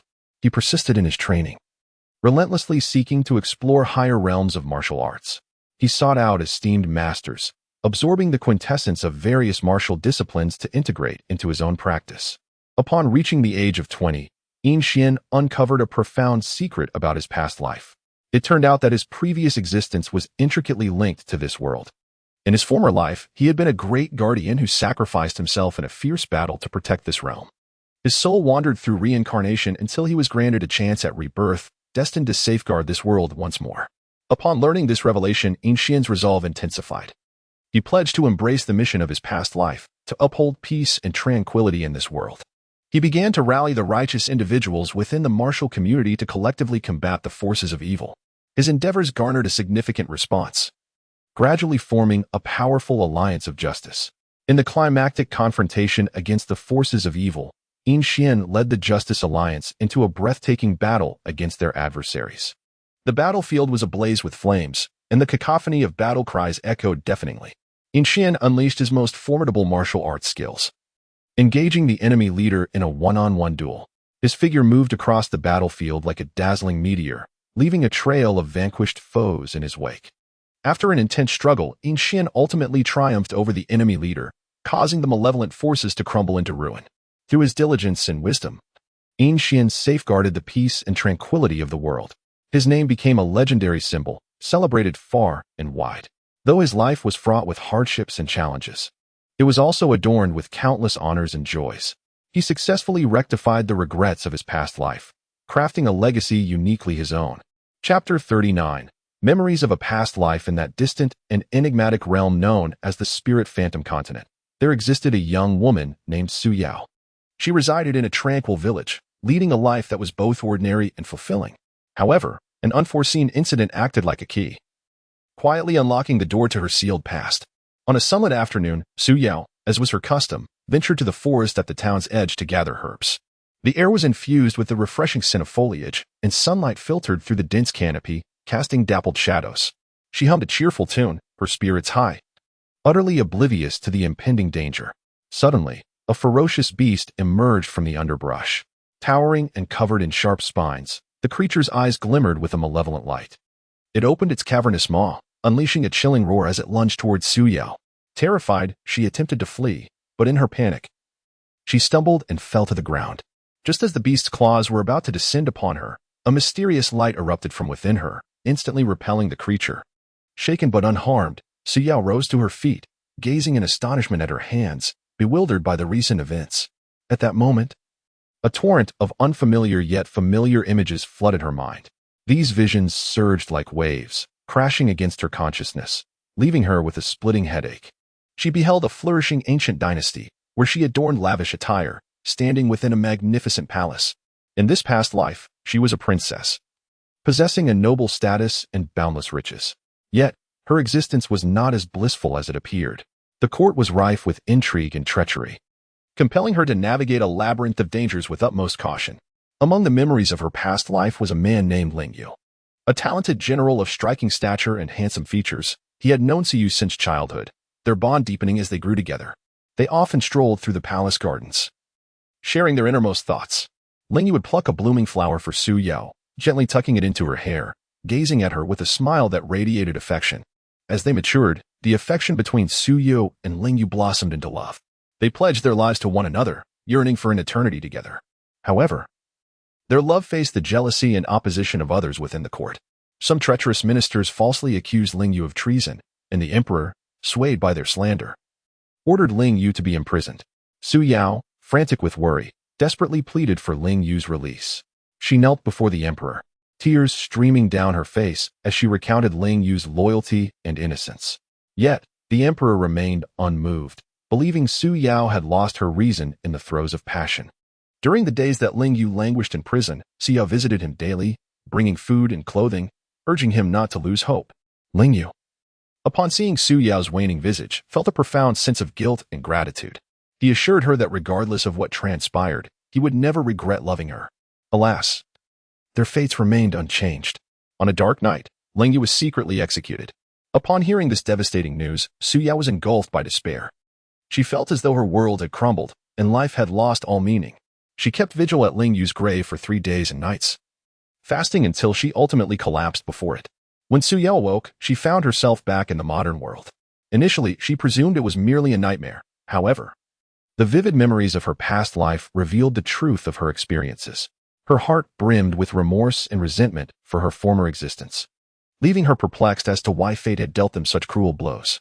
From that moment on, Su Yao's life underwent a profound transformation. No longer carefree, she became taciturn, often lost in contemplation.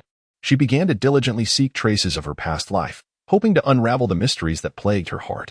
Immersing herself in a plethora of historical texts and ancient manuscripts, she endeavored to uncover remnants of that bygone dynasty. During this quest, Su Yao encountered a historian named Yu, who possessed extensive knowledge of history. Captivated by Su Yao's narrative, he resolved to assist her in uncovering the truth of her past life. Together, they traversed various museums and archaeological sites, aspiring to discover artifacts and relics connected to that ancient kingdom. In one archaeological excavation, they unearthed an ancient jade pendant, adorned with peculiar symbols and patterns. Su Yao instantly recognized them as identical to markings she had seen on certain items within the palace in her previous life. Overcome with excitement, she grasped the pendant, examining it closely, as if she could glimpse her former self alongside Yu. Yu also developed a keen interest in the pendant, taking it back to his laboratory for analysis. After meticulous study, he uncovered that the symbols and patterns represented an archaic script chronicling a legend of love and destiny. According to the tale, a pair of lovers, separated by the whims of fate, had their love touch the heavens. The divine powers granted them a chance at rebirth, enabling them to reunite in a future life. Upon hearing this legend, a flicker of hope ignited within Su Yao's heart. She began to believe that her love with Yu had not truly ended, they might yet encounter each other in this life. Resolute in her decision, she chose to relinquish the pain and regret of her past, confronting life with renewed vigor. She firmly believes that as long as she perseveres in her search, there will come a day when she will find Lingyu. In the days that follow, Suyo continues to explore the secrets of their past life alongside Lingyu. Their relationship gradually deepens during this journey. Lingyu is captivated by Su Yao's strength and determination, while Su Yao develops a unique dependence on him. Yet, she cannot forget Lingyu, uncertain whether her feelings for Lingyu are rooted in love or friendship. One fateful day, by a stroke of chance, Su Yao encounters a man who bears an uncanny resemblance to Lingyu. His name is Qinyu, and his gaze, smile, and demeanor are strikingly similar to those of Lingyu. At the very first glance, Suyu feels as though she has laid eyes on her beloved from a past life. Her heart swells with excitement and joy, yet it is also clouded by confusion and unease. Determined to know everything about Qinyu, Suyo begins to approach him. Qinyu, too, finds himself drawn to Su Yao, enchanted by her beauty and gentleness. They embark on numerous dates, sharing many delightful moments together. However, as time progresses, Suyu realizes that despite Qinyu's resemblance to Lingyu, their personalities are markedly different. Qinyu is an optimistic and cheerful individual who enjoys jesting, whereas Lingyu is calm and reserved, always silently guarding Su Yao. Conflicted emotions begin to stir within Su Yao. She grapples with the dilemma of whether to continue her relationship with Qinyu or to abandon it in pursuit of the true Lingyu. She finds herself ensnared in the throes of heartache, feeling as though she has fallen once more into the quagmire of love. During one of their dates, Su Yao can no longer contain her emotions and confides in Qinyu about her past life memories and her feelings for Lingyu. Qinyu, taken aback by her revelation, remains composed and does not react with anger or withdrawal. He assures Su Yao that he understands her feelings and is willing to grant her the time and space to seek her own answers. Gratefully, Su Yao gazes at Qinyu, recognizing that she has encountered a man who truly loves her. Nevertheless, her heart remains heavy with unresolved feelings for her past love, prompting her to decide to temporarily part ways with Qinyu to seek Lingyu's whereabouts on her own. She is convinced that as long as love resides in her heart, she will surely find him. Thus begins Suyo's arduous journey of search. She travels across the nation and even ventures abroad. Encountering numerous challenges and setbacks, she steadfastly refuses to surrender. At long last, in a remote town, she discovers a clue related to Lingyu. Within this town stands an ancient temple, housing a statue that bears an extraordinary likeness to Lingyu. As Suyo steps into the temple and gazes upon the statue, tears stream down her face uncontrollably. She feels that she has finally found Lingyu. Though he may no longer be the same as he once was in their past life, she believes their love endures. Kneeling before the statue, Su Yao silently prays, hoping that Lingyu can sense her longing and affection. At that moment, memories of her past life flood her mind once again, illuminating the truth that her love for Lingyu is destined. No matter how many lifetimes they traverse, they remain bound by fate. Suyu resolves to return to Qinyu's side, knowing that she can no longer forsake his love. She believed that there existed a profound connection between herself and Qinyu, one that could allow them to create their own happiness. Upon returning to Qinyu's side, he embraced her with palpable excitement, expressing that he had been waiting for her return, confident that she would ultimately discover her own truth. Suyo gazed at Qinyu, her eyes brimming with love and gratitude. She realized that she had relinquished the pain and regrets of her past life, ushering in a new beginning. From that moment on, Su Yao and Qinyu embarked on a blissful journey together, sharing countless beautiful moments while also confronting numerous hardships and challenges. Although traces of her previous life lingered in her heart, she was no longer shackled by her past, but instead courageously stepped into the future. Chapter 40. Obsession with his daughter. In the bustling metropolis, towering skyscrapers loomed like a forest of steel, slicing the sky into irregular segments. The streets thrummed with the flow of traffic, a sea of humanity bustling about in pursuit of their livelihoods. Tucked away in a corner of the city stood an aging apartment building, home to a man named Lin Chang. His face bore the marks of weariness, his eyes reflecting profound fatigue and sorrow, all stemming from his haunting obsession with his daughter. Lin Chang once enjoyed a blissful family life. His wife was gentle and virtuous, and his daughter, charming and adorable, represented his entire hope and motivation. However, fate played a cruel jest on him. One summer evening, when his daughter was merely 5 years old, the sunset painted the sky a deep crimson, ominously foreshadowing impending misfortune. Lin Chang took his daughter to the park, where the lush greenery and vibrant blooms created a picturesque setting, filled with the laughter of children. His daughter flitted about like a joyful little bird, frolicking on the grass and chasing colorful butterflies. Lin Chong sat on a nearby bench, smiling at her, his heart swelling with happiness and contentment. In a fleeting moment of distraction, however, his daughter vanished from his sight. A sudden tightening in his chest propelled him to leap to his feet, searching frantically. He called out her name, his voice echoing throughout the park, yet met with silence. Cold sweat beaded on his forehead as his heart raced with an unprecedented fear. He scoured every corner of the park, combing through every thicket, leaving no stone unturned in his desperate search. Yet, as time wore on and darkness began to envelop the sky, his daughter remained unaccounted for. From that day forward, Lin Chong's life plunged into an abyss of darkness and anguish. He reported her disappearance to the authorities, who launched a comprehensive search operation, posting missing person notices, reviewing surveillance footage, and interviewing witnesses, but to no avail. Day after day, he sat by the phone, yearning for news of his daughter, clinging to the hope of even the faintest lead. He could neither eat nor sleep, her smiling face and that last fleeting image haunting his thoughts. Often, in the dead of night, he wandered alone in the park where she had vanished, calling her name into the darkness, as if his voice could summon her back. As time passed, Lin Chong's wife, unable to bear the weight of losing their daughter and the pressures of life, ultimately chose to depart from him.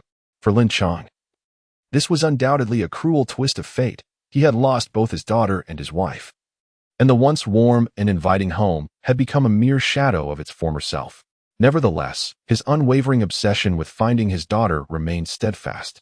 To embark on this quest, Lin Chong relinquished his previously stable job. He traversed the length and breadth of the nation, his footsteps imprinting every corner of the country. He ventured into remote mountain villages, where transportation was scarce and information was scarce, yet he persistently knocked on doors, leaving no stone unturned in his search for anyone who might have seen his daughter. He spent nights in dilapidated inns, enduring the incessant bites of mosquitoes and the harsh conditions. He also frequented bustling urban centers, darting through streets and alleys, posting missing person notices in crowded malls, train stations, and schools, fervently describing his daughter's features to passersby in hopes of gleaning any useful information. Throughout this arduous journey, Lin Chong faced countless challenges and setbacks. He fell prey to swindlers who, under the pretense of knowing his daughter's whereabouts, deceived him out of his hard-earned money. He was often misunderstood, branded a madman, subjected to the scornful gazes and even the expulsion from others. Yet, he bore these indignities in silence, for as long as there remained a glimmer of hope, he could not surrender. On one occasion, he received a lead. Someone claimed to have spotted a girl resembling his daughter in a small border town. Without hesitation, Lin Chong embarked on the journey to this border town. He endured several days and nights aboard a long-distance bus, the journey jarring and his body weary. Upon his arrival, he discovered a town rife with turmoil and chaos, fraught with danger. Yet, disregarding the peril, he began to inquire and search relentlessly, wandering through unfamiliar streets. The language barrier became his greatest impediment. However, he endeavored to communicate with the locals using simple gestures and drawings. After days of searching, he finally located the girl thought to bear a resemblance to his daughter. Yet, the moment he laid eyes on her, his heart sank. Though there were some similarities, she was not his daughter. Dejected, he sat by the roadside, tears streaming down his face. A profound sense of despair and helplessness washed over him. But he knew he could not abandon his pursuit. For years, Lin Chong's life revolved solely around the search for his daughter, leaving little room for anything else. His physique gradually withered, and his health deteriorated. Yet, a singular conviction resided in his heart. He must find his daughter, no matter the cost. He carried her photograph with him at all times, pulling it out to gaze upon it wherever he went, as though it could fortify his resolve.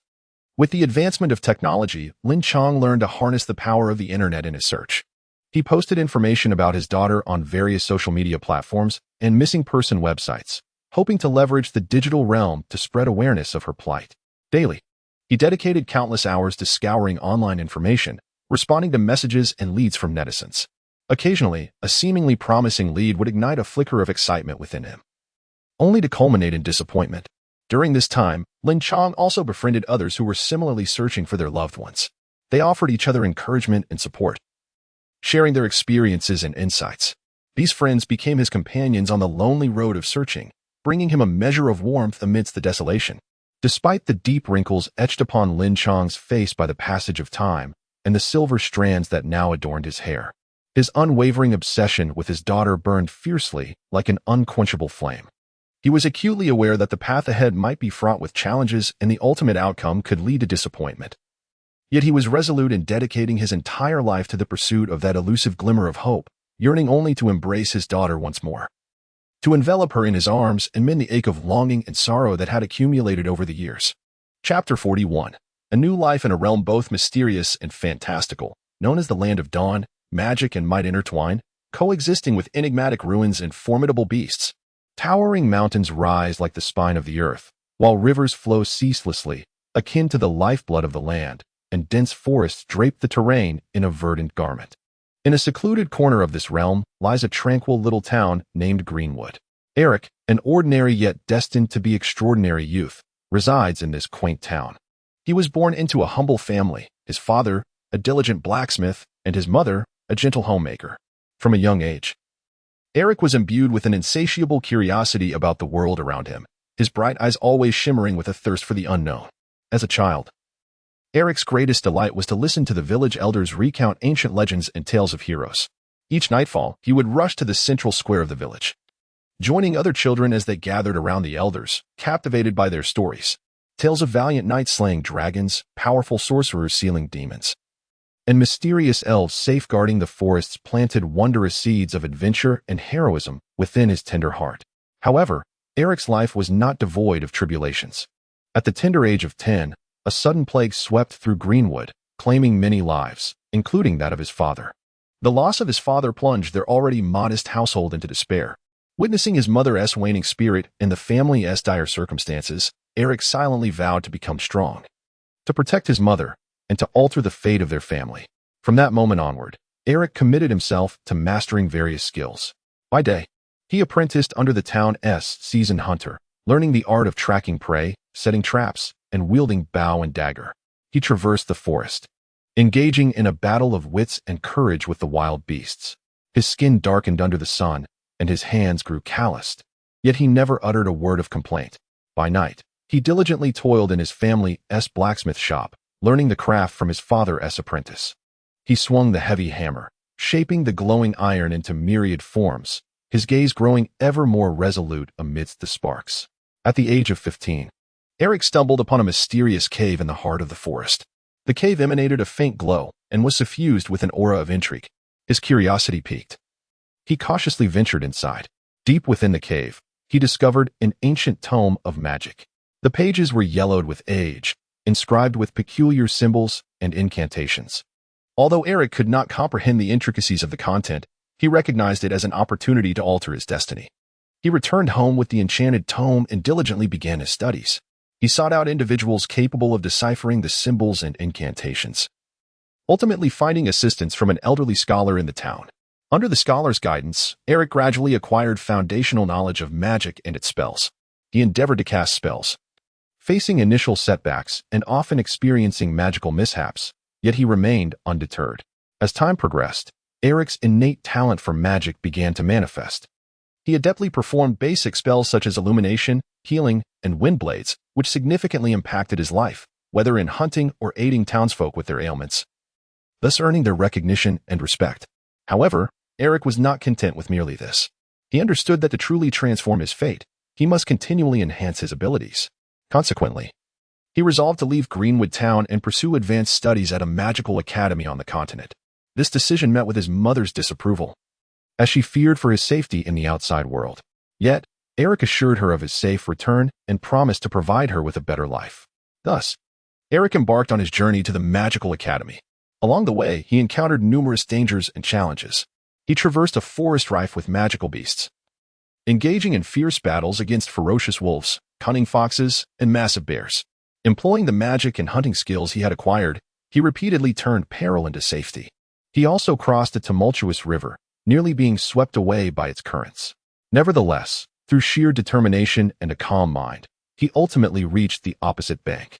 At long last, Eric arrived at the renowned Starry Magic Academy, nestled within a grand castle surrounded by powerful magical barriers. The academy attracted exceptional students from across the continent, each endowed with remarkable magical talent and potential.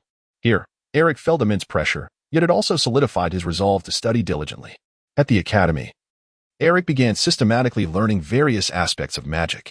He delved into magical theory, history, the construction of spells, and techniques for their execution. He participated in a variety of practical courses, including magical duels, experiments, and defensive magic. In the dueling classes, he engaged in one-on-one battles with fellow students, continually enhancing his combat experience and adaptability through real-world practice. In the experimental courses, he attempted to create new spells and magical items, fostering his innovative thinking and creative prowess in magic. In the defensive magic classes, he learned to withstand various magical attacks and traps, bolstering his survival skills. In addition to his studies, Eric forged many like-minded friendships within the academy. Together, they learned, trained, and explored the academy's mysterious corners, offering mutual support in times of difficulty and encouragement in moments of achievement. These friends became an essential support for Eric at the academy, allowing him to experience the warmth and strength of friendship. At the age of 20, Eric faced a significant challenge in his journey at the Magic Academy, the Apprentice Promotion Examination. This examination consisted of two parts, a theoretical assessment and a practical evaluation. The theoretical portion required candidates to answer a variety of questions related to magical knowledge, while the practical component necessitated the completion of several magical tasks within a specified time frame, such as casting particular spells, deciphering magical traps, and defeating simulated magical beasts. In preparation for this examination, Eric dedicated himself to relentless study and rigorous training. He meticulously organized and summarized the knowledge and skills he had acquired, focusing on targeted training to address his weaknesses. On the day of the examination, he performed at his utmost level. In the theoretical assessment, he answered the questions flawlessly, demonstrating a solid foundation in magical theory. During the practical evaluation, he executed a series of impressive spells, successfully completing all tasks and earning unanimous praise from the judges.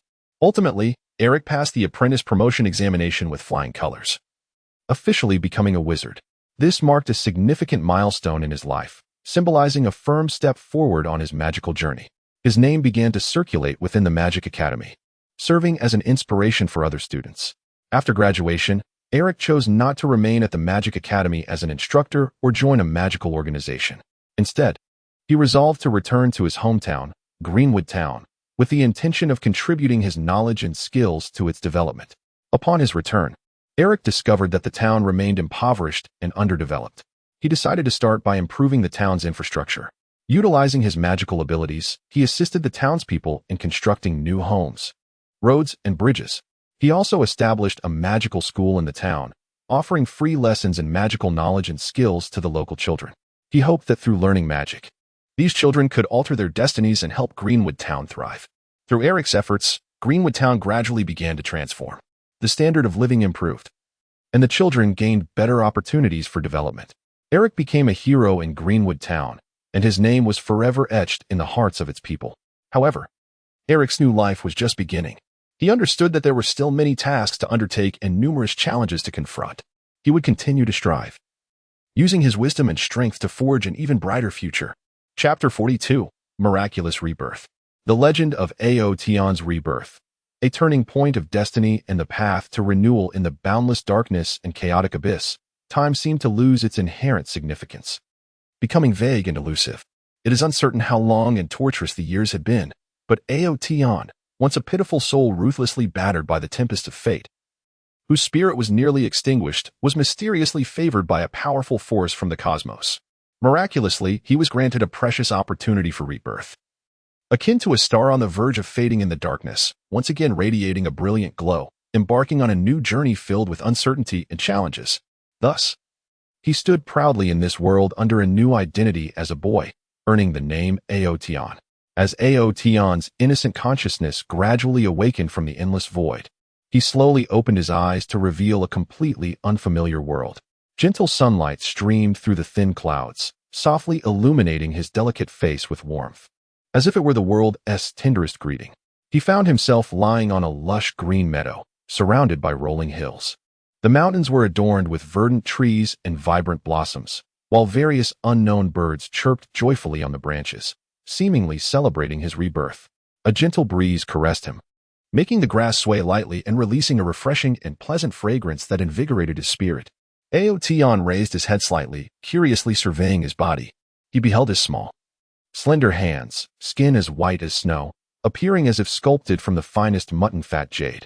He attempted to move his fingers, feeling a strange, yet vibrant force coursing through his fingertips, evoking a sense of novelty and excitement. His body felt light and agile, harboring boundless potential, waiting for him to discover and explore. He gradually stood up, feeling the solid ground beneath his feet, and an inexplicable emotion surged within him. This was an experience he had never known. Once, he had been a mere shell, worn and battered by fate's torment, his spirit weary. Yet now, he possessed a brand new, vibrant body, instilling in him an infinite yearning and hope for the future. However, as his consciousness continued to awaken, fragmented memories began to surface in Aotion's mind. He seemed to glimpse the tragic fate of his past life, betrayed by kin, sold out by friends, ruthlessly suppressed in the struggle for power, ultimately meeting a wrongful death. Those painful recollections pierced his heart like sharp blades, momentarily igniting a flicker of anger and hatred in his eyes. Yet, he quickly realized that these were mere remnants of the past. He now possessed an opportunity for a fresh start. He could no longer be shackled by the shadows of yesteryear, but must bravely confront the future, wielding his newfound strength to alter his destiny and ensure that those who had once harmed him would pay the price they deserved. In the days that followed, Aotion began to diligently adapt to this entirely new world, acquiring various survival skills and knowledge. He discovered that this realm differed vastly from the one he had inhabited in his previous life. This realm is imbued with enigmatic magic and formidable martial arts, where individuals may cultivate these arcane skills to attain extraordinary powers and master their destinies. Aotion, acutely aware that in a world rife with peril and challenges, only those endowed with immense strength can safeguard themselves and fulfill their aspirations, resolved to embark on a path of cultivation to uncover the mysteries of magic and martial prowess. He began his quest for resources and mentors devoted to the art of training. Amidst an ancient mountain range, he serendipitously stumbled upon a concealed cave shrouded in mist. The cave was suffused with a rich spiritual energy, its walls adorned with an array of ancient runes and insights on cultivation. Aotion cherished this discovery, immersing himself in the study of these runes and principles, devoting countless hours to practice. After a protracted period of diligent effort, he finally grasped a rudimentary fire spell. By channeling the magical energy within him, he was able to summon a blazing orb of flame in the palm of his hand. The heat so intense it could effortlessly melt metal. This marked a significant milestone in his cultivation journey, bolstering his confidence immensely. As he delved deeper into his training, Aotion gradually recognized that relying solely on his own exploration was insufficient. He needed to seek out a true mentor who could provide systematic guidance and assistance. Thus, he departed from the enigmatic cave and embarked on a lengthy quest for a master. Along his journey, he encountered a myriad of individuals and experiences. There were benevolent villagers who offered him food and shelter, allowing him to experience the warmth of humanity, and there were nefarious bandits who sought to seize his possessions, only to be repelled effortlessly by his fire spell. These encounters fostered Aotion's growth and maturity, teaching him how to navigate the complexities of the world, discern good from evil, and protect both himself and others. Eventually, by a stroke of fortune, Aotion encountered an unparalleled master, Elder Xianfeng, who resided in the depths of the mountains. Moved by Aotion's determination and innate talent, Elder Xianfeng decided to take him as a disciple. Under the elder's meticulous guidance, Aotion's pace of cultivation accelerated remarkably. He not only mastered more profound magical arts and martial techniques, but also comprehended numerous truths regarding cultivation and the philosophies of life. Elder Xianfeng imparted that cultivation is not solely for the acquisition of formidable power, but also for refining one's mindset and elevating one's character and moral cultivation. Only those with a serene disposition and noble virtues can truly wield immense power and become a master of their craft. With Elder Xianfeng's teachings, Aotion began to prioritize the cultivation of his inner state. Each dawn and dusk, he would ascend to the mountain peak, meditating in silence, attuning himself to the spiritual fluctuations of the universe, gradually cultivating a sense of tranquility within. He learned to master his emotions and maintain composure and resolve in the face of adversity and challenges. Simultaneously, he actively engaged in various charitable endeavors, assisting those in need. Utilizing his magic, he healed the sick, warded off wild beasts, and constructed homes, earning the villagers' respect and affection. These experiences significantly enhanced his character and moral standing, further solidifying his convictions and aspirations.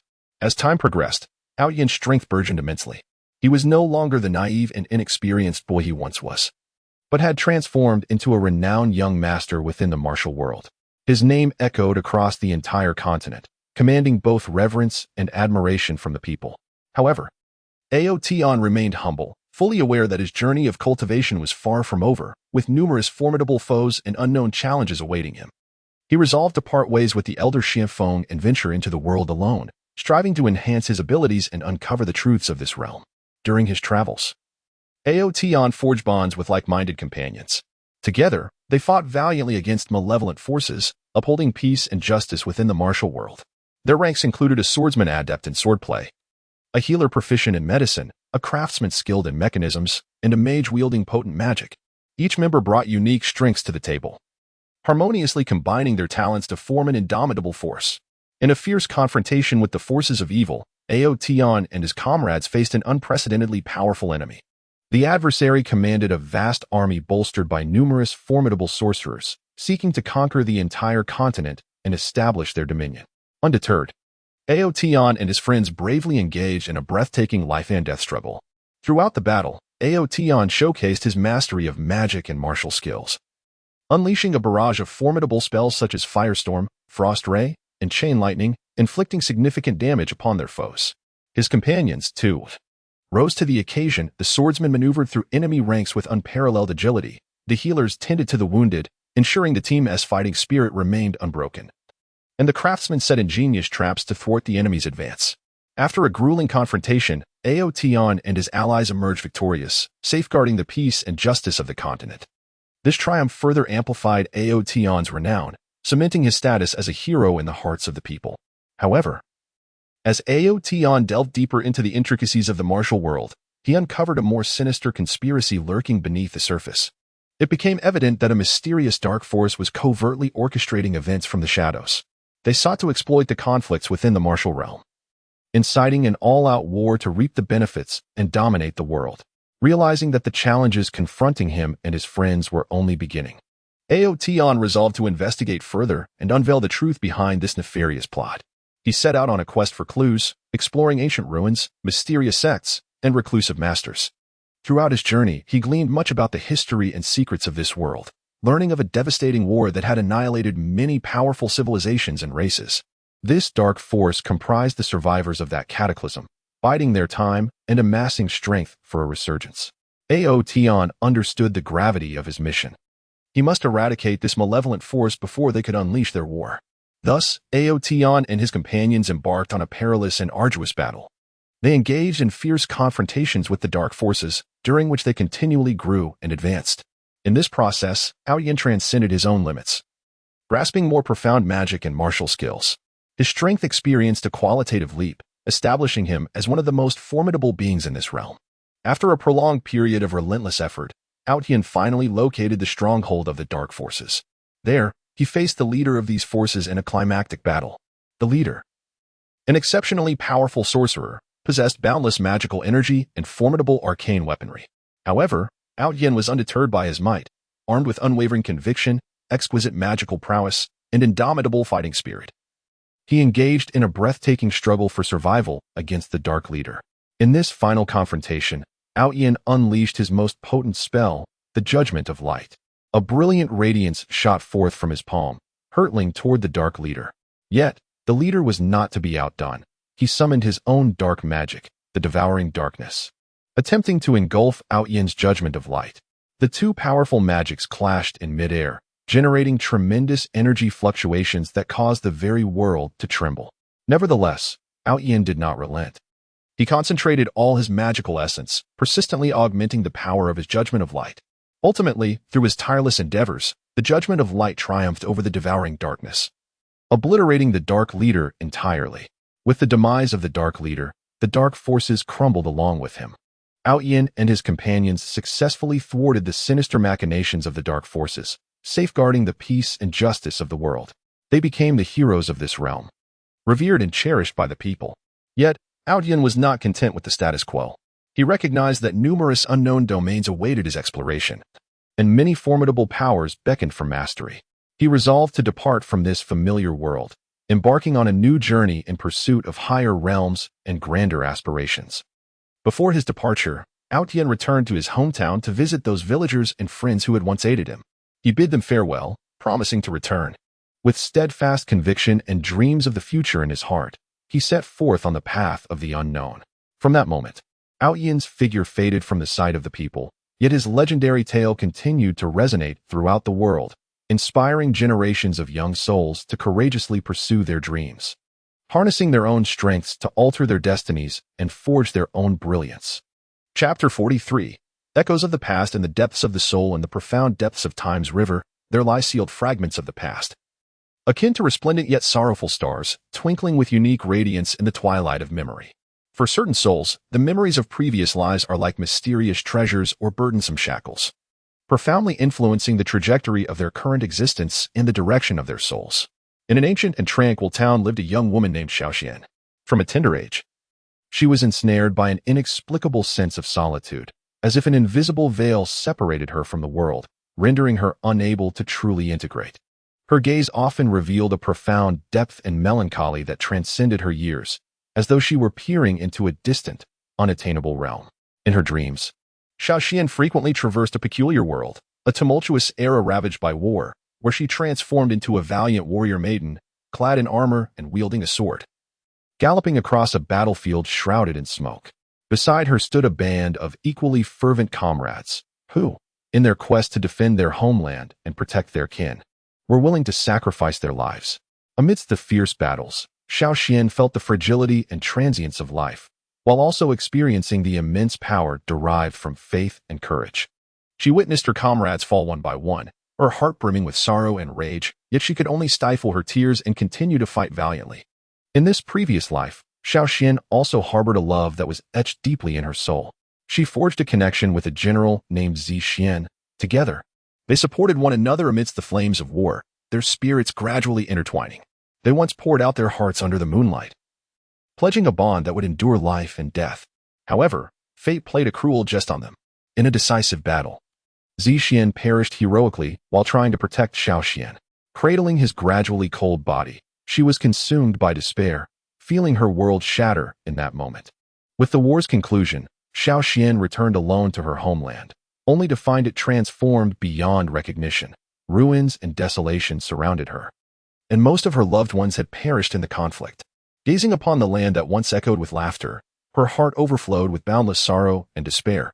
Amidst the torment of loneliness and pain, Xiaoxian ultimately closed her eyes in reminiscence, concluding her life steeped in legend and tragedy. Upon awakening from these dreams, she often found herself in tears, her heart a tumult of emotions. The memories of her past life were so vivid and authentic that it felt as though she had just lived through them. She began to feel disoriented in her current existence, questioning the reason behind her possession of these memories and how to confront this sudden emotional upheaval. In her daily life, these recollections subtly influenced Xiaoxian.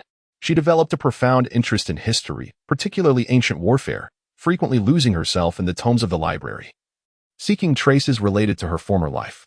She possessed an innate understanding of martial arts. While studying swordsmanship, she effortlessly grasped techniques, as if a latent memory within her was guiding her. Yet, these past life memories also brought her considerable distress. In social interactions, she often appeared somewhat detached, as her heart remained occupied by emotions from her previous existence. She found it challenging to fully open her heart to new affections. Whenever a suitor confessed his feelings, she would involuntarily recall her love for Zixian, leading her to retreat. She feared experiencing the pain of loss once more, dreading that her sincere heart would be trampled again. By chance, Xiaoxian crossed paths with an elder named Lingyin. The elderly man's gaze was profound, as if he could penetrate the essence of all things in the world. He immediately sensed the peculiarity surrounding Xiaoxian and, during their conversation, astutely discerned the burdensome memories of her past life that troubled her. With a gentle smile, the wise elder addressed Xiaoxian, saying, "The memories of your previous existence are both a blessing and a trial. They bestow upon you unique experiences and insights, yet they can also confine your present life. You must learn to strike a balance between the past and the present, shedding the burdens of yesteryear to genuinely embrace the future." Upon hearing the elder's words, Xiaoxian felt a profound clarity wash over her. She began to confront her past life memories, refusing to allow them to dictate her current existence. With unwavering determination, she adjusted her mindset, actively engaging in various social activities, seeking to forge new friendships and broaden her life as horizons. Through this journey, she gradually discovered the myriad of beautiful things in this life that were worthy of her appreciation and pursuit. However, fate seemed unwilling to release Xiaoxian easily.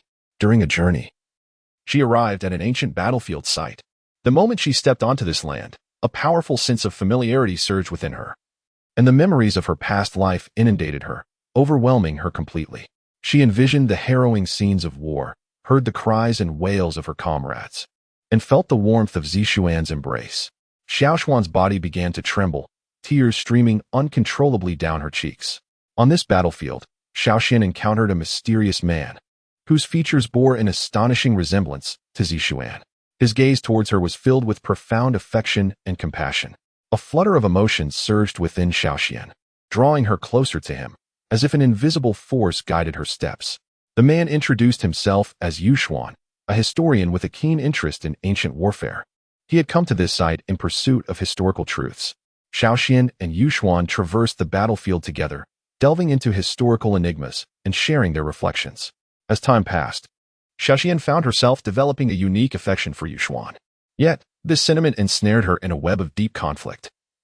She questioned whether her feelings for him stemmed from his resemblance to Zixuan or from genuine attraction. She feared being ensnared once more in the tumult of love, repeating the mistakes of her past life. Yushuan seemed to sense Xiaoshuan's internal struggle. He gently grasped her hand and spoke softly, "Xiaoxian, I understand that you harbor many concerns and anxieties, but I am not a mere substitute for another. I am Yushuan, a man who truly loves you. The past is behind us. We should cherish the present and bravely pursue our shared future." Gazing into Yushuan's sincere eyes, the icy barriers around Xiaoshuan's heart began to thaw.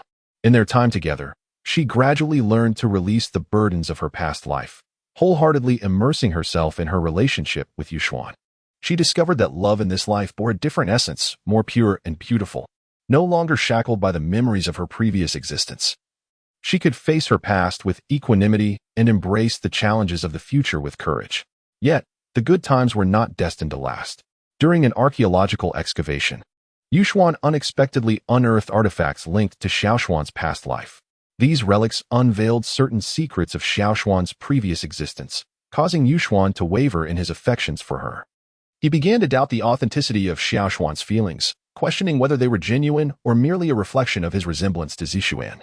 Yushuan's change in demeanor plunged Xiaoxian into profound anguish. She endeavored to elucidate her feelings to him, yet Yushuan remained obstinately unreceptive. Amid this emotional turmoil, Xiaoxian found herself once again engulfed in despair, feeling as if she had returned to her past life, bereft of her dearest, left with nothing but ceaseless solitude and suffering. However, this time, Xiaoxian resolved not to surrender. She chose to demonstrate her sincerity through action, delving into the study of the artifacts related to her former life in hopes of discovering a means to untangle Yushuan's heart. After considerable effort, Xiaoxian finally unearthed evidence proving the authenticity of her feelings for Yushuan, independent of her past. Presenting this evidence to Yushuan, he was filled with remorse upon reading it. He recognized that he had unjustly accused Xiaoxian, nearly losing the love of his life. Yushuan embraced Xiaoxian tightly, uttering, "Xiaoxian, I am sorry. I should not have doubted you. I should have believed in our love." Having weathered this emotional tempest, the bond between Xiaoxian and Yushuan grew resolutely stronger. They understood that while memories of past lives may influence the present, they do not dictate one's destiny. As long as love and courage reside within their hearts, they can surmount any obstacle and reach the shores of happiness. In the days that followed, Xiaoxian and Yushuan continued to explore the mysteries of history together, their love story becoming a cherished legend in the town. Xiaoxian was no longer burdened by the memories of her past life. She regarded her experiences as invaluable treasures, drawing strength from them to enrich her current existence. Yushuan remained steadfastly by her side, hand in hand, cherishing every beautiful moment of life together. Chapter 44. Aotian's obsession with his daughter. The obsession of Aotian for his daughter, a legendary weaving of love and destiny in that enigmatic and vast realm of fantasy. Aotian, a figure of immense renown who commands the awe of countless souls, harbors within his heart an extraordinary and steadfast obsession, an unending affection and yearning for his daughter. This obsession shines like a resplendent and fervent star, illuminating the depths of his grand spirit with a unique radiance that traverses his entire life journey, profoundly influencing his every choice, every action, and even the trajectory of the world's fate. Aotion's life is a tapestry woven with legendary hues and thrilling escapades.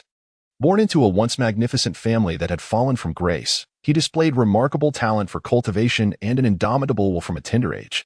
In a ruthless world where the strong prey upon the weak, he ascended the path of cultivation through sheer effort and intellect, overcoming countless hardships and vanquishing formidable foes, ultimately standing as a pinnacle of strength atop the world. His name reverberates like thunder, instilling terror in the hearts of all factions. His prowess is extraordinary, capable of altering the very fabric of existence. Yet beneath his seemingly indestructible exterior lies a heart tender and filled with warmth, at the core of which resides his profound obsession with his daughter. The roots of this sentiment trace back to a poignant experience from Aotion's youth. During an unexpected journey of training, he inadvertently stumbled upon a mysterious ancient ruin, imbued with a powerful and archaic aura that concealed myriad dangers and unknowns.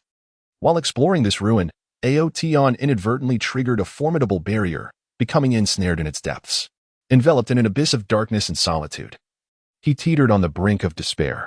However, just as hope seemed lost, a gentle radiance suddenly illuminated the void before him. From this light emerged a beautiful and enigmatic woman, clad in a flowing white gown, reminiscent of a celestial being descended to earth. Her gaze was filled with tenderness and compassion. With a graceful wave of her wand, she effortlessly dismantled the barrier that bound Aotion, rescuing him from his dire predicament.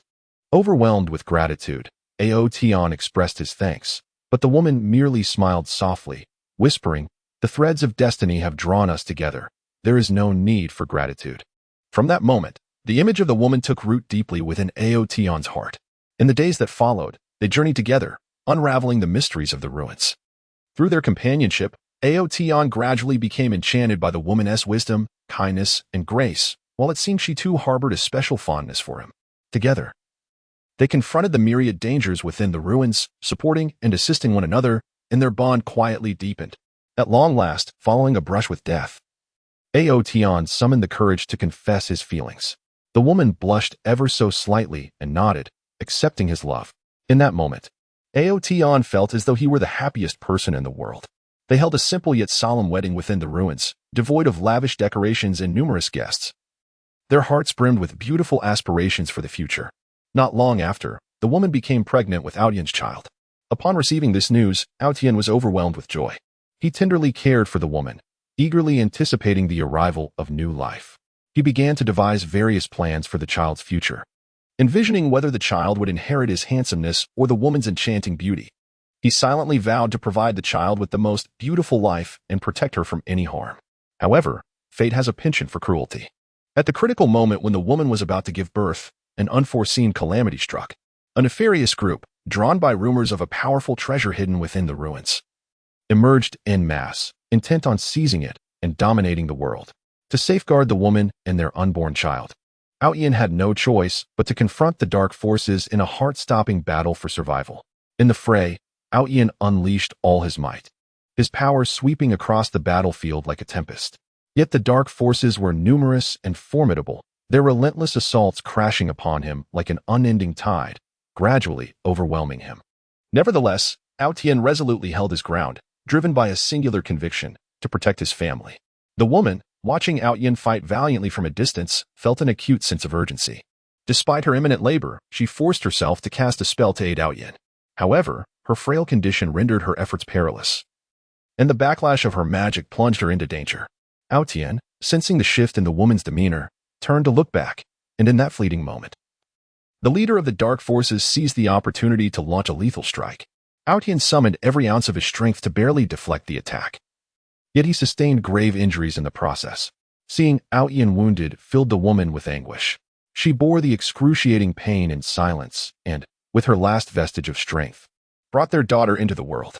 She was a delightful infant, her cherubic face radiant and angelic. The woman cradled her daughter gently, her eyes brimming with love and sorrow. She understood that her life was drawing to a close, and Aotion found himself in dire straits. In her final moments, the woman entrusted their daughter to Aotion, uttering with all her might, "You must protect our daughter." With those words, her form gradually dissipated, transforming into specks of starlight. Aotion watched helplessly as the woman departed, his heart consumed by grief and fury. He roared to the heavens, his voice echoing through the cosmos as if to annihilate all existence. Then, cradling his daughter, Aotian re-engaged in a desperate battle against the dark forces. He transformed his sorrow and rage into boundless strength, causing his power to surge. Like an enraged lion, he charged through the dark ranks, toppling foes in his path. Ultimately, through indomitable will and formidable prowess, Aotian succeeded in repelling the dark forces. Albeit at a harrowing cost, his body was left with grievous, nearly fatal wounds. From that day forth, Aotian's heart was solely consumed by his obsession with his daughter. He regarded her as the essence of his existence, vowing to raise her into the happiest princess in the world. For the sake of his daughter, he spared no effort. He scoured the land in search of precious herbs and treasures, solely to heal his own wounds and better care for his daughter. He diligently acquired various parenting knowledge and skills, striving to become a worthy father. He even set aside his pride and dignity, bowing to former adversaries, all in exchange for his daughter's safety and happiness. As his daughter gradually grew, Aotian discovered that she had inherited her mother's wisdom and beauty, while also exhibiting remarkable talent for cultivation. This filled Aotian with both pride and concern. He took solace in her exceptional qualities but was apprehensive about the dangers and cruelties of the world, fearing for her safety. Thus, he resolved to personally instruct her in the ways of cultivation, imparting all his lifelong knowledge to her. Under Aotian's meticulous guidance, his daughter's progress in cultivation was swift. She soon mastered various formidable martial techniques and spells, her strength continuously rising. However, she was not content to merely thrive under her father's protection. She yearned to venture into the world, to explore the unknown, and pursue her own dreams. When she expressed her desire to leave home and hone her skills in the outside world, Aotian was filled with conflicting emotions and reluctance. He understood that his daughter had matured, harboring her own aspirations and desires, and he could not keep her bound to his side forever. Yet, he worried for her safety. The world was fraught with dangers and uncertainties, and he feared she might encounter peril. After much contemplation, Aotian ultimately acquiesced to his daughter's request. He prepared various precious treasures and defensive weapons for her, repeatedly advising her to exercise caution. Once she departed, Aotian's heart was laden with concern and longing. Each day, he would sit in the courtyard, gazing in the direction his daughter had taken, silently praying for her safe return. He often reminisced about her childhood, those tender moments becoming his sole solace amidst solitude and yearning. During his daughter's adventures, Aotian remained vigilant. He discreetly monitored her every move, ready to act without hesitation should she find herself in danger. On one occasion, while exploring a mysterious valley, his daughter inadvertently triggered a formidable barrier and became trapped within. Upon hearing the news, Aotian was consumed by anxiety. He rushed to the valley, disregarding the peril of the barrier, and forced his way inside. After a grueling effort, he successfully unraveled the barrier and rescued her. Deeply moved by her father's selfless actions on her behalf, she recognized the depth of his love and concern, cherishing their bond even more. Throughout her journey, she diligently enhanced her abilities, forged friendships with like-minded individuals, and faced numerous challenges and setbacks. Yet, she never forgot her father's teachings and expectations. She aimed to forge her own legendary path through strength and wisdom. As time passed, her reputation began to flourish in the outside world. Her name became known among various factions, and her exploits transformed into tales of legend. Upon hearing news of his daughter's accomplishments, Aotian felt an overwhelming sense of pride and satisfaction. He understood that his daughter had blossomed into an independent, resilient, and remarkable woman, capable of confronting the challenges of the world alone. However, Aotian's obsession with his daughter did not wane with her growth. Rather, it intensified as he aged and his body weakened. He was acutely aware that his time was limited, and he yearned to witness his daughter discover her own happiness before departing from this realm, wishing for someone to continue safeguarding her in his stead. Thus, Aotian began to concern himself with his daughter's lifelong commitment. He sought out suitable candidates, hoping to find a worthy suitor for her. His expectations for a son-in-law were exceptionally high. He demanded not only strength and noble character, but also genuine affection for his daughter. Throughout his search, Aotian encountered numerous challenges and setbacks. Some individuals harbored ulterior motives, drawn only by his daughter's beauty and lineage. Others, despite their commendable abilities, lacked compatibility with her temperament. Nevertheless, Aotian remained undeterred, steadfast in his belief that he would ultimately find the perfect match for his daughter. At long last, through a fortuitous encounter, he met a talented young man named Yushuan. Hailing from a distinguished family, Yushuan was not only formidable in strength but also possessed integrity, kindness, and a sense of responsibility. As Outyan spent time with Yushuan, he discerned a profound affection for his daughter and recognized their harmonious compatibility. After a thorough evaluation and testing, Outyan resolved to entrust his daughter to Yushuan. On the day of his daughter's wedding, Outyan gazed upon her radiant smile, his heart swelling with comfort and fulfillment. He knew that his mission had reached its completion. Gently placing his daughter's hand into Yushuan's, tears welled in his eyes as he implored, "Take good care of her." With those words, his body slowly succumbed. Outyan's departure plunged the world into mourning. His legendary tale became an everlasting narrative among the people, and his unwavering dedication to his daughter transformed into a poignant saga that resonated across this enchanting land, inspiring generations to strive for love and protection. Chapter 45. Childhood. Outyan, a tender frame, an indomitable spirit in the vast, boundless, and enigmatic realm of fantasy, there lived a young boy named Outyan. Though still in his tender years, he had already begun to shine upon the stage of destiny, revealing extraordinary traits and boundless potential, akin to a nascent star quietly rising in the dawn. Its light still youthful yet destined to carve the most resplendent trajectory across the future sky. Outyan was born into an ordinary yet affectionate family. His parents were kind-hearted and industrious individuals. Despite their modest means, they bestowed upon Outyan an abundance of love and care. Within this nurturing environment, Outyan was taught from a young age to embody integrity, courage, and kindness. These simple virtues took root in the depths of his tender heart, like seeds, gradually sprouting over time to form the most robust foundation of his character. While other children basked in the warmth of their parents' embrace, indulging in carefree play, Outyan exhibited a remarkable maturity and understanding beyond his years. His bright eyes sparkled with curiosity and an insatiable thirst for exploration of the world around him. Whether it was the rudimentary farming tools at home or the flora and fauna in the fields beyond the village, he was captivated, immersing himself in contemplation and inquiry. His agile mind often posed questions that left adults in awe, as if he perceived a myriad of mysteries concealed within the world, awaiting his discovery. In the village, there resided a learned elder who possessed a wealth of knowledge about the history, culture, and paths of cultivation within this land. Upon fortuitously meeting this sage, Outyan was profoundly drawn to the elder's captivating tales and the enigmatic realm of cultivation.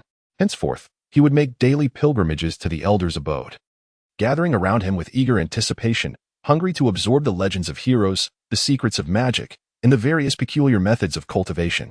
The elder, charmed by Outyan's focused demeanor and thirst for knowledge, generously imparted his wisdom and frequently encouraged him to boldly pursue his dreams. In the realm of cultivation, although Outyan was still young and his body had not yet fully matured, he embarked on a challenging path filled with trials and tribulations, driven by tenacity and an unwavering pursuit of strength. Each morning, he would rise early to greet the first rays of sunlight, engaging in physical training on a small hillside behind the village. Running, jumping, and performing push-ups, these seemingly simple exercises were no easy feat for one so young. Yet he never entertained thoughts of surrender. Each time his clothes were drenched in sweat, each time he endured muscle aches, he persevered. For within him burned a steadfast conviction. Only by becoming strong could he protect those he cherished and explore the uncharted wonders of this vast world. In addition to physical training, Outyan harbored a profound interest in martial arts and magic. Under the elder's guidance, he began to learn some fundamental martial techniques. At first, his movements appeared stiff and clumsy, his wooden sword lacking power and coordination in its swings. Yet he remained undeterred, repeating the same motions time and again, diligently contemplating the techniques and essence within them. Under the cloak of night, as the villagers succumbed to slumber, Aotion found himself alone in the courtyard, honing the techniques learned during the day beneath the faint glow of the moonlight.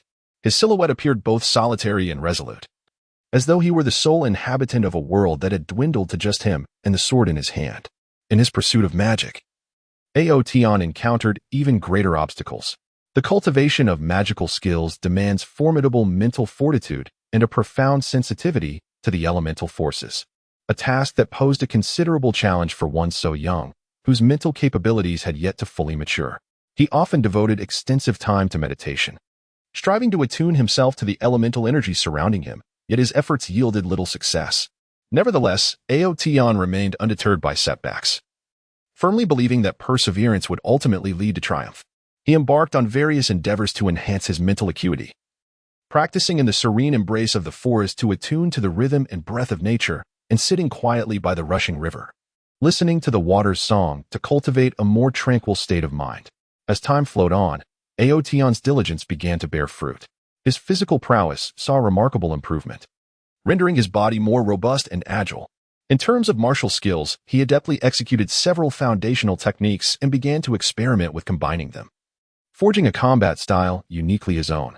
Though his swordsmanship still bore a hint of naivety, it brimmed with vitality and aggression, each swing imbued with his understanding of power and yearning for victory. In the realm of magical cultivation, Aotion also achieved groundbreaking progress. He finally succeeded in perceiving the elemental forces around him, gaining the ability to initially guide and wield these energies. He mastered a few elementary incantations, such as the Flame Spell and Wind Blade. When he first conjured a small flame in the palm of his hand, his eyes shimmered with excitement and joy. Though the flame was feeble, it symbolized a significant milestone in his magical journey, further solidifying his resolve to continue his training. However, Aotion's path of growth was fraught with challenges. In this fantastical land, danger and trials lurked at every turn. One fateful day, a horde of ferocious beasts emerged from the nearby forest, frequently attacking the villagers' livestock and posing a threat to the safety of the community. Upon learning of this, a profound sense of responsibility surged within Aotion. Undeterred by his youth, he resolutely decided to accompany the village warriors into the forest to drive away the beasts. Within the forest, Aotion experienced the brutal reality of combat for the first time. The beasts towered with immense size and strength, their roars echoing through the trees, sending chills down the spine. The warriors engaged in fierce battle with the monsters, swords clashing and magical light flashing. Although fear gripped his heart, Aotion bravely charged forward, wielding his learned skills and spells in a desperate fight against the beasts. His flame spell, while not capable of inflicting fatal harm, effectively diverted the beast's attention, creating opportunities for the warriors to strike. Throughout the skirmish, Aotion frequently found himself in perilous situations, yet through his agility and calm demeanor, he managed to extricate himself from danger time and again. After a grueling battle, the valiant warriors succeeded in driving away the monstrous beasts, safeguarding the village's safety. Aotion's performance during this conflict garnered the admiration of the villagers, who marveled at the audacity and strength of this young boy, simultaneously filled with anticipation for his future. Through this encounter, Aotion also came to a profound realization of his own shortcomings. He understood that although he had made some progress in his training, he still had a considerable distance to cover compared to true powerhouses. Upon returning to the village, Aotion did not bask in the glory of victory. Instead, he devoted himself to more rigorous training. He recognized that only through relentless self-improvement could he better survive in this perilous world and fulfill his dreams. He began to actively seek out formidable opponents to spar with, gleaning valuable experience from each confrontation, continuously refining his martial skills and magical prowess. By chance, Aotion learned of an ancient sanctuary for cultivation nestled within distant mountains, rumored to conceal powerful training manuals and precious treasures capable of accelerating a practitioner's strength. However, the journey to the mountains was fraught with peril, featuring steep peaks, rushing rivers, and a host of formidable beasts and malevolent forces. Undeterred by these challenges, Aotion resolutely set forth on his quest to the sanctuary. Throughout his journey, he faced countless hardships and trials. He traversed dense primeval forests, where he contended not only with ferocious beasts and treacherous terrain, but also with inclement weather and scarcity of provisions. There were times he struggled through torrential downpours, drenched and chilled to the bone. At others, he barely sustained himself by foraging for wild fruits and capturing small animals. As he scaled mountains and crossed valleys, Aotion encountered sheer cliffs and abyssal gorges. With exceptional climbing skills and indomitable courage, he cautiously ascended the rocky precipices. Every step was fraught with danger, as a moment's inattention could lead to a fatal plunge into the depths below. Yet he maintained his composure and focus, advancing steadily toward the mountain summit. Upon finally traversing the mountain range and approaching the sanctuary, he discovered it was guarded by a formidable evil force. Sensing Aotion's presence, this malevolent faction dispatched minions to attack him. Fearlessly, Aotion engaged in a fierce battle with these foes. In the heat of combat, he unleashed his full potential, executing his learned martial arts and magic with remarkable finesse. His swordplay was as ferocious as a tempest, while his magical brilliance shone like resplendent stars. After a grueling struggle, Aotion triumphed over his adversaries and entered the sanctuary. Within this hallowed space, he uncovered numerous invaluable training manuals and treasures. seizing the opportunity. He immersed himself in the study of these texts, absorbing more profound cultivation techniques.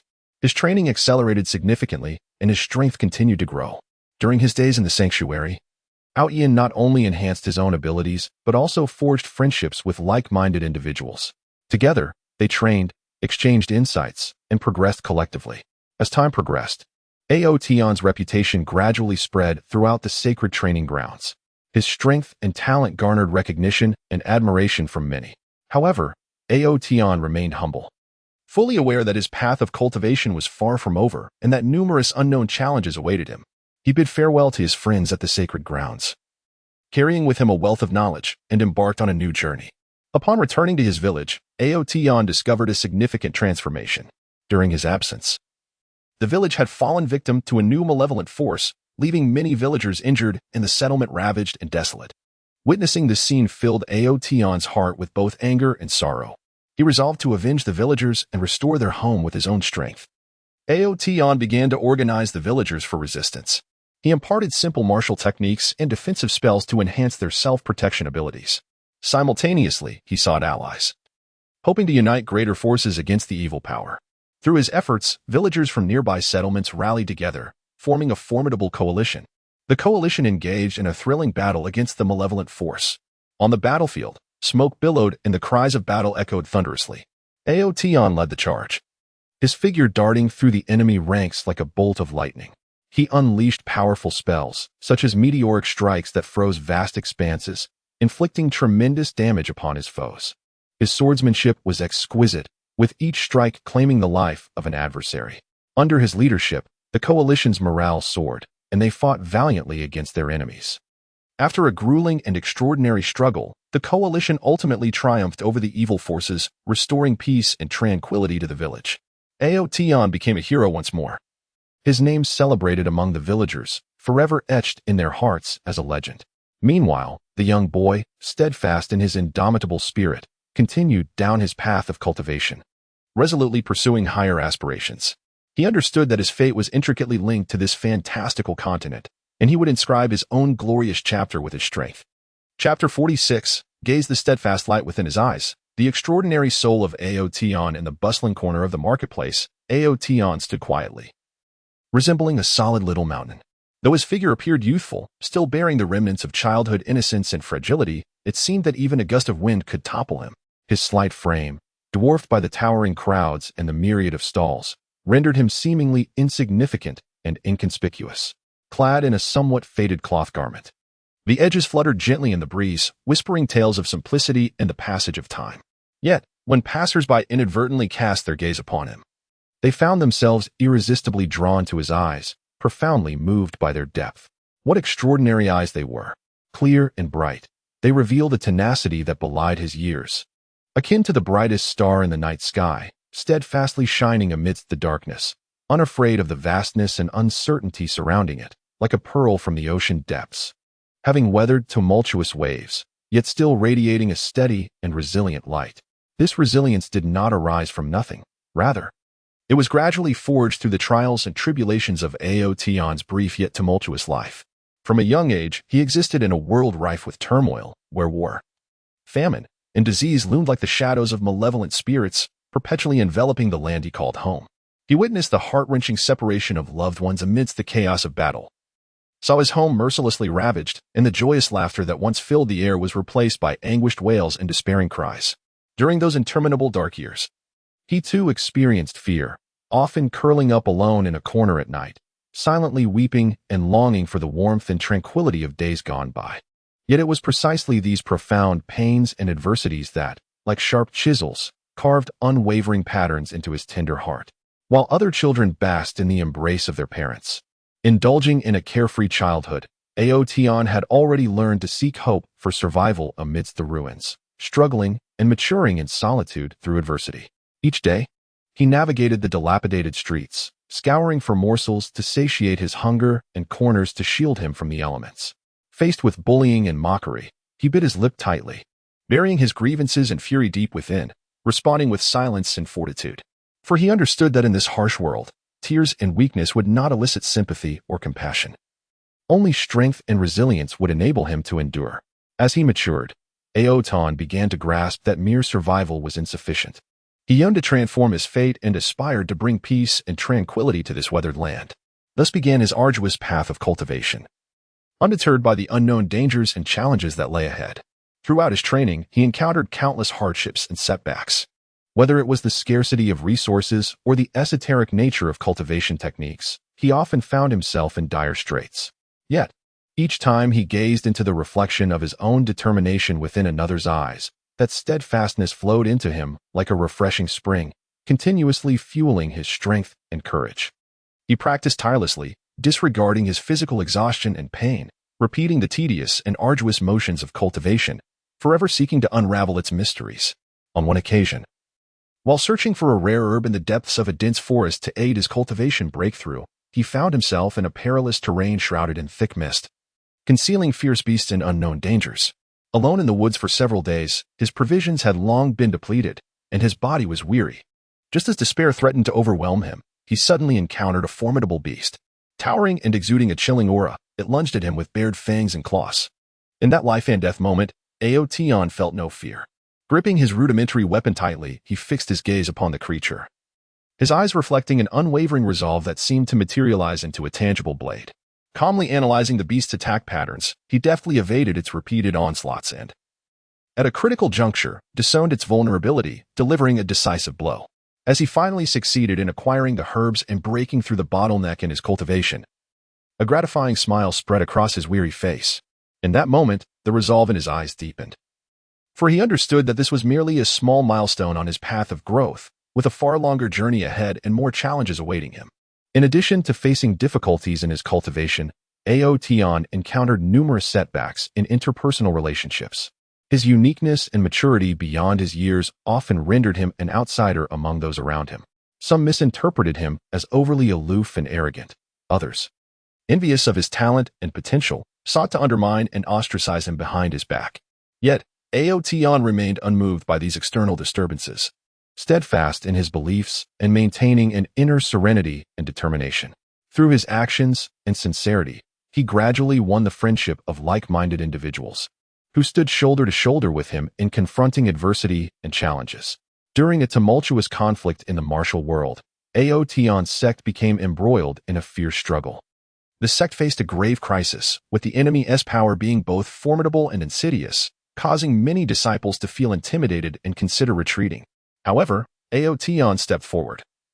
Standing before the sect's grand hall, his gaze resolutely sweeping over each person present as he proclaimed, "We cannot retreat. What we protect is not only the dignity of our sect but also the beliefs within our hearts and the peace of this land. As long as we unite and hold steadfast to our convictions, nothing can defeat us." His words resonated like a heavy hammer, striking at the hearts of all, igniting their fighting spirit. In the ensuing battle, Aoteon led the charge, his gaze a beacon illuminating the path for his fellow disciples amidst the chaos of war. Each of his movements exuded strength and determination, instilling fear in the hearts of their adversaries. Despite the fierce combat and heavy casualties, under Aoteon's leadership, the sect ultimately navigated the crisis, earning respect and acclaim. As time passed, Aoteon's name gradually spread throughout the martial world, becoming a legendary figure spoken of by many.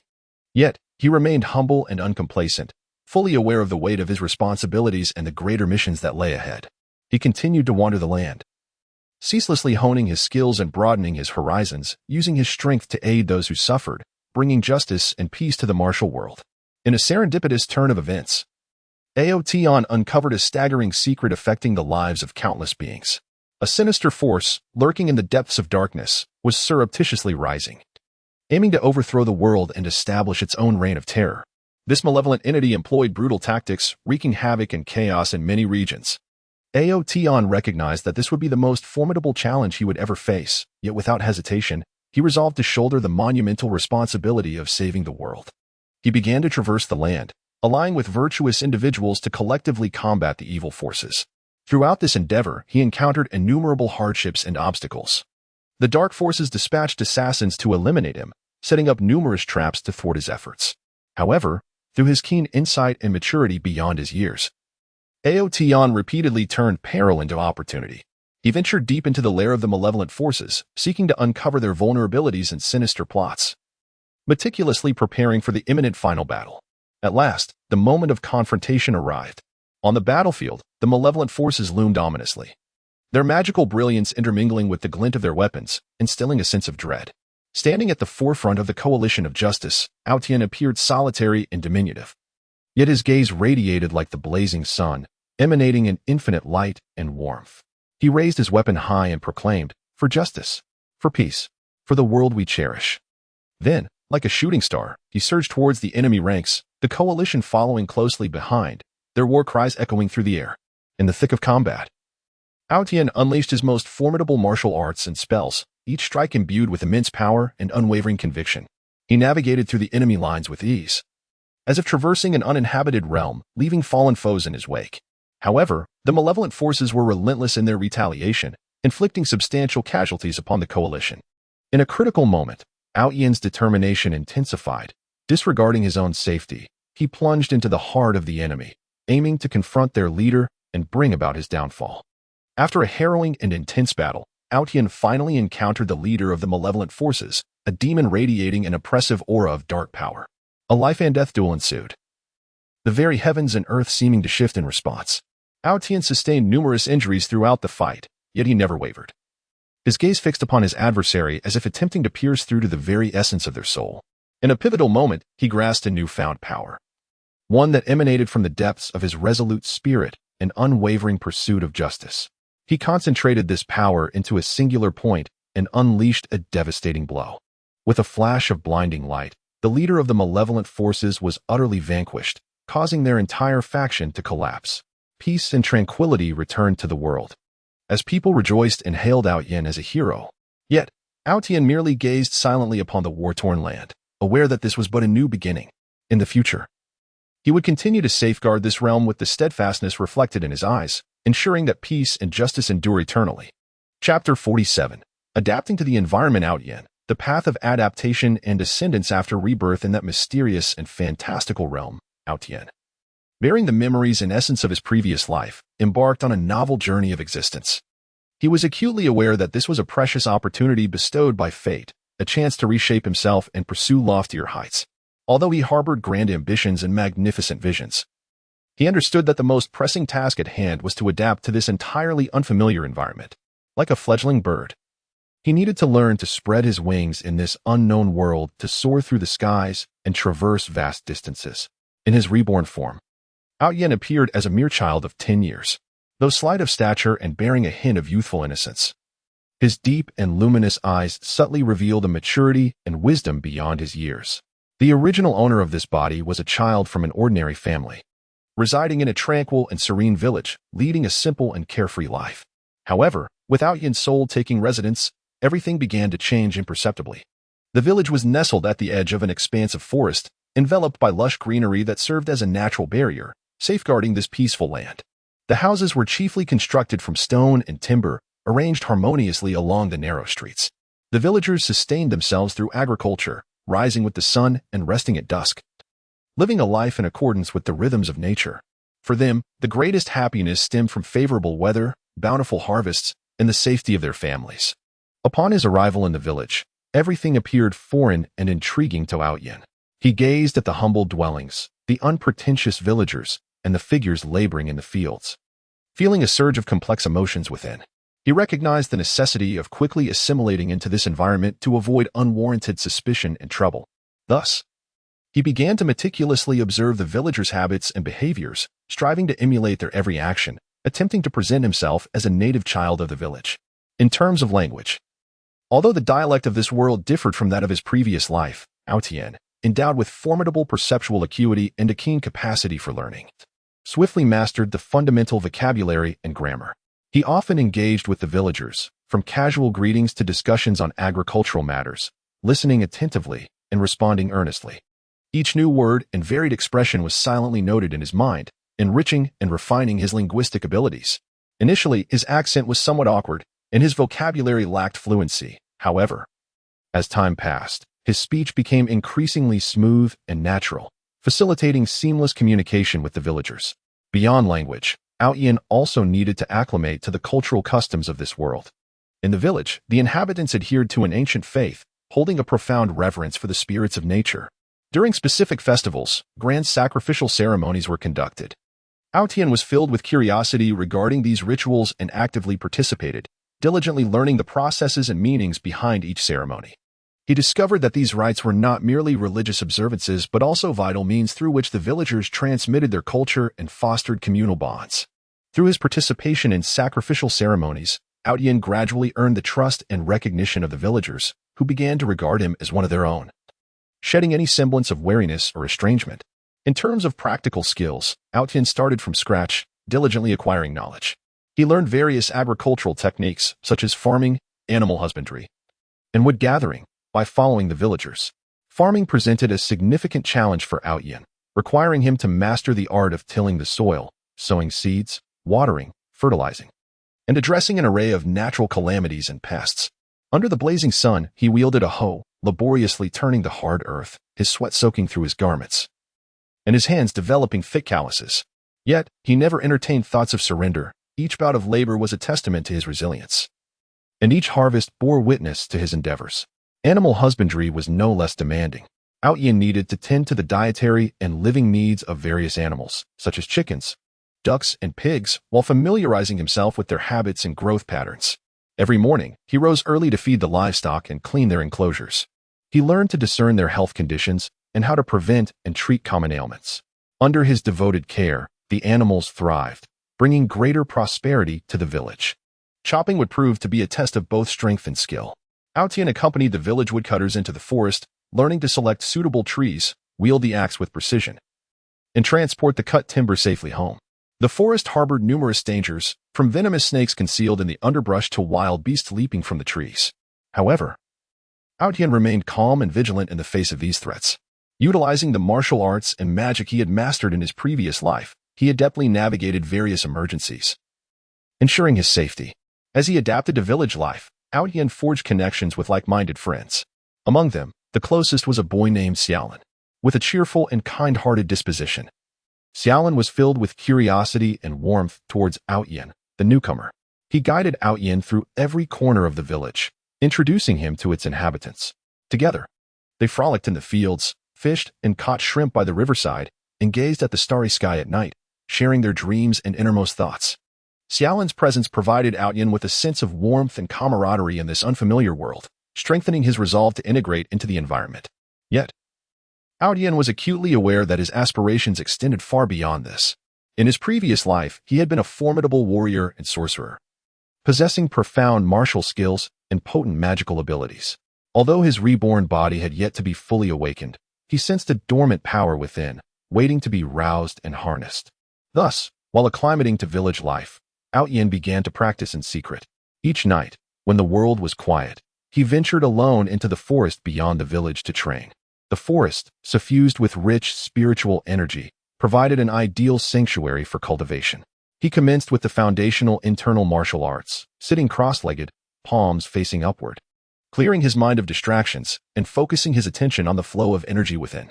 At first, his aura was faint and unstable, yet through relentless practice, it gradually transformed into a robust and powerful force, flowing smoothly through the meridians within his body.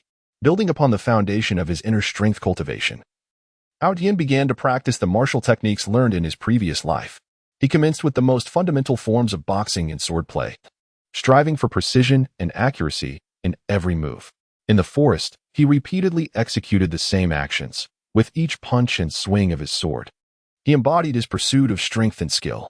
As time elapsed, his martial prowess became increasingly refined, his movements swift and fierce. He began to experiment with the combination of various techniques, crafting a unique martial style of his own, enhancing his effectiveness and agility in combat.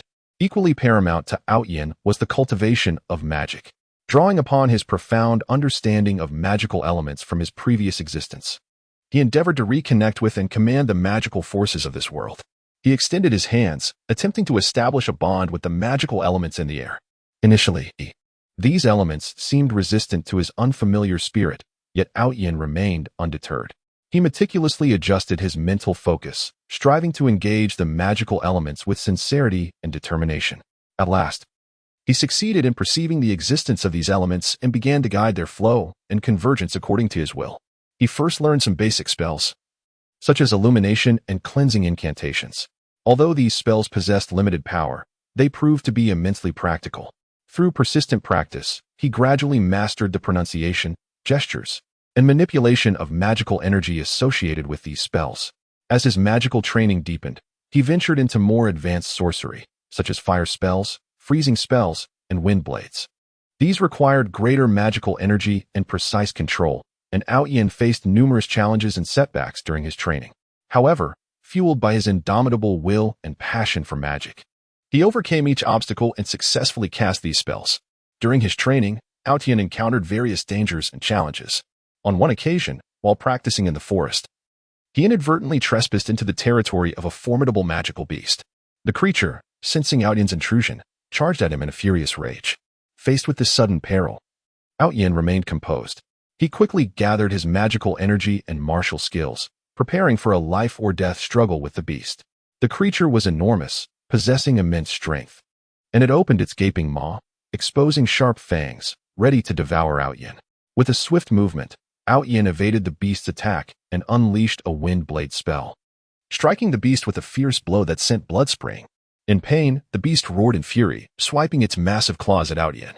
He leapt into the air, executing a fire spell that enveloped the creature in a blazing inferno, scorching its fur and causing it to writhe in agony. After an intense battle, Outyin ultimately triumphed over the beast.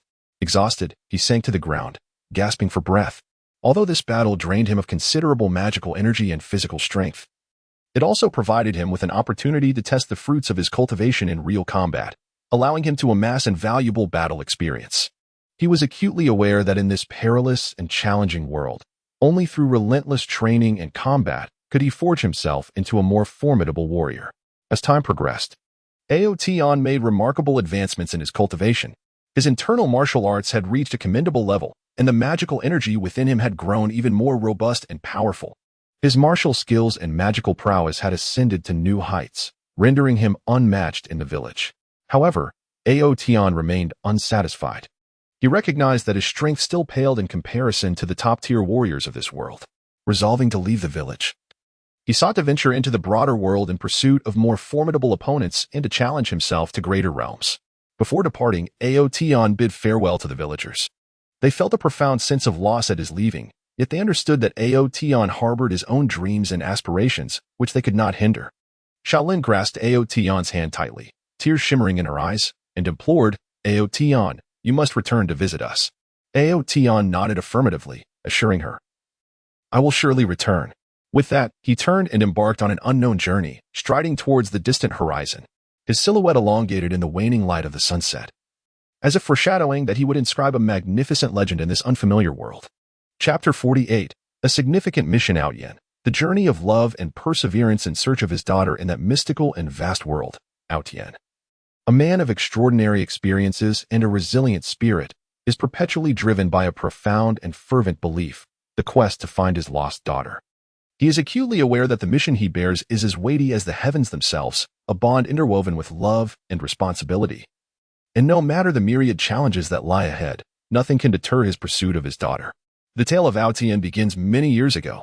At that time, he was already a renowned figure within the martial world, his prowess and wisdom eliciting respect and fear from various factions. By chance, he encountered a gentle, kind, and exceptionally talented woman. Their meeting felt like a serendipitous event orchestrated by the hands of fate, sparking an immediate and intense connection between their hearts, leading them swiftly into the embrace of love. Soon thereafter, their union bore a delightful daughter. The arrival of their daughter brought Outyin unprecedented happiness and joy. Gazing upon her tender little face filled him with affection and warmth, and he silently vowed to protect this precious life with all his might, ensuring she flourished in love and care. However, the gears of fate began to turn towards a cruel reality. While their daughter was still young, an unforeseen calamity swept into their lives. A nefarious and powerful dark force quietly emerged, intent on dominating the world. To achieve their aims, they unscrupulously sought individuals with rare bloodlines or talents to augment their strength. Tragically, Outyin's daughter was discovered, targeted for her exceptionally rare and potent spiritual lineage. On a night when the moon was obscured and winds howled, the dark force launched a sudden assault. Like phantoms, they infiltrated Outyin's dwelling. Despite his valiant struggle, Unleashing his most formidable martial arts and sorcery, he found himself overwhelmed by the sheer number and strength of the adversaries. In the fierce conflict, his daughter was seized amidst the chaos. Outyin could only watch helplessly as she was taken from him, his heart brimming with rage, guilt, and despair. He let out a thunderous roar to the heavens, a cry that seemed to shatter the very injustices and evils of the world. Since the abduction of his daughter, Outyin's world has crumbled entirely. He has plunged into profound anguish and self-reproach, spending countless days and nights lamenting his lack of strength to protect her. Yet, rather than being vanquished by this pain, a fierce conviction ignited within him, burning like a flame, regardless of the cost or the obstacles he must endure. He is determined to find his daughter and rescue her from the dark forces. To fulfill this goal, Outyin embarked on a long and arduous journey in search of his daughter. He traversed countless perilous mountains, their peaks soaring into the clouds. The terrain rugged and fraught with thorns and traps. Often, he had to scale steep cliffs, where a moment's inattention could lead to a perilous fall into the abyss below. During his arduous ascent, his hands were lacerated by jagged rocks, blood oozing profusely. Yet, he merely bandaged his wounds and pressed onward. Each step he took bore the weight of his profound longing for his daughter and unwavering conviction. He had also traversed dense, perilous forests, where an air of mystery and treachery lingered, concealing ferocious beasts and fantastical creatures. These creatures, whether colossal and immensely strong or possessing bizarre and unexpected means of attack, posed formidable threats. As Outyin navigated the forest, he remained ever vigilant, cautiously avoiding their territories. Yet, despite his utmost caution, he sometimes found himself besieged by these mystical beasts. In battles against them, he relied on his exceptional martial skills and formidable magic, deftly transforming peril into safety. His swordsmanship was fierce, with each strike imbued with immense power capable of effortlessly severing the creature's tough hides. He also wielded magic, unleashing elemental forces of fire, ice, or lightning to inflict devastating damage. While traversing the desert, Outyin faced unprecedented trials. The relentless sun scorched the earth, creating an oppressive heat that rendered the desert akin to a vast steamer, suffocating in its intensity. His water supply dwindled rapidly, leaving him increasingly frail due to dehydration. His lips cracked and bled, and his throat felt as if it were ablaze. Nevertheless, he gritted his teeth and persisted with indomitable will. He scoured the desert in search of any potential water sources, leaving no sign unexamined. At times, he would deduce the proximity of water from the traces left by desert flora or fauna. In his dire straits, he even attempted to conjure moisture from the air through magic to alleviate his thirst. Throughout this protracted journey to find his daughter, Outyin encountered a myriad of individuals. There were benevolent villagers, moved by his plight, who extended their hands in aid, offering sustenance, shelter, and information. Although these villagers led modest lives, their kindness and warmth imbued Outyin with a sense of humanity, fortifying his resolve to seek his daughter and uphold justice. There were also gallant heroes who shared his ideals, admiring his courage and tenacity, and chose to accompany him on his quest. Together, they supported one another, confronting adversities and challenges as a united front. These heroes possessed diverse talents. Some excelled in swordplay, others were adept in stealthy weaponry, and some had unique prowess in the arcane arts. They fought side by side with Outyin, forging deep bonds of friendship through their shared battles. However, Outyin also encountered many with nefarious intentions. There were greedy thieves, who coveted the treasures and riches he carried, scheming to ambush him at his most fatigued. These brigands typically lay in wait, biding their time for the opportune moment to strike. Yet, Outyin's keen senses always alerted him to their plots. When the thieves revealed themselves, he struck back with merciless force. His prowess far exceeded their expectations, and with just a few deft maneuvers, he sent them reeling. There were also duplicitous con artists, who employed sweet words and false information to deceive Outyin, attempting to mislead him in his quest to find his daughter. They concocted a myriad of seemingly plausible lies, claiming knowledge of his daughter's whereabouts, all to deceive him and extract his trust and wealth. However, after enduring numerous setbacks, Aotion became increasingly cautious and vigilant. He mastered the art of meticulously discerning the authenticity of information, no longer easily swayed by the words of strangers. Throughout his quest to locate his daughter, he never lost sight of the importance of enhancing his own strength. He understood that only by becoming more formidable could he possess the requisite power to rescue his daughter from the clutches of dark forces. He traversed ancient ruins and enigmatic places of cultivation, seeking methods and treasures to augment his abilities. Within a time-worn cave, he stumbled upon a long-lost tome of cultivation techniques. This manuscript detailed an exceedingly profound internal cultivation method, which, upon successful mastery, would significantly elevate the practitioner's inner strength and physical prowess. Aotian regarded it as a priceless treasure, retreating into the cave for several months of rigorous practice, ultimately achieving a commendable level of mastery over this internal technique. His inner strength grew robust and profound, while his body became increasingly resilient and powerful, marking a significant enhancement in his capabilities. In a mysterious valley, he discovered a spirit pearl imbued with immense energy. This pearl resonated with the practitioner's soul, aiding in the enhancement of their perception and mastery of magical elements. Aotian integrated the spirit pearl within himself, and through prolonged adaptation and training, he reached a new zenith in his command over magical elements. He became adept at wielding various spells with greater finesse, unleashing formidable magical forces. Whether offensive or defensive, his magic became exceptionally exquisite. As time progressed, Aotian's name began to circulate within the martial world. His story of unwavering determination and the search for his daughter resonated with many, embodying a paragon of courage and perseverance in the hearts of countless individuals. Yet, Aotian remained unperturbed by such fleeting accolades. His singular focus was on locating his daughter. At long last, after years of relentless effort and arduous searching, Aotian uncovered a vital lead regarding his daughter. It was said that she had been taken by the dark forces to their hidden stronghold, a mysterious castle shrouded in the depths of a dark abyss. This fortress was safeguarded by formidable magical barriers, surrounded by perilous traps and powerful sentinels. Undeterred, Aotian resolutely advanced towards the castle. Upon nearing the castle, he felt an overwhelming and sinister aura enveloping him. He recognized that an unprecedented and arduous battle awaited him. Yet, in his gaze, there was no trace of fear, only unwavering resolve. Drawing a deep breath, he summoned all his strength and charged towards the castle. His first encounter was with the sentinels outside the fortress, each one a formidable adversary. Armed with sharp weapons and clad in sturdy armor, they launched a fierce assault upon him. Aotian did not flinch. He engaged in a fierce battle with the guards. His swordsmanship flowed like a gentle stream, each strike aimed precisely at the enemy's vital points. His magic unleashed like a tempest, enveloping foes in elemental fury. Having breached the sentinels' defenses, Aotian entered the castle's interior. The castle was shrouded in darkness and an eerie atmosphere, with flickering lights dancing along the corridor. He proceeded cautiously, ever vigilant for potential traps and adversaries. Deep within the castle, he finally discovered his daughter, imprisoned within a colossal magical cage, her eyes brimming with fear and helplessness. At the sight of her, Aotian's heart swelled with joy and excitement, yet he understood that this was not the moment to relent. He dashed towards the enchanted prison, intent on shattering it to liberate his daughter. Just then, the leader of the dark forces emerged.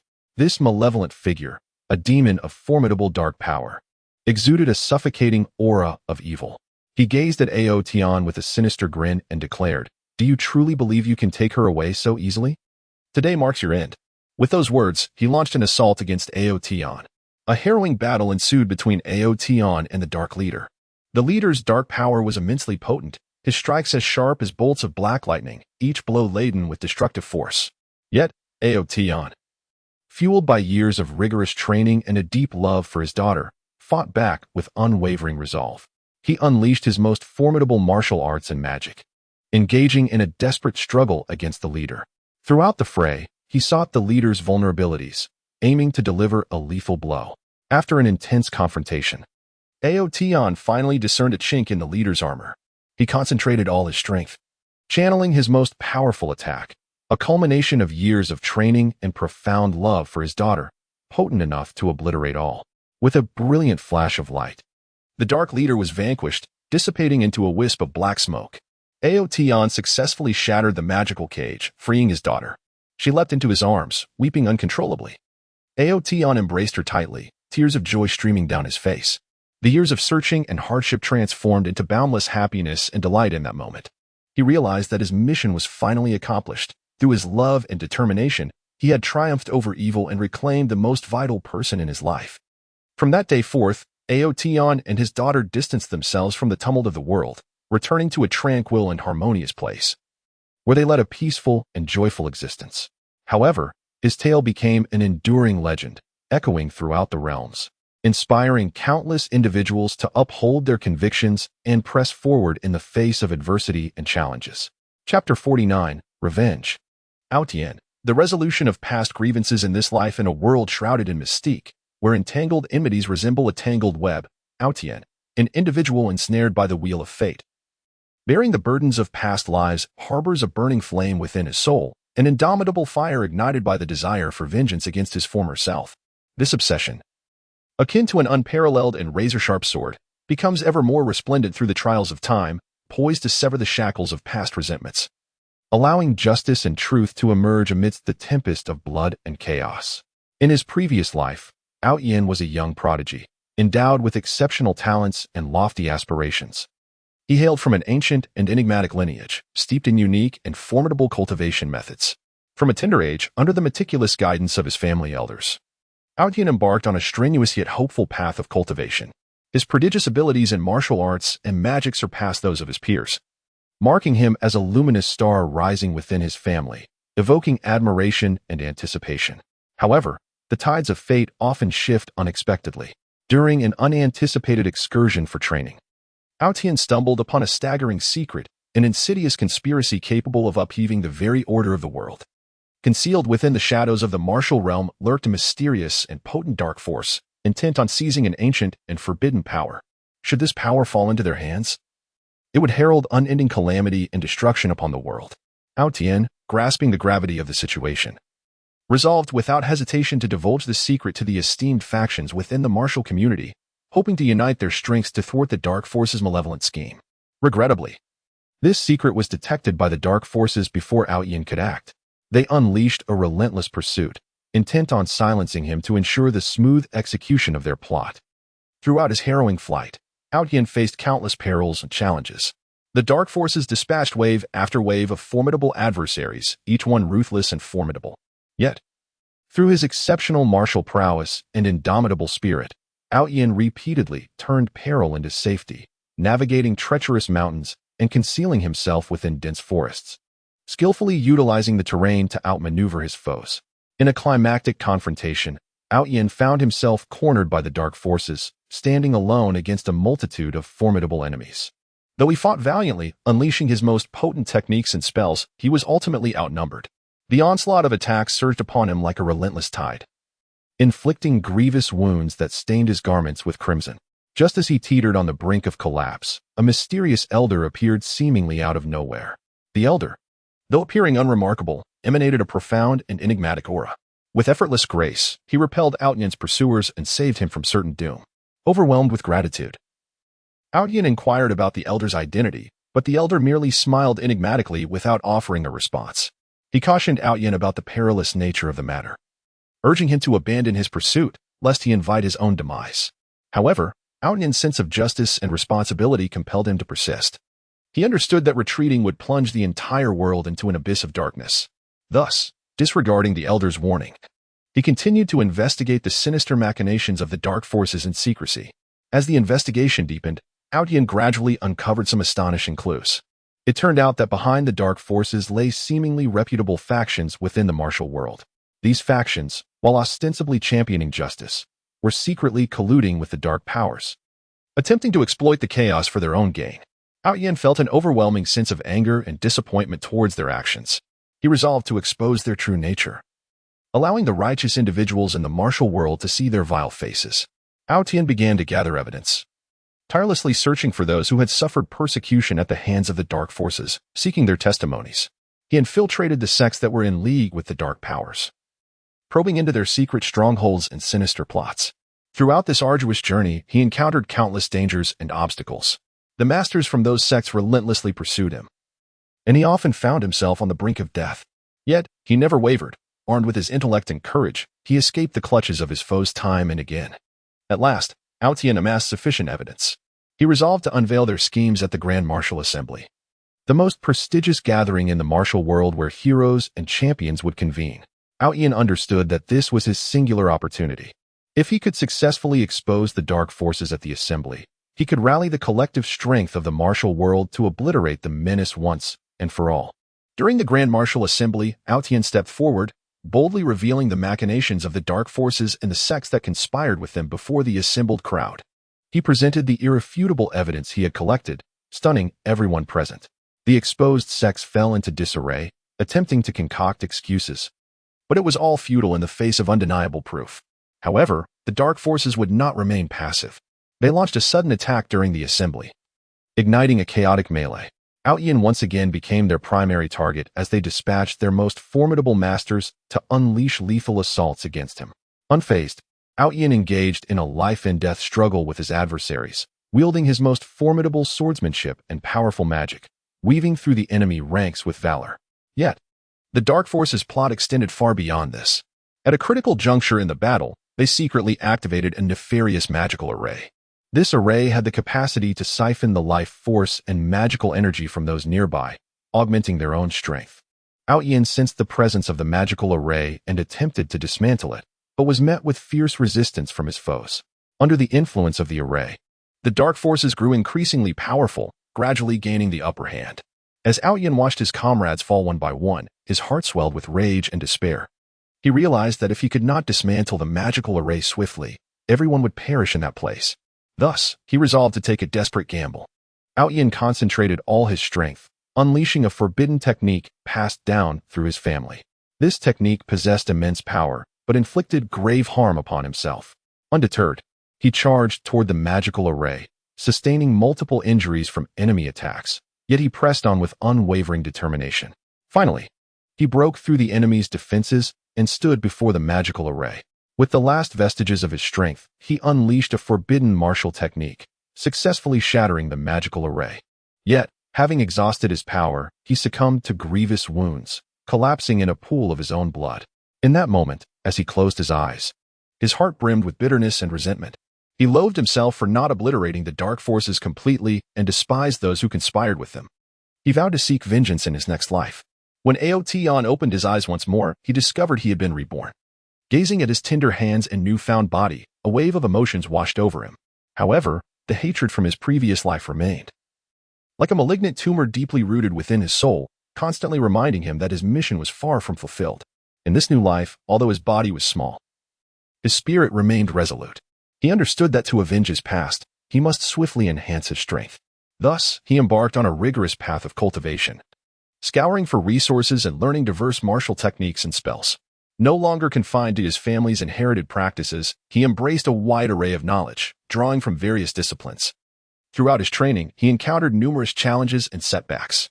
Due to his still developing physique, he was unable to employ many intense training methods. Yet, he did not yield. Through relentless trials and explorations, he discovered a regimen suited to him. Utilizing his previous life's experience and wisdom, he innovated and refined the newly acquired skills, tailoring them to his unique combat style. As time progressed, Aotion's prowess gradually ascended. He began to make a name for himself in the martial world, his reputation growing. However, he was acutely aware of the considerable gap between himself and the foes of his former life. Determined, he resolved to leave his hometown, venturing into the broader world to seek formidable adversaries and superior cultivation resources. During his journey, Aotion forged bonds with many like-minded companions. Some sought to attain higher martial realms, others yearned to uncover the truths of the world, and some were driven by a sense of justice. Together, they fought side by side, confronting adversities and challenges. Through his interactions with his friends, Aotion learned the value of teamwork and trust. No longer did he fight alone as in his past. He learned to rely on the strength of his companions, growing collectively. By a fortuitous turn of events, Aotion learned of his former enemy's pursuit of a mysterious artifact capable of enhancing strength. Recognizing this as a prime opportunity for revenge, he resolved to seize the artifact with his friends, thereby diminishing the power of his foes. Following the clues, they arrived at an enigmatic ruin, fraught with dangers and traps. Yet, Aotion and his comrades did not waver. They navigated the ruins with caution, unraveling one trap after another. Deep within the ruins, they finally discovered the coveted artifact. However, just as they prepared to claim it, their past adversaries emerged. Upon encountering his foes, Aotion's pent-up hatred surged forth. Without hesitation, he charged at his enemies, unleashing his most formidable martial techniques and spells. His friends rallied alongside him, igniting an intense battle against their foes. In the heat of battle, Aotion discerned that although his adversaries from a past life retained formidable strength, they were not invincible. Drawing upon his previous experiences coupled with the skills he had acquired in this life, he deftly maneuvered around his foes. He identified their vulnerabilities and dealt them substantial blows.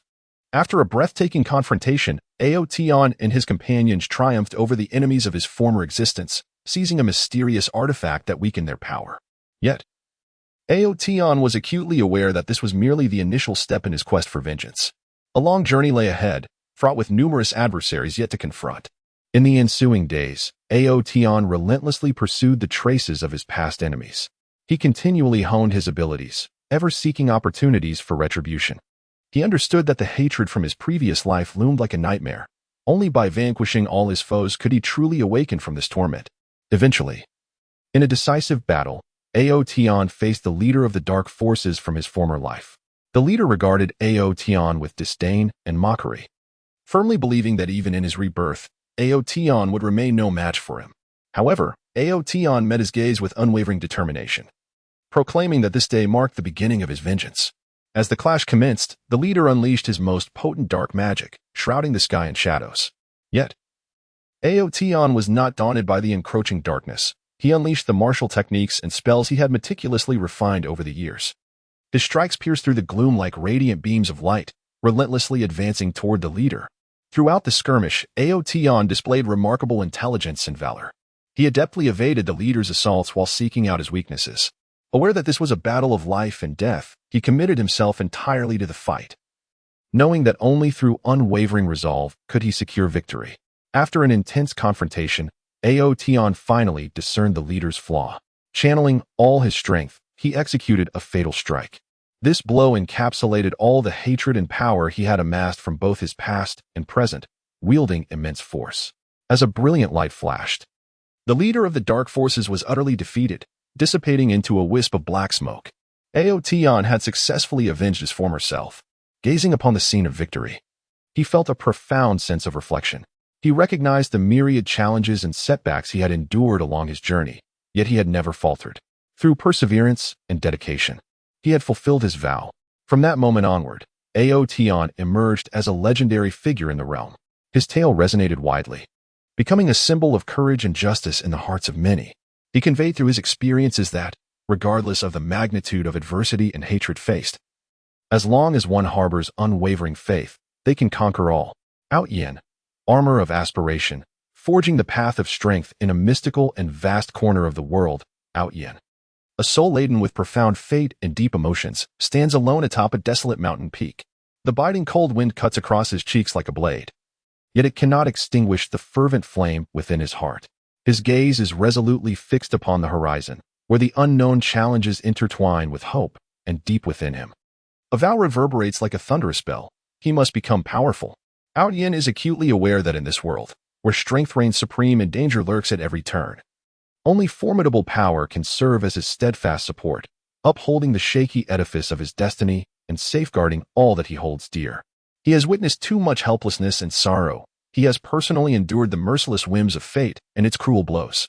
Those painful memories pierce his soul like sharp thorns, constantly reminding him that if he wishes to break free from the shackles of destiny, to seek justice for himself, his family, and the shattered past, strength is his only path forward. Reflecting on the past, a flicker of anguish and anger crosses Aotion's eyes. He was born into an ordinary yet warm family. Although his parents were not extraordinary warriors, they bestowed upon him endless love and care.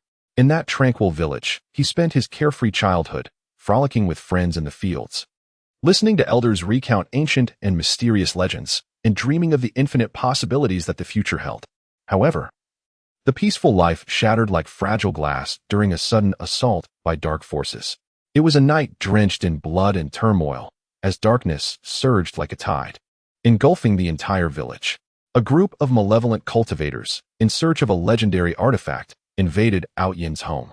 They slaughtered mercilessly, their demonic presence filling the air with the terrified cries of villagers and the echoes of despair. Aotion's parents stepped forward to protect him and the others, engaging in a desperate battle against the sinister cultivators. Despite their unwavering efforts, their strength paled in comparison to that of their formidable foes. Ultimately, they fell amidst the pools of blood, leaving Aotion to witness the horror, tears blurring his vision, his heart laden with helplessness and fear. After the village was ravaged, Ao found himself displaced, embarking on a solitary and arduous journey. Throughout his wandering, he deeply experienced the warmth and coldness of the world as well as the ugliness of humanity. He once curled up in a dilapidated temple on a frigid winter night. Enduring the torment of hunger and cold, he was robbed by greedy mountain bandits who took away his meager sustenance. He faced the scorn of indifferent passers-by, simply because his clothes were tattered and his appearance disheveled. Yet, these tribulations did not break him. Instead, they forged his will like a fierce fire, allowing the seed of his desire for strength to take root and flourish. By chance, Ao encountered an elderly hermit dwelling deep within the mountains. The old man, with his snow-white hair, possessed profound and wise eyes that seemed to penetrate the essence of all things. He immediately recognized the stubborn determination in Ao gaze and was moved by the resilience of this young man. The elder decided to take Ao as his disciple, imparting to him the methods of cultivation. Ao was overwhelmed with joy, for he understood that this was his opportunity to alter his fate, one he must seize with unwavering determination. Thus, he began a rigorous training regimen under the guidance of the elder. Each morning, before the first rays of sunlight pierced the morning mist, he would rise early to engage in physical training within the forest. He ran along the steep mountain paths, his garments drenched in sweat, his legs heavy as if laden with lead. Yet, the thought of surrender never crossed his mind. He practiced the boxing and sword techniques imparted by the elder, meticulously refining each move in pursuit of perfection. Alongside his martial training, Ao embarked on the study of internal cultivation methods. Sitting cross-legged, he quieted his mind to feel the flow of energy within, guiding the faint currents through his meridians. Initially, his progress was painfully slow, often faltering due to his inability to control his breath, leading to dangerous missteps. However, he did not succumb to despair. Instead, he gleaned insights from each failure, continually adjusting his approach to cultivation. As time passed, Ao strength gradually ascended. His physique became more robust, his muscles as hard as steel. His martial skills grew increasingly refined, his strikes swift as the wind, his swordplay razor-sharp. Nevertheless, he was acutely aware that this was far from sufficient. He yearned for greater power, the ability to truly stand his ground in this world, to safeguard himself from harm, and to avenge his parents' untimely demise. Thus, he resolved to part ways with the elder and venture forth alone into the martial world, seeking opportunities to enhance his strength. In the realm of martial arts, Ao encountered a myriad of formidable beings and unique cultivation techniques. He sparred and exchanged knowledge with other young practitioners, learning from their strengths to address his own shortcomings. He heard whispers of an ancient relic hidden in a distant, enigmatic land, said to harbor powerful artifacts and unparalleled cultivation secrets. Ao resolutely set forth on a quest to find this relic. Throughout his journey, he faced countless dangers and challenges. He traversed dense, primordial forests imbued with a mysterious and perilous atmosphere. Venomous snakes lurked in the underbrush, ferocious beasts leaped from the trees, and treacherous toxic fog traps threatened to ensnare him, plunging him into dire straits. Yet, through his keen perception and exceptional combat skills, he repeatedly transformed peril into safety. He battled fierce water monsters and tumultuous rivers, evaded falling boulders while scaling steep cliffs, and endured the agony of thirst and scorching heat in desolate deserts. Finally, after a prolonged odyssey, Ao discovered the legendary relic. An ancient and mysterious aura enveloped the site, its walls adorned with strange runes and patterns, seemingly narrating tales of a distant past and formidable secrets. With caution, Ao explored the relic, deciphering numerous traps and mechanisms. Deep within the ruins, he stumbled upon a tome radiating a golden glow. This was the extraordinary cultivation manual he had long desired. Ao, elated as if he had unearthed a treasure, eagerly commenced his practice of the techniques within the manual. The methods were profoundly advanced, presenting significant challenges, yet Ao, armed with unwavering faith and indomitable resolve, overcame each obstacle in succession. He secluded himself within the relic for several months, enduring countless trials and tribulations along the way. As he engaged in the cultivation of his martial arts, his meridians felt as if they were ablaze, and his entire skeletal structure seemed on the verge of being crushed. Yet, he persevered with unwavering determination. With the passage of time, he gradually grasped the essence of the secret techniques, achieving a qualitative leap in his strength. However, Ao was not content with this progress. He understood that within this world, numerous formidable and unknown adversaries awaited his challenge. along with many dark forces that required his eradication. Thus, he continued to traverse the lands, seeking ever stronger opponents to further hone his abilities. During a confrontation with a formidable practitioner of the dark arts, Aotion profoundly recognized his own shortcomings. Despite possessing great power, he found himself somewhat overwhelmed by the enigmatic spells and treacherous tactics of this dark sorcerer. Throughout the battle, he found himself in perilous situations, narrowly escaping death. Yet, this defeat did not dishearten him. Rather, it served to clarify the gaps in his capabilities. In the aftermath of the battle, Aotion began to reflect on his path of cultivation. He realized that relying solely on his formidable martial skills and internal energy was insufficient. He also needed to enhance his mental fortitude and mastery over magical elements. Consequently, he delved into various theories of magic, learning how to sense and harness magical elements. He secluded himself in remote areas rich in magical essence, immersing himself day and night in the realm of magic. After an extended period of diligent effort, he finally succeeded in mastering several powerful magical skills, experiencing a significant enhancement in his mental acuity. As his strength continued to grow, Aotion's reputation gradually spread throughout the martial world. He became a paragon for many young cultivators, while simultaneously provoking the envy and animosity of certain malevolent forces. Undeterred, Aotion recognized that his journey would be fraught with thorns, and he must bravely confront every challenge that lay ahead. During a climactic battle between righteousness and evil within the martial realm, Aotion stepped forward, aligning himself with the forces of justice. Alongside numerous righteous masters, he valiantly fought against the encroachment of malevolent powers. On the battlefield, he unleashed his most formidable martial techniques and spells, shining like a brilliant star amidst the darkness. Each of his strikes claimed the lives of adversaries, while every defensive maneuver safeguarded his companions from peril. Through their collective efforts, the forces of evil were ultimately repelled, restoring a fleeting tranquility to the martial world. Yet, Aotion understood that this victory was but temporary. The dark forces would never accept defeat. They would undoubtedly return with renewed vigor. Therefore, he resolved to grow even stronger before that eventuality. He returned to the location of his previous cultivation, once again entering seclusion. This time, he sought to amalgamate all his learned martial skills, internal energy, and magic to forge a unique system of cultivation that belonged solely to him. During this period of seclusion, Aotion endured unprecedented pain and challenges. His body and soul felt as though they were immersed in a raging inferno, ceaselessly being forged and remolded. Yet, he steadfastly held on to his convictions, never entertaining the notion of surrender. Finally, after a prolonged period of isolation, he successfully transcended his previous limitations, creating an entirely new method of cultivation. This new system integrated the fruits of his years of training, resulting in a comprehensive enhancement of his abilities. In the present day, Aotion has transformed from the once frail and helpless youth into a formidable force, powerful enough to establish his presence in this world and instill fear in the hearts of many adversaries. Yet, he is acutely aware that his journey is far from over. With numerous unfinished missions awaiting him, the hatred that burns within him resembles an eternal flame, perpetually driving him onward. He silently vows that regardless of the arduous challenges that lie ahead, or the great sacrifices required, he shall grow even stronger. Until the day he can eradicate the dark forces from this world, avenge his parents, and seek justice for all those who have suffered, illuminating the world with hope and radiance. Chapter 51. The same village, Holy Spirit Village, the cradle of Aotion's destiny in the vast and enigmatic Douluo continent. There exists a seemingly ordinary yet intricately woven village known as Holy Spirit Village.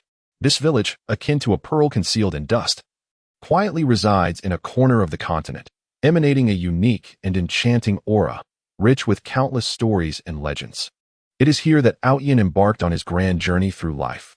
Holy Spirit Village is nestled on the edge of a lush forest, encircled by undulating mountains that resemble a great dragon, coiling protectively around this tranquil land.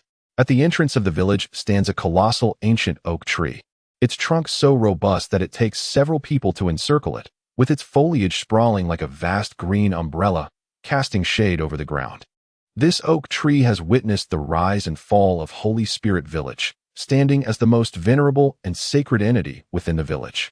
The villagers often rest and gather beneath its boughs, while children frolic around it, their laughter resonating in the air like a melodious symphony. The houses within the village are arranged in a charming disorder, primarily constructed from stone and timber. Though modest, they exude a rustic charm. The chimneys atop the roofs emit thin wisps of smoke, signaling the villagers' culinary endeavors, as the faint aroma of cooking wafts through the air, imparting a sense of warmth and solace akin to home. The winding paths of the village are paved with slabs of blue stone, bearing the marks of time with deep and shallow indentations, as if narrating tales of yore. Strolling along these paths leads one to the ancient well at the heart of the village, its water crystal clear and sweet, never running dry through the seasons. This well serves as the lifeblood of Holy Spirit Village, providing water for washing, cooking, and irrigating fields, quietly nourishing generations of villagers. At the rear of Holy Spirit Village lies an ancient and dilapidated martial soul hall. The architectural style of the hall is distinctive, with a lofty dome and exquisite murals that, despite the ravages of time, retain hints of their former glory and grandeur. The doors of the martial soul hall remain firmly shut, with rusted copper locks, only to be opened slowly during the annual martial soul awakening ceremony, welcoming the village's 6-year-old children to awaken their martial souls. For the children of the Sacred Soul Village, the awakening of their martial spirits marks the most pivotal moment in their lives, as the quality and type of their martial spirits will ultimately determine the trajectory of their destinies. Aotion was born into an ordinary family in Sacred Soul Village, where his parents, diligent and kind-hearted villagers, earned their livelihood through farming. Though not affluent, his parents bestowed upon Aotion an abundance of love and care, nurturing him in a warm and supportive environment. From a young age, Aotion was imbued with an insatiable curiosity about the world around him. His bright and clear eyes sparkled with a desire to explore the unknown. He often ran joyfully around the village, discovering every nook and cranny, catching insects with his peers, raiding bird nests, and fishing by the riverside, relishing a carefree childhood. However, at the age of 6, Aotion's life underwent a dramatic transformation. It was a sunlit morning when a mysterious and solemn atmosphere enveloped the martial spirit hall in Sacred Soul Village. Children who had reached the age of 6 gathered within, their hearts brimming with a blend of anxiety and anticipation as they awaited the commencement of the awakening ceremony. Standing amidst the crowd, Aotion felt both excitement and trepidation. He pondered what kind of martial spirit he would awaken. Would it be a formidable beast spirit or an enigmatic tool spirit? His small hands clenched the hem of his garment tightly, beads of sweat forming on his forehead. As the officiant of the hall gave the signal, the awakening ceremony commenced. The children stepped forward in turn, standing in the center of the awakening array to receive their martial spirit. When it was Aotion's turn, he took a deep breath and walked slowly to the center of the array. The awakening stone held by the officiant emitted a gentle glow, enveloping Aotion in its light. He felt a warm current surge through his body, as if his very blood were boiling. He closed his eyes tightly, attuning himself to the changes within. Suddenly, Aotion sensed a powerful force awakening within him. Instinctively, he opened his eyes to behold a dazzling light erupting from his palm, revealing a longsword shimmering with mysterious runes. It was a tool spirit, and judging by its aura, it was far from ordinary. The onlookers were left in awe, and the officiant's eyes widened in astonishment and disbelief. He understood that the emergence of this martial spirit signified the potential birth of an extraordinary soul master in Sacred Soul Village. Once the ceremony concluded, Aotion became the focal point of the village. Villagers flocked to congratulate him, harboring great hopes that he would one day become a magnificent soul master, bringing honor to Sacred Soul Village. His parents were overwhelmed with joy, tears of pride streaming down their faces for their son. Yet, Aotion remained grounded, aware that the awakening of his martial spirit was merely the first step on the arduous journey toward greatness filled with challenges and uncertainties. To become an exceptional soul master, Aotion dedicated himself to rigorous training. Every morning, he rose early to ascend the hillside behind the village, undertaking physical training. He sprinted along the hillside, again and again, until his shirt was drenched in sweat and his legs felt as heavy as if laden with lead, prompting him to pause for a brief respite. After regaining his breath, he resumed practicing his swordsmanship, the long sword in his grasp gleaming with a chilling light under the sun. Each move he executed was imbued with both power and grace. Although his initial attempts were somewhat clumsy, he persevered with unwavering determination and an insatiable thirst for strength, repeatedly honing his skills until he gradually grasped the essence of the swordplay. In addition to physical training and swordsmanship, Aotion sought to acquire knowledge about martial souls and the application of soul skills. He frequently visited the Martial Soul Hall, seeking guidance from the esteemed elder regarding various inquiries about martial souls. The elder, moved by Outyan's diligence and dedication, imparted his extensive knowledge of martial souls without reservation. Outyan absorbed this information eagerly, learning that martial souls could gain immense power by absorbing the soul rings of soul beasts. While soul skills constituted crucial techniques for soul masters in combat, he began to envision a future where he would acquire formidable soul rings, master powerful soul skills, and emerge as a true powerhouse. During his days in Holy Soul Village, Outyan forged friendships with a group of like-minded companions. Together, they practiced, exchanged techniques, and progressed collectively. Among them, his closest bond was with a boy named Lin Feng. Lin Feng possessed a martial soul in the form of a blue wind wolf. Although a beast martial soul, his character was gentle and kind-hearted. Their friendship blossomed during a training session, united by their shared passion for cultivation and the pursuit of strength. They often trained together in the forest, delving into its mysteries and searching for optimal training grounds. One fateful day, while practicing in the forest, they unexpectedly encountered a formidable soul beast, an inferno tiger. Its body blazed with roaring flames, exuding an overwhelming aura, clearly a creature of exceptional strength. Outyan and Lin Feng felt a surge of tension, aware that their current abilities would struggle against the inferno tiger. Yet, they resolved not to retreat, but to face the challenge together. With his long sword in hand, Outyan charged towards the inferno tiger, executing the sword techniques he had learned. His strikes resembled a flurry of blooming flowers, aimed directly at the beast. The inferno tiger responded by opening its massive maw, unleashing a fiery column towards Outyan. He deftly dodged, swiftly evading the flames, and continued his assault on the beast. Meanwhile, Lin Feng sought an opportunity from the sidelines, summoning an illusion of the blue wind wolf through his martial soul to pounce at the inferno tiger.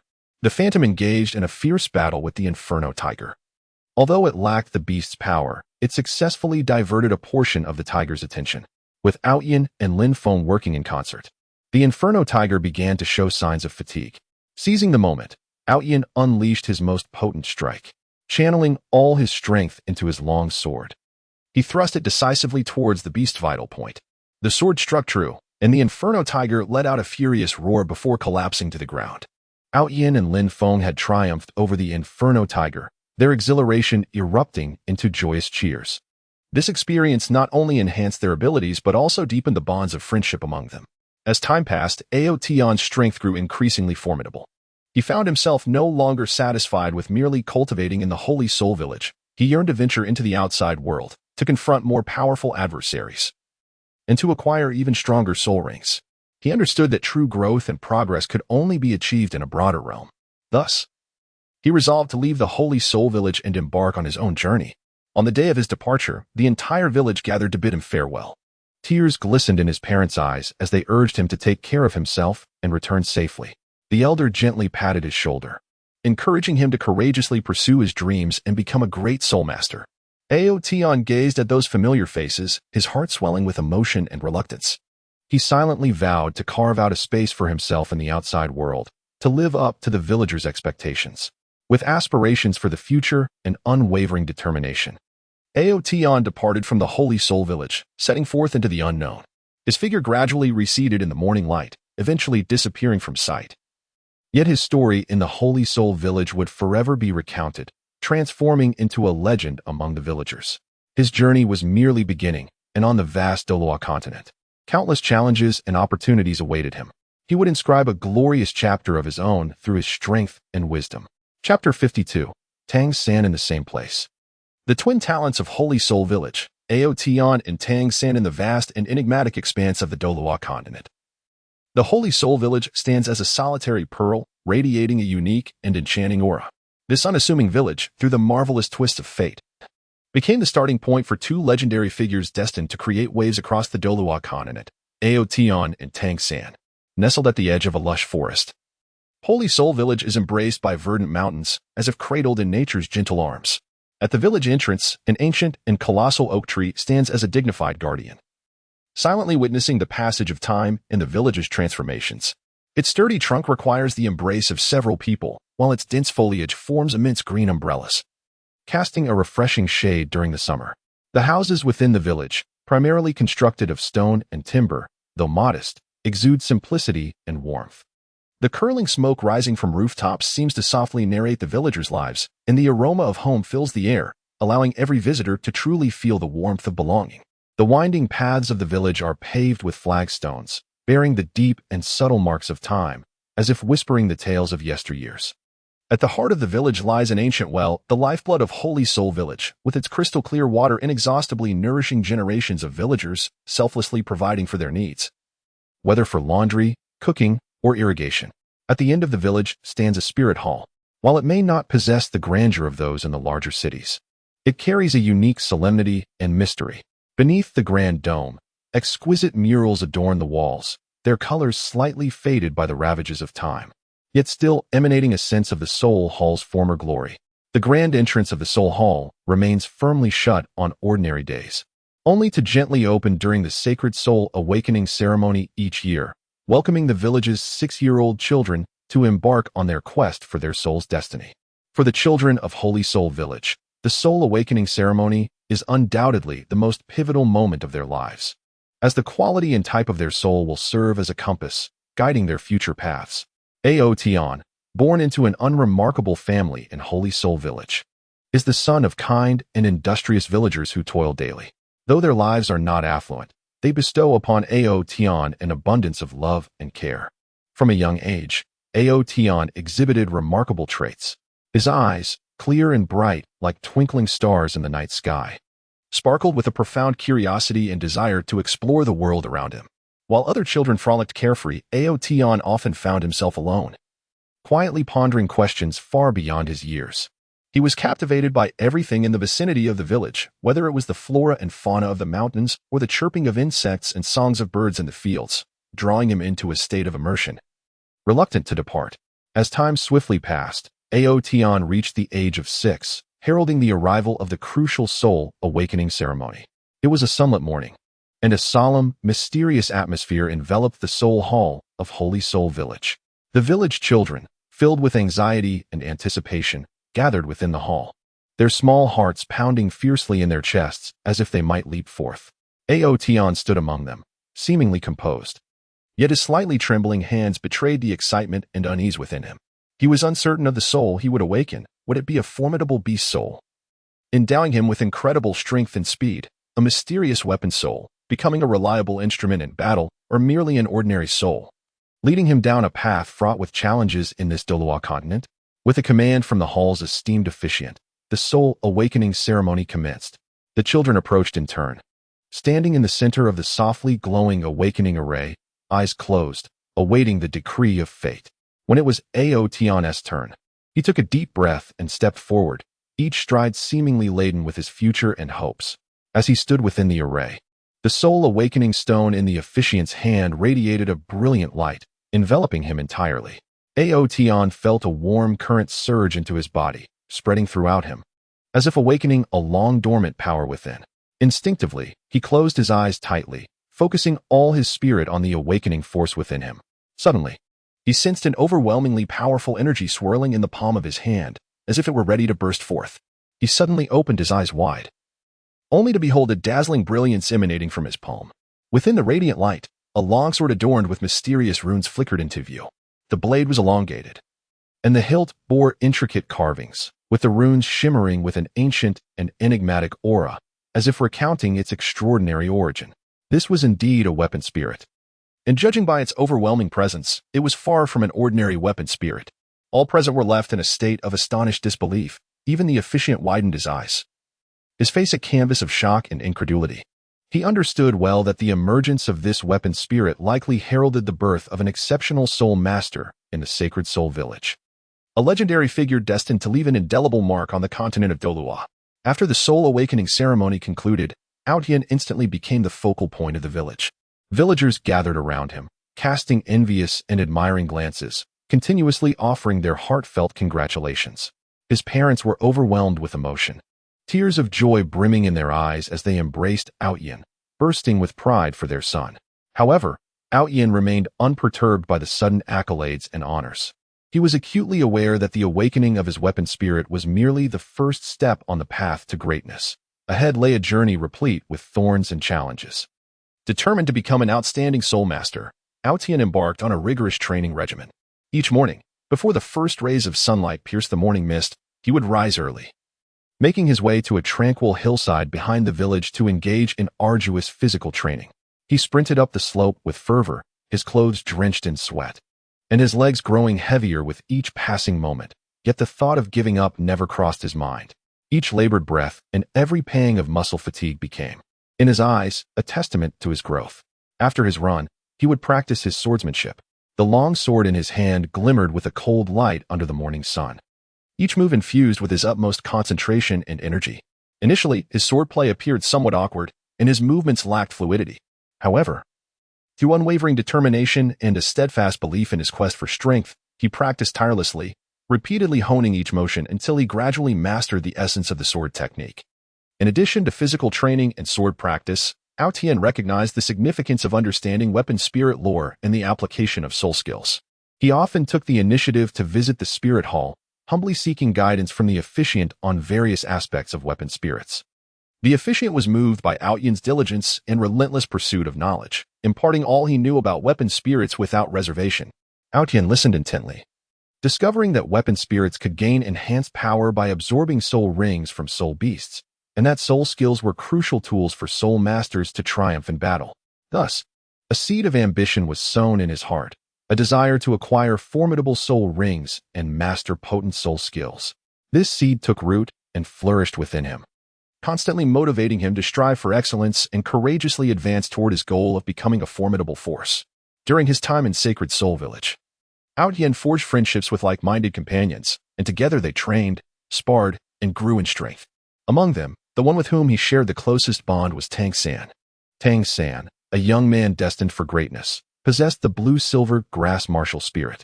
Although initially perceived as an exceedingly ordinary martial spirit, Tang San harnessed his intellect and determination to unlock its full potential. The fateful encounter between Ao Tian and Tang San occurred during an unforeseen forest expedition. On that day, Ao Tian, as was his custom, was honing his skills in the forest, seeking opportunities to enhance his strength. Simultaneously, Tang San explored the mysteries of his blue-silver grass martial spirit within the same woodland. Their paths crossed unexpectedly in the depths of the forest initially. Both were wary of one another. However, upon discovering that they were both children of Holy Spirit Village, diligently striving to become soul masters, their wariness gradually dissipated, replaced by a profound sense of camaraderie. From that moment forth, Ao Tian and Tang San frequently accompanied one another, training together in the forest and delving into the secrets of their martial spirits. They shared their cultivation insights and experiences, always ready to lend a helping hand in times of difficulty. On one occasion, while Ao Tian was attempting to master a new sword technique, he encountered an insurmountable obstacle. No matter how hard he tried, he could not break through. Observing his plight, Tang San utilized his unique understanding of the blue-silver grass martial spirit to create a simulated combat environment, inspiring Ao Tian to find a breakthrough through practical experience. Meanwhile, as Tang San studied the evolution of the blue-silver grass, Ao Tian, with his extensive knowledge of various martial spirits, provided invaluable suggestions. During a skirmish with a forest soul beast, Ao Tian and Tang San demonstrated remarkable synergy and coordination. They faced a formidable wind demon wolf, known for its incredible speed and devastating attacks. Ao Tian, wielding his long sword, charged first at the wolf, executing his exquisite swordplay, unleashing a flurry of sharp sword shadows like a tempest to restrain the wolf's movements. Meanwhile, Tang San remained composed in the rear, skillfully directing the blue-silver grass martial spirit, which swiftly coiled around the wolf's limbs, impeding its mobility. Through their seamless cooperation, the demon wolf gradually found itself in dire straits. Ultimately, seizing the opportune moment, Ao Tian unleashed his most powerful strike, successfully repelling the wolf. This battle not only elevated their abilities further, but also fortified their friendship, rendering it as unyielding as steel. As time progressed, both Ao Tian and Tang San continued to grow in strength. No longer content with training in Holy Spirit Village, they harbored grander dreams of venturing into the outside world, confronting more formidable adversaries, and acquiring potent soul rings to etch their own legends on the Douluo continent. Thus, they resolved to depart from Holy Spirit Village and embark on a journey filled with uncertainty and challenges. On the day they bid farewell, the entire village gathered to see them off. Tears brimmed in the eyes of Ao Tian's parents as they clasped his hands tightly, offering endless admonitions to ensure he looked after himself and returned safely. Tang San's father, Tang Hao, though still embodying his characteristic reticence, revealed a glimmer of reluctance and expectation for his son through his profound gaze. The steward of the spirit hall, standing nearby, was filled with myriad emotions as he observed the two young souls poised to embark on their journey. He was acutely aware that their futures brimmed with limitless possibilities, and they were destined to incite a cataclysmic upheaval on the Douluo continent. With dreams of the future and unwavering conviction, Aoyan and Tang San departed from Holy Soul Village, venturing into the vast and uncharted depths of the Douluo continent. Their silhouettes, illuminated by the dawn, gradually receded from view. Yet their tale in Holy Soul Village would forever sparkle like brilliant stars, eternally enshrined in the annals of the village's history, becoming a legendary narrative passed down through generations. Their journey was merely beginning. On the Douluo continent, rife with opportunities and challenges, numerous trials awaited them. Armed with courage, wisdom, and strength, they would ascend step by step toward the pinnacle, inscribing their illustrious saga and becoming revered legends on the Douluo continent. Chapter 53, The Mostly Ordinary and Extraordinary. The fate trajectories of the children of Holy Soul Village on the fringes of the Douluo continent lies a tranquil and unpretentious hamlet. Holy Soul Village. Surrounded by verdant mountains and clear waters, it remains hidden like a paradise untouched by the world. Scattered throughout the village are quaint stone houses, from the chimneys of which tendrils of smoke rise at dawn and dusk, a testament to the villagers' simple lives. The village's winding paths, paved with smooth bluestones worn by time, seem to whisper the tales of its long history. Within Holy Soul Village resides a group of innocent children who spend their days in laughter and play, chasing livestock or catching grasshoppers in the fields, living carefree lives. Most of these children are unremarkable, lacking innate powerful martial souls, and have yet to display extraordinary talents. Like countless ordinary children on the Douluo continent, they grow up in humble households, receiving the most basic education about life, with little understanding of the wonders and dangers that lie beyond their village. Among them is a boy named Xiaohu, robust and earnest in character. His parents are ordinary farmers in the village, toiling daily in the fields, hoping for a bountiful harvest to sustain their family. From a young age, Xiaohu has assisted his parents in their agricultural endeavors. Though still a child, he has already learned to sow seeds, weed, and harvest. His hands, calloused from labor, reflect his industriousness, yet his eyes radiate a simple kindness.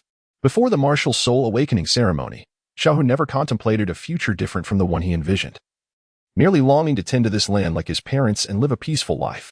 Another child, Xiaohua, is a shy girl who speaks little. Her family is not affluent. Her parents weave bamboo baskets and craft simple handicrafts to exchange for daily necessities at a nearby market. Little Hua often sat by the side, observing the bustling figures of her parents. She would mimic their actions, using her tender little hands to sort the bamboo strips. Her heart brimmed with curiosity about the world beyond the village.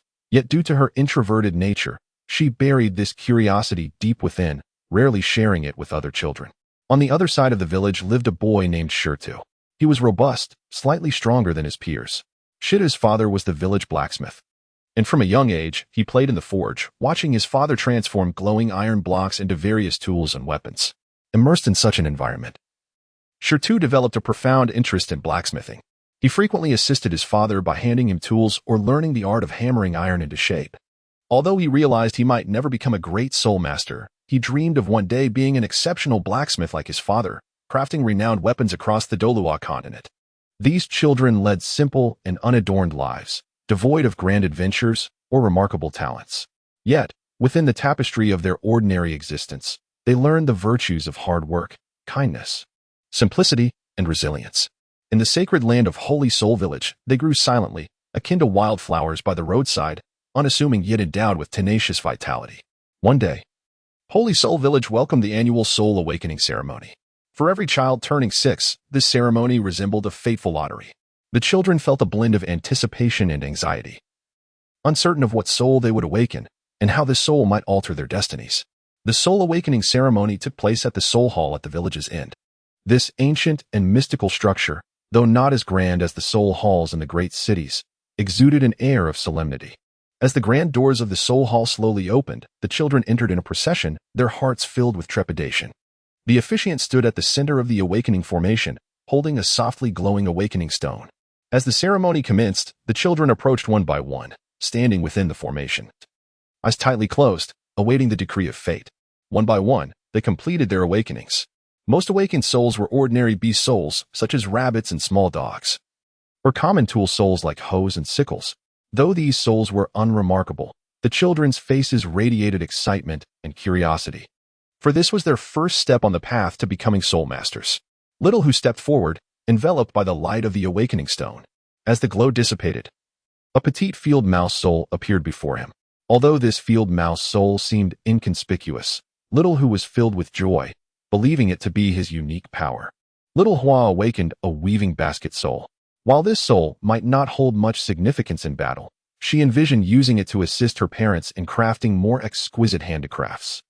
Shurtu, on the other hand, awakened a hammer soul, clenching his fists tightly, silently vowing to harness the power of this soul to its fullest potential, aspiring to become an outstanding blacksmith soul master. Among this group of children, although most are unremarkable, they each found their own direction and dreams at the moment of awakening their martial souls. Whether aspiring to become a humble farmer, a skilled artisan, or striving towards the path of soul masters, they bravely embraced the challenges of the future, carrying the simplicity and resilience bestowed upon them by the sacred soul village. Among these ordinary children, Out Yin and Tang Sin stand out like two stars poised to shine, beginning to reveal their brilliance. Their awakening of martial souls astonishes the crowd and brings new hope and aspirations to the sacred soul village. Yet, the ordinary children continue to live diligently in their own worlds, their stories equally indispensable to the fabric of the village, collectively composing a vibrant tapestry. As time passes, the ordinary children persist on their paths of growth. Xiaohu, in the process of honing his field mouse martial soul, discovers its unique advantages in sensing danger and locating underground treasures. He begins to utilize this gift to assist villagers in finding water sources and precious herbs, becoming a small hero in the village. Xiaohua combines her basket-weaving martial soul with her craftsmanship, creating a special woven item capable of storing and releasing a small amount of soul power, providing convenience for the village's soul masters. Shurtu, harnessing the strength of his hammer martial soul and his exquisite blacksmithing skills, forges weapons suitable for low-level soul masters, establishing a modest yet flourishing forge in the village. These ordinary children, though lacking the dazzling brilliance of Out Yin and Tang San, write their own stories in their unique ways upon the land of Sacred Soul Village, showcasing the extraordinary within the ordinary. Their existence renders Sacred Soul Village more authentic and vibrant, revealing that in this land of fantasy and adventure, Douluo continent, there are not only exceptionally gifted heroes but also countless ordinary individuals who strive diligently in their everyday lives, steadfastly pursuing their dreams. Chapter 54. Special Abilities: The Ordinary Path of Sacred Soul Village. The dream journey of those without special abilities on the vast and enigmatic land of Douluo continent. Sacred Soul Village exists like a mere drop in the ocean, small yet uniquely significant. Nestled quietly amidst verdant mountains and clear waters, it is gently embraced by dense forests, resembling a tranquil pastoral painting. The village is adorned with rustic stone houses arranged in an orderly manner, with wisps of smoke rising from their chimneys, reminiscent of the gentle whispers of time, drifting softly beneath the azure sky. The winding, cobblestone paths connect every corner of the village, witnessing the ordinary lives of its inhabitants day after day. The children of Sacred Soul Village are akin to the flowers of this land, each blooming with their own brilliance. However, most of them resemble the most common nameless wildflowers by the roadside, possessing no innate special abilities. Their martial souls are unremarkable, devoid of any extraordinary talents bestowed by fate. Nevertheless, they continue to harbor dreams and live diligently upon this land, penning their own stories of the ordinary. Among them is a boy named Aqiang, who grew up in an ordinary farming household. Every day, the parents toil diligently, rising with the sun and resting at dusk, pouring their entire hearts and souls into their modest farmland. Since childhood, Aqiang has followed in their footsteps, assisting with agricultural tasks within his capabilities. Though slight of stature, his eyes reveal an unwavering resilience and determination. Before the awakening of his martial spirit, Aqiang's life was simple and pure. His greatest wish was to alleviate his parents' burdens, enabling a more comfortable existence for their family. He was well versed in every crop in the fields, knowing precisely when to sow, irrigate, and fertilize. His hands, calloused from years of labor, bore no complaints. Rather, through his toil, he learned the virtues of endurance and the value of life as hardships. In the village lived a girl named Xiaomei, whose family relied on fishing for their livelihood. Her father, a seasoned fisherman, would set out each morning in his small boat, navigating the nearby rivers and lakes, only returning at dusk with a bountiful catch. Xiao Mei often waited by the shore for her father, gazing at the shimmering surface of the water, her heart filled with dreams of the future. Naturally gentle and kind-hearted, she possessed no extraordinary abilities but harbored a thoughtful and compassionate spirit. She assisted her mother in handling the fish, meticulously cleaning them to be dried or preserved for later use. During her leisure hours, she delighted in sitting by the riverbank, sketching her envisioned beautiful world in the dirt with a twig, fantasizing about one day departing from Shenghun village to explore the vast expanse beyond. At the village's center resided a boy named Xiaogang. His parents operated a quaint grocery store, providing essential goods for the villagers. From a young age, Xiaogang had helped in the store, displaying a keen intellect and a thorough understanding of the prices and uses of various products. Although he lacked a formidable martial spirit, he possessed a sharp business acumen. He meticulously selected goods during procurement, striving to acquire the finest items at the lowest prices, which he then offered to the villagers at reasonable rates. Gifted in social interactions, he invariably won customers' affection with his warm smile and sincere demeanor. In his heart lay a grand ambition to transform his family's grocery store into the largest in Shenghun village, providing the community with an abundance of superior goods. These children, cradled in the embrace of Shenghun village, peacefully traversed their childhood. Lacking extraordinary powers, they had never yearned to become heroes destined to save the world. Instead, they diligently sought their value and meaning in the mundane. They frolicked in the fields, reveling in nature's bounty. They listened to the soothing sounds of the flowing river. Savoring inner tranquility, they played and laughed with friends in the village, forging deep bonds of friendship. However, the wheels of fate turned silently, and the arrival of the martial spirit awakening ceremony shattered this tranquility. On that day, the spirit hall of Shenghun village was enveloped in an aura of mystery and solemnity. Nestled at the village's end, the hall, with its ancient architectural style, towering dome, and exquisite murals, though weathered by time, still radiated a sacred majesty. The children gathered in the spirit hall, their hearts a blend of anxiety and anticipation, awaiting the moment that could alter their destinies. The steward stood at the center of the awakening formation, cradling a stone that emanated a gentle glow. As the ceremony commenced, the children approached one by one, stepping cautiously into the formation, eyes tightly shut, silently praying for the awakening of a formidable spirit. However, for the majority, reality proved to be harsh. One by one, they completed the awakening, revealing spirits that were mostly mundane. Some awakened animal spirits, such as chickens and ducks, which offered little more than a unique connection to their daily lives, lacking significant advantages in combat or cultivation. Others manifested simple farming tool spirits, like shovels and rakes, primarily linked to agricultural labor, falling short of wielding substantial power on the path of a soul master. When Chang stepped forward, the light of the awakening stone enveloped him. As the brilliance gradually faded, a diminutive ant spirit appeared before him. This ant spirit seemed insignificant, dwarfed by the multitude of more powerful spirits surrounding it. Yet, Chang was not disheartened. Gazing at the tiny creature, he felt an inexplicable affinity. He recalled the industrious ants he had observed while toiling in the fields, small yet capable of working together to transport food many times their size. Chang resolved silently to emulate the ant, harnessing his diligence and resilience to forge extraordinary value from an ordinary existence.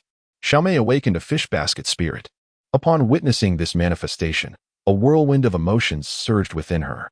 On one hand, she recognized its connection to her family's fishing livelihood, potentially aiding her father in various ways. On the other hand, she was acutely aware that such a spirit was often dismissed in the realm of soul masters.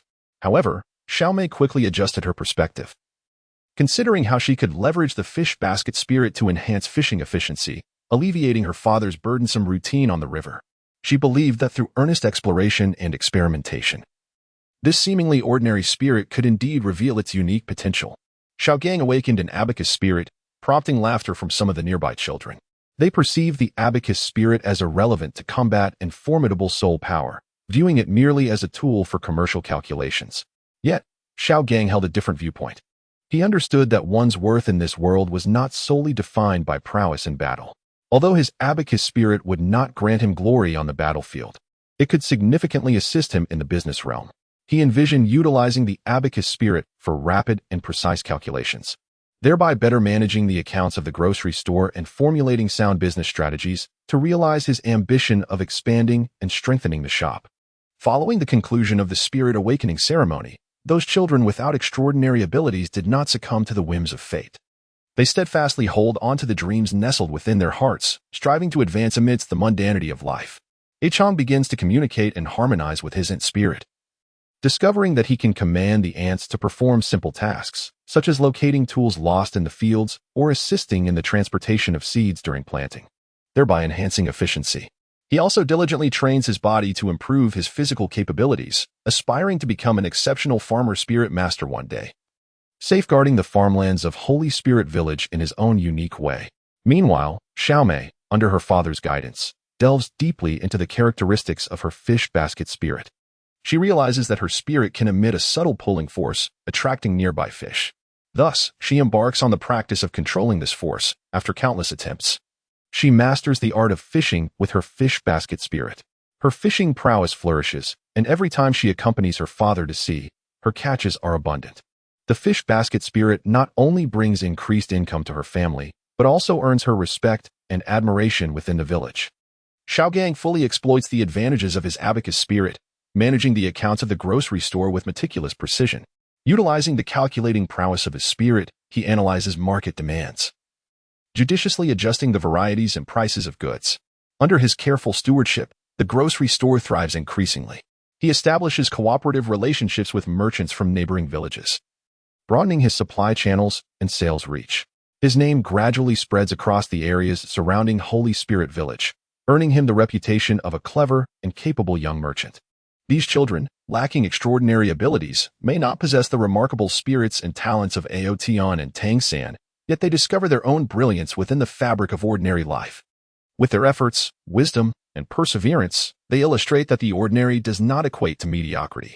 They take root and flourish on the land of Holy Spirit Village, contributing to the village's development in their own ways while inscribing vibrant chapters in their lives.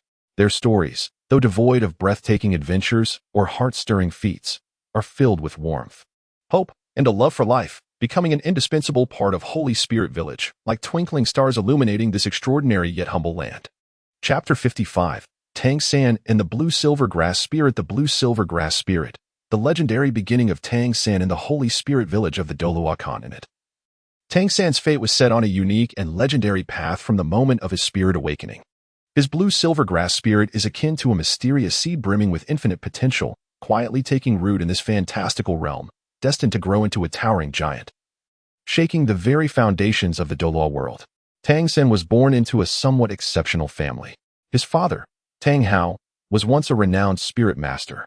Yet due to undisclosed reasons, he chose to retreat into the tranquil life of Holy Spirit Village, leading a life of unremarkable simplicity. From a tender age, Tang San grew under the silent protection of his father.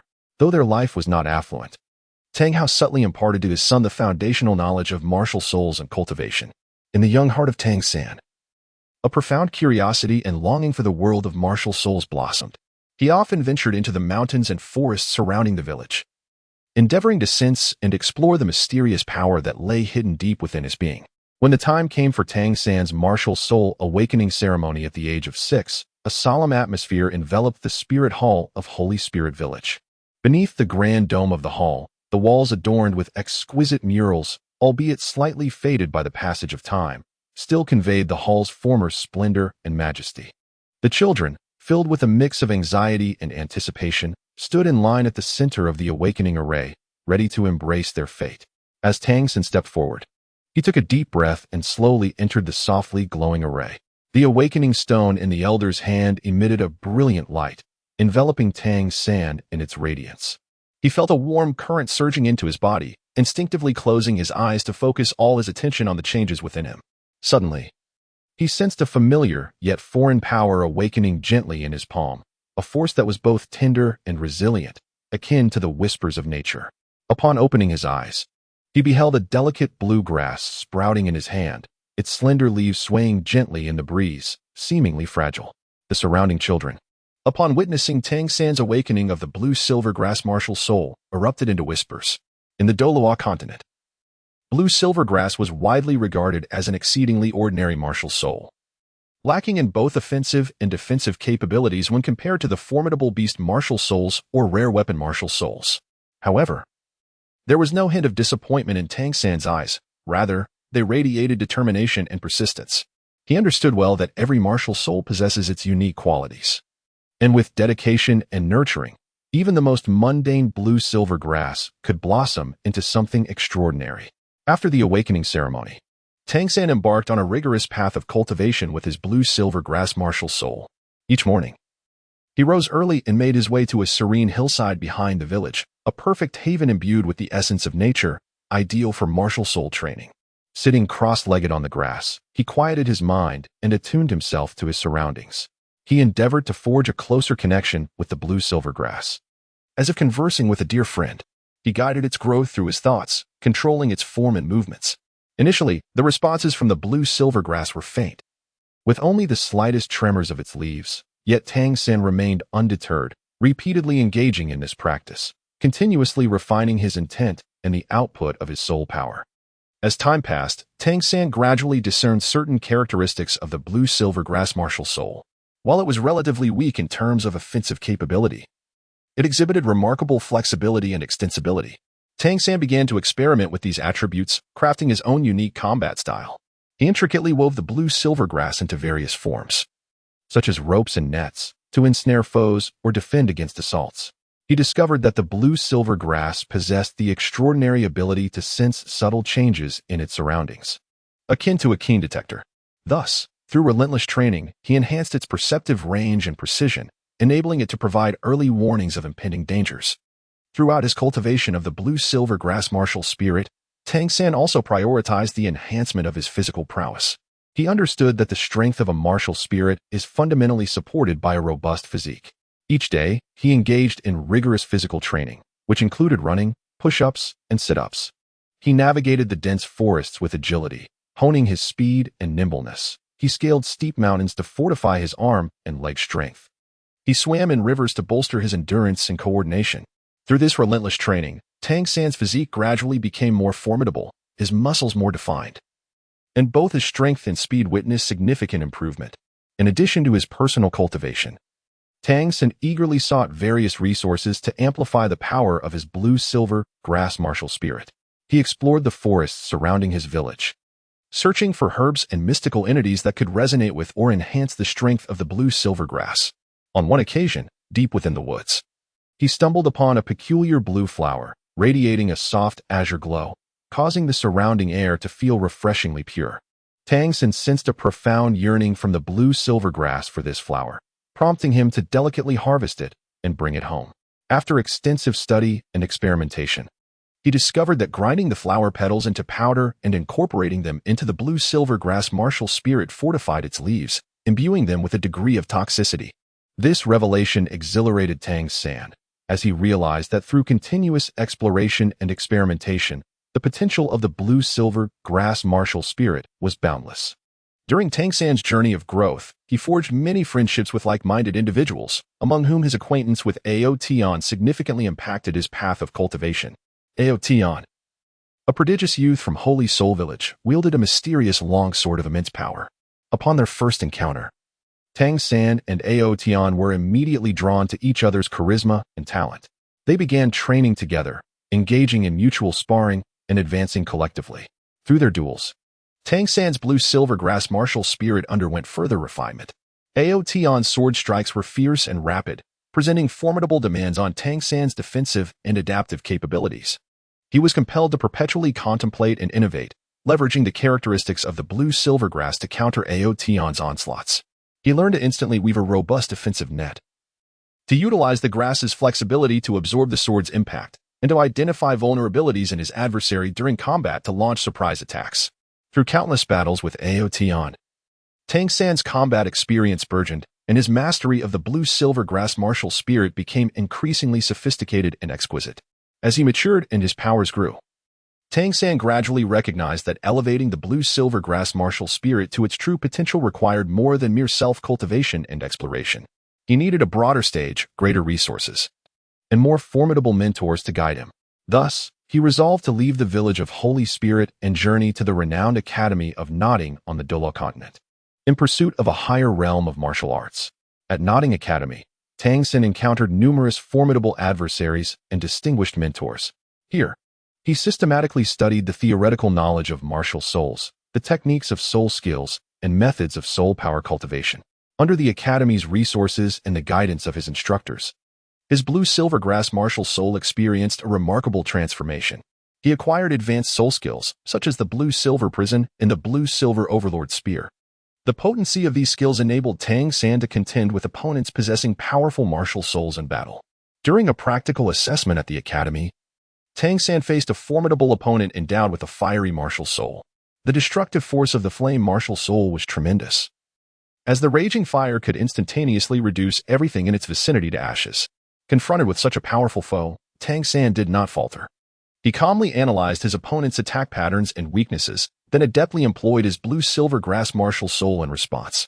He first ensnared his adversary with the blue-silver prison, restricting their movements, and then unleashed the blue-silver overlord spear, channeling all his soul power into a decisive strike at the opponent's vital points. Despite the opponent's fierce resistance, Tang San ultimately emerged victorious. This battle elevated Tang San's reputation within the Academy, and his blue-silver grass martial soul garnered increased recognition and respect. Nevertheless, Tang San was not content with the status quo. He understood that his blue-silver grass martial soul harbored even greater potential awaiting discovery. He delved deeper into the evolutionary path of the blue-silver grass martial soul, seeking ways to transcend its limits and reach a higher echelon. By chance, Tang San uncovered an ancient cultivation method capable of promoting the evolution of martial souls through the absorption of natural spiritual energy and the essence of other martial souls. He decided to take the risk and try it.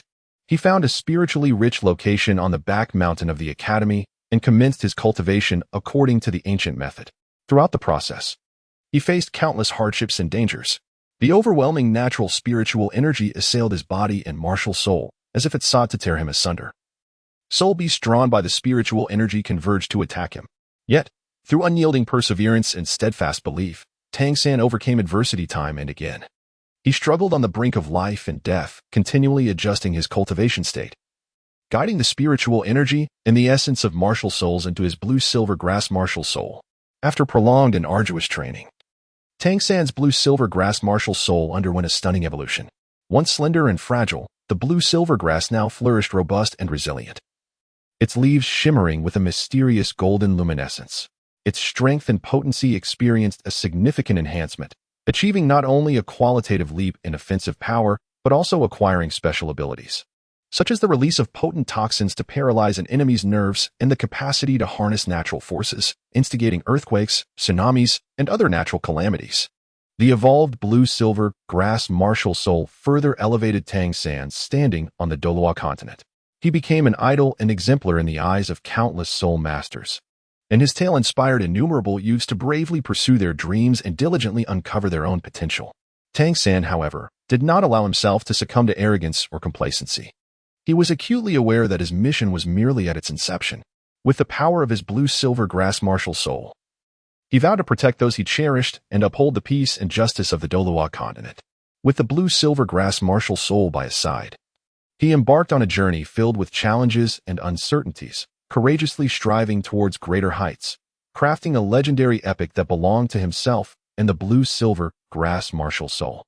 Chapter 56. The family is very poor. The struggles and resilience of Aotian. In a remote mountain village, there resided a boy named Aotian. His home was devoid of any furnishings, a dilapidated mud house that appeared on the verge of collapse, as if it could crumble into ruins at any moment. The walls, marred and peeling, revealed the rough stones and interwoven wooden beams beneath, resembling a frail elder struggling to bear the weight of an entire family. The scant furniture in Aotian's home was equally worn and battered. A wooden table, missing a leg, precariously balanced on a few stones, bore a surface riddled with scars of time, telling tales of countless adversities. Several mismatched benches creaked ominously with every movement, seemingly on the brink of disintegration. The rickety wooden bed had borne witness to countless weary nights. Its hard slats offered no comfort, and the threadbare blankets, patched together from remnants, provided little solace against the biting cold of winter. The yard was cluttered with various debris, abandoned farming tools, rusted hoes and sickles that seemed to reminisce about the labor of yesteryears. Fragments of broken pottery and decaying wooden planks lay scattered, evoking a sense of desolation. In one corner stood a small water tank, its walls cloaked in moss, containing murky water, the daily source for Outyin and his family. He often trekked long distances along rugged mountain paths to fetch water from a nearby stream, barely managing to fill the tiny tank. Outyin's parents were simple farmers, toiling ceaselessly on their barren land, yet the yield was meager. His father's weathered visage bore deep creases, like ravines etched by the trials of time, revealing the hardships and helplessness of his existence. His hands were rough and cracked, adorned with thick calluses, testament to years of labor. During the busy farming season, his father would rise before dawn, wielding his tools beneath the scorching sun, planting rice and weeding until darkness enveloped the land, returning home weary and spent. Outyin's mother, too, bore the weight of the household. Her frail frame was burdened with both domestic duties and the care of Outyin and his younger siblings. Her eyes often reflected exhaustion and concern, yet she endeavored to muster a smile for her children, offering warmth and reassurance in their struggles. Outyin's clothing was perpetually tattered, with new garments being an infrequent luxury. Most of his attire had once belonged to his elder siblings, repurposed and mended countless times, long losing their original form. The colors had faded, and the fabric had become as thin as gossamer. In the frigid winters, he could only don flimsy garments, shivering against the biting winds. His shoes were even worse, worn to the point where the soles bore little tread, patched up to the extent that they sometimes exposed his toes. As he walked along the stony paths, the sharp rocks would often torment his feet, yet he never complained, silently enduring his plight. In terms of sustenance, Outyin's family faced severe hardships. Their meals rarely varied, consisting primarily of coarse grains and vegetables grown in their own garden. The staple foods were often cornbread or sweet potato porridge, both tough and unpalatable, challenging to swallow. Vegetables are merely boiled, devoid of any oil or flavor, rendering them insipid and tasteless. Occasionally, a morsel of meat graces the table, which for the Outyin family is a sheer luxury.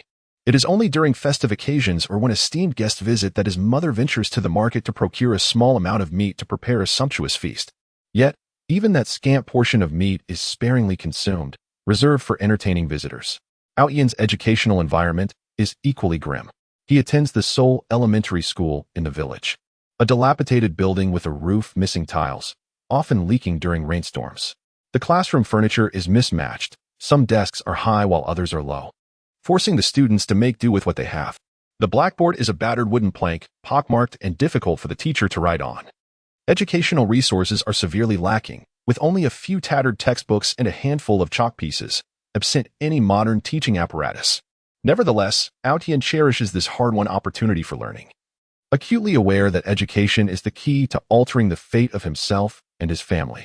Despite the relentless hardships of life, Outyin remains undaunted by adversity. From a tender age, he has exhibited remarkable understanding, recognizing his parents' struggles, and he consistently lends a hand at home. After school, he carries a bamboo basket up the mountain to gather firewood, the heavy bundles weighing down on his youthful shoulders, often leaving him breathless, yet he never complains of fatigue. He also assists his mother in fetching water, cooking, washing clothes, and caring for his younger siblings. In his studies, he is particularly diligent, spending each evening under the dim light, fervently absorbing knowledge. The flickering light dances in the breeze, threatening to extinguish at any moment, yet Outyin remains undistracted, his gaze fixed intently on his books, immersed in the ocean of learning. His academic performance consistently ranks among the top in his class, earning him the admiration of both teachers and peers. As he matures, Outyin gradually realizes that mere reliance on farming and education within the village will not suffice to alter his family's impoverished condition. He begins to contemplate his future, seeking opportunities to change his destiny. One day, at the town market, he encounters a selection of handcrafted items, their exquisite craftsmanship captivating his attention. He muses that if he could master the art of creating these crafts and sell them at the market, perhaps he could earn some money to improve his family's circumstances. Thus, he resolves to dedicate his spare time to learning the craft. Through diligent inquiry, he discovers an elderly artisan in the village renowned for his skill in crafting handmade goods, and he approaches him to become his apprentice. The elder, touched by Outyin's sincerity and determination, agrees to take him under his wing. Henceforth, Outyin visits the elder daily to learn the intricacies of craftsmanship. Initially, he fumbles clumsily, either damaging materials or producing unsatisfactory results. However, Outyin does not falter in his resolve. He practices tirelessly and seeks guidance from the elder. After an extended period of perseverance, he finally masters the techniques of creating handcrafted items. His works gradually take form, featuring intricate paper cuttings, beautiful woven pieces, and delicate wooden carvings. He took his handcrafted items to the town market to sell. Although initially met with little attention, he did not succumb to despair. He persistently refined his creations, enhancing his craftsmanship while actively promoting his wares to potential customers. Gradually, his artisanal products garnered admiration, establishing a loyal clientele. His income began to rise, modest yet significant for his family. In addition to crafting, Aotian innovated and improved some traditional agricultural techniques within the village. He recognized that although the land was barren, employing scientific planting methods could enhance yields. Drawing upon the knowledge he had acquired in school, he initiated agricultural experiments tailored to the village's unique conditions. He cultivated various crops in his own fields, experimenting with different fertilization and irrigation techniques, meticulously observing their growth. After a period of experimentation, he discovered methods suited to the village's soil and generously shared these techniques with fellow farmers. Under his influence, the village's crop yields improved, and the villagers' lives saw a measure of enhancement. However, Aotian was not content to rest on his laurels. He understood that to truly transform the impoverished conditions of his family and village, a considerable journey lay ahead. He yearned to venture beyond the confines of his small mountain village, to explore the wider world and acquire further knowledge and skills. Consequently, he resolved to sit for the entrance examination to the county high school, aspiring for superior education. During the preparation period, Aotian dedicated himself to his studies with fervor. He rose early each day to recite texts and solve practice problems, often toiling late into the night. His diligence bore fruit. He ultimately gained admission to the county high school with outstanding results. Upon receiving the acceptance letter, he felt a tumult of excitement and trepidation. He was exhilarated to have realized his dream and to embark on a new adventure, yet he was anxious about the financial burden of living expenses for his family, uncertain whether they could manage such costs. Nevertheless, Aotian's parents wholeheartedly supported his aspirations. They recognized that their son's future lay beyond the confines of their current hardships and refused to impede his growth due to present difficulties. Thus, they sought loans from various sources to gather the necessary tuition and living expenses. With his parents' hopes and the blessings of the entire village, Aotian set forth on his educational journey to the county. At the county high school, Aotian faced unprecedented challenges. The learning environment and teaching quality far surpassed that of his village primary school, yet the competition was equally fierce. His classmates predominantly hailed from affluent families in the county or surrounding areas, adorned in stylish attire and equipped with a myriad of study materials and extracurricular books. In contrast, Aotian felt out of place, his tattered clothing and rudimentary supplies often eliciting curious glances from his peers. However, he did not allow this to instill feelings of inferiority. Instead, he harnessed such scrutiny as motivation to propel him forward. He immersed himself in his studies with relentless determination, acutely aware of the rarity of his opportunity and the necessity to cherish it. During his spare time, he frequented the library to borrow books, broadening his horizons and enriching his knowledge. He actively participated in various extracurricular activities at school, honing his comprehensive abilities. With the support of teachers and classmates, Aotian gradually adapted to the pace of life and study in the county, and his academic performance steadily improved. During his years at the county high school, Aotian not only made significant progress in his studies, but also experienced a profound transformation in his thoughts. He was exposed to numerous new ideas and concepts, broadening his horizons. He began to contemplate social issues, paying attention to rural development and poverty alleviation in underprivileged areas. He realized that his fate was intricately linked to that of his hometown, aspiring to contribute to its development with the knowledge he acquired in the future. After the college entrance examination, Aotian achieved outstanding results and was admitted to a prestigious university. This news stirred excitement throughout his village, as the villagers came to congratulate him, filled with pride and admiration. Aotian's parents were overwhelmed with joy, their years of dedication finally yielding rewards. At university, Aotian chose a major related to agriculture, hoping to delve deeper into agricultural knowledge and technology to discover more methods for alleviating rural poverty. The university offered abundant resources, including distinguished professors, advanced laboratories, and various academic lectures and exchange activities. Aotian eagerly absorbed the nutrients of knowledge, actively participating in research projects and collaborating with classmates to explore new approaches to agricultural development. During his time at university, Aotian also engaged in social practice activities, conducting research in rural areas to understand their actual needs and challenges. He brought the knowledge and techniques he learned back to the countryside, assisting farmers in solving practical problems. He organized agricultural technology training sessions to teach farmers scientific methods of planting and breeding. He also aided several rural enterprises in product innovation and market promotion, enhancing their competitiveness. Through years of diligent study and practice, Outyin gradually matured into an exceptional agricultural expert. After graduation, he forsook lucrative job opportunities in the city, resolutely returning to his hometown. He was determined to utilize his knowledge and skills to lead his fellow townspeople out of poverty and towards prosperity. Upon returning, Outyin undertook a comprehensive planning and organization of the village's land. He developed scientific planting and breeding plans based on the characteristics and advantages of different types of land. He introduced superior crops and livestock breeds, promoting advanced agricultural techniques. Under his leadership, agricultural production in the village flourished, with significant increases in crop yields and improvements in product quality. He also actively developed unique rural industries, leveraging the village's natural and cultural resources to create several rural tourism projects. He guided the villagers in renovating ancient structures, establishing quaint accommodations and agritourism experiences, attracting numerous visitors. The rise of rural tourism not only augmented the villagers' income, but also stimulated the growth of other local industries, such as agricultural processing and handicrafts. Through Outyin's relentless efforts, the poverty situation in the village underwent a fundamental transformation. The villagers have experienced a significant enhancement in their living standards, and the infrastructure within the village has been remarkably improved. The once dilapidated earthen houses have been transformed into spacious and luminous brick dwellings. The village is now equipped with cement roads, streetlights, and has established a cultural square along with a library. Children are afforded the opportunity to learn and grow in a nurturing environment, while the elderly can enjoy their twilight years in peace. Although Ao Tian hails from a humble background, through his unwavering perseverance and indomitable spirit, he has successfully altered the fate of himself and his family, while also making substantial contributions to the development of his hometown. His story has become a cherished tale, passed down through generations, inspiring countless young individuals to strive diligently in pursuit of their dreams. Chapter 57. No Complaints. The resilient path of Outyin. Yet he never complains. In a land shrouded by the shadows of poverty lived a youth named Outyin. The circumstances of his family appeared to be a cruel jest cast by fate, with destitution entangling him like an impenetrable web.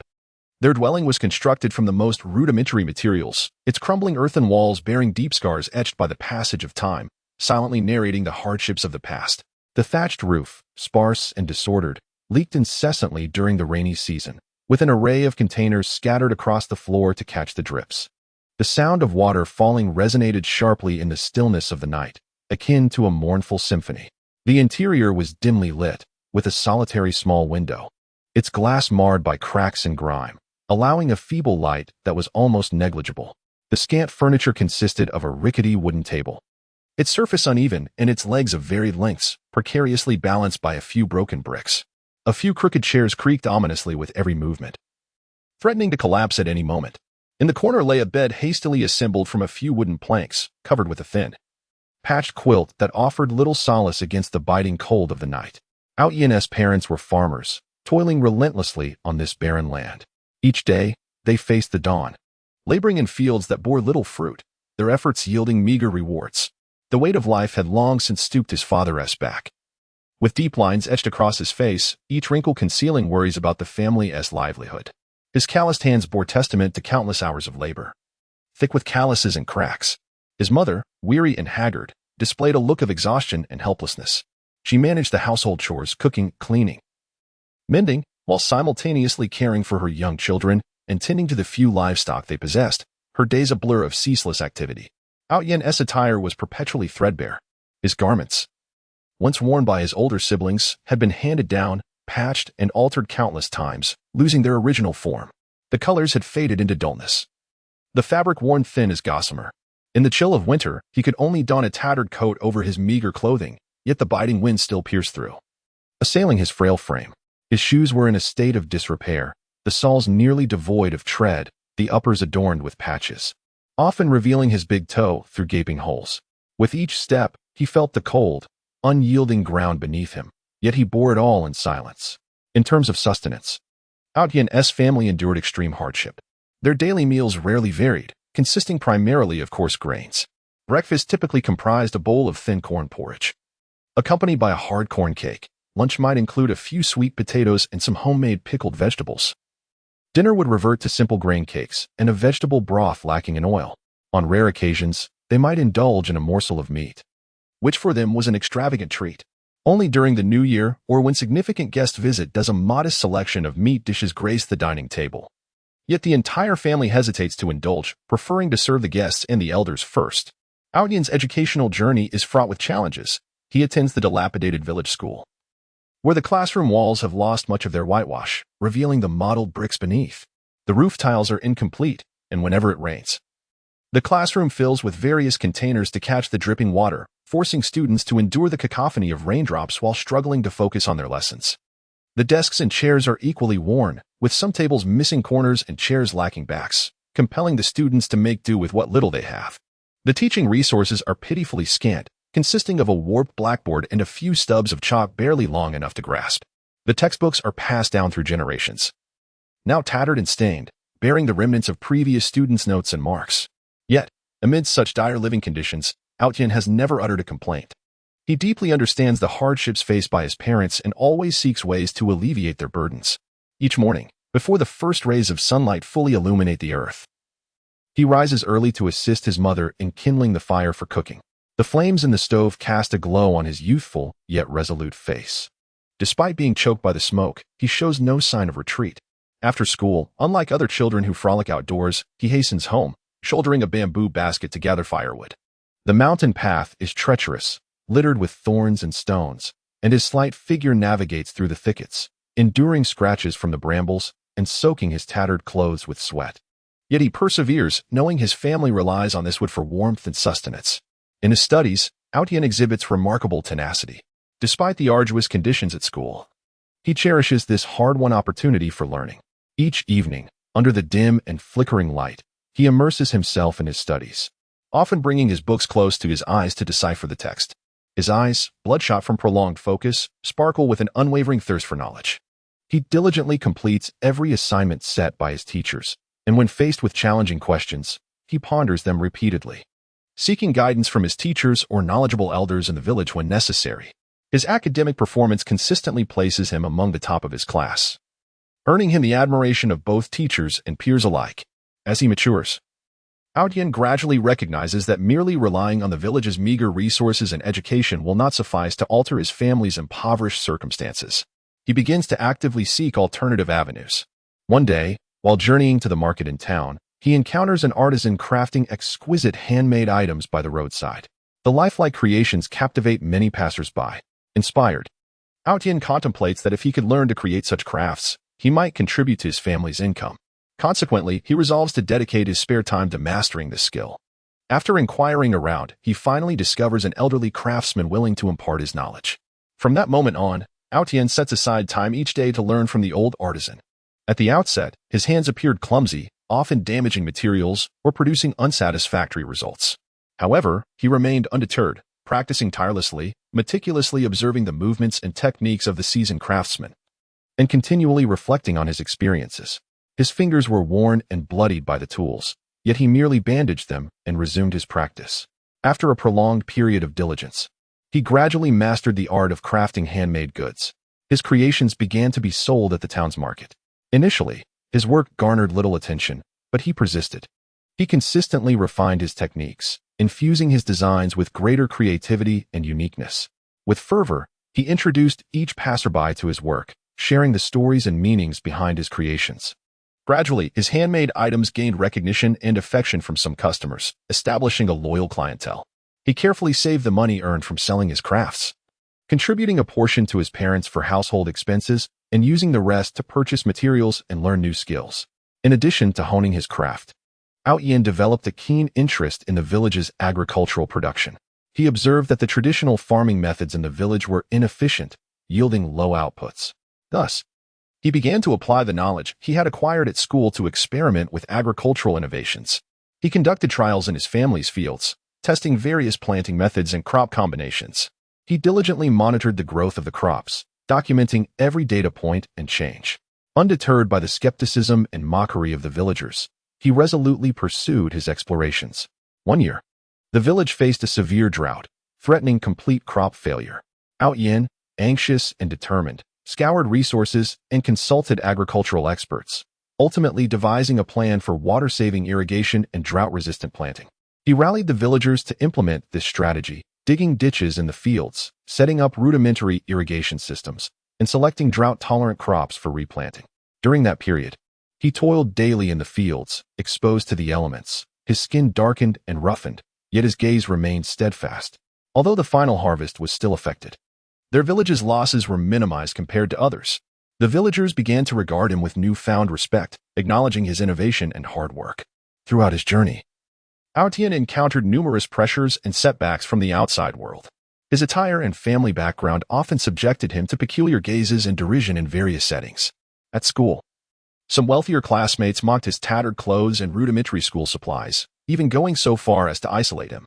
While selling crafts at the market, he faced discerning customers who imposed harsh demands on his work or belittled his craftsmanship. Yet he never complained. He silently endured, viewing these challenges as opportunities for personal growth. He understood that complaining would not alter his circumstances. Only through relentless effort and perseverance could he improve his life. He devoted more time and energy to self-improvement and enhancing his family's situation. He devoted his evenings to perusing a diverse array of books, absorbing knowledge in agriculture, craftsmanship, and business management, continuously enriching his intellect. Furthermore, he actively participated in various charitable activities organized in the village, aiding the elderly and impoverished families, which earned him the respect and affection of the villagers. As time progressed, Ao Yin gradually evolved into a resilient, self-assured, and responsible young man. His relentless efforts and perseverance began to yield greater rewards. The handcrafted items he created gained increasing recognition in surrounding areas, leading to a surge in orders. His agricultural innovations also caught the attention and support of governmental bodies, providing him with additional resources and opportunities to promote his cultivation methods and techniques.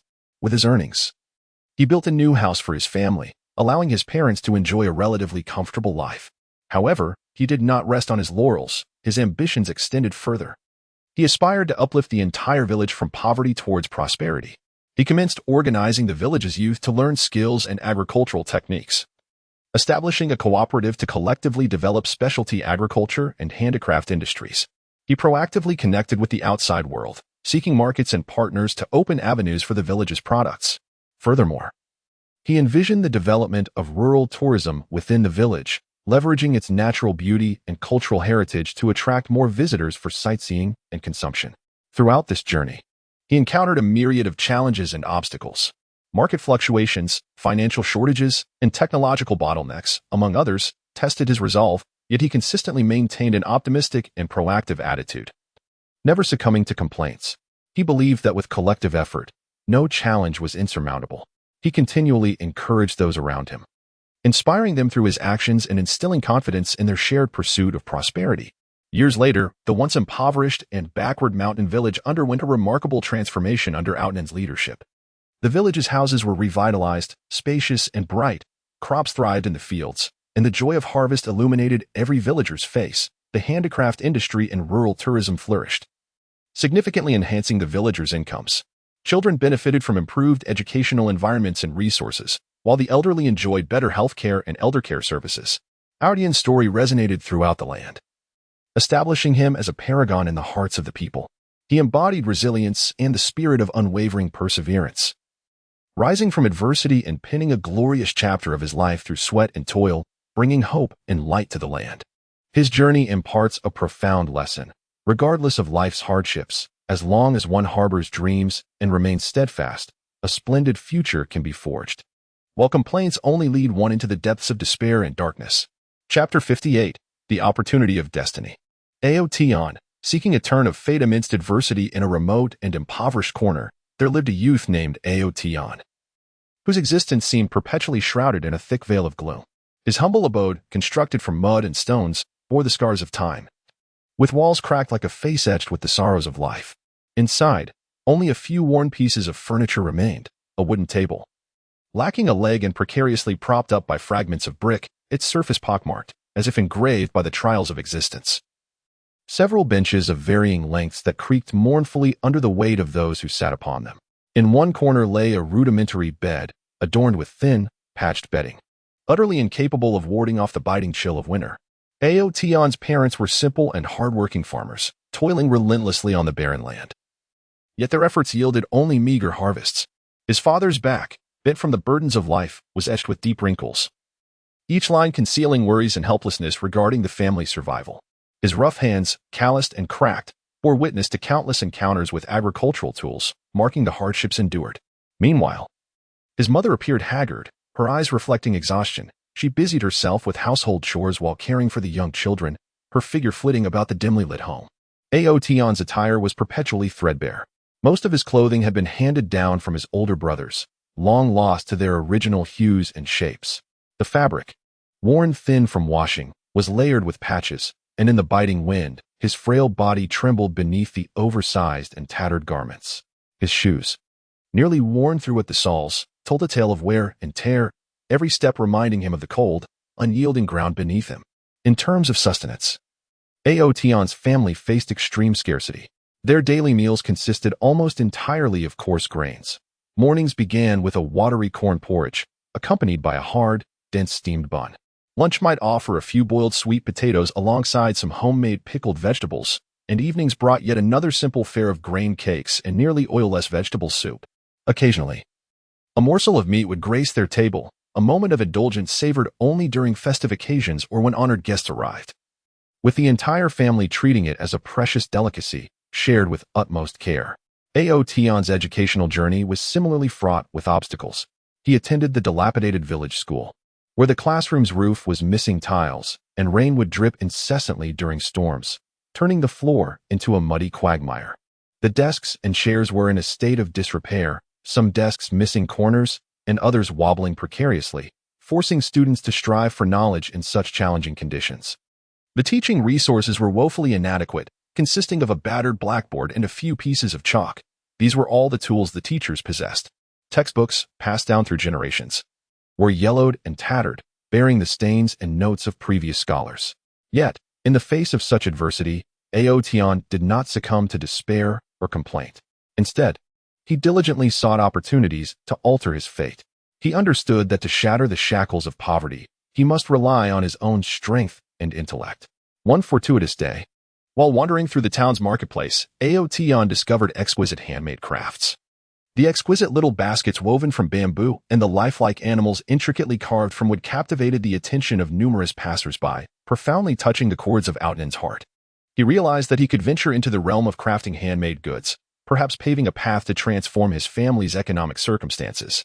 Thus, he began to inquire around in search of a master who could impart the skills to him. Eventually, he discovered an elderly artisan in the village, renowned for his weaving and carving expertise. Although the elder initially harbored doubts regarding Ao Tian's resolve, the young man's persistence and sincerity ultimately moved him, leading to his acceptance as a disciple. From that moment on, Ao Tian hurried to the elder's abode each day after completing his studies and household chores. In the beginning, his fingers appeared clumsy. The bamboo seemed to resist his will, either slicing his fingers or resulting in crooked weaves. When it came to carving, his tools often deviated from his intentions, marring the intended shapes. However, Ao Tian did not succumb to discouragement. He practiced tirelessly, meticulously observing every movement and technique of the elder, immersing himself in the artistry and secrets of the craft. Each time he sustained an injury, he would merely bandage it and return to his practice.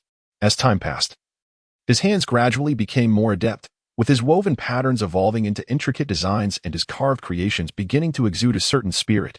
He took his handcrafted items to the town's market to sell. Initially, due to his youth and lack of renown, few paid heed to his works. Yet, Ao Tian persevered, passionately sharing the inspiration and stories behind his creations with passers-by, touching them with his sincerity and enthusiasm. He continually refined his offerings, incorporating innovative elements into his designs and striving for greater precision in his craftsmanship. Gradually, his handiwork began to win the admiration of certain patrons, establishing a loyal clientele. He allocated a portion of his earnings from selling his crafts to support his family while reserving another part to procure superior materials to enhance his skills. In addition to his exploration of handicrafts, Ao Tian also turned his attention to agricultural production in the village. He observed that the traditional farming methods were overly rudimentary, lacking scientific management and technological support, which resulted in low crop yields. Consequently, he dedicated his spare time to studying agricultural literature, acquiring various agricultural knowledge and techniques. He experimented in his own fields, introducing new crop varieties and employing different fertilization and irrigation methods, meticulously observing the growth of his crops and keeping detailed records. One year, the village faced a severe pest infestation, threatening to devastate vast expanses of crops. Yin, filled with urgency, swiftly devised a pest control strategy based on his acquired knowledge. He organized the villagers to create natural insect repellents, employing biological control methods to effectively manage the pest outbreak without the extensive use of chemical pesticides. This initiative not only salvaged the village's crops, but also earned him newfound respect among the villagers, who began to recognize the significance of scientific knowledge in agricultural production. Throughout this journey, Yin encountered numerous doubts and opposition. Some elders in the village believed that a young child like him should refrain from experimenting with novel and unproven ideas, and instead adhere to traditional ways of life. Others, envious of his diligence and progress, whispered disparaging remarks behind his back. However, Yin remains undeterred by these voices. He firmly believes that his path is correct and that perseverance will surely bring about change for his family and village. As he matures, Yin realizes that relying solely on his own strength is limited. To truly alter the fate of the entire village, he requires greater knowledge and resources. Thus, he resolves to apply for a secondary school in the county, aspiring to receive a better education and broaden his horizons. During the days of preparation, Yin faces immense pressure. He must not only complete his schoolwork, but also assist his family with chores, while simultaneously self-studying the knowledge necessary for the county's entrance examinations. Every morning, before the first rays of sunlight fully illuminate the village, he rises to recite texts and solve exercises. At night, under dim lighting, he continues to study diligently, his eyes bloodshot yet resolute. Despite the arduous conditions for learning, through sheer tenacity and a vision for the future, he ultimately achieves outstanding results and gains admission to the county school. At this institution, Yin encounters unprecedented challenges. The learning environment and teaching quality starkly contrast with those of the village school. Most of his classmates hail from affluent families in the county or surrounding areas, adorned in splendid attire and equipped with abundant learning resources and advanced tools. Yin, in his humble, worn clothing and with a simple satchel, feels out of place. Yet, rather than succumb to feelings of inferiority, he channels this disparity into motivation for progress. He immerses himself in his studies, paying close attention in class and actively seeking guidance from teachers and classmates after lessons. He utilizes his spare time to visit the library, borrowing a variety of books to broaden his knowledge, not only focusing on the textbook material, but also engaging with contemporary social issues and technological advancements. He participates in various extracurricular activities, enhancing his comprehensive abilities. For instance, the speech club bolsters his expressive capabilities, while the Technology Innovation Club ignites his creative thinking. Throughout his years at the county school, Yin experiences continuous growth and improvement. His academic performance consistently ranks among the top in his class, earning the recognition of both teachers and peers. He actively engages in social practice activities, conducting research in rural areas to understand the challenges and needs of rural development. He brings back the knowledge and concepts learned at the county school to share with the villagers, hoping to offer new perspectives for the village's advancement. After the college entrance examination, Yin secures admission to a prestigious university's agricultural program with excellent results. This news ignites excitement throughout the village. As the villagers swell with pride and joy, and his parents weep tears of happiness, their years of effort and anticipation finally rewarded. At university, Yin seems to have entered a treasure trove of knowledge, gaining exposure to cutting-edge agricultural technology, advanced research equipment, and distinguished professors and scholars. He immersed himself in learning with an insatiable thirst, actively engaging in various research projects and academic exchange activities. He accompanied professors into the fields to conduct experiments and surveys, merging theoretical knowledge with practical application, and continuously exploring new models and methods for agricultural development. He also participated in a university-organized entrepreneurship competition, leading his team to propose a project focused on an e-commerce platform for distinctive rural agricultural products. By integrating high-quality agricultural resources from rural areas and utilizing internet platforms for promotion and sales, they aim to break the singular sales channel dilemma faced by rural products and enhance farmers' incomes.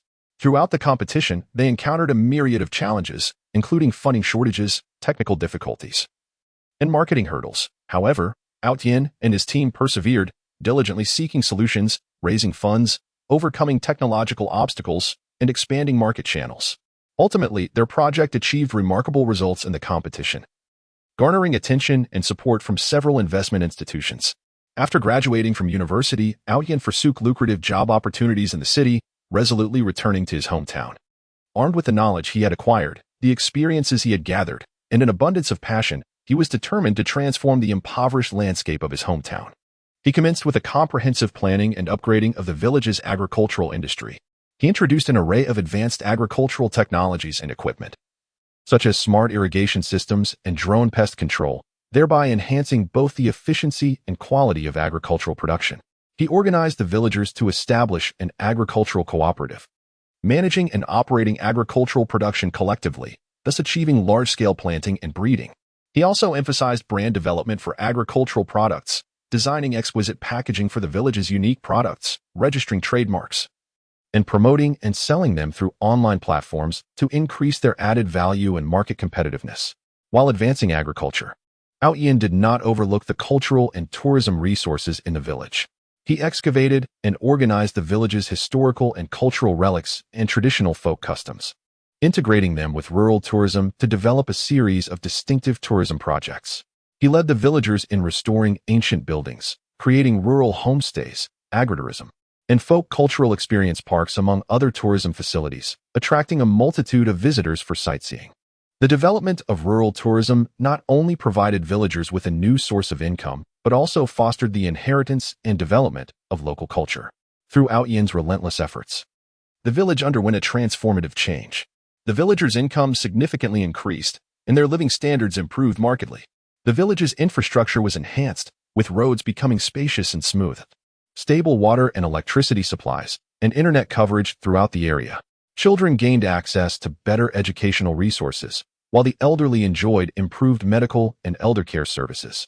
Once a poor and backward small mountain village, it has now become a model for rural revitalization in the surrounding region. Yin's story is a legendary tale of resilience in the face of adversity, tirelessly seeking opportunities to alter the fate of his community. He demonstrated through his actions that no matter how arduous life may be, as long as one harbors dreams, steadfast beliefs, dares to explore, and perseveres relentlessly, one can undoubtedly break free from the shackles of adversity and reach the shores of success, not only transforming one's own destiny, but also bringing hope and light to those around them. Chapter 59. The tranquil village of Shahun, nestled in the southwestern fringes of the Douluo continent, lies a haven reminiscent of a paradise, known as Shahun Village. It quietly resides amidst undulating mountains, like a pearl tenderly nurtured by nature, exuding a unique aura of tranquility and harmony characteristic of rural life. At the entrance of Shahun Village stands an ancient and massive locust tree. Its trunk is so robust that it requires several people to encircle it, and its mottled bark seems to narrate the lengthy tales of time. The dense foliage forms a colossal green canopy, casting a refreshing shade on hot summer days. Beneath the tree lies an ancient well, constructed from bluish stones, its rim adorned with moss, a testament to the passage of time. The crystal-clear water reflects the sky and surrounding scenery, resembling a natural mirror. Each morning, villagers come to fetch water. The creaking of the well's pulley resonates through the stillness of dawn, and the crisp sounds of buckets colliding with water evoke an ancient morning melody, awakening the slumbering village. Upon entering the village, one is greeted by a winding stone pathway. The stones, polished smooth by the passage of time, bear the countless footprints of the villagers. Flanking the path are quaint homes, arranged in a pleasing disorder. Most of these abodes are constructed of stone and timber, their roofs adorned with grayish tiles that shimmer softly under the sun's rays. Vines entwine around some walls, their verdant leaves swaying gently in the breeze, bestowing a touch of vitality and grace to these time-worn structures. At the heart of the village lies a modest square, its surface paved with even stones. Though not expansive, it serves as a vital gathering place where villagers engage and converse. On one side of the square stands an ancient clock tower, its chimes resonant and profound, ringing punctually at each hour, echoing throughout the village as if to remind the villagers of the passage of time. At the center of the square stands a stone sculpture depicting a heroic figure wielding a long sword, exuding valor. Legend has it that this hero once safeguarded Shahun village from external threats long ago, becoming the village's guardian. The villagers hold him in high esteem, often presenting flowers and offerings before the statue in prayers for peace and abundance. The fields of Shahan village present an expansive green sea. The fertile land cultivates a diverse array of crops. In spring, the golden rapeseed flowers bloom resplendently. As the breeze sweeps through, waves ripple across the floral expanse. And the rich fragrance fills the air, enticing countless bees and butterflies to dance amidst the blossoms. In summer, the lush green wheat sways gently in the wind, resembling a flowing emerald silk. By autumn, the fields are adorned with the bountiful sights of harvest. The heavy wheat ears droop their heads, seemingly expressing gratitude to Mother Earth. The fiery red sorghum burns under the sun, resembling a flickering flame, and the golden corn, with its plump kernels, appears to flaunt the fruits of its harvest. The villagers busily reap the crops in the fields, their faces aglow with happiness, and their hearty laughter reverberates across the fields, becoming the most beautiful melody of autumn. Behind the village lies a dense forest. The trees within are tall and majestic, a diverse array including pines, cypress, and oaks. Sunlight filters through the gaps in the leaves, casting golden rays that create a mysterious and dreamlike atmosphere within the woods. Various animals inhabit this forest. Squirrels leap and dart among the branches, storing food for the winter. Wild hares cautiously emerge from the grass, vigilantly observing their surroundings, and the melodious birds sing joyfully from the treetops, infusing the forest with boundless vitality. Children often play at the forest's edge, foraging for wild fruits and mushrooms, reveling in the wonders and beauty of nature. The villagers of Shahan primarily sustain themselves through farming. They are diligent and kind-hearted, simple yet earnest. Each morning, before the first rays of sunlight fully illuminate the villagers rise early to commence their day's labor. The men carry agricultural tools into the fields, diligently tilling the land and sowing seeds of hope. The women manage household chores, washing, cooking, and caring for children and the elderly. During leisure hours, villagers gather in the square to discuss village matters, sharing their joys and sorrows. The elders sit nearby, recounting ancient legends and stories of the village, which unfold like vivid history books, revealing the past of Shahan to future generations. In the village resides a respected elder, the village chief, who has served in this role for many years. He is robust, with a kindly demeanor and eyes that exude wisdom and resolve. He remains deeply concerned for the villagers' livelihoods and the village's development. Whether it involves agricultural infrastructure or mediating disputes among villagers, the chief is always hands-on, devotedly serving his community. Under his leadership, Shahan has maintained a harmonious and stable trajectory of development, earning him the villagers' respect and trust. Shahan also boasts a modest school, albeit humble, serving as a crucial place for children to acquire knowledge. The school is attended by a single teacher, who is erudite and imbued with patience and affection for the children. In this classroom, the children sit at worn desks and chairs, attentively absorbing the lessons imparted by their teacher. They learn to read, calculate, and recite classics, navigating the vast ocean of knowledge. Despite the challenging conditions, the children's eyes shimmer with a thirst for knowledge and aspirations for the future. They understand that only through education can they transcend Shahan, explore the world beyond, and bring forth greater hope for the village's future. The nights in Shahan are particularly tranquil.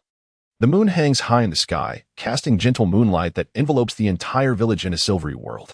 The stars twinkle faintly, like jewels embedded in the night sky. Occasionally, the distant barks of dogs pierce the tranquility of the night, only to be swiftly enveloped once more in silence. The villagers, nestled in the warmth of their homes, gather around the hearth, sharing tales of their day while basking in the comfort and joy of family. Children, cradled in their mother's arms, drift into slumber to the soothing melodies of lullabies, their faces adorned with sweet smiles, as if even in dreams they can sense the peaceful beauty of Sacred Soul Village. In this serene land, time seems to slow its pace. Year after year, day after day, the villagers of Sacred Soul lead lives that are both simple and fulfilling. They watch over this land, preserving the culture and traditions of their ancestors, diligently crafting the historical tapestry of Sacred Soul Village with their labor and wisdom. Here, the clamor and opulence of the city are absent, replaced by the unique tranquility and warmth of the countryside. There are no towering skyscrapers or bustling streets. Only vast fields and lush forests. The vibrant nightlife and indulgence are nowhere to be found, yet the genuine spirit of the people and their heartfelt emotions abound. Sacred Soul Village stands as a refuge, far removed from the clamor of the world, allowing all who arrive to experience a profound sense of peace and solace. As time progresses, Sacred Soul Village undergoes subtle transformations. New technologies and ideas from the outside world gradually seep into the village, presenting both opportunities and challenges for its development. some young individuals begin to explore the fusion of modern technology with traditional agriculture, cultivating specialized agricultural industries. Others harness the power of the internet to introduce Sacred Soul's agricultural products to broader markets. The village also embarks on the construction of new infrastructures, such as cement roads and solar streetlights, enhancing the living conditions of its inhabitants. Yet, despite these changes, the essence of tranquility and harmony in Sacred Soul Village remains steadfast, continuing to be a cherished sanctuary. Throughout the historical continuum of Sacred Soul Village, there have been laughter and tears, the joy of harvests and the trials of natural disasters. Harmonious neighborly relations alongside occasional disputes. It is precisely these rich and varied experiences that form the unique allure of Sacred Soul Village. It transcends mere geographic boundaries, serving as an emotional refuge, a vessel of cultural heritage, and a heartfelt yearning for the pastoral serenity of life. The story of Sacred Soul Village continues to unfold, radiating its distinctive serene glow through the ages, beckoning more souls to seek out its beauty and mystery. Chapter 60, The Starting Point of Life. Outyin. The dream-chasing journey beginning in Holy Soul Village in the vast, boundless, and enchanted land of Douluo continent. Holy Soul Village stands as a solitary gem, exuding an aura of tranquility and simplicity. Nestled amidst lush mountains and clear waters, a crystal-clear stream meanders gently in front of the village, its waters dancing against smooth stones, creating a symphony of sparkling splashes, as if performing an eternal pastoral melody. By the stream, willows sway gracefully, their slender branches frolicking with the water. The houses in Holy Soul Village are scattered harmoniously, primarily constructed from stone and timber. The rugged stone walls bear the marks of time, witnessing the diligence and resilience of generations of villagers. The azure tiles on the rooftops glimmer softly under the sun, while wisps of smoke rise from chimneys, drifting languidly in the air, enveloping the entire village in a dreamlike veil. The village paths wind intricately, paved with stones of various shapes, where tender green moss grows between them, resembling nature's delicate embellishments adorning the walkway. In this serene village resides a young boy named Outyin. His family is not affluent. Both parents are hard-working and kind-hearted villagers, toiling daily in the fields, nurturing the land that sustains them. Outyin's home is a modest, somewhat dilapidated courtyard, dominated by an ancient locust tree whose expansive canopy resembles a giant umbrella, providing a refreshing shade to the yard. Beneath the tree, a few simple stone benches offer a resting place for the family during their leisure time. From a young age, Outyin exhibited distinctive qualities. His eyes always reflected a steadfast determination and an insatiable curiosity about the world around him. Despite the harshness of life, he never lamented the injustices of fate. Understanding his parents' toil, he took it upon himself to manage some household chores at a tender age. Each morning, before the first rays of sunlight pierced through the morning mist, he would rise early to assist his mother in kindling the fire for cooking, his diligent figure visible amidst the rising smoke. After school, unlike other children who frolicked about, he hurried home, shouldering a bamboo basket and venturing into the mountains behind the village. There, he cautiously foraged for edible wild vegetables and herbs or gathered dry twigs to economize for his family. In the village school, Outyin was also a diligent student.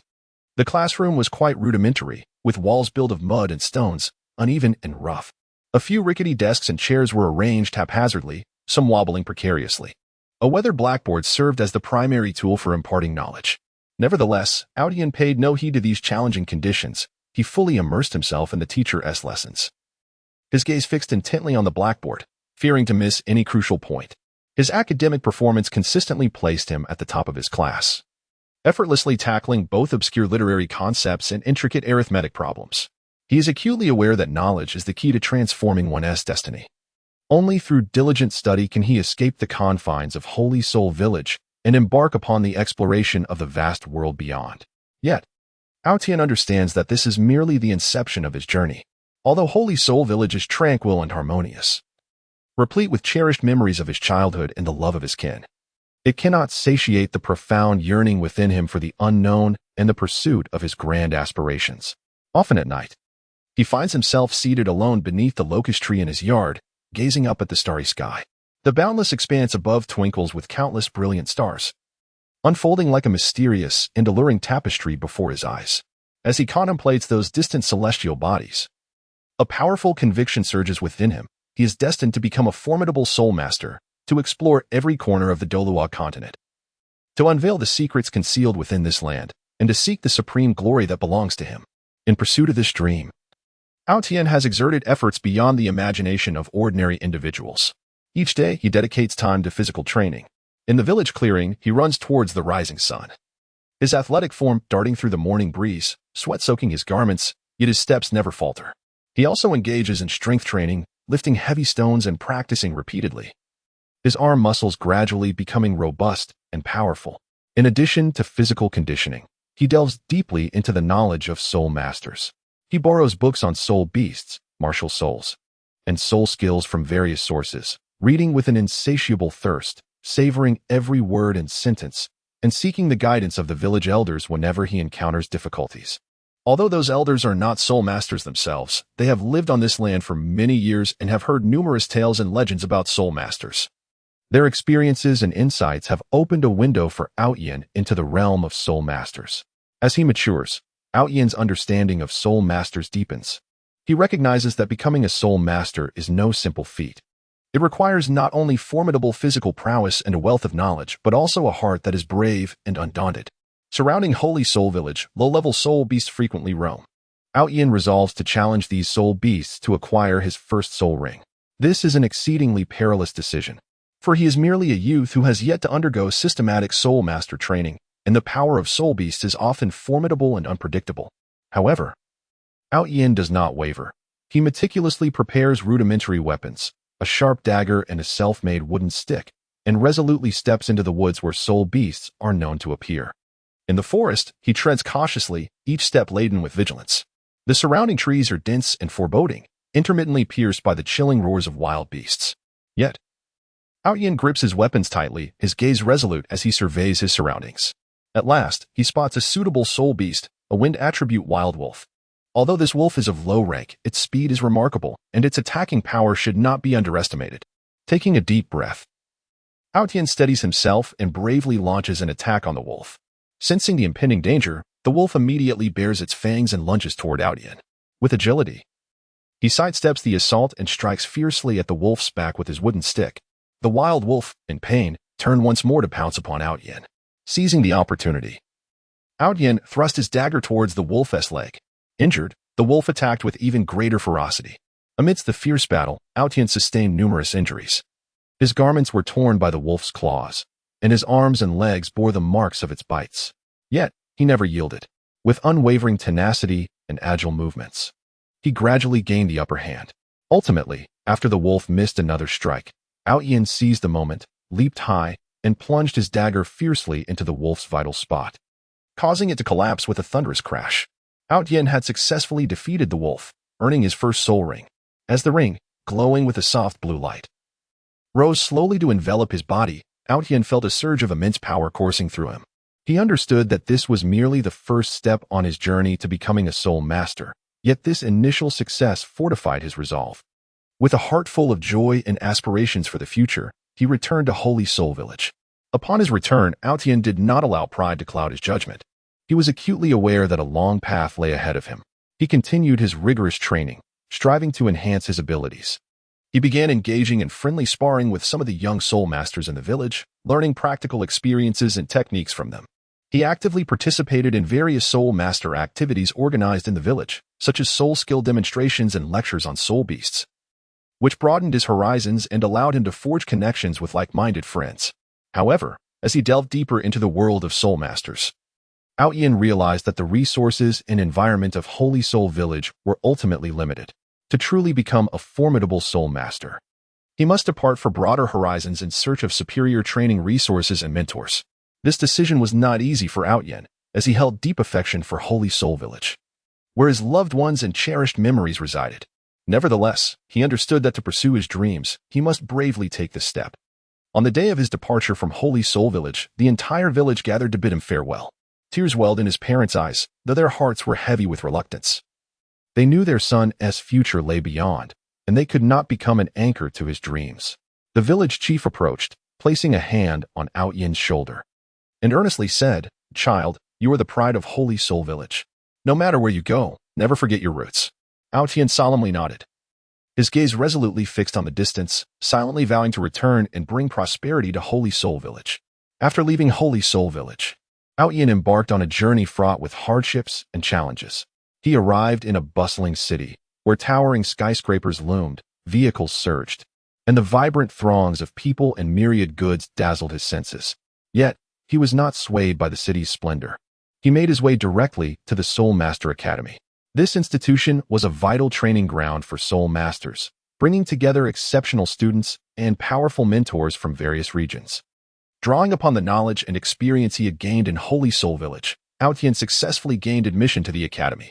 Within the Soul Master Academy, Outyin faced unprecedented competitive pressure. The students here are all exceptionally gifted and possess formidable abilities, tirelessly striving to become top-tier Soul Masters.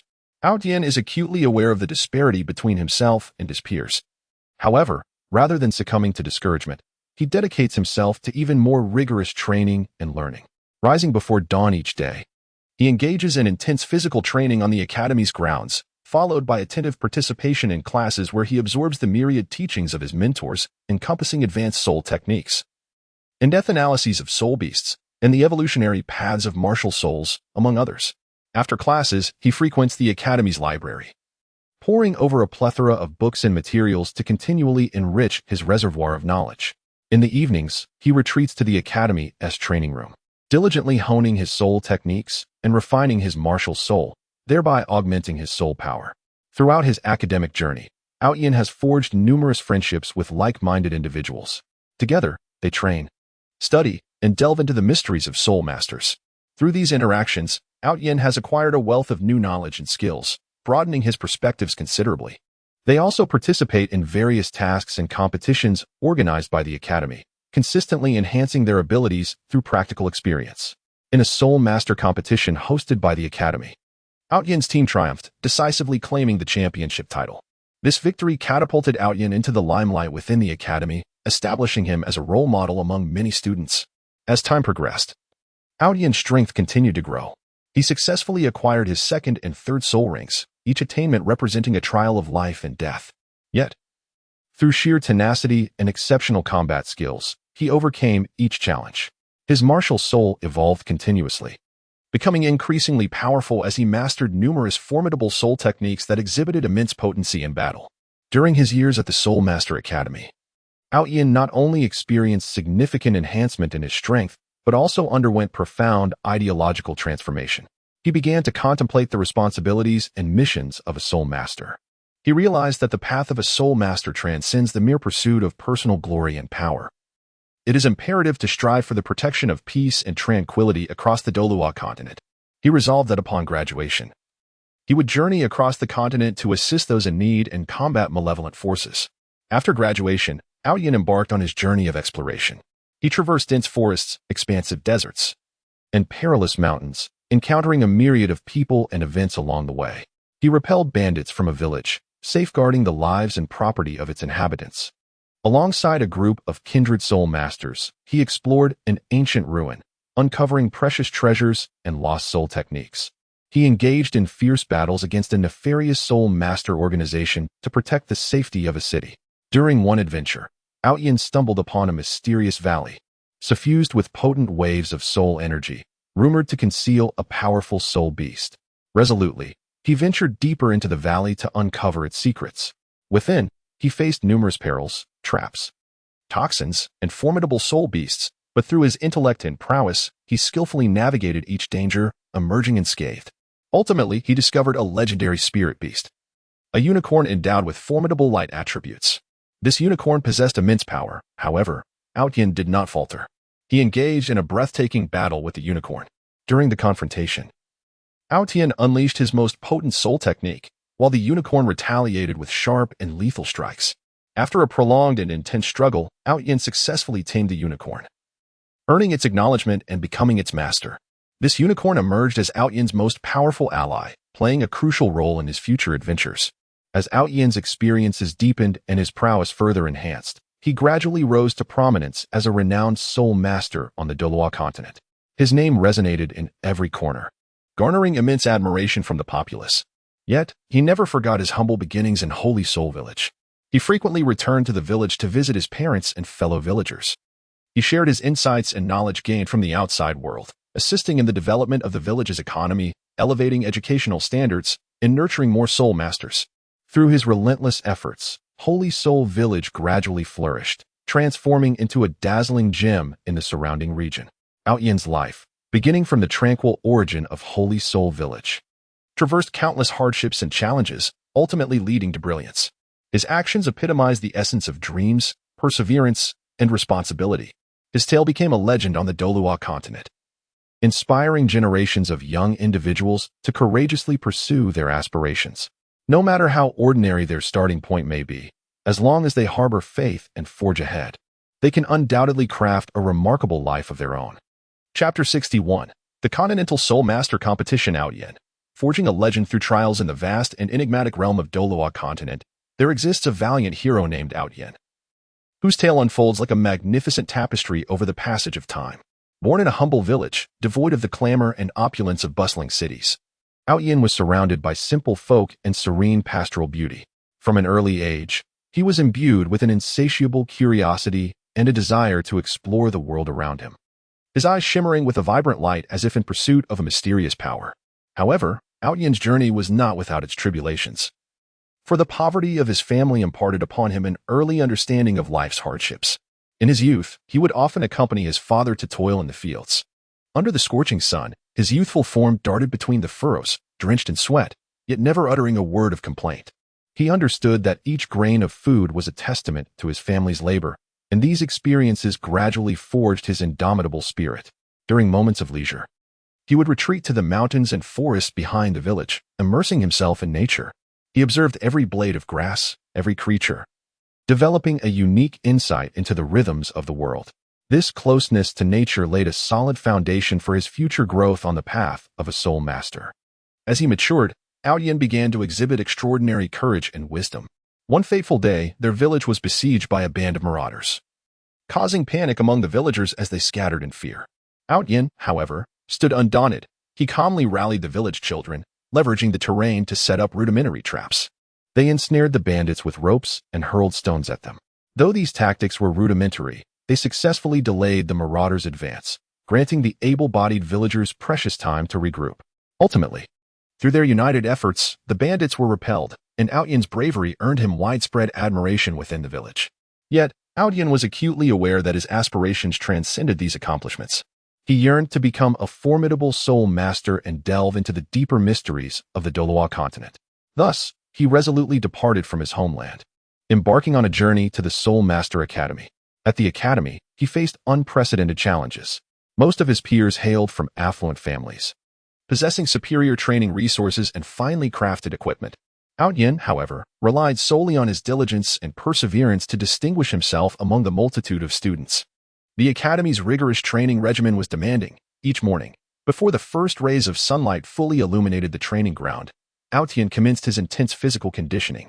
He would run countless laps around the field, each stride fueled by strength and determination. Following this, he engaged in strength training, lifting heavy barbells and constantly pushing his limits. In his martial spirit cultivation, Outyen was meticulous. He often ventured into the training room alone at night, calming his mind to sense the presence of his martial spirit, guiding the soul power as it flowed gently within him. He diligently practiced various soul techniques, striving for perfection in everything from basic offensive skills to intricate defensive and supportive abilities. During a practical combat exercise organized by the Academy, Outyen encountered a formidable opponent.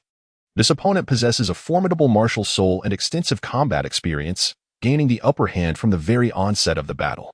His assaults rained down upon Outyen like a tempest, leaving him somewhat overwhelmed. However, Outyen remained composed, swiftly recalibrating his state and skillfully navigating the training grounds.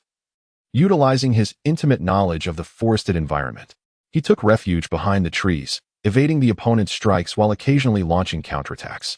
He unleashed his unique soul skill, a blade of wind forged from soul power, slicing through the air towards his adversary. Taken aback by this sudden onslaught, the opponent momentarily faltered. Seizing the opportunity, Outyen closed the distance and engaged in close-quarters combat. Amidst the fierce confrontation, he meticulously analyzed his opponent's attack patterns and vulnerabilities, discovering a brief pause following powerful strikes. He deliberately baited the opponent into attacking, and in that fleeting moment of stillness, he delivered a decisive blow. Ultimately, Outyen triumphed over his rival, significantly enhancing his prestige within the academy and acquiring invaluable practical experience. In addition to his diligent training within the academy, Yin actively participated in various extracurricular activities. He accompanied the academy's mentors to the far reaches of the Douluo continent, exploring enigmatic ruins and battling formidable soul beasts. During one expedition into ancient ruins, they encountered numerous intricate traps. The passageways within the ruins were labyrinthine, riddled with hidden mechanisms and magical runes. A moment's inattention could trigger these traps, leading to irrevocable peril. Utilizing his keen observational skills and calm analytical mind, Yin repeatedly deciphered the mechanisms. He scrutinized the patterns and inscriptions on the walls, seeking clues to guide his team safely through perilous areas. In encounters with soul beasts, Yin demonstrated extraordinary strength and valor. On one occasion, they confronted a millennium-old soul beast, the Flame Lion King, deep within the forest. This beast was colossal, engulfed in roaring flames, its roar echoing through the woods like thunder, instilling fear in all. Faced with such a formidable foe, Yin did not flinch. He boldly charged forward, drawing the attention of the Flame Lion King to create an opening for his teammates. He unleashed his most potent defensive soul skill, enveloping himself in a shield of soul power that withstood the beast's fiery onslaught. Throughout the battle, he continuously adapted his strategy, coordinating closely with his allies. When the Flame Lion King focused its assault on him, his teammates attacked from the flanks, inflicting damage. Conversely, when the beast turned to strike at his comrades, Yin would promptly counterattack, diverting its attention. After an intense struggle, they ultimately vanquished the Flame Lion King, reaping precious soul rings and bones. As his experiences accumulated, Yin's strength surged rapidly. Through repeated battles and rigorous training, his martial soul gradually evolved, becoming increasingly potent. He mastered more advanced soul skills, which not only wielded great power, but also possessed unique effects. His soul power continually amassed, transforming from its initial frailty into a formidable force. He effortlessly manipulated soul power, exhibiting a myriad of intricate skills, establishing himself as the linchpin in both one-on-one duels and team battles. During a grand tournament for soul masters across the continent, Yin represented his academy. This competition attracted elite students from various academies of Douluo continent, with fierce rivalry prevailing. Yin's team faced numerous formidable adversaries throughout the tournament. In the semifinals, they encountered a team renowned for its impenetrable defense. The members of this team possessed formidable defensive martial souls, erecting an unyielding barrier that deterred many challengers. Yet, Yin was undaunted by the formidable obstacle before him. He meticulously observed the opponent's defense and identified a vulnerable point. He resolved to exploit this weakness to dismantle their fortifications. Utilizing his unique soul skill, Spatial Cut, an invisible force surged toward the adversary's defenses, instantaneously creating a breach. Seizing this opportunity, his teammates launched a swift offensive, successfully penetrating the opponent's line, ultimately securing victory. In the finals, they faced a seasoned powerhouse, a team composed of elite soul masters, each boasting extensive competitive experience and harmonious teamwork.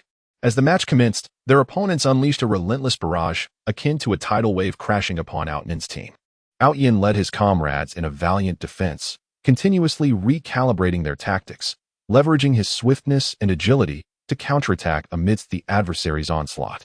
At a critical juncture, Yin awakened the latent power of his martial soul, radiating a brilliant luminescence as his soul power surged to unprecedented heights. He unleashed his ultimate soul skill, Stellar Explosion. A colossal wave of energy propelled toward the foes, nullifying their attacks and inflicting considerable damage.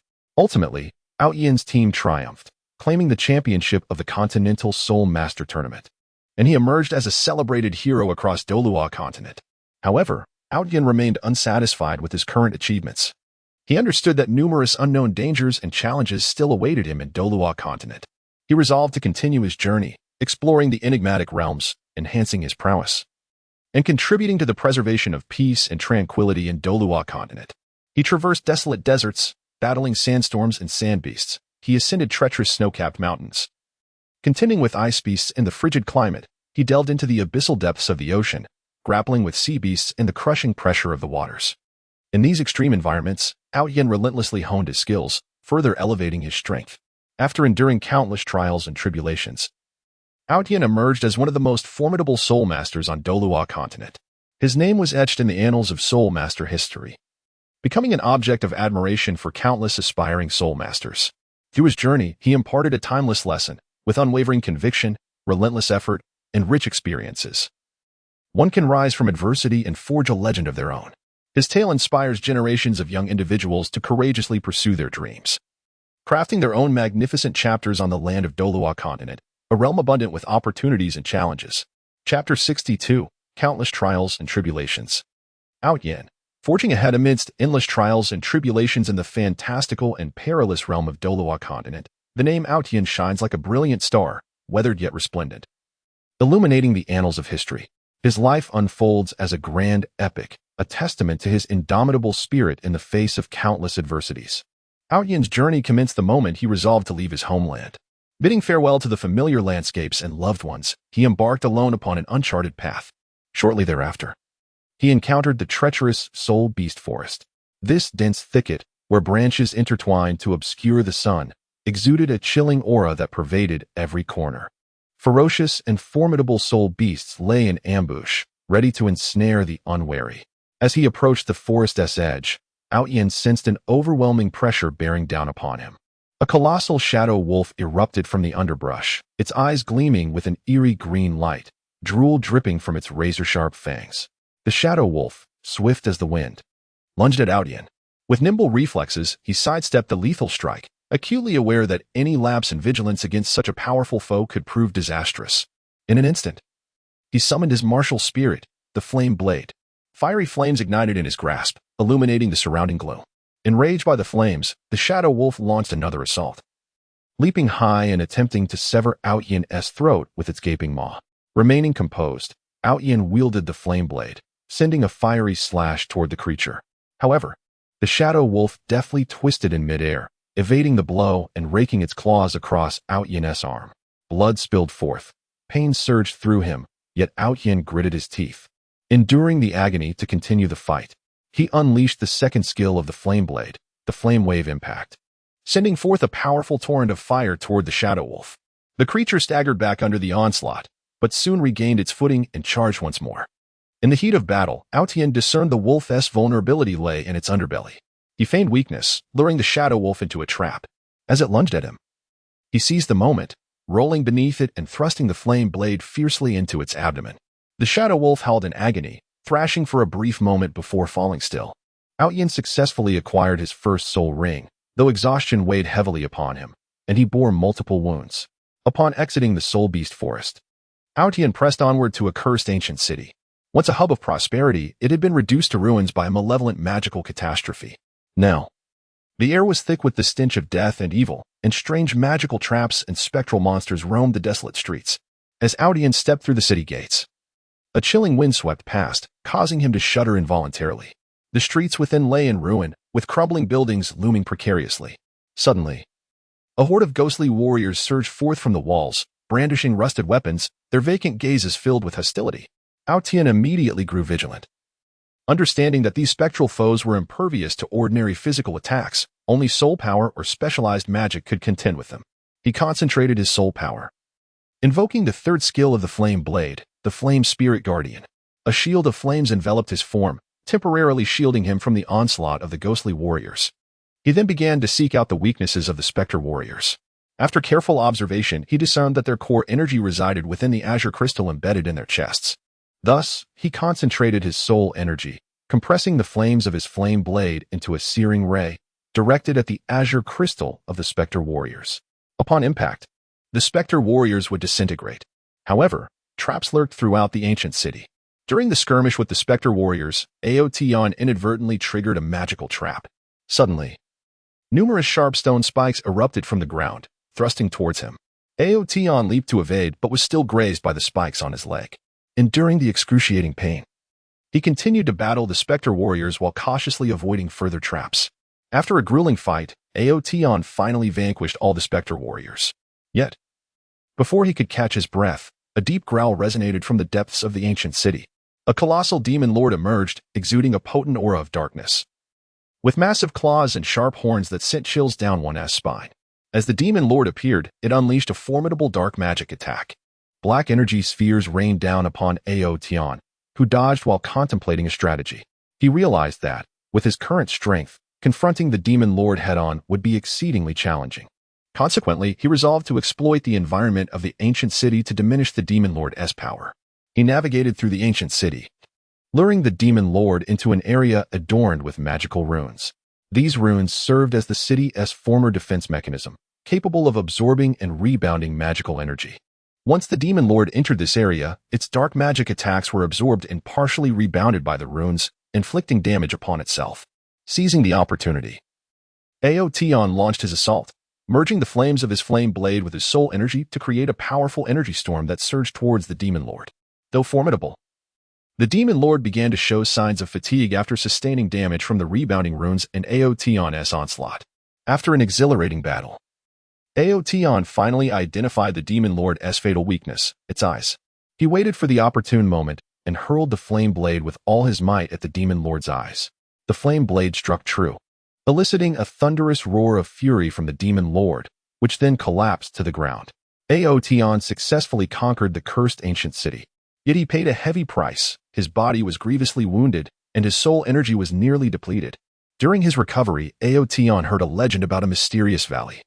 It was said that within the valley lay a rare celestial herb capable of enhancing the quality of one's martial soul.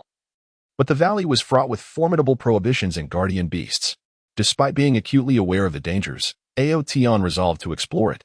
Upon arriving at the mysterious valley, he discovered that the entrance was obstructed by a powerful energy barrier. He attempted to breach the barrier with his soul energy, only to be rebuffed and subjected to a considerable impact. After numerous attempts, he discerned that a weak point in the barrier would appear at a specific time each day.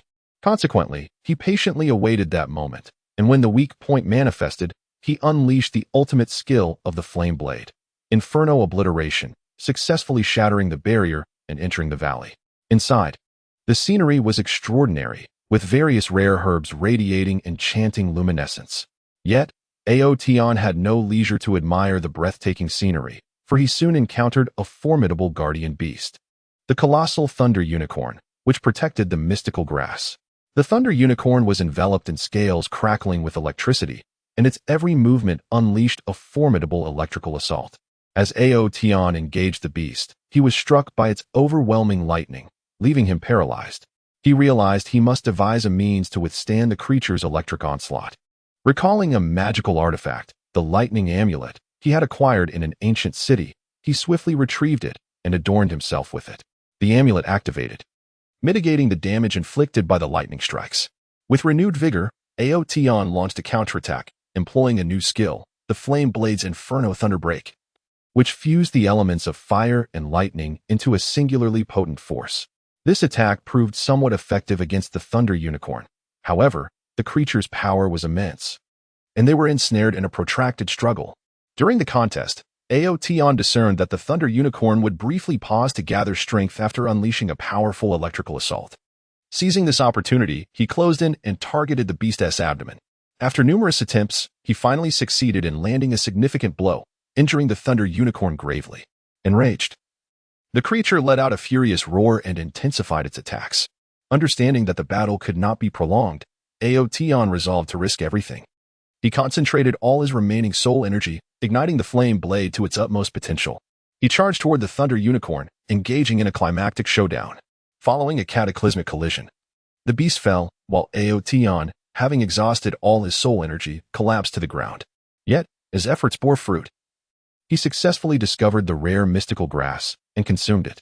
Under the grass's influence, the quality of his martial soul was significantly enhanced, resulting in a qualitative leap in his power. However, Aotion's adventurous journey was far from over.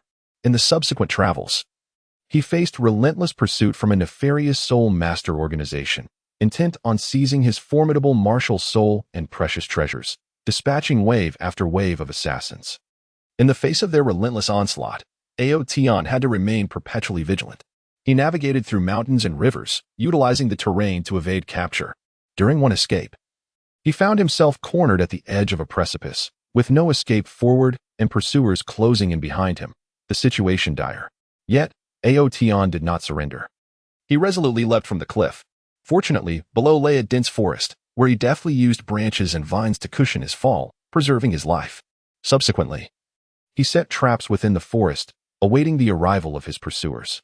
The assassins, having tracked him to the base of the cliff, entered the forest, meticulously searching for his trail, unaware they were stepping into his carefully laid traps. Once triggered, spikes, poisonous mists, and various mechanisms sprung to life, plunging the assassins into chaos. Seizing the opportunity, Aotion launched his counteroffensive, utilizing the forest-esque cover to eliminate them one by one. After a series of fierce battles, Aotion finally evaded the clutches of the malevolent Soul Master organization. Nevertheless, he was acutely aware that the path ahead was fraught with further challenges and adversities awaiting him. With unwavering conviction, he continued on his legendary journey across the Douluo continent, resolutely forging ahead through countless trials and tribulations, inscribing his own glorious saga. Whether confronting ferocious soul beasts, enigmatic magical traps, or malevolent foes, he has never faltered. With unwavering determination and exceptional wisdom, he has triumphed over every adversity, emerging as a revered hero on the Douluo continent. Chapter 63, Defeating Assassins One by One. In the vast and perilous expanse of Douluo continent, Aotion's figure flickers like a candle in the wind, yet stands resolute like a tenacious pine, tenaciously searching for opportunities to survive and retaliate amidst the relentless siege of assassins dispatched by a nefarious Soul Master organization. As the assassins ventured into the trap-laden area meticulously set by Aotion in the forest, the tranquility of the woods was abruptly shattered. Sharp wooden stakes erupted from the ground with a whistling sound, piercing towards the unsuspecting assassins. Some were unable to evade in time, impaled by the stakes, letting out agonizing screams as blood stained the grass around them.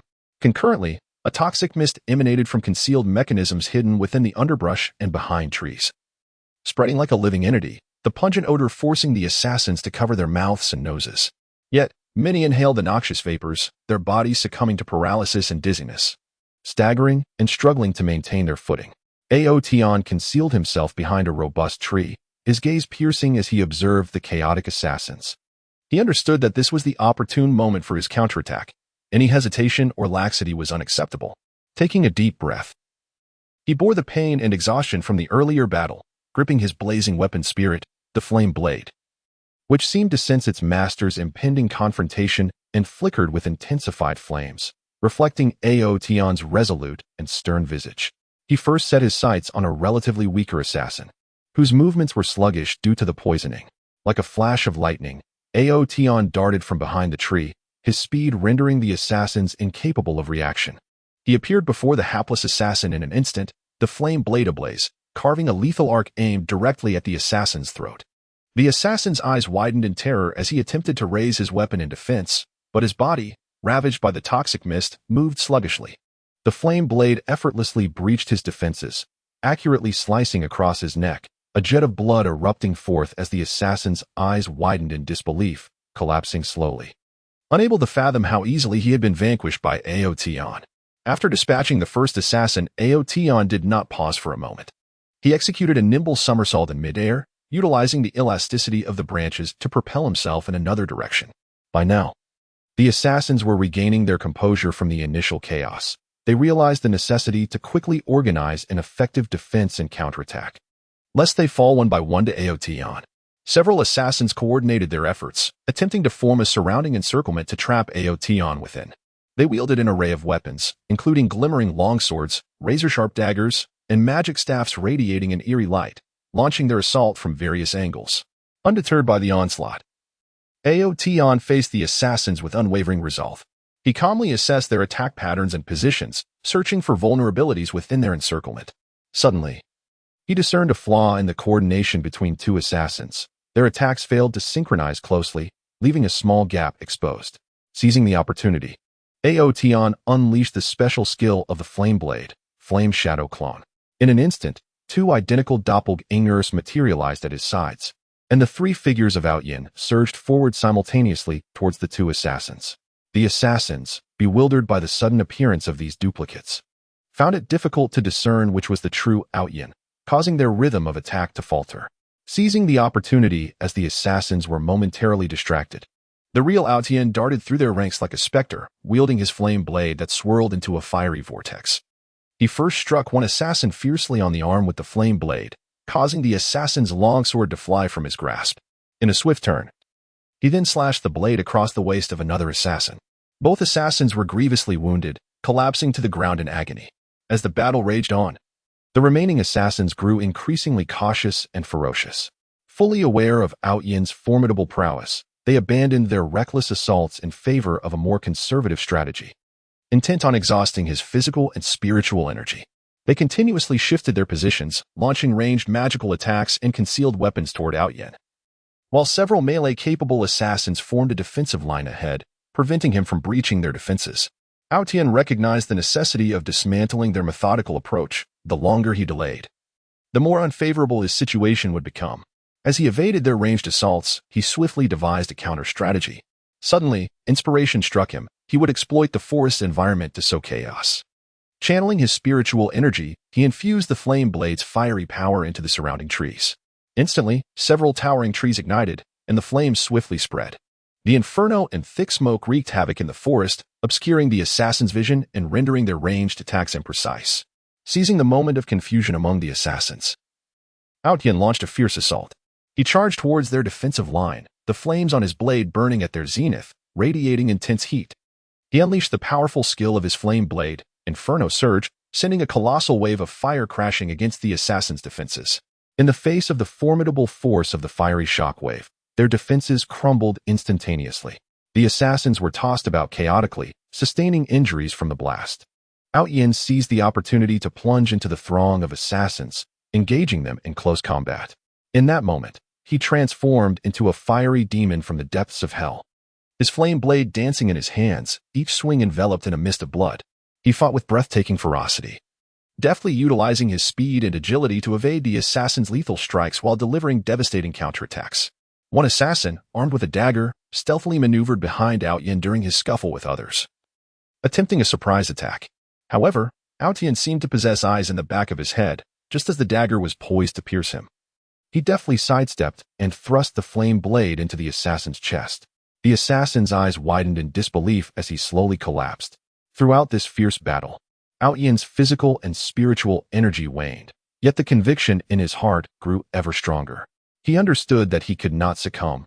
To fall would mean eternal entrapment in darkness. With unyielding determination and exceptional combat prowess, he continued to fight valiantly against the assassins. As time flows inexorably onward, the number of assassins diminishes steadily. The remaining few are now daunted by Aotion's indomitable courage and tenacity, their eyes betraying a glimmer of fear and despair. Yet, they are acutely aware that retreat is no longer an option. They must fight to the death. Aotion, undeterred by the assassin's trepidation, maintains his vigilance. Fully focused on confronting each adversary, he continuously adjusts his stance in battle, judiciously employing his soul power and the skills of the flame blade to maximize the impact of each strike. Ultimately, after an intense clash, the last assassin falls beneath the fiery edge of Aotion's weapon, standing amidst the chaos of a ravaged battlefield. Surrounded by the lifeless bodies of assassins and the charred remains of trees, his body sways precariously, yet his gaze remains resolute. He has successfully vanquished the assassins dispatched by the malevolent Soul Master organization, achieving a remarkable turnaround in this dire situation. This confrontation has profoundly honed both his strength and mental fortitude. He understands that in the perilous and challenging realm of Douluo continent, countless tribulations await him in the future. Yet, he remains undaunted, for he believes that with unwavering faith, relentless perseverance, and ever-evolving strength, he can surmount any adversity and inscribe his own legendary tale upon this land. Dragging his weary form, he slowly departs from the blood-soaked and fiery forest, embarking on his adventure filled with uncertainty and challenges. Chapter 64. Aotion's struggle with family. In a remote corner of Douluo continent, there exists a boy named Aotion, whose story unfolds beneath the heavy shadows of familial poverty. Aotion's home is a dilapidated shack, situated at the edge of a village. The walls, constructed from mud and stones, are weathered and crumbling, while the stones have been eroded and deformed by the elements. The thatched roof is sparse and disordered, and during the rainy season, the interior resembles a waterfall, with raindrops seeping through the crevices and forming puddles in the muddy floor. The few pieces of furniture are in a state of utter disrepair. The rickety wooden table is pockmarked and marred with scratches and stains, while the uneven benches creak ominously, threatening to collapse at any moment. In one corner, a bed pieced together from several planks is adorned with thin, patched blankets, and on frigid nights. Aotian often awakens from the cold, curling up to seek solace. His parents are humble farmers, toiling on unyielding land, yet their harvests are meager. His father's face is etched with deep wrinkles, the marks of time and hardship, concealing within them the anxieties and helplessness regarding the family's livelihood. His hands are rough and cracked, adorned with thick calluses, testaments to countless encounters with farming tools and the earth. His mother bears a haggard visage, her eyes weary and sorrowful. She is perpetually occupied with household chores, washing, cooking, mending, while also caring for her children and tending to the few domestic animals they possess. From dawn until dusk, she is tirelessly engaged, yet remains unable to alter their impoverished circumstances. Aotian's attire is exceedingly threadbare. The garments he wears are hand-me-downs from his older siblings, long since lost their original color and shape. The fabric has been washed to a thinness, layered with patches that resemble a fragmented puzzle, barely concealing his form. In the frigid winter, he donned a tattered outer coat over his meager clothing, the biting wind easily penetrating and assailing his frail body.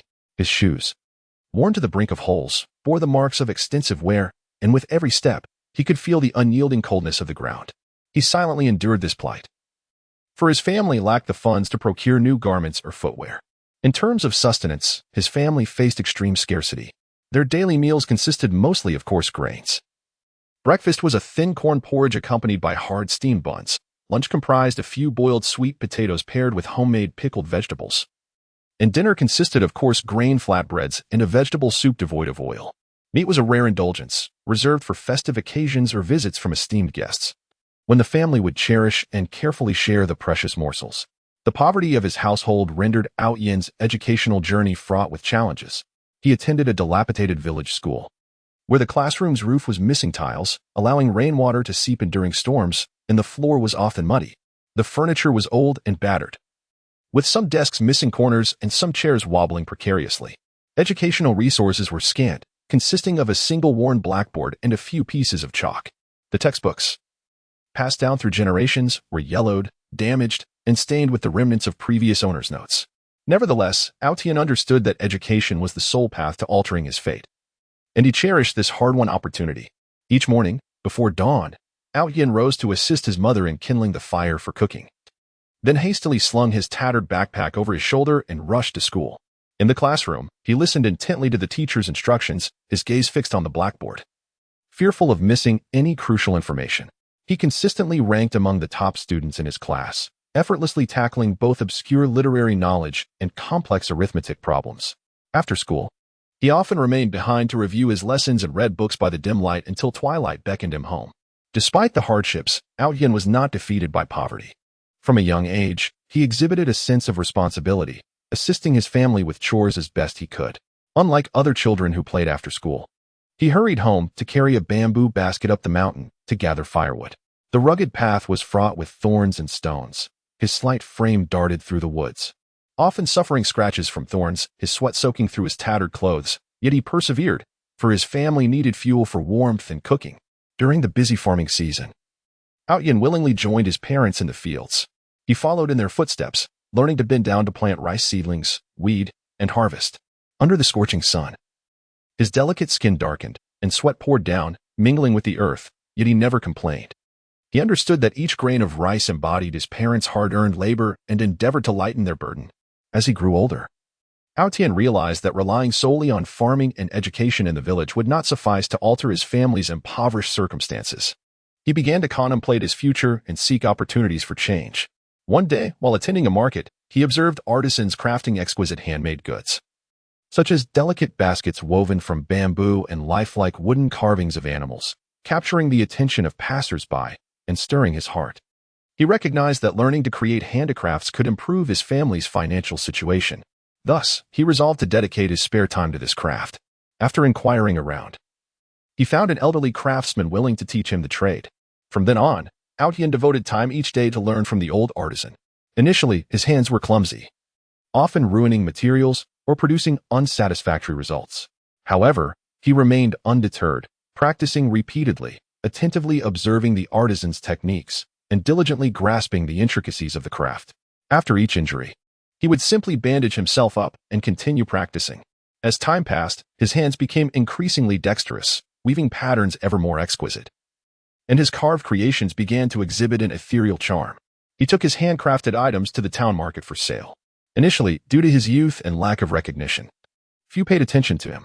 However, he refused to give up, actively engaging passing customers with tales of his creative inspirations and the stories behind his work, touching them with his sincerity and enthusiasm.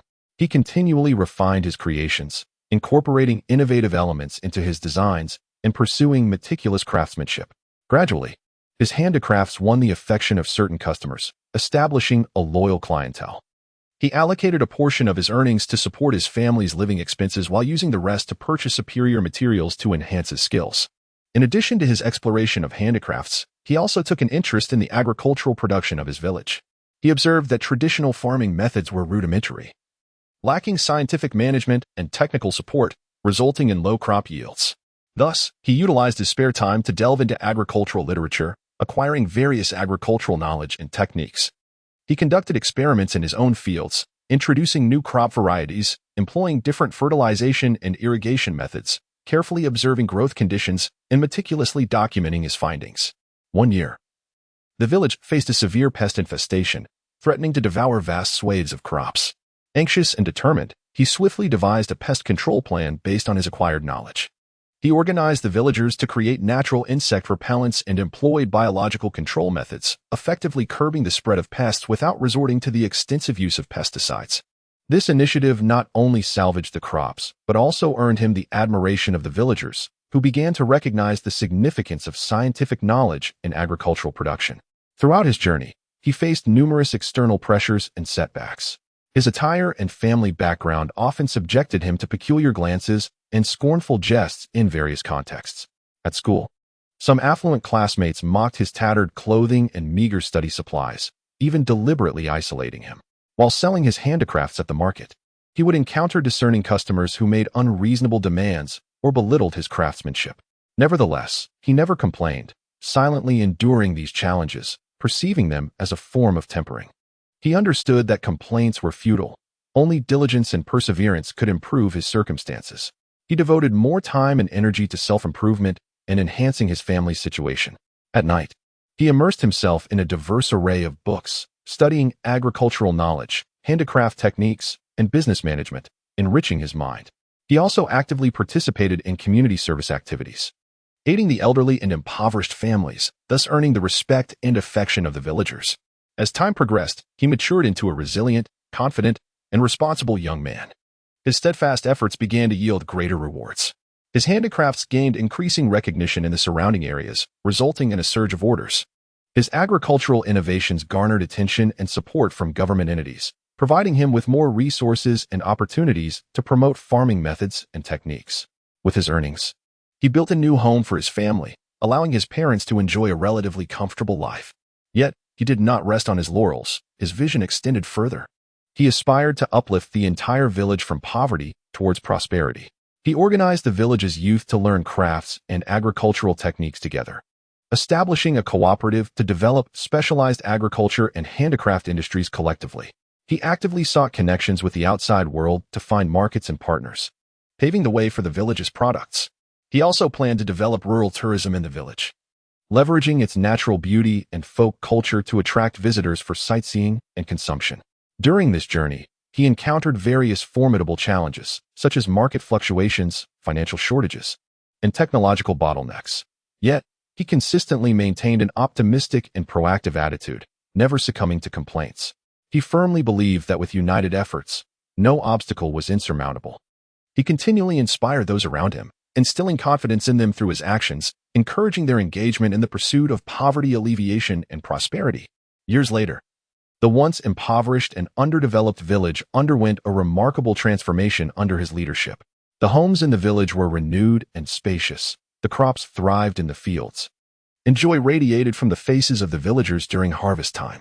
The handcrafted goods industry and rural tourism flourished, significantly enhancing the villagers' incomes. Children enjoyed improved learning environments and educational resources, while the elderly benefited from superior healthcare and elder care services. His story is a testament to resilience and relentless struggle in the face of adversity. He demonstrated through his actions that regardless of life's hardships, as long as one harbors dreams, maintains steadfast beliefs, dares to explore, and perseveres, one can break free from the shackles of adversity and reach the shores of success, transforming not only one's destiny but also bringing hope and light to those around. His experiences will forever be etched in the annals of the village's history, serving as an enduring source of motivation for future generations to strive forward. Chapter 65. Achieving Greatness Through Hardship. The Trials of Life. Forging brilliance through adversity. On the periphery of Douluo continent, Ao Yan's existence was shrouded in hardship. His family resided in a dilapidated hut, with crumbling mudstone walls, a thatch roof that leaked, and a damp, moldy interior. The furniture was worn, the wooden table pockmarked, the stools unstable, and the bed rudimentary, often leaving him shivering awake in the cold winter nights. His parents, farmers toiling the barren land, barely reaped enough to sustain themselves. His father's face was etched with wrinkles, hands roughened by labor, and his mother appeared haggard, perpetually busy, with the family's impoverished condition seemingly unchangeable. Ao Yan donned his brother's old clothes, thin and patched, and his winter coat offered little protection against the biting wind. His shoes were severely worn. Yet he bore it all in silence. Their diet consisted mainly of coarse grains, with corn porridge, steamed buns, sweet potatoes, and pickled vegetables being staples. While meat was a rarity, cherished during festive occasions or visits from esteemed guests. The village school he attended was in disrepair, with missing roof tiles that turned the interior muddy during rain, rickety desks and chairs, and teaching resources limited to a blackboard and chalk, with textbooks that were tattered and passed down through generations. Nevertheless, Ao Yan understood the importance of education and treasured every opportunity. He would help his mother in the early mornings before rushing to school, attentively absorbing the lessons and excelling in his studies, often staying after class to review and read until darkness fell. Despite the hardships, Ao Yan was not defeated. From a young age, he demonstrated maturity. After school, he would venture into the mountains to gather firewood, traversing rugged paths fraught with thorns and rocks, often sustaining injuries and bleeding, drenched in sweat. Yet he persisted in providing warmth and sustenance for his family. During the busy farming season, he worked alongside his parents in the fields, his skin darkened by the sun, his back aching from bending over, yet he uttered no complaints, well aware that the food was imbued with his parents' sweat and willing to lighten their burden. As he matured, Ao Yan realized that farming and studying alone would not lift them out of poverty and began contemplating his future. At the market, he was captivated by artisans crafting exquisite handmade goods, which inspired him to pursue learning in his spare time. He sought out an elderly craftsman to learn the trade. Initially clumsy, he often ruined materials or produced subpar items, yet he remained undeterred, practicing relentlessly, observing and absorbing knowledge, and even bandaging his wounds before continuing. Eventually, his hands grew nimble, and his creations became both exquisite and expressive. In the town, he initially garnered little attention while selling his creations. With fervent sincerity, he passionately shared the inspiration and stories behind his work, gradually captivating customers. Through continuous refinement, the incorporation of new elements, and a relentless pursuit of exquisite craftsmanship, he eventually established a loyal clientele. A portion of his earnings supplemented his household expenses, while the remainder was reinvested into materials to enhance his skills. Ao Yan also took an interest in agricultural production, recognizing the rudimentary farming methods in his village that resulted in low yields. He delved into agricultural literature to acquire knowledge and techniques, experimenting in his own fields by introducing new varieties and adopting innovative fertilization and irrigation methods, meticulously documenting the growth progress. When the village faced a pest crisis, he devised a plan based on his studies, organizing the villagers to create natural insect repellents, employing biological control measures, which earned him the villagers' respect and highlighted the significance of scientific knowledge in agriculture. Throughout his journey, Ao Yan faced external pressures and setbacks due to his attire and family background.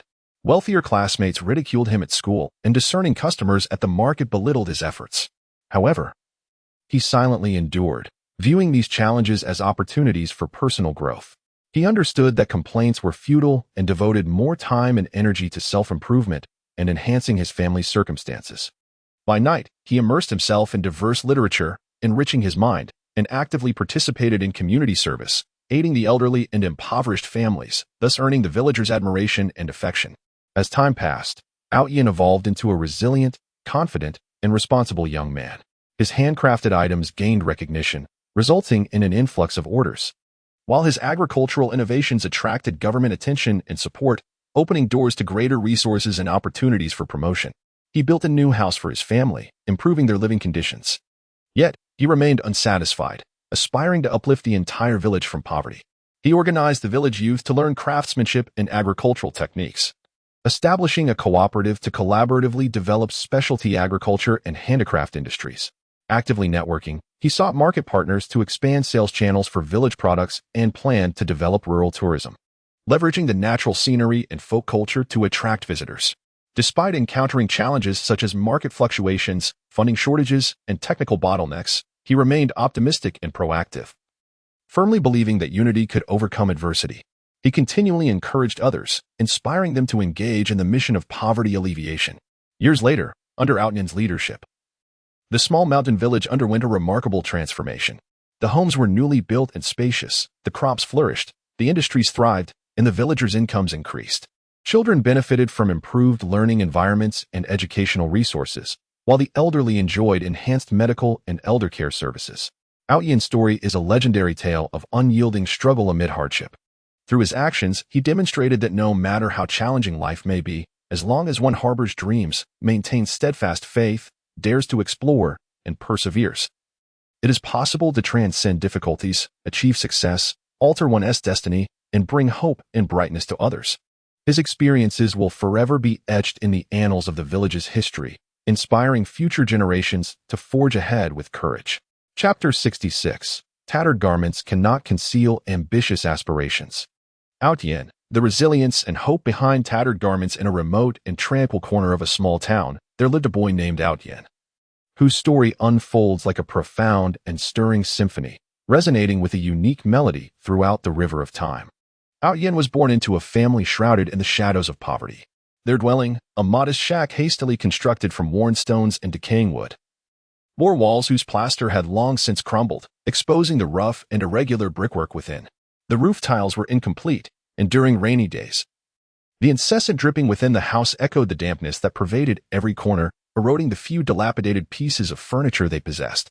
The sole window in the home was shattered, barely covered by tattered rags that quivered in the wind, as if they might be whisked away at any moment, allowing the cold and darkness to seep in unabated. His parents were hard-working and kind-hearted individuals, yet cruelly toyed with by fate. His father toiled from dawn till dusk in the fields surrounding the town, bearing the brunt of the most arduous labor. Once with a proud stature, his spine gradually bent under the weight of life's burdens, his face etched with deep lines, and his hands rough as old tree bark, each fissure filled with dirt and toil. His mother managed the household, washing, cooking, and mending clothes. Her gaze was perpetually clouded with exhaustion and worry, her once lustrous black hair prematurely dusted with gray, her frail figure further diminished by the worn and patched garments she donned. Outnyan grew up in such an environment. He often wore tattered clothing, garments that had traversed countless years and many wearers before reaching him. The colors had long faded, leaving them dull and lifeless. The fabric worn so thin it was as delicate as a cicada's wing, threatening to tear with the slightest tug. The seams at the collar had loosened. The cuffs were frayed, and the hems were uneven from countless encounters with wear and tear. His trousers bore 2 large holes at the knees, remnants of his playful escapades, patched over and over yet still unable to conceal their dilapidation. His shoes were no exception, scuffed and worn, the soles so thin that every uneven surface beneath him was acutely felt, each step accompanied by a faint creak. At school, Outnyan's ragged attire set him apart from his peers. While others donned pristine and stylish uniforms, carrying fashionable backpacks, he bore the weight of their scrutinizing gazes in his shabby ensemble. Some mischievous children would encircle him during recess, mocking his appearance and tugging at his clothes, deliberately further disheveling his already tattered garments. Yet, Outnyan never succumbed to feelings of inferiority or timidity. His eyes radiated a steadfast determination and defiance, a refusal to bow to life's injustices, a yearning for the future filled with hope. Despite the harshness of life, Outnyan never abandoned his thirst for knowledge. Each day, he rose early, and by the faint morning light, he would sit at his dilapidated desk, diligently poring over the well-thumbed pages of his books. The surface of the desk was uneven and pockmarked, its 4 legs unsteady, as if it might collapse at any moment. Yet, Outnyan remained entirely unfazed, his mind already immersed in the vast and wondrous world depicted within the pages of his books. In class, he was always fully engaged, his eyes fixed intently on the blackboard, his ears keenly attuned to every word spoken by the teacher, fearful of missing any fragment of knowledge. His academic performance consistently placed him among the top of his class. Whenever he answered a question, his clear and confident voice garnered the admiration of both teachers and classmates. After school, Yin did not rush home to play like the other children. Instead, he would voluntarily stay behind to assist the teacher in tidying the classroom and arranging the desks and chairs, hoping that his efforts might alleviate some of the burdens on his teacher and earn him a measure of respect. Upon returning home, he immediately engaged in household chores, helping his mother wash vegetables and prepare meals. Though the dishes were often simple, consisting of merely a few greens and coarse grains, he relished every bite. He would also aid his father in repairing the worn farming tools around their home. Under his father's guidance, his small hands grew increasingly adept, mastering the use of various implements. In his leisure time, Yin's greatest joy lay in reading. Lacking an abundance of toys or colorful recreational activities, he possessed a small wooden box brimming with books.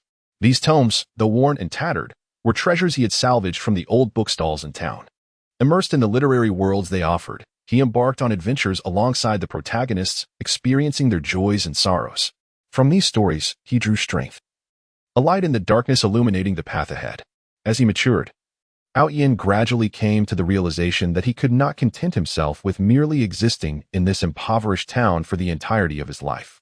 He yearned to venture beyond its confines, to explore the vastness of the world outside, and to pursue his dreams. He understood that the sole avenue to achieve this ambition was through diligent study, believing that knowledge held the power to alter his fate. Thus, he committed himself even more fervently to his studies, often burning the midnight oil, the dim glow of a small oil lamp accompanying him through countless long nights. Yet, fate seemed to delight in cruelly snatching away hope just as it was within reach. At a crucial moment when Yin was poised to take his entrance examinations, his father suddenly fell ill. The family lost its sole pillar of support, and the weight of life's burdens fell heavily upon his mother's frail shoulders. To secure treatment for his father, the family not only exhausted their savings but also accrued a significant debt. Yin faced a harrowing decision: to abandon his studies and return home to care for his father, or to persist in pursuing his dreams and continue with the examinations. During those painful and bewildering days, Yin often found himself alone on the hillside outside the town, gazing vacantly at the distant sky. His heart was torn in a fierce struggle, caught between the responsibilities and guilt toward his family and the unwavering pursuit of his dreams. Ultimately, however, Yin resolved not to give up. He believed that with determination, he would surely find a way to solve his problems. He began to utilize his spare time to work at a factory in town. He labored in the factory, undertaking the most arduous and menial tasks, transporting heavy goods, clearing refuse, and tidying the workshop, yet he never uttered a single complaint. With his meager earnings, he procured medicine for his father and contributed to the household expenses, all the while remaining committed to his studies. During breaks, he would seize the opportunity to review his lessons, diligently perusing his books. Ultimately, perseverance bore fruit. Yin excelled in his entrance examinations and was admitted to a prestigious school. At the moment he received his acceptance letter, tears of joy sparkled in his eyes. Those were tears of elation, affirming years of hard work. They were also tears of sorrow, reflecting on the hardships faced by his family. He recognized that he had taken a step closer to his dreams, yet the road ahead remained fraught with challenges. Upon entering his new school, Yin once again encountered the distress associated with his tattered clothing. However, this time, he was no longer the naive and helpless boy he once was. Through his academic achievements and tireless efforts, he earned the respect of both teachers and classmates. He actively participated in various school activities and joined literary and scientific clubs, where he formed friendships with like-minded individuals. Together, they delved into discussions on literature, explored scientific inquiries, and pursued knowledge and progress. In his studies, Yin exhibited an insatiable thirst for knowledge. He chose science as his primary focus, cultivating a profound interest in subjects such as mathematics, physics, and chemistry. He often immersed himself in the school library, perusing an array of specialized texts and academic journals, constantly broadening his intellectual horizons.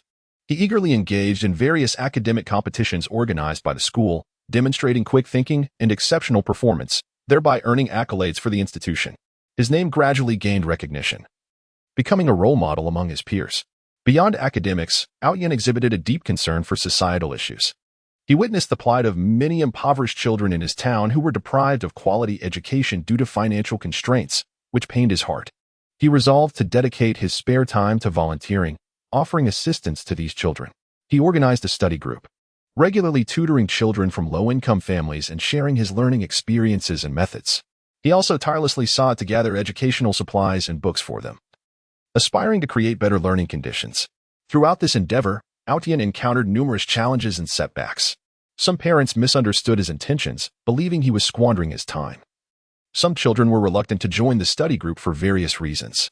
Nevertheless, Aotian did not waver. He patiently communicated with both parents and children, winning them over with his sincerity and enthusiasm. Gradually, the study group expanded, benefiting an increasing number of children. As time progressed, Aotian faced the pressure of the college entrance examination. This marked another pivotal juncture in his life, and he fully understood the significance of this test. He intensified his revision efforts, meticulously crafting daily study plans and adhering strictly to them. His life became increasingly monotonous and tedious, consumed solely by study. Yet he never felt weary. He recognized that all his efforts were directed toward realizing the dream he had cherished deep within his heart for many years. On the day of the college entrance examination, Aotian donned a set of meticulously cleaned old clothes and entered the examination hall with unwavering confidence. His strides were resolute, and his gaze radiated a sense of calm and composure. Within the confines of the examination room, he excelled, treating each question with utmost seriousness, as if the entire world had been reduced to just him and that examination paper. When the bell signaling the end of the exam rang, he exhaled deeply, his heart brimming with anticipation for the future. After a prolonged period of waiting, the examination results were finally announced. Aotian achieved outstanding scores and secured a place at a prestigious university, his name once again becoming a source of pride for his small town. At the moment he received his admission letter, the entire town erupted in jubilation. People flocked to congratulate him, and tears of joy and pride welled in his parents' eyes.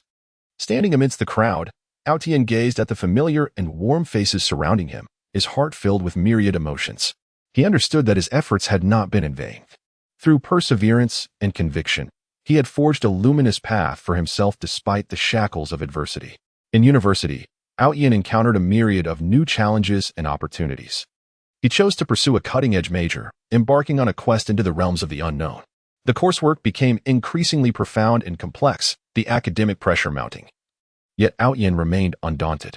He actively participated in various academic lectures and research projects, engaging with professors and peers to delve into scholarly discussions and collectively tackle research challenges.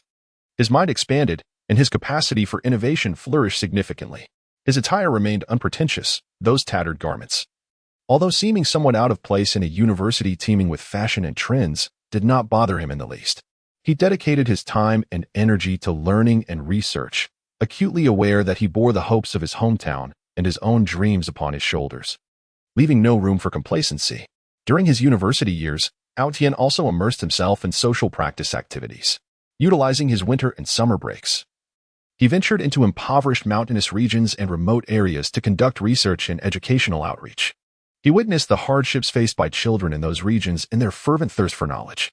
He endeavored to bring them knowledge and hope, constructing libraries, donating books and school supplies, and organizing various cultural events and interest groups, enabling the children to learn joyfully and grow through education.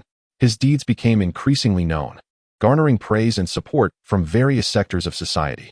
However, Aotian remained humble and unassuming, never succumbing to pride. He recognized that his actions were merely a means of giving back to society, allowing more individuals to experience the transformative power of knowledge. Upon graduating from university, Aotian faced a plethora of employment opportunities. Numerous renowned enterprises and research institutions extended their olive branches to him, yet he resolutely chose to return to his hometown. He aspired to utilize his acquired knowledge to contribute to the development of his community.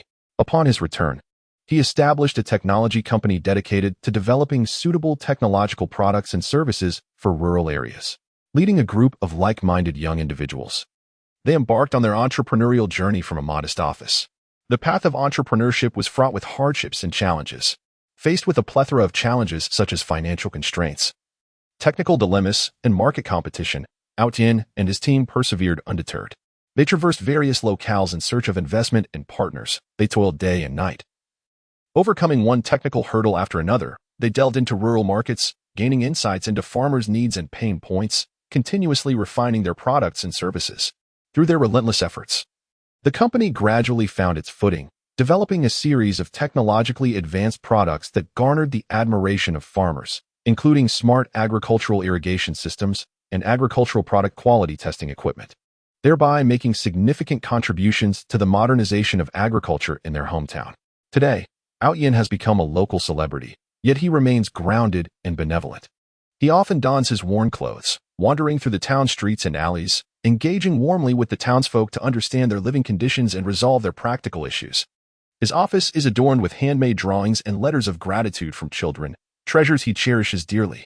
His story resonates throughout the town, inspiring successive generations of youth, imparting the understanding that regardless of life's hardships or adversities, as long as one harbors ambition and forges ahead, one can indeed carve out their own brilliance. Chapter 67. Playing with Tang Sen. Embarking on a fantastical adventure with Tang San in the mysterious and vast land of Douluo continent. Countless valiant soul masters and extraordinary soul beasts reside.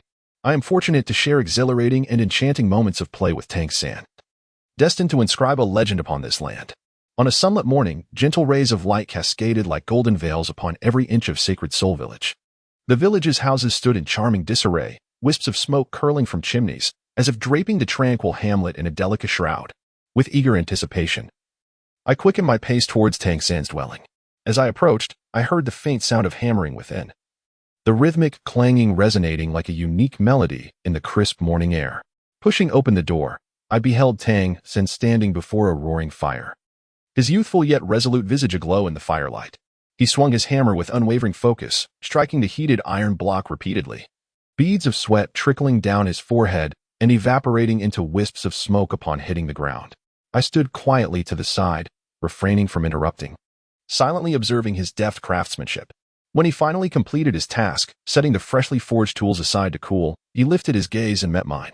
A flicker of surprise danced in his deep blue eyes, quickly replaced by a radiant smile, akin to blossoms blooming in spring, dispelling all shadows from my heart. Where shall we explore today? Tang San inquired eagerly, wiping the perspiration from his brow. After a moment's contemplation, my eyes sparkled with inspiration as I suggested. Let us venture into the forest behind the village. We might uncover intriguing soul beasts or rare herbs. At my words, excitement twinkled in Tang San's eyes, and he readily agreed. We ventured along the winding path towards the forest behind the village. Along the way, birds sang joyfully atop the branches, seemingly cheering for our journey. The wildflowers by the roadside bloomed in vibrant colors, releasing enchanting fragrances that lured countless butterflies to dance gracefully among the blossoms. Tang Sen excitedly dashed about, sometimes crouching down to closely observe the peculiar flora at the roadside, and at other times gazing skyward at the soaring birds, filled with curiosity about everything around him. Look, what is that? Tang San suddenly exclaimed, pointing towards a large tree not far ahead. Following his gesture, I beheld a delicate nest nestled in the tree's trunk. Inside the nest, several fluffy chicks opened their beaks, chirping incessantly as if awaiting the return of their parents to be fed. Tang San cautiously approached the tree, gently climbing the trunk to get a better view. I watched him anxiously from below, fearful that he might accidentally fall. Fortunately, Tang San was agile. Quickly reaching the nest side, he tenderly stroked the chick's feathers, his eyes filled with affection and warmth. They're so adorable, Tang San whispered. I responded from below, indeed, but we shouldn't disturb them for too long, or their parents might worry. Tang San nodded and carefully descended from the tree. As we continued deeper into the forest, the trees grew denser, allowing only speckled sunlight to filter through the leaves. Suddenly, a faint rustling sound emerged ahead, prompting Tang San to halt, shielding me behind him. His gaze became intensely focused, and his ears twitched slightly, as if straining to hear the surrounding sounds. I too felt a surge of tension, clenching my fists, my heart racing within my chest. As the rustling grew closer, a pure white rabbit with sapphire blue eyes leaped from the underbrush. Upon seeing us, the little rabbit did not flee immediately. Instead, it curiously observed us, its ears swiveling attentively. Tang San let out a sigh of relief, a smile spreading across his face. It's just a little rabbit. You startled me. He slowly crouched down and extended his hand towards the rabbit. The rabbit appeared unafraid of Tang San, inching closer to him and gently sniffing his fingers. Tang San stroked the rabbit's head softly, his face alight with joy. Let us give it a name, I suggested. After pondering for a moment, Tang San replied, let us call it Little White, for it is entirely snow white. I nodded in agreement. Little White seemed to take a liking to its name, frolicking around us for a while before darting back into the grass. Bidding farewell to Little White, we pressed onward. Soon, we arrived at the bank of a crystal-clear stream. The water flowed gently, producing a melodious sound, as if narrating ancient tales. Fish swam freely in the stream, their scales shimmering in a kaleidoscope of colors under the sunlight. Tang San excitedly rushed to the stream's edge, crouching down and dipping his hands into the cool water. The refreshing stream coursed between his fingers, and he burst into laughter. "Let us go fish," Tang San proposed. I too was seized by a sense of adventure, rolling up my trousers and wading into the stream. We cautiously groped through the water, striving to catch the elusive fish. However, the fish seemed to sense the impending danger, deftly darting away just as we were about to grasp them. After much effort, we finally managed to catch a few small fish. Tang Sen gleefully cradled the fish in his hands, exclaiming, "Tonight, we shall feast on grilled fish." Just as we were basking in the joy of our catch, a dark cloud suddenly drifted across the sky, completely obscuring the sunlight. Immediately, torrential raindrops began to fall, hitting us with great force. Tang Sen hurriedly pulled me to take shelter under a large tree by the stream. We huddled closely together, watching the curtain of rain outside, feeling somewhat helpless. This rain arrived so abruptly, I lamented. Yet, Tang San smiled and said, "No worries, we shall continue our fun once the rain ceases." Beneath the tree, we quietly awaited the rain's end. Tang San retrieved some provisions from his bag and offered them to me, saying, "Eat something first, otherwise you'll go hungry." I took the food and devoured it ravenously.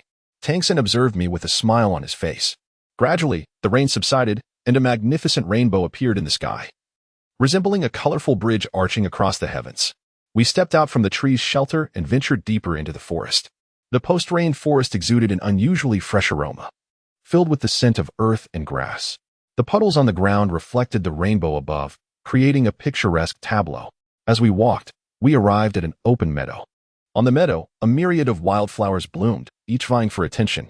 At the center of the grassland stood a colossal ancient tree, its trunk so robust that it would take several individuals to encircle it. Tang San curiously approached the ancient tree, examining the patterns on its trunk with great interest. Suddenly, he discovered a small hole in the trunk, emanating an air of mystery. Could there be treasures within? Tang San exclaimed with excitement. I also leaned in closer, peering at the hole, my heart brimming with curiosity. Tang San decided to venture inside, and I hesitantly remarked, "Isn't there a chance of danger inside?" Tang San patted my shoulder and reassured me, "Do not worry, I shall be cautious." With that, he carefully crawled into the opening. After a moment's hesitation, I followed suit. The interior was dim and damp, filled with a pungent odor. We treaded carefully forward, our eyes gradually adjusting to the darkness. Suddenly, a low rumbling growl resonated from ahead.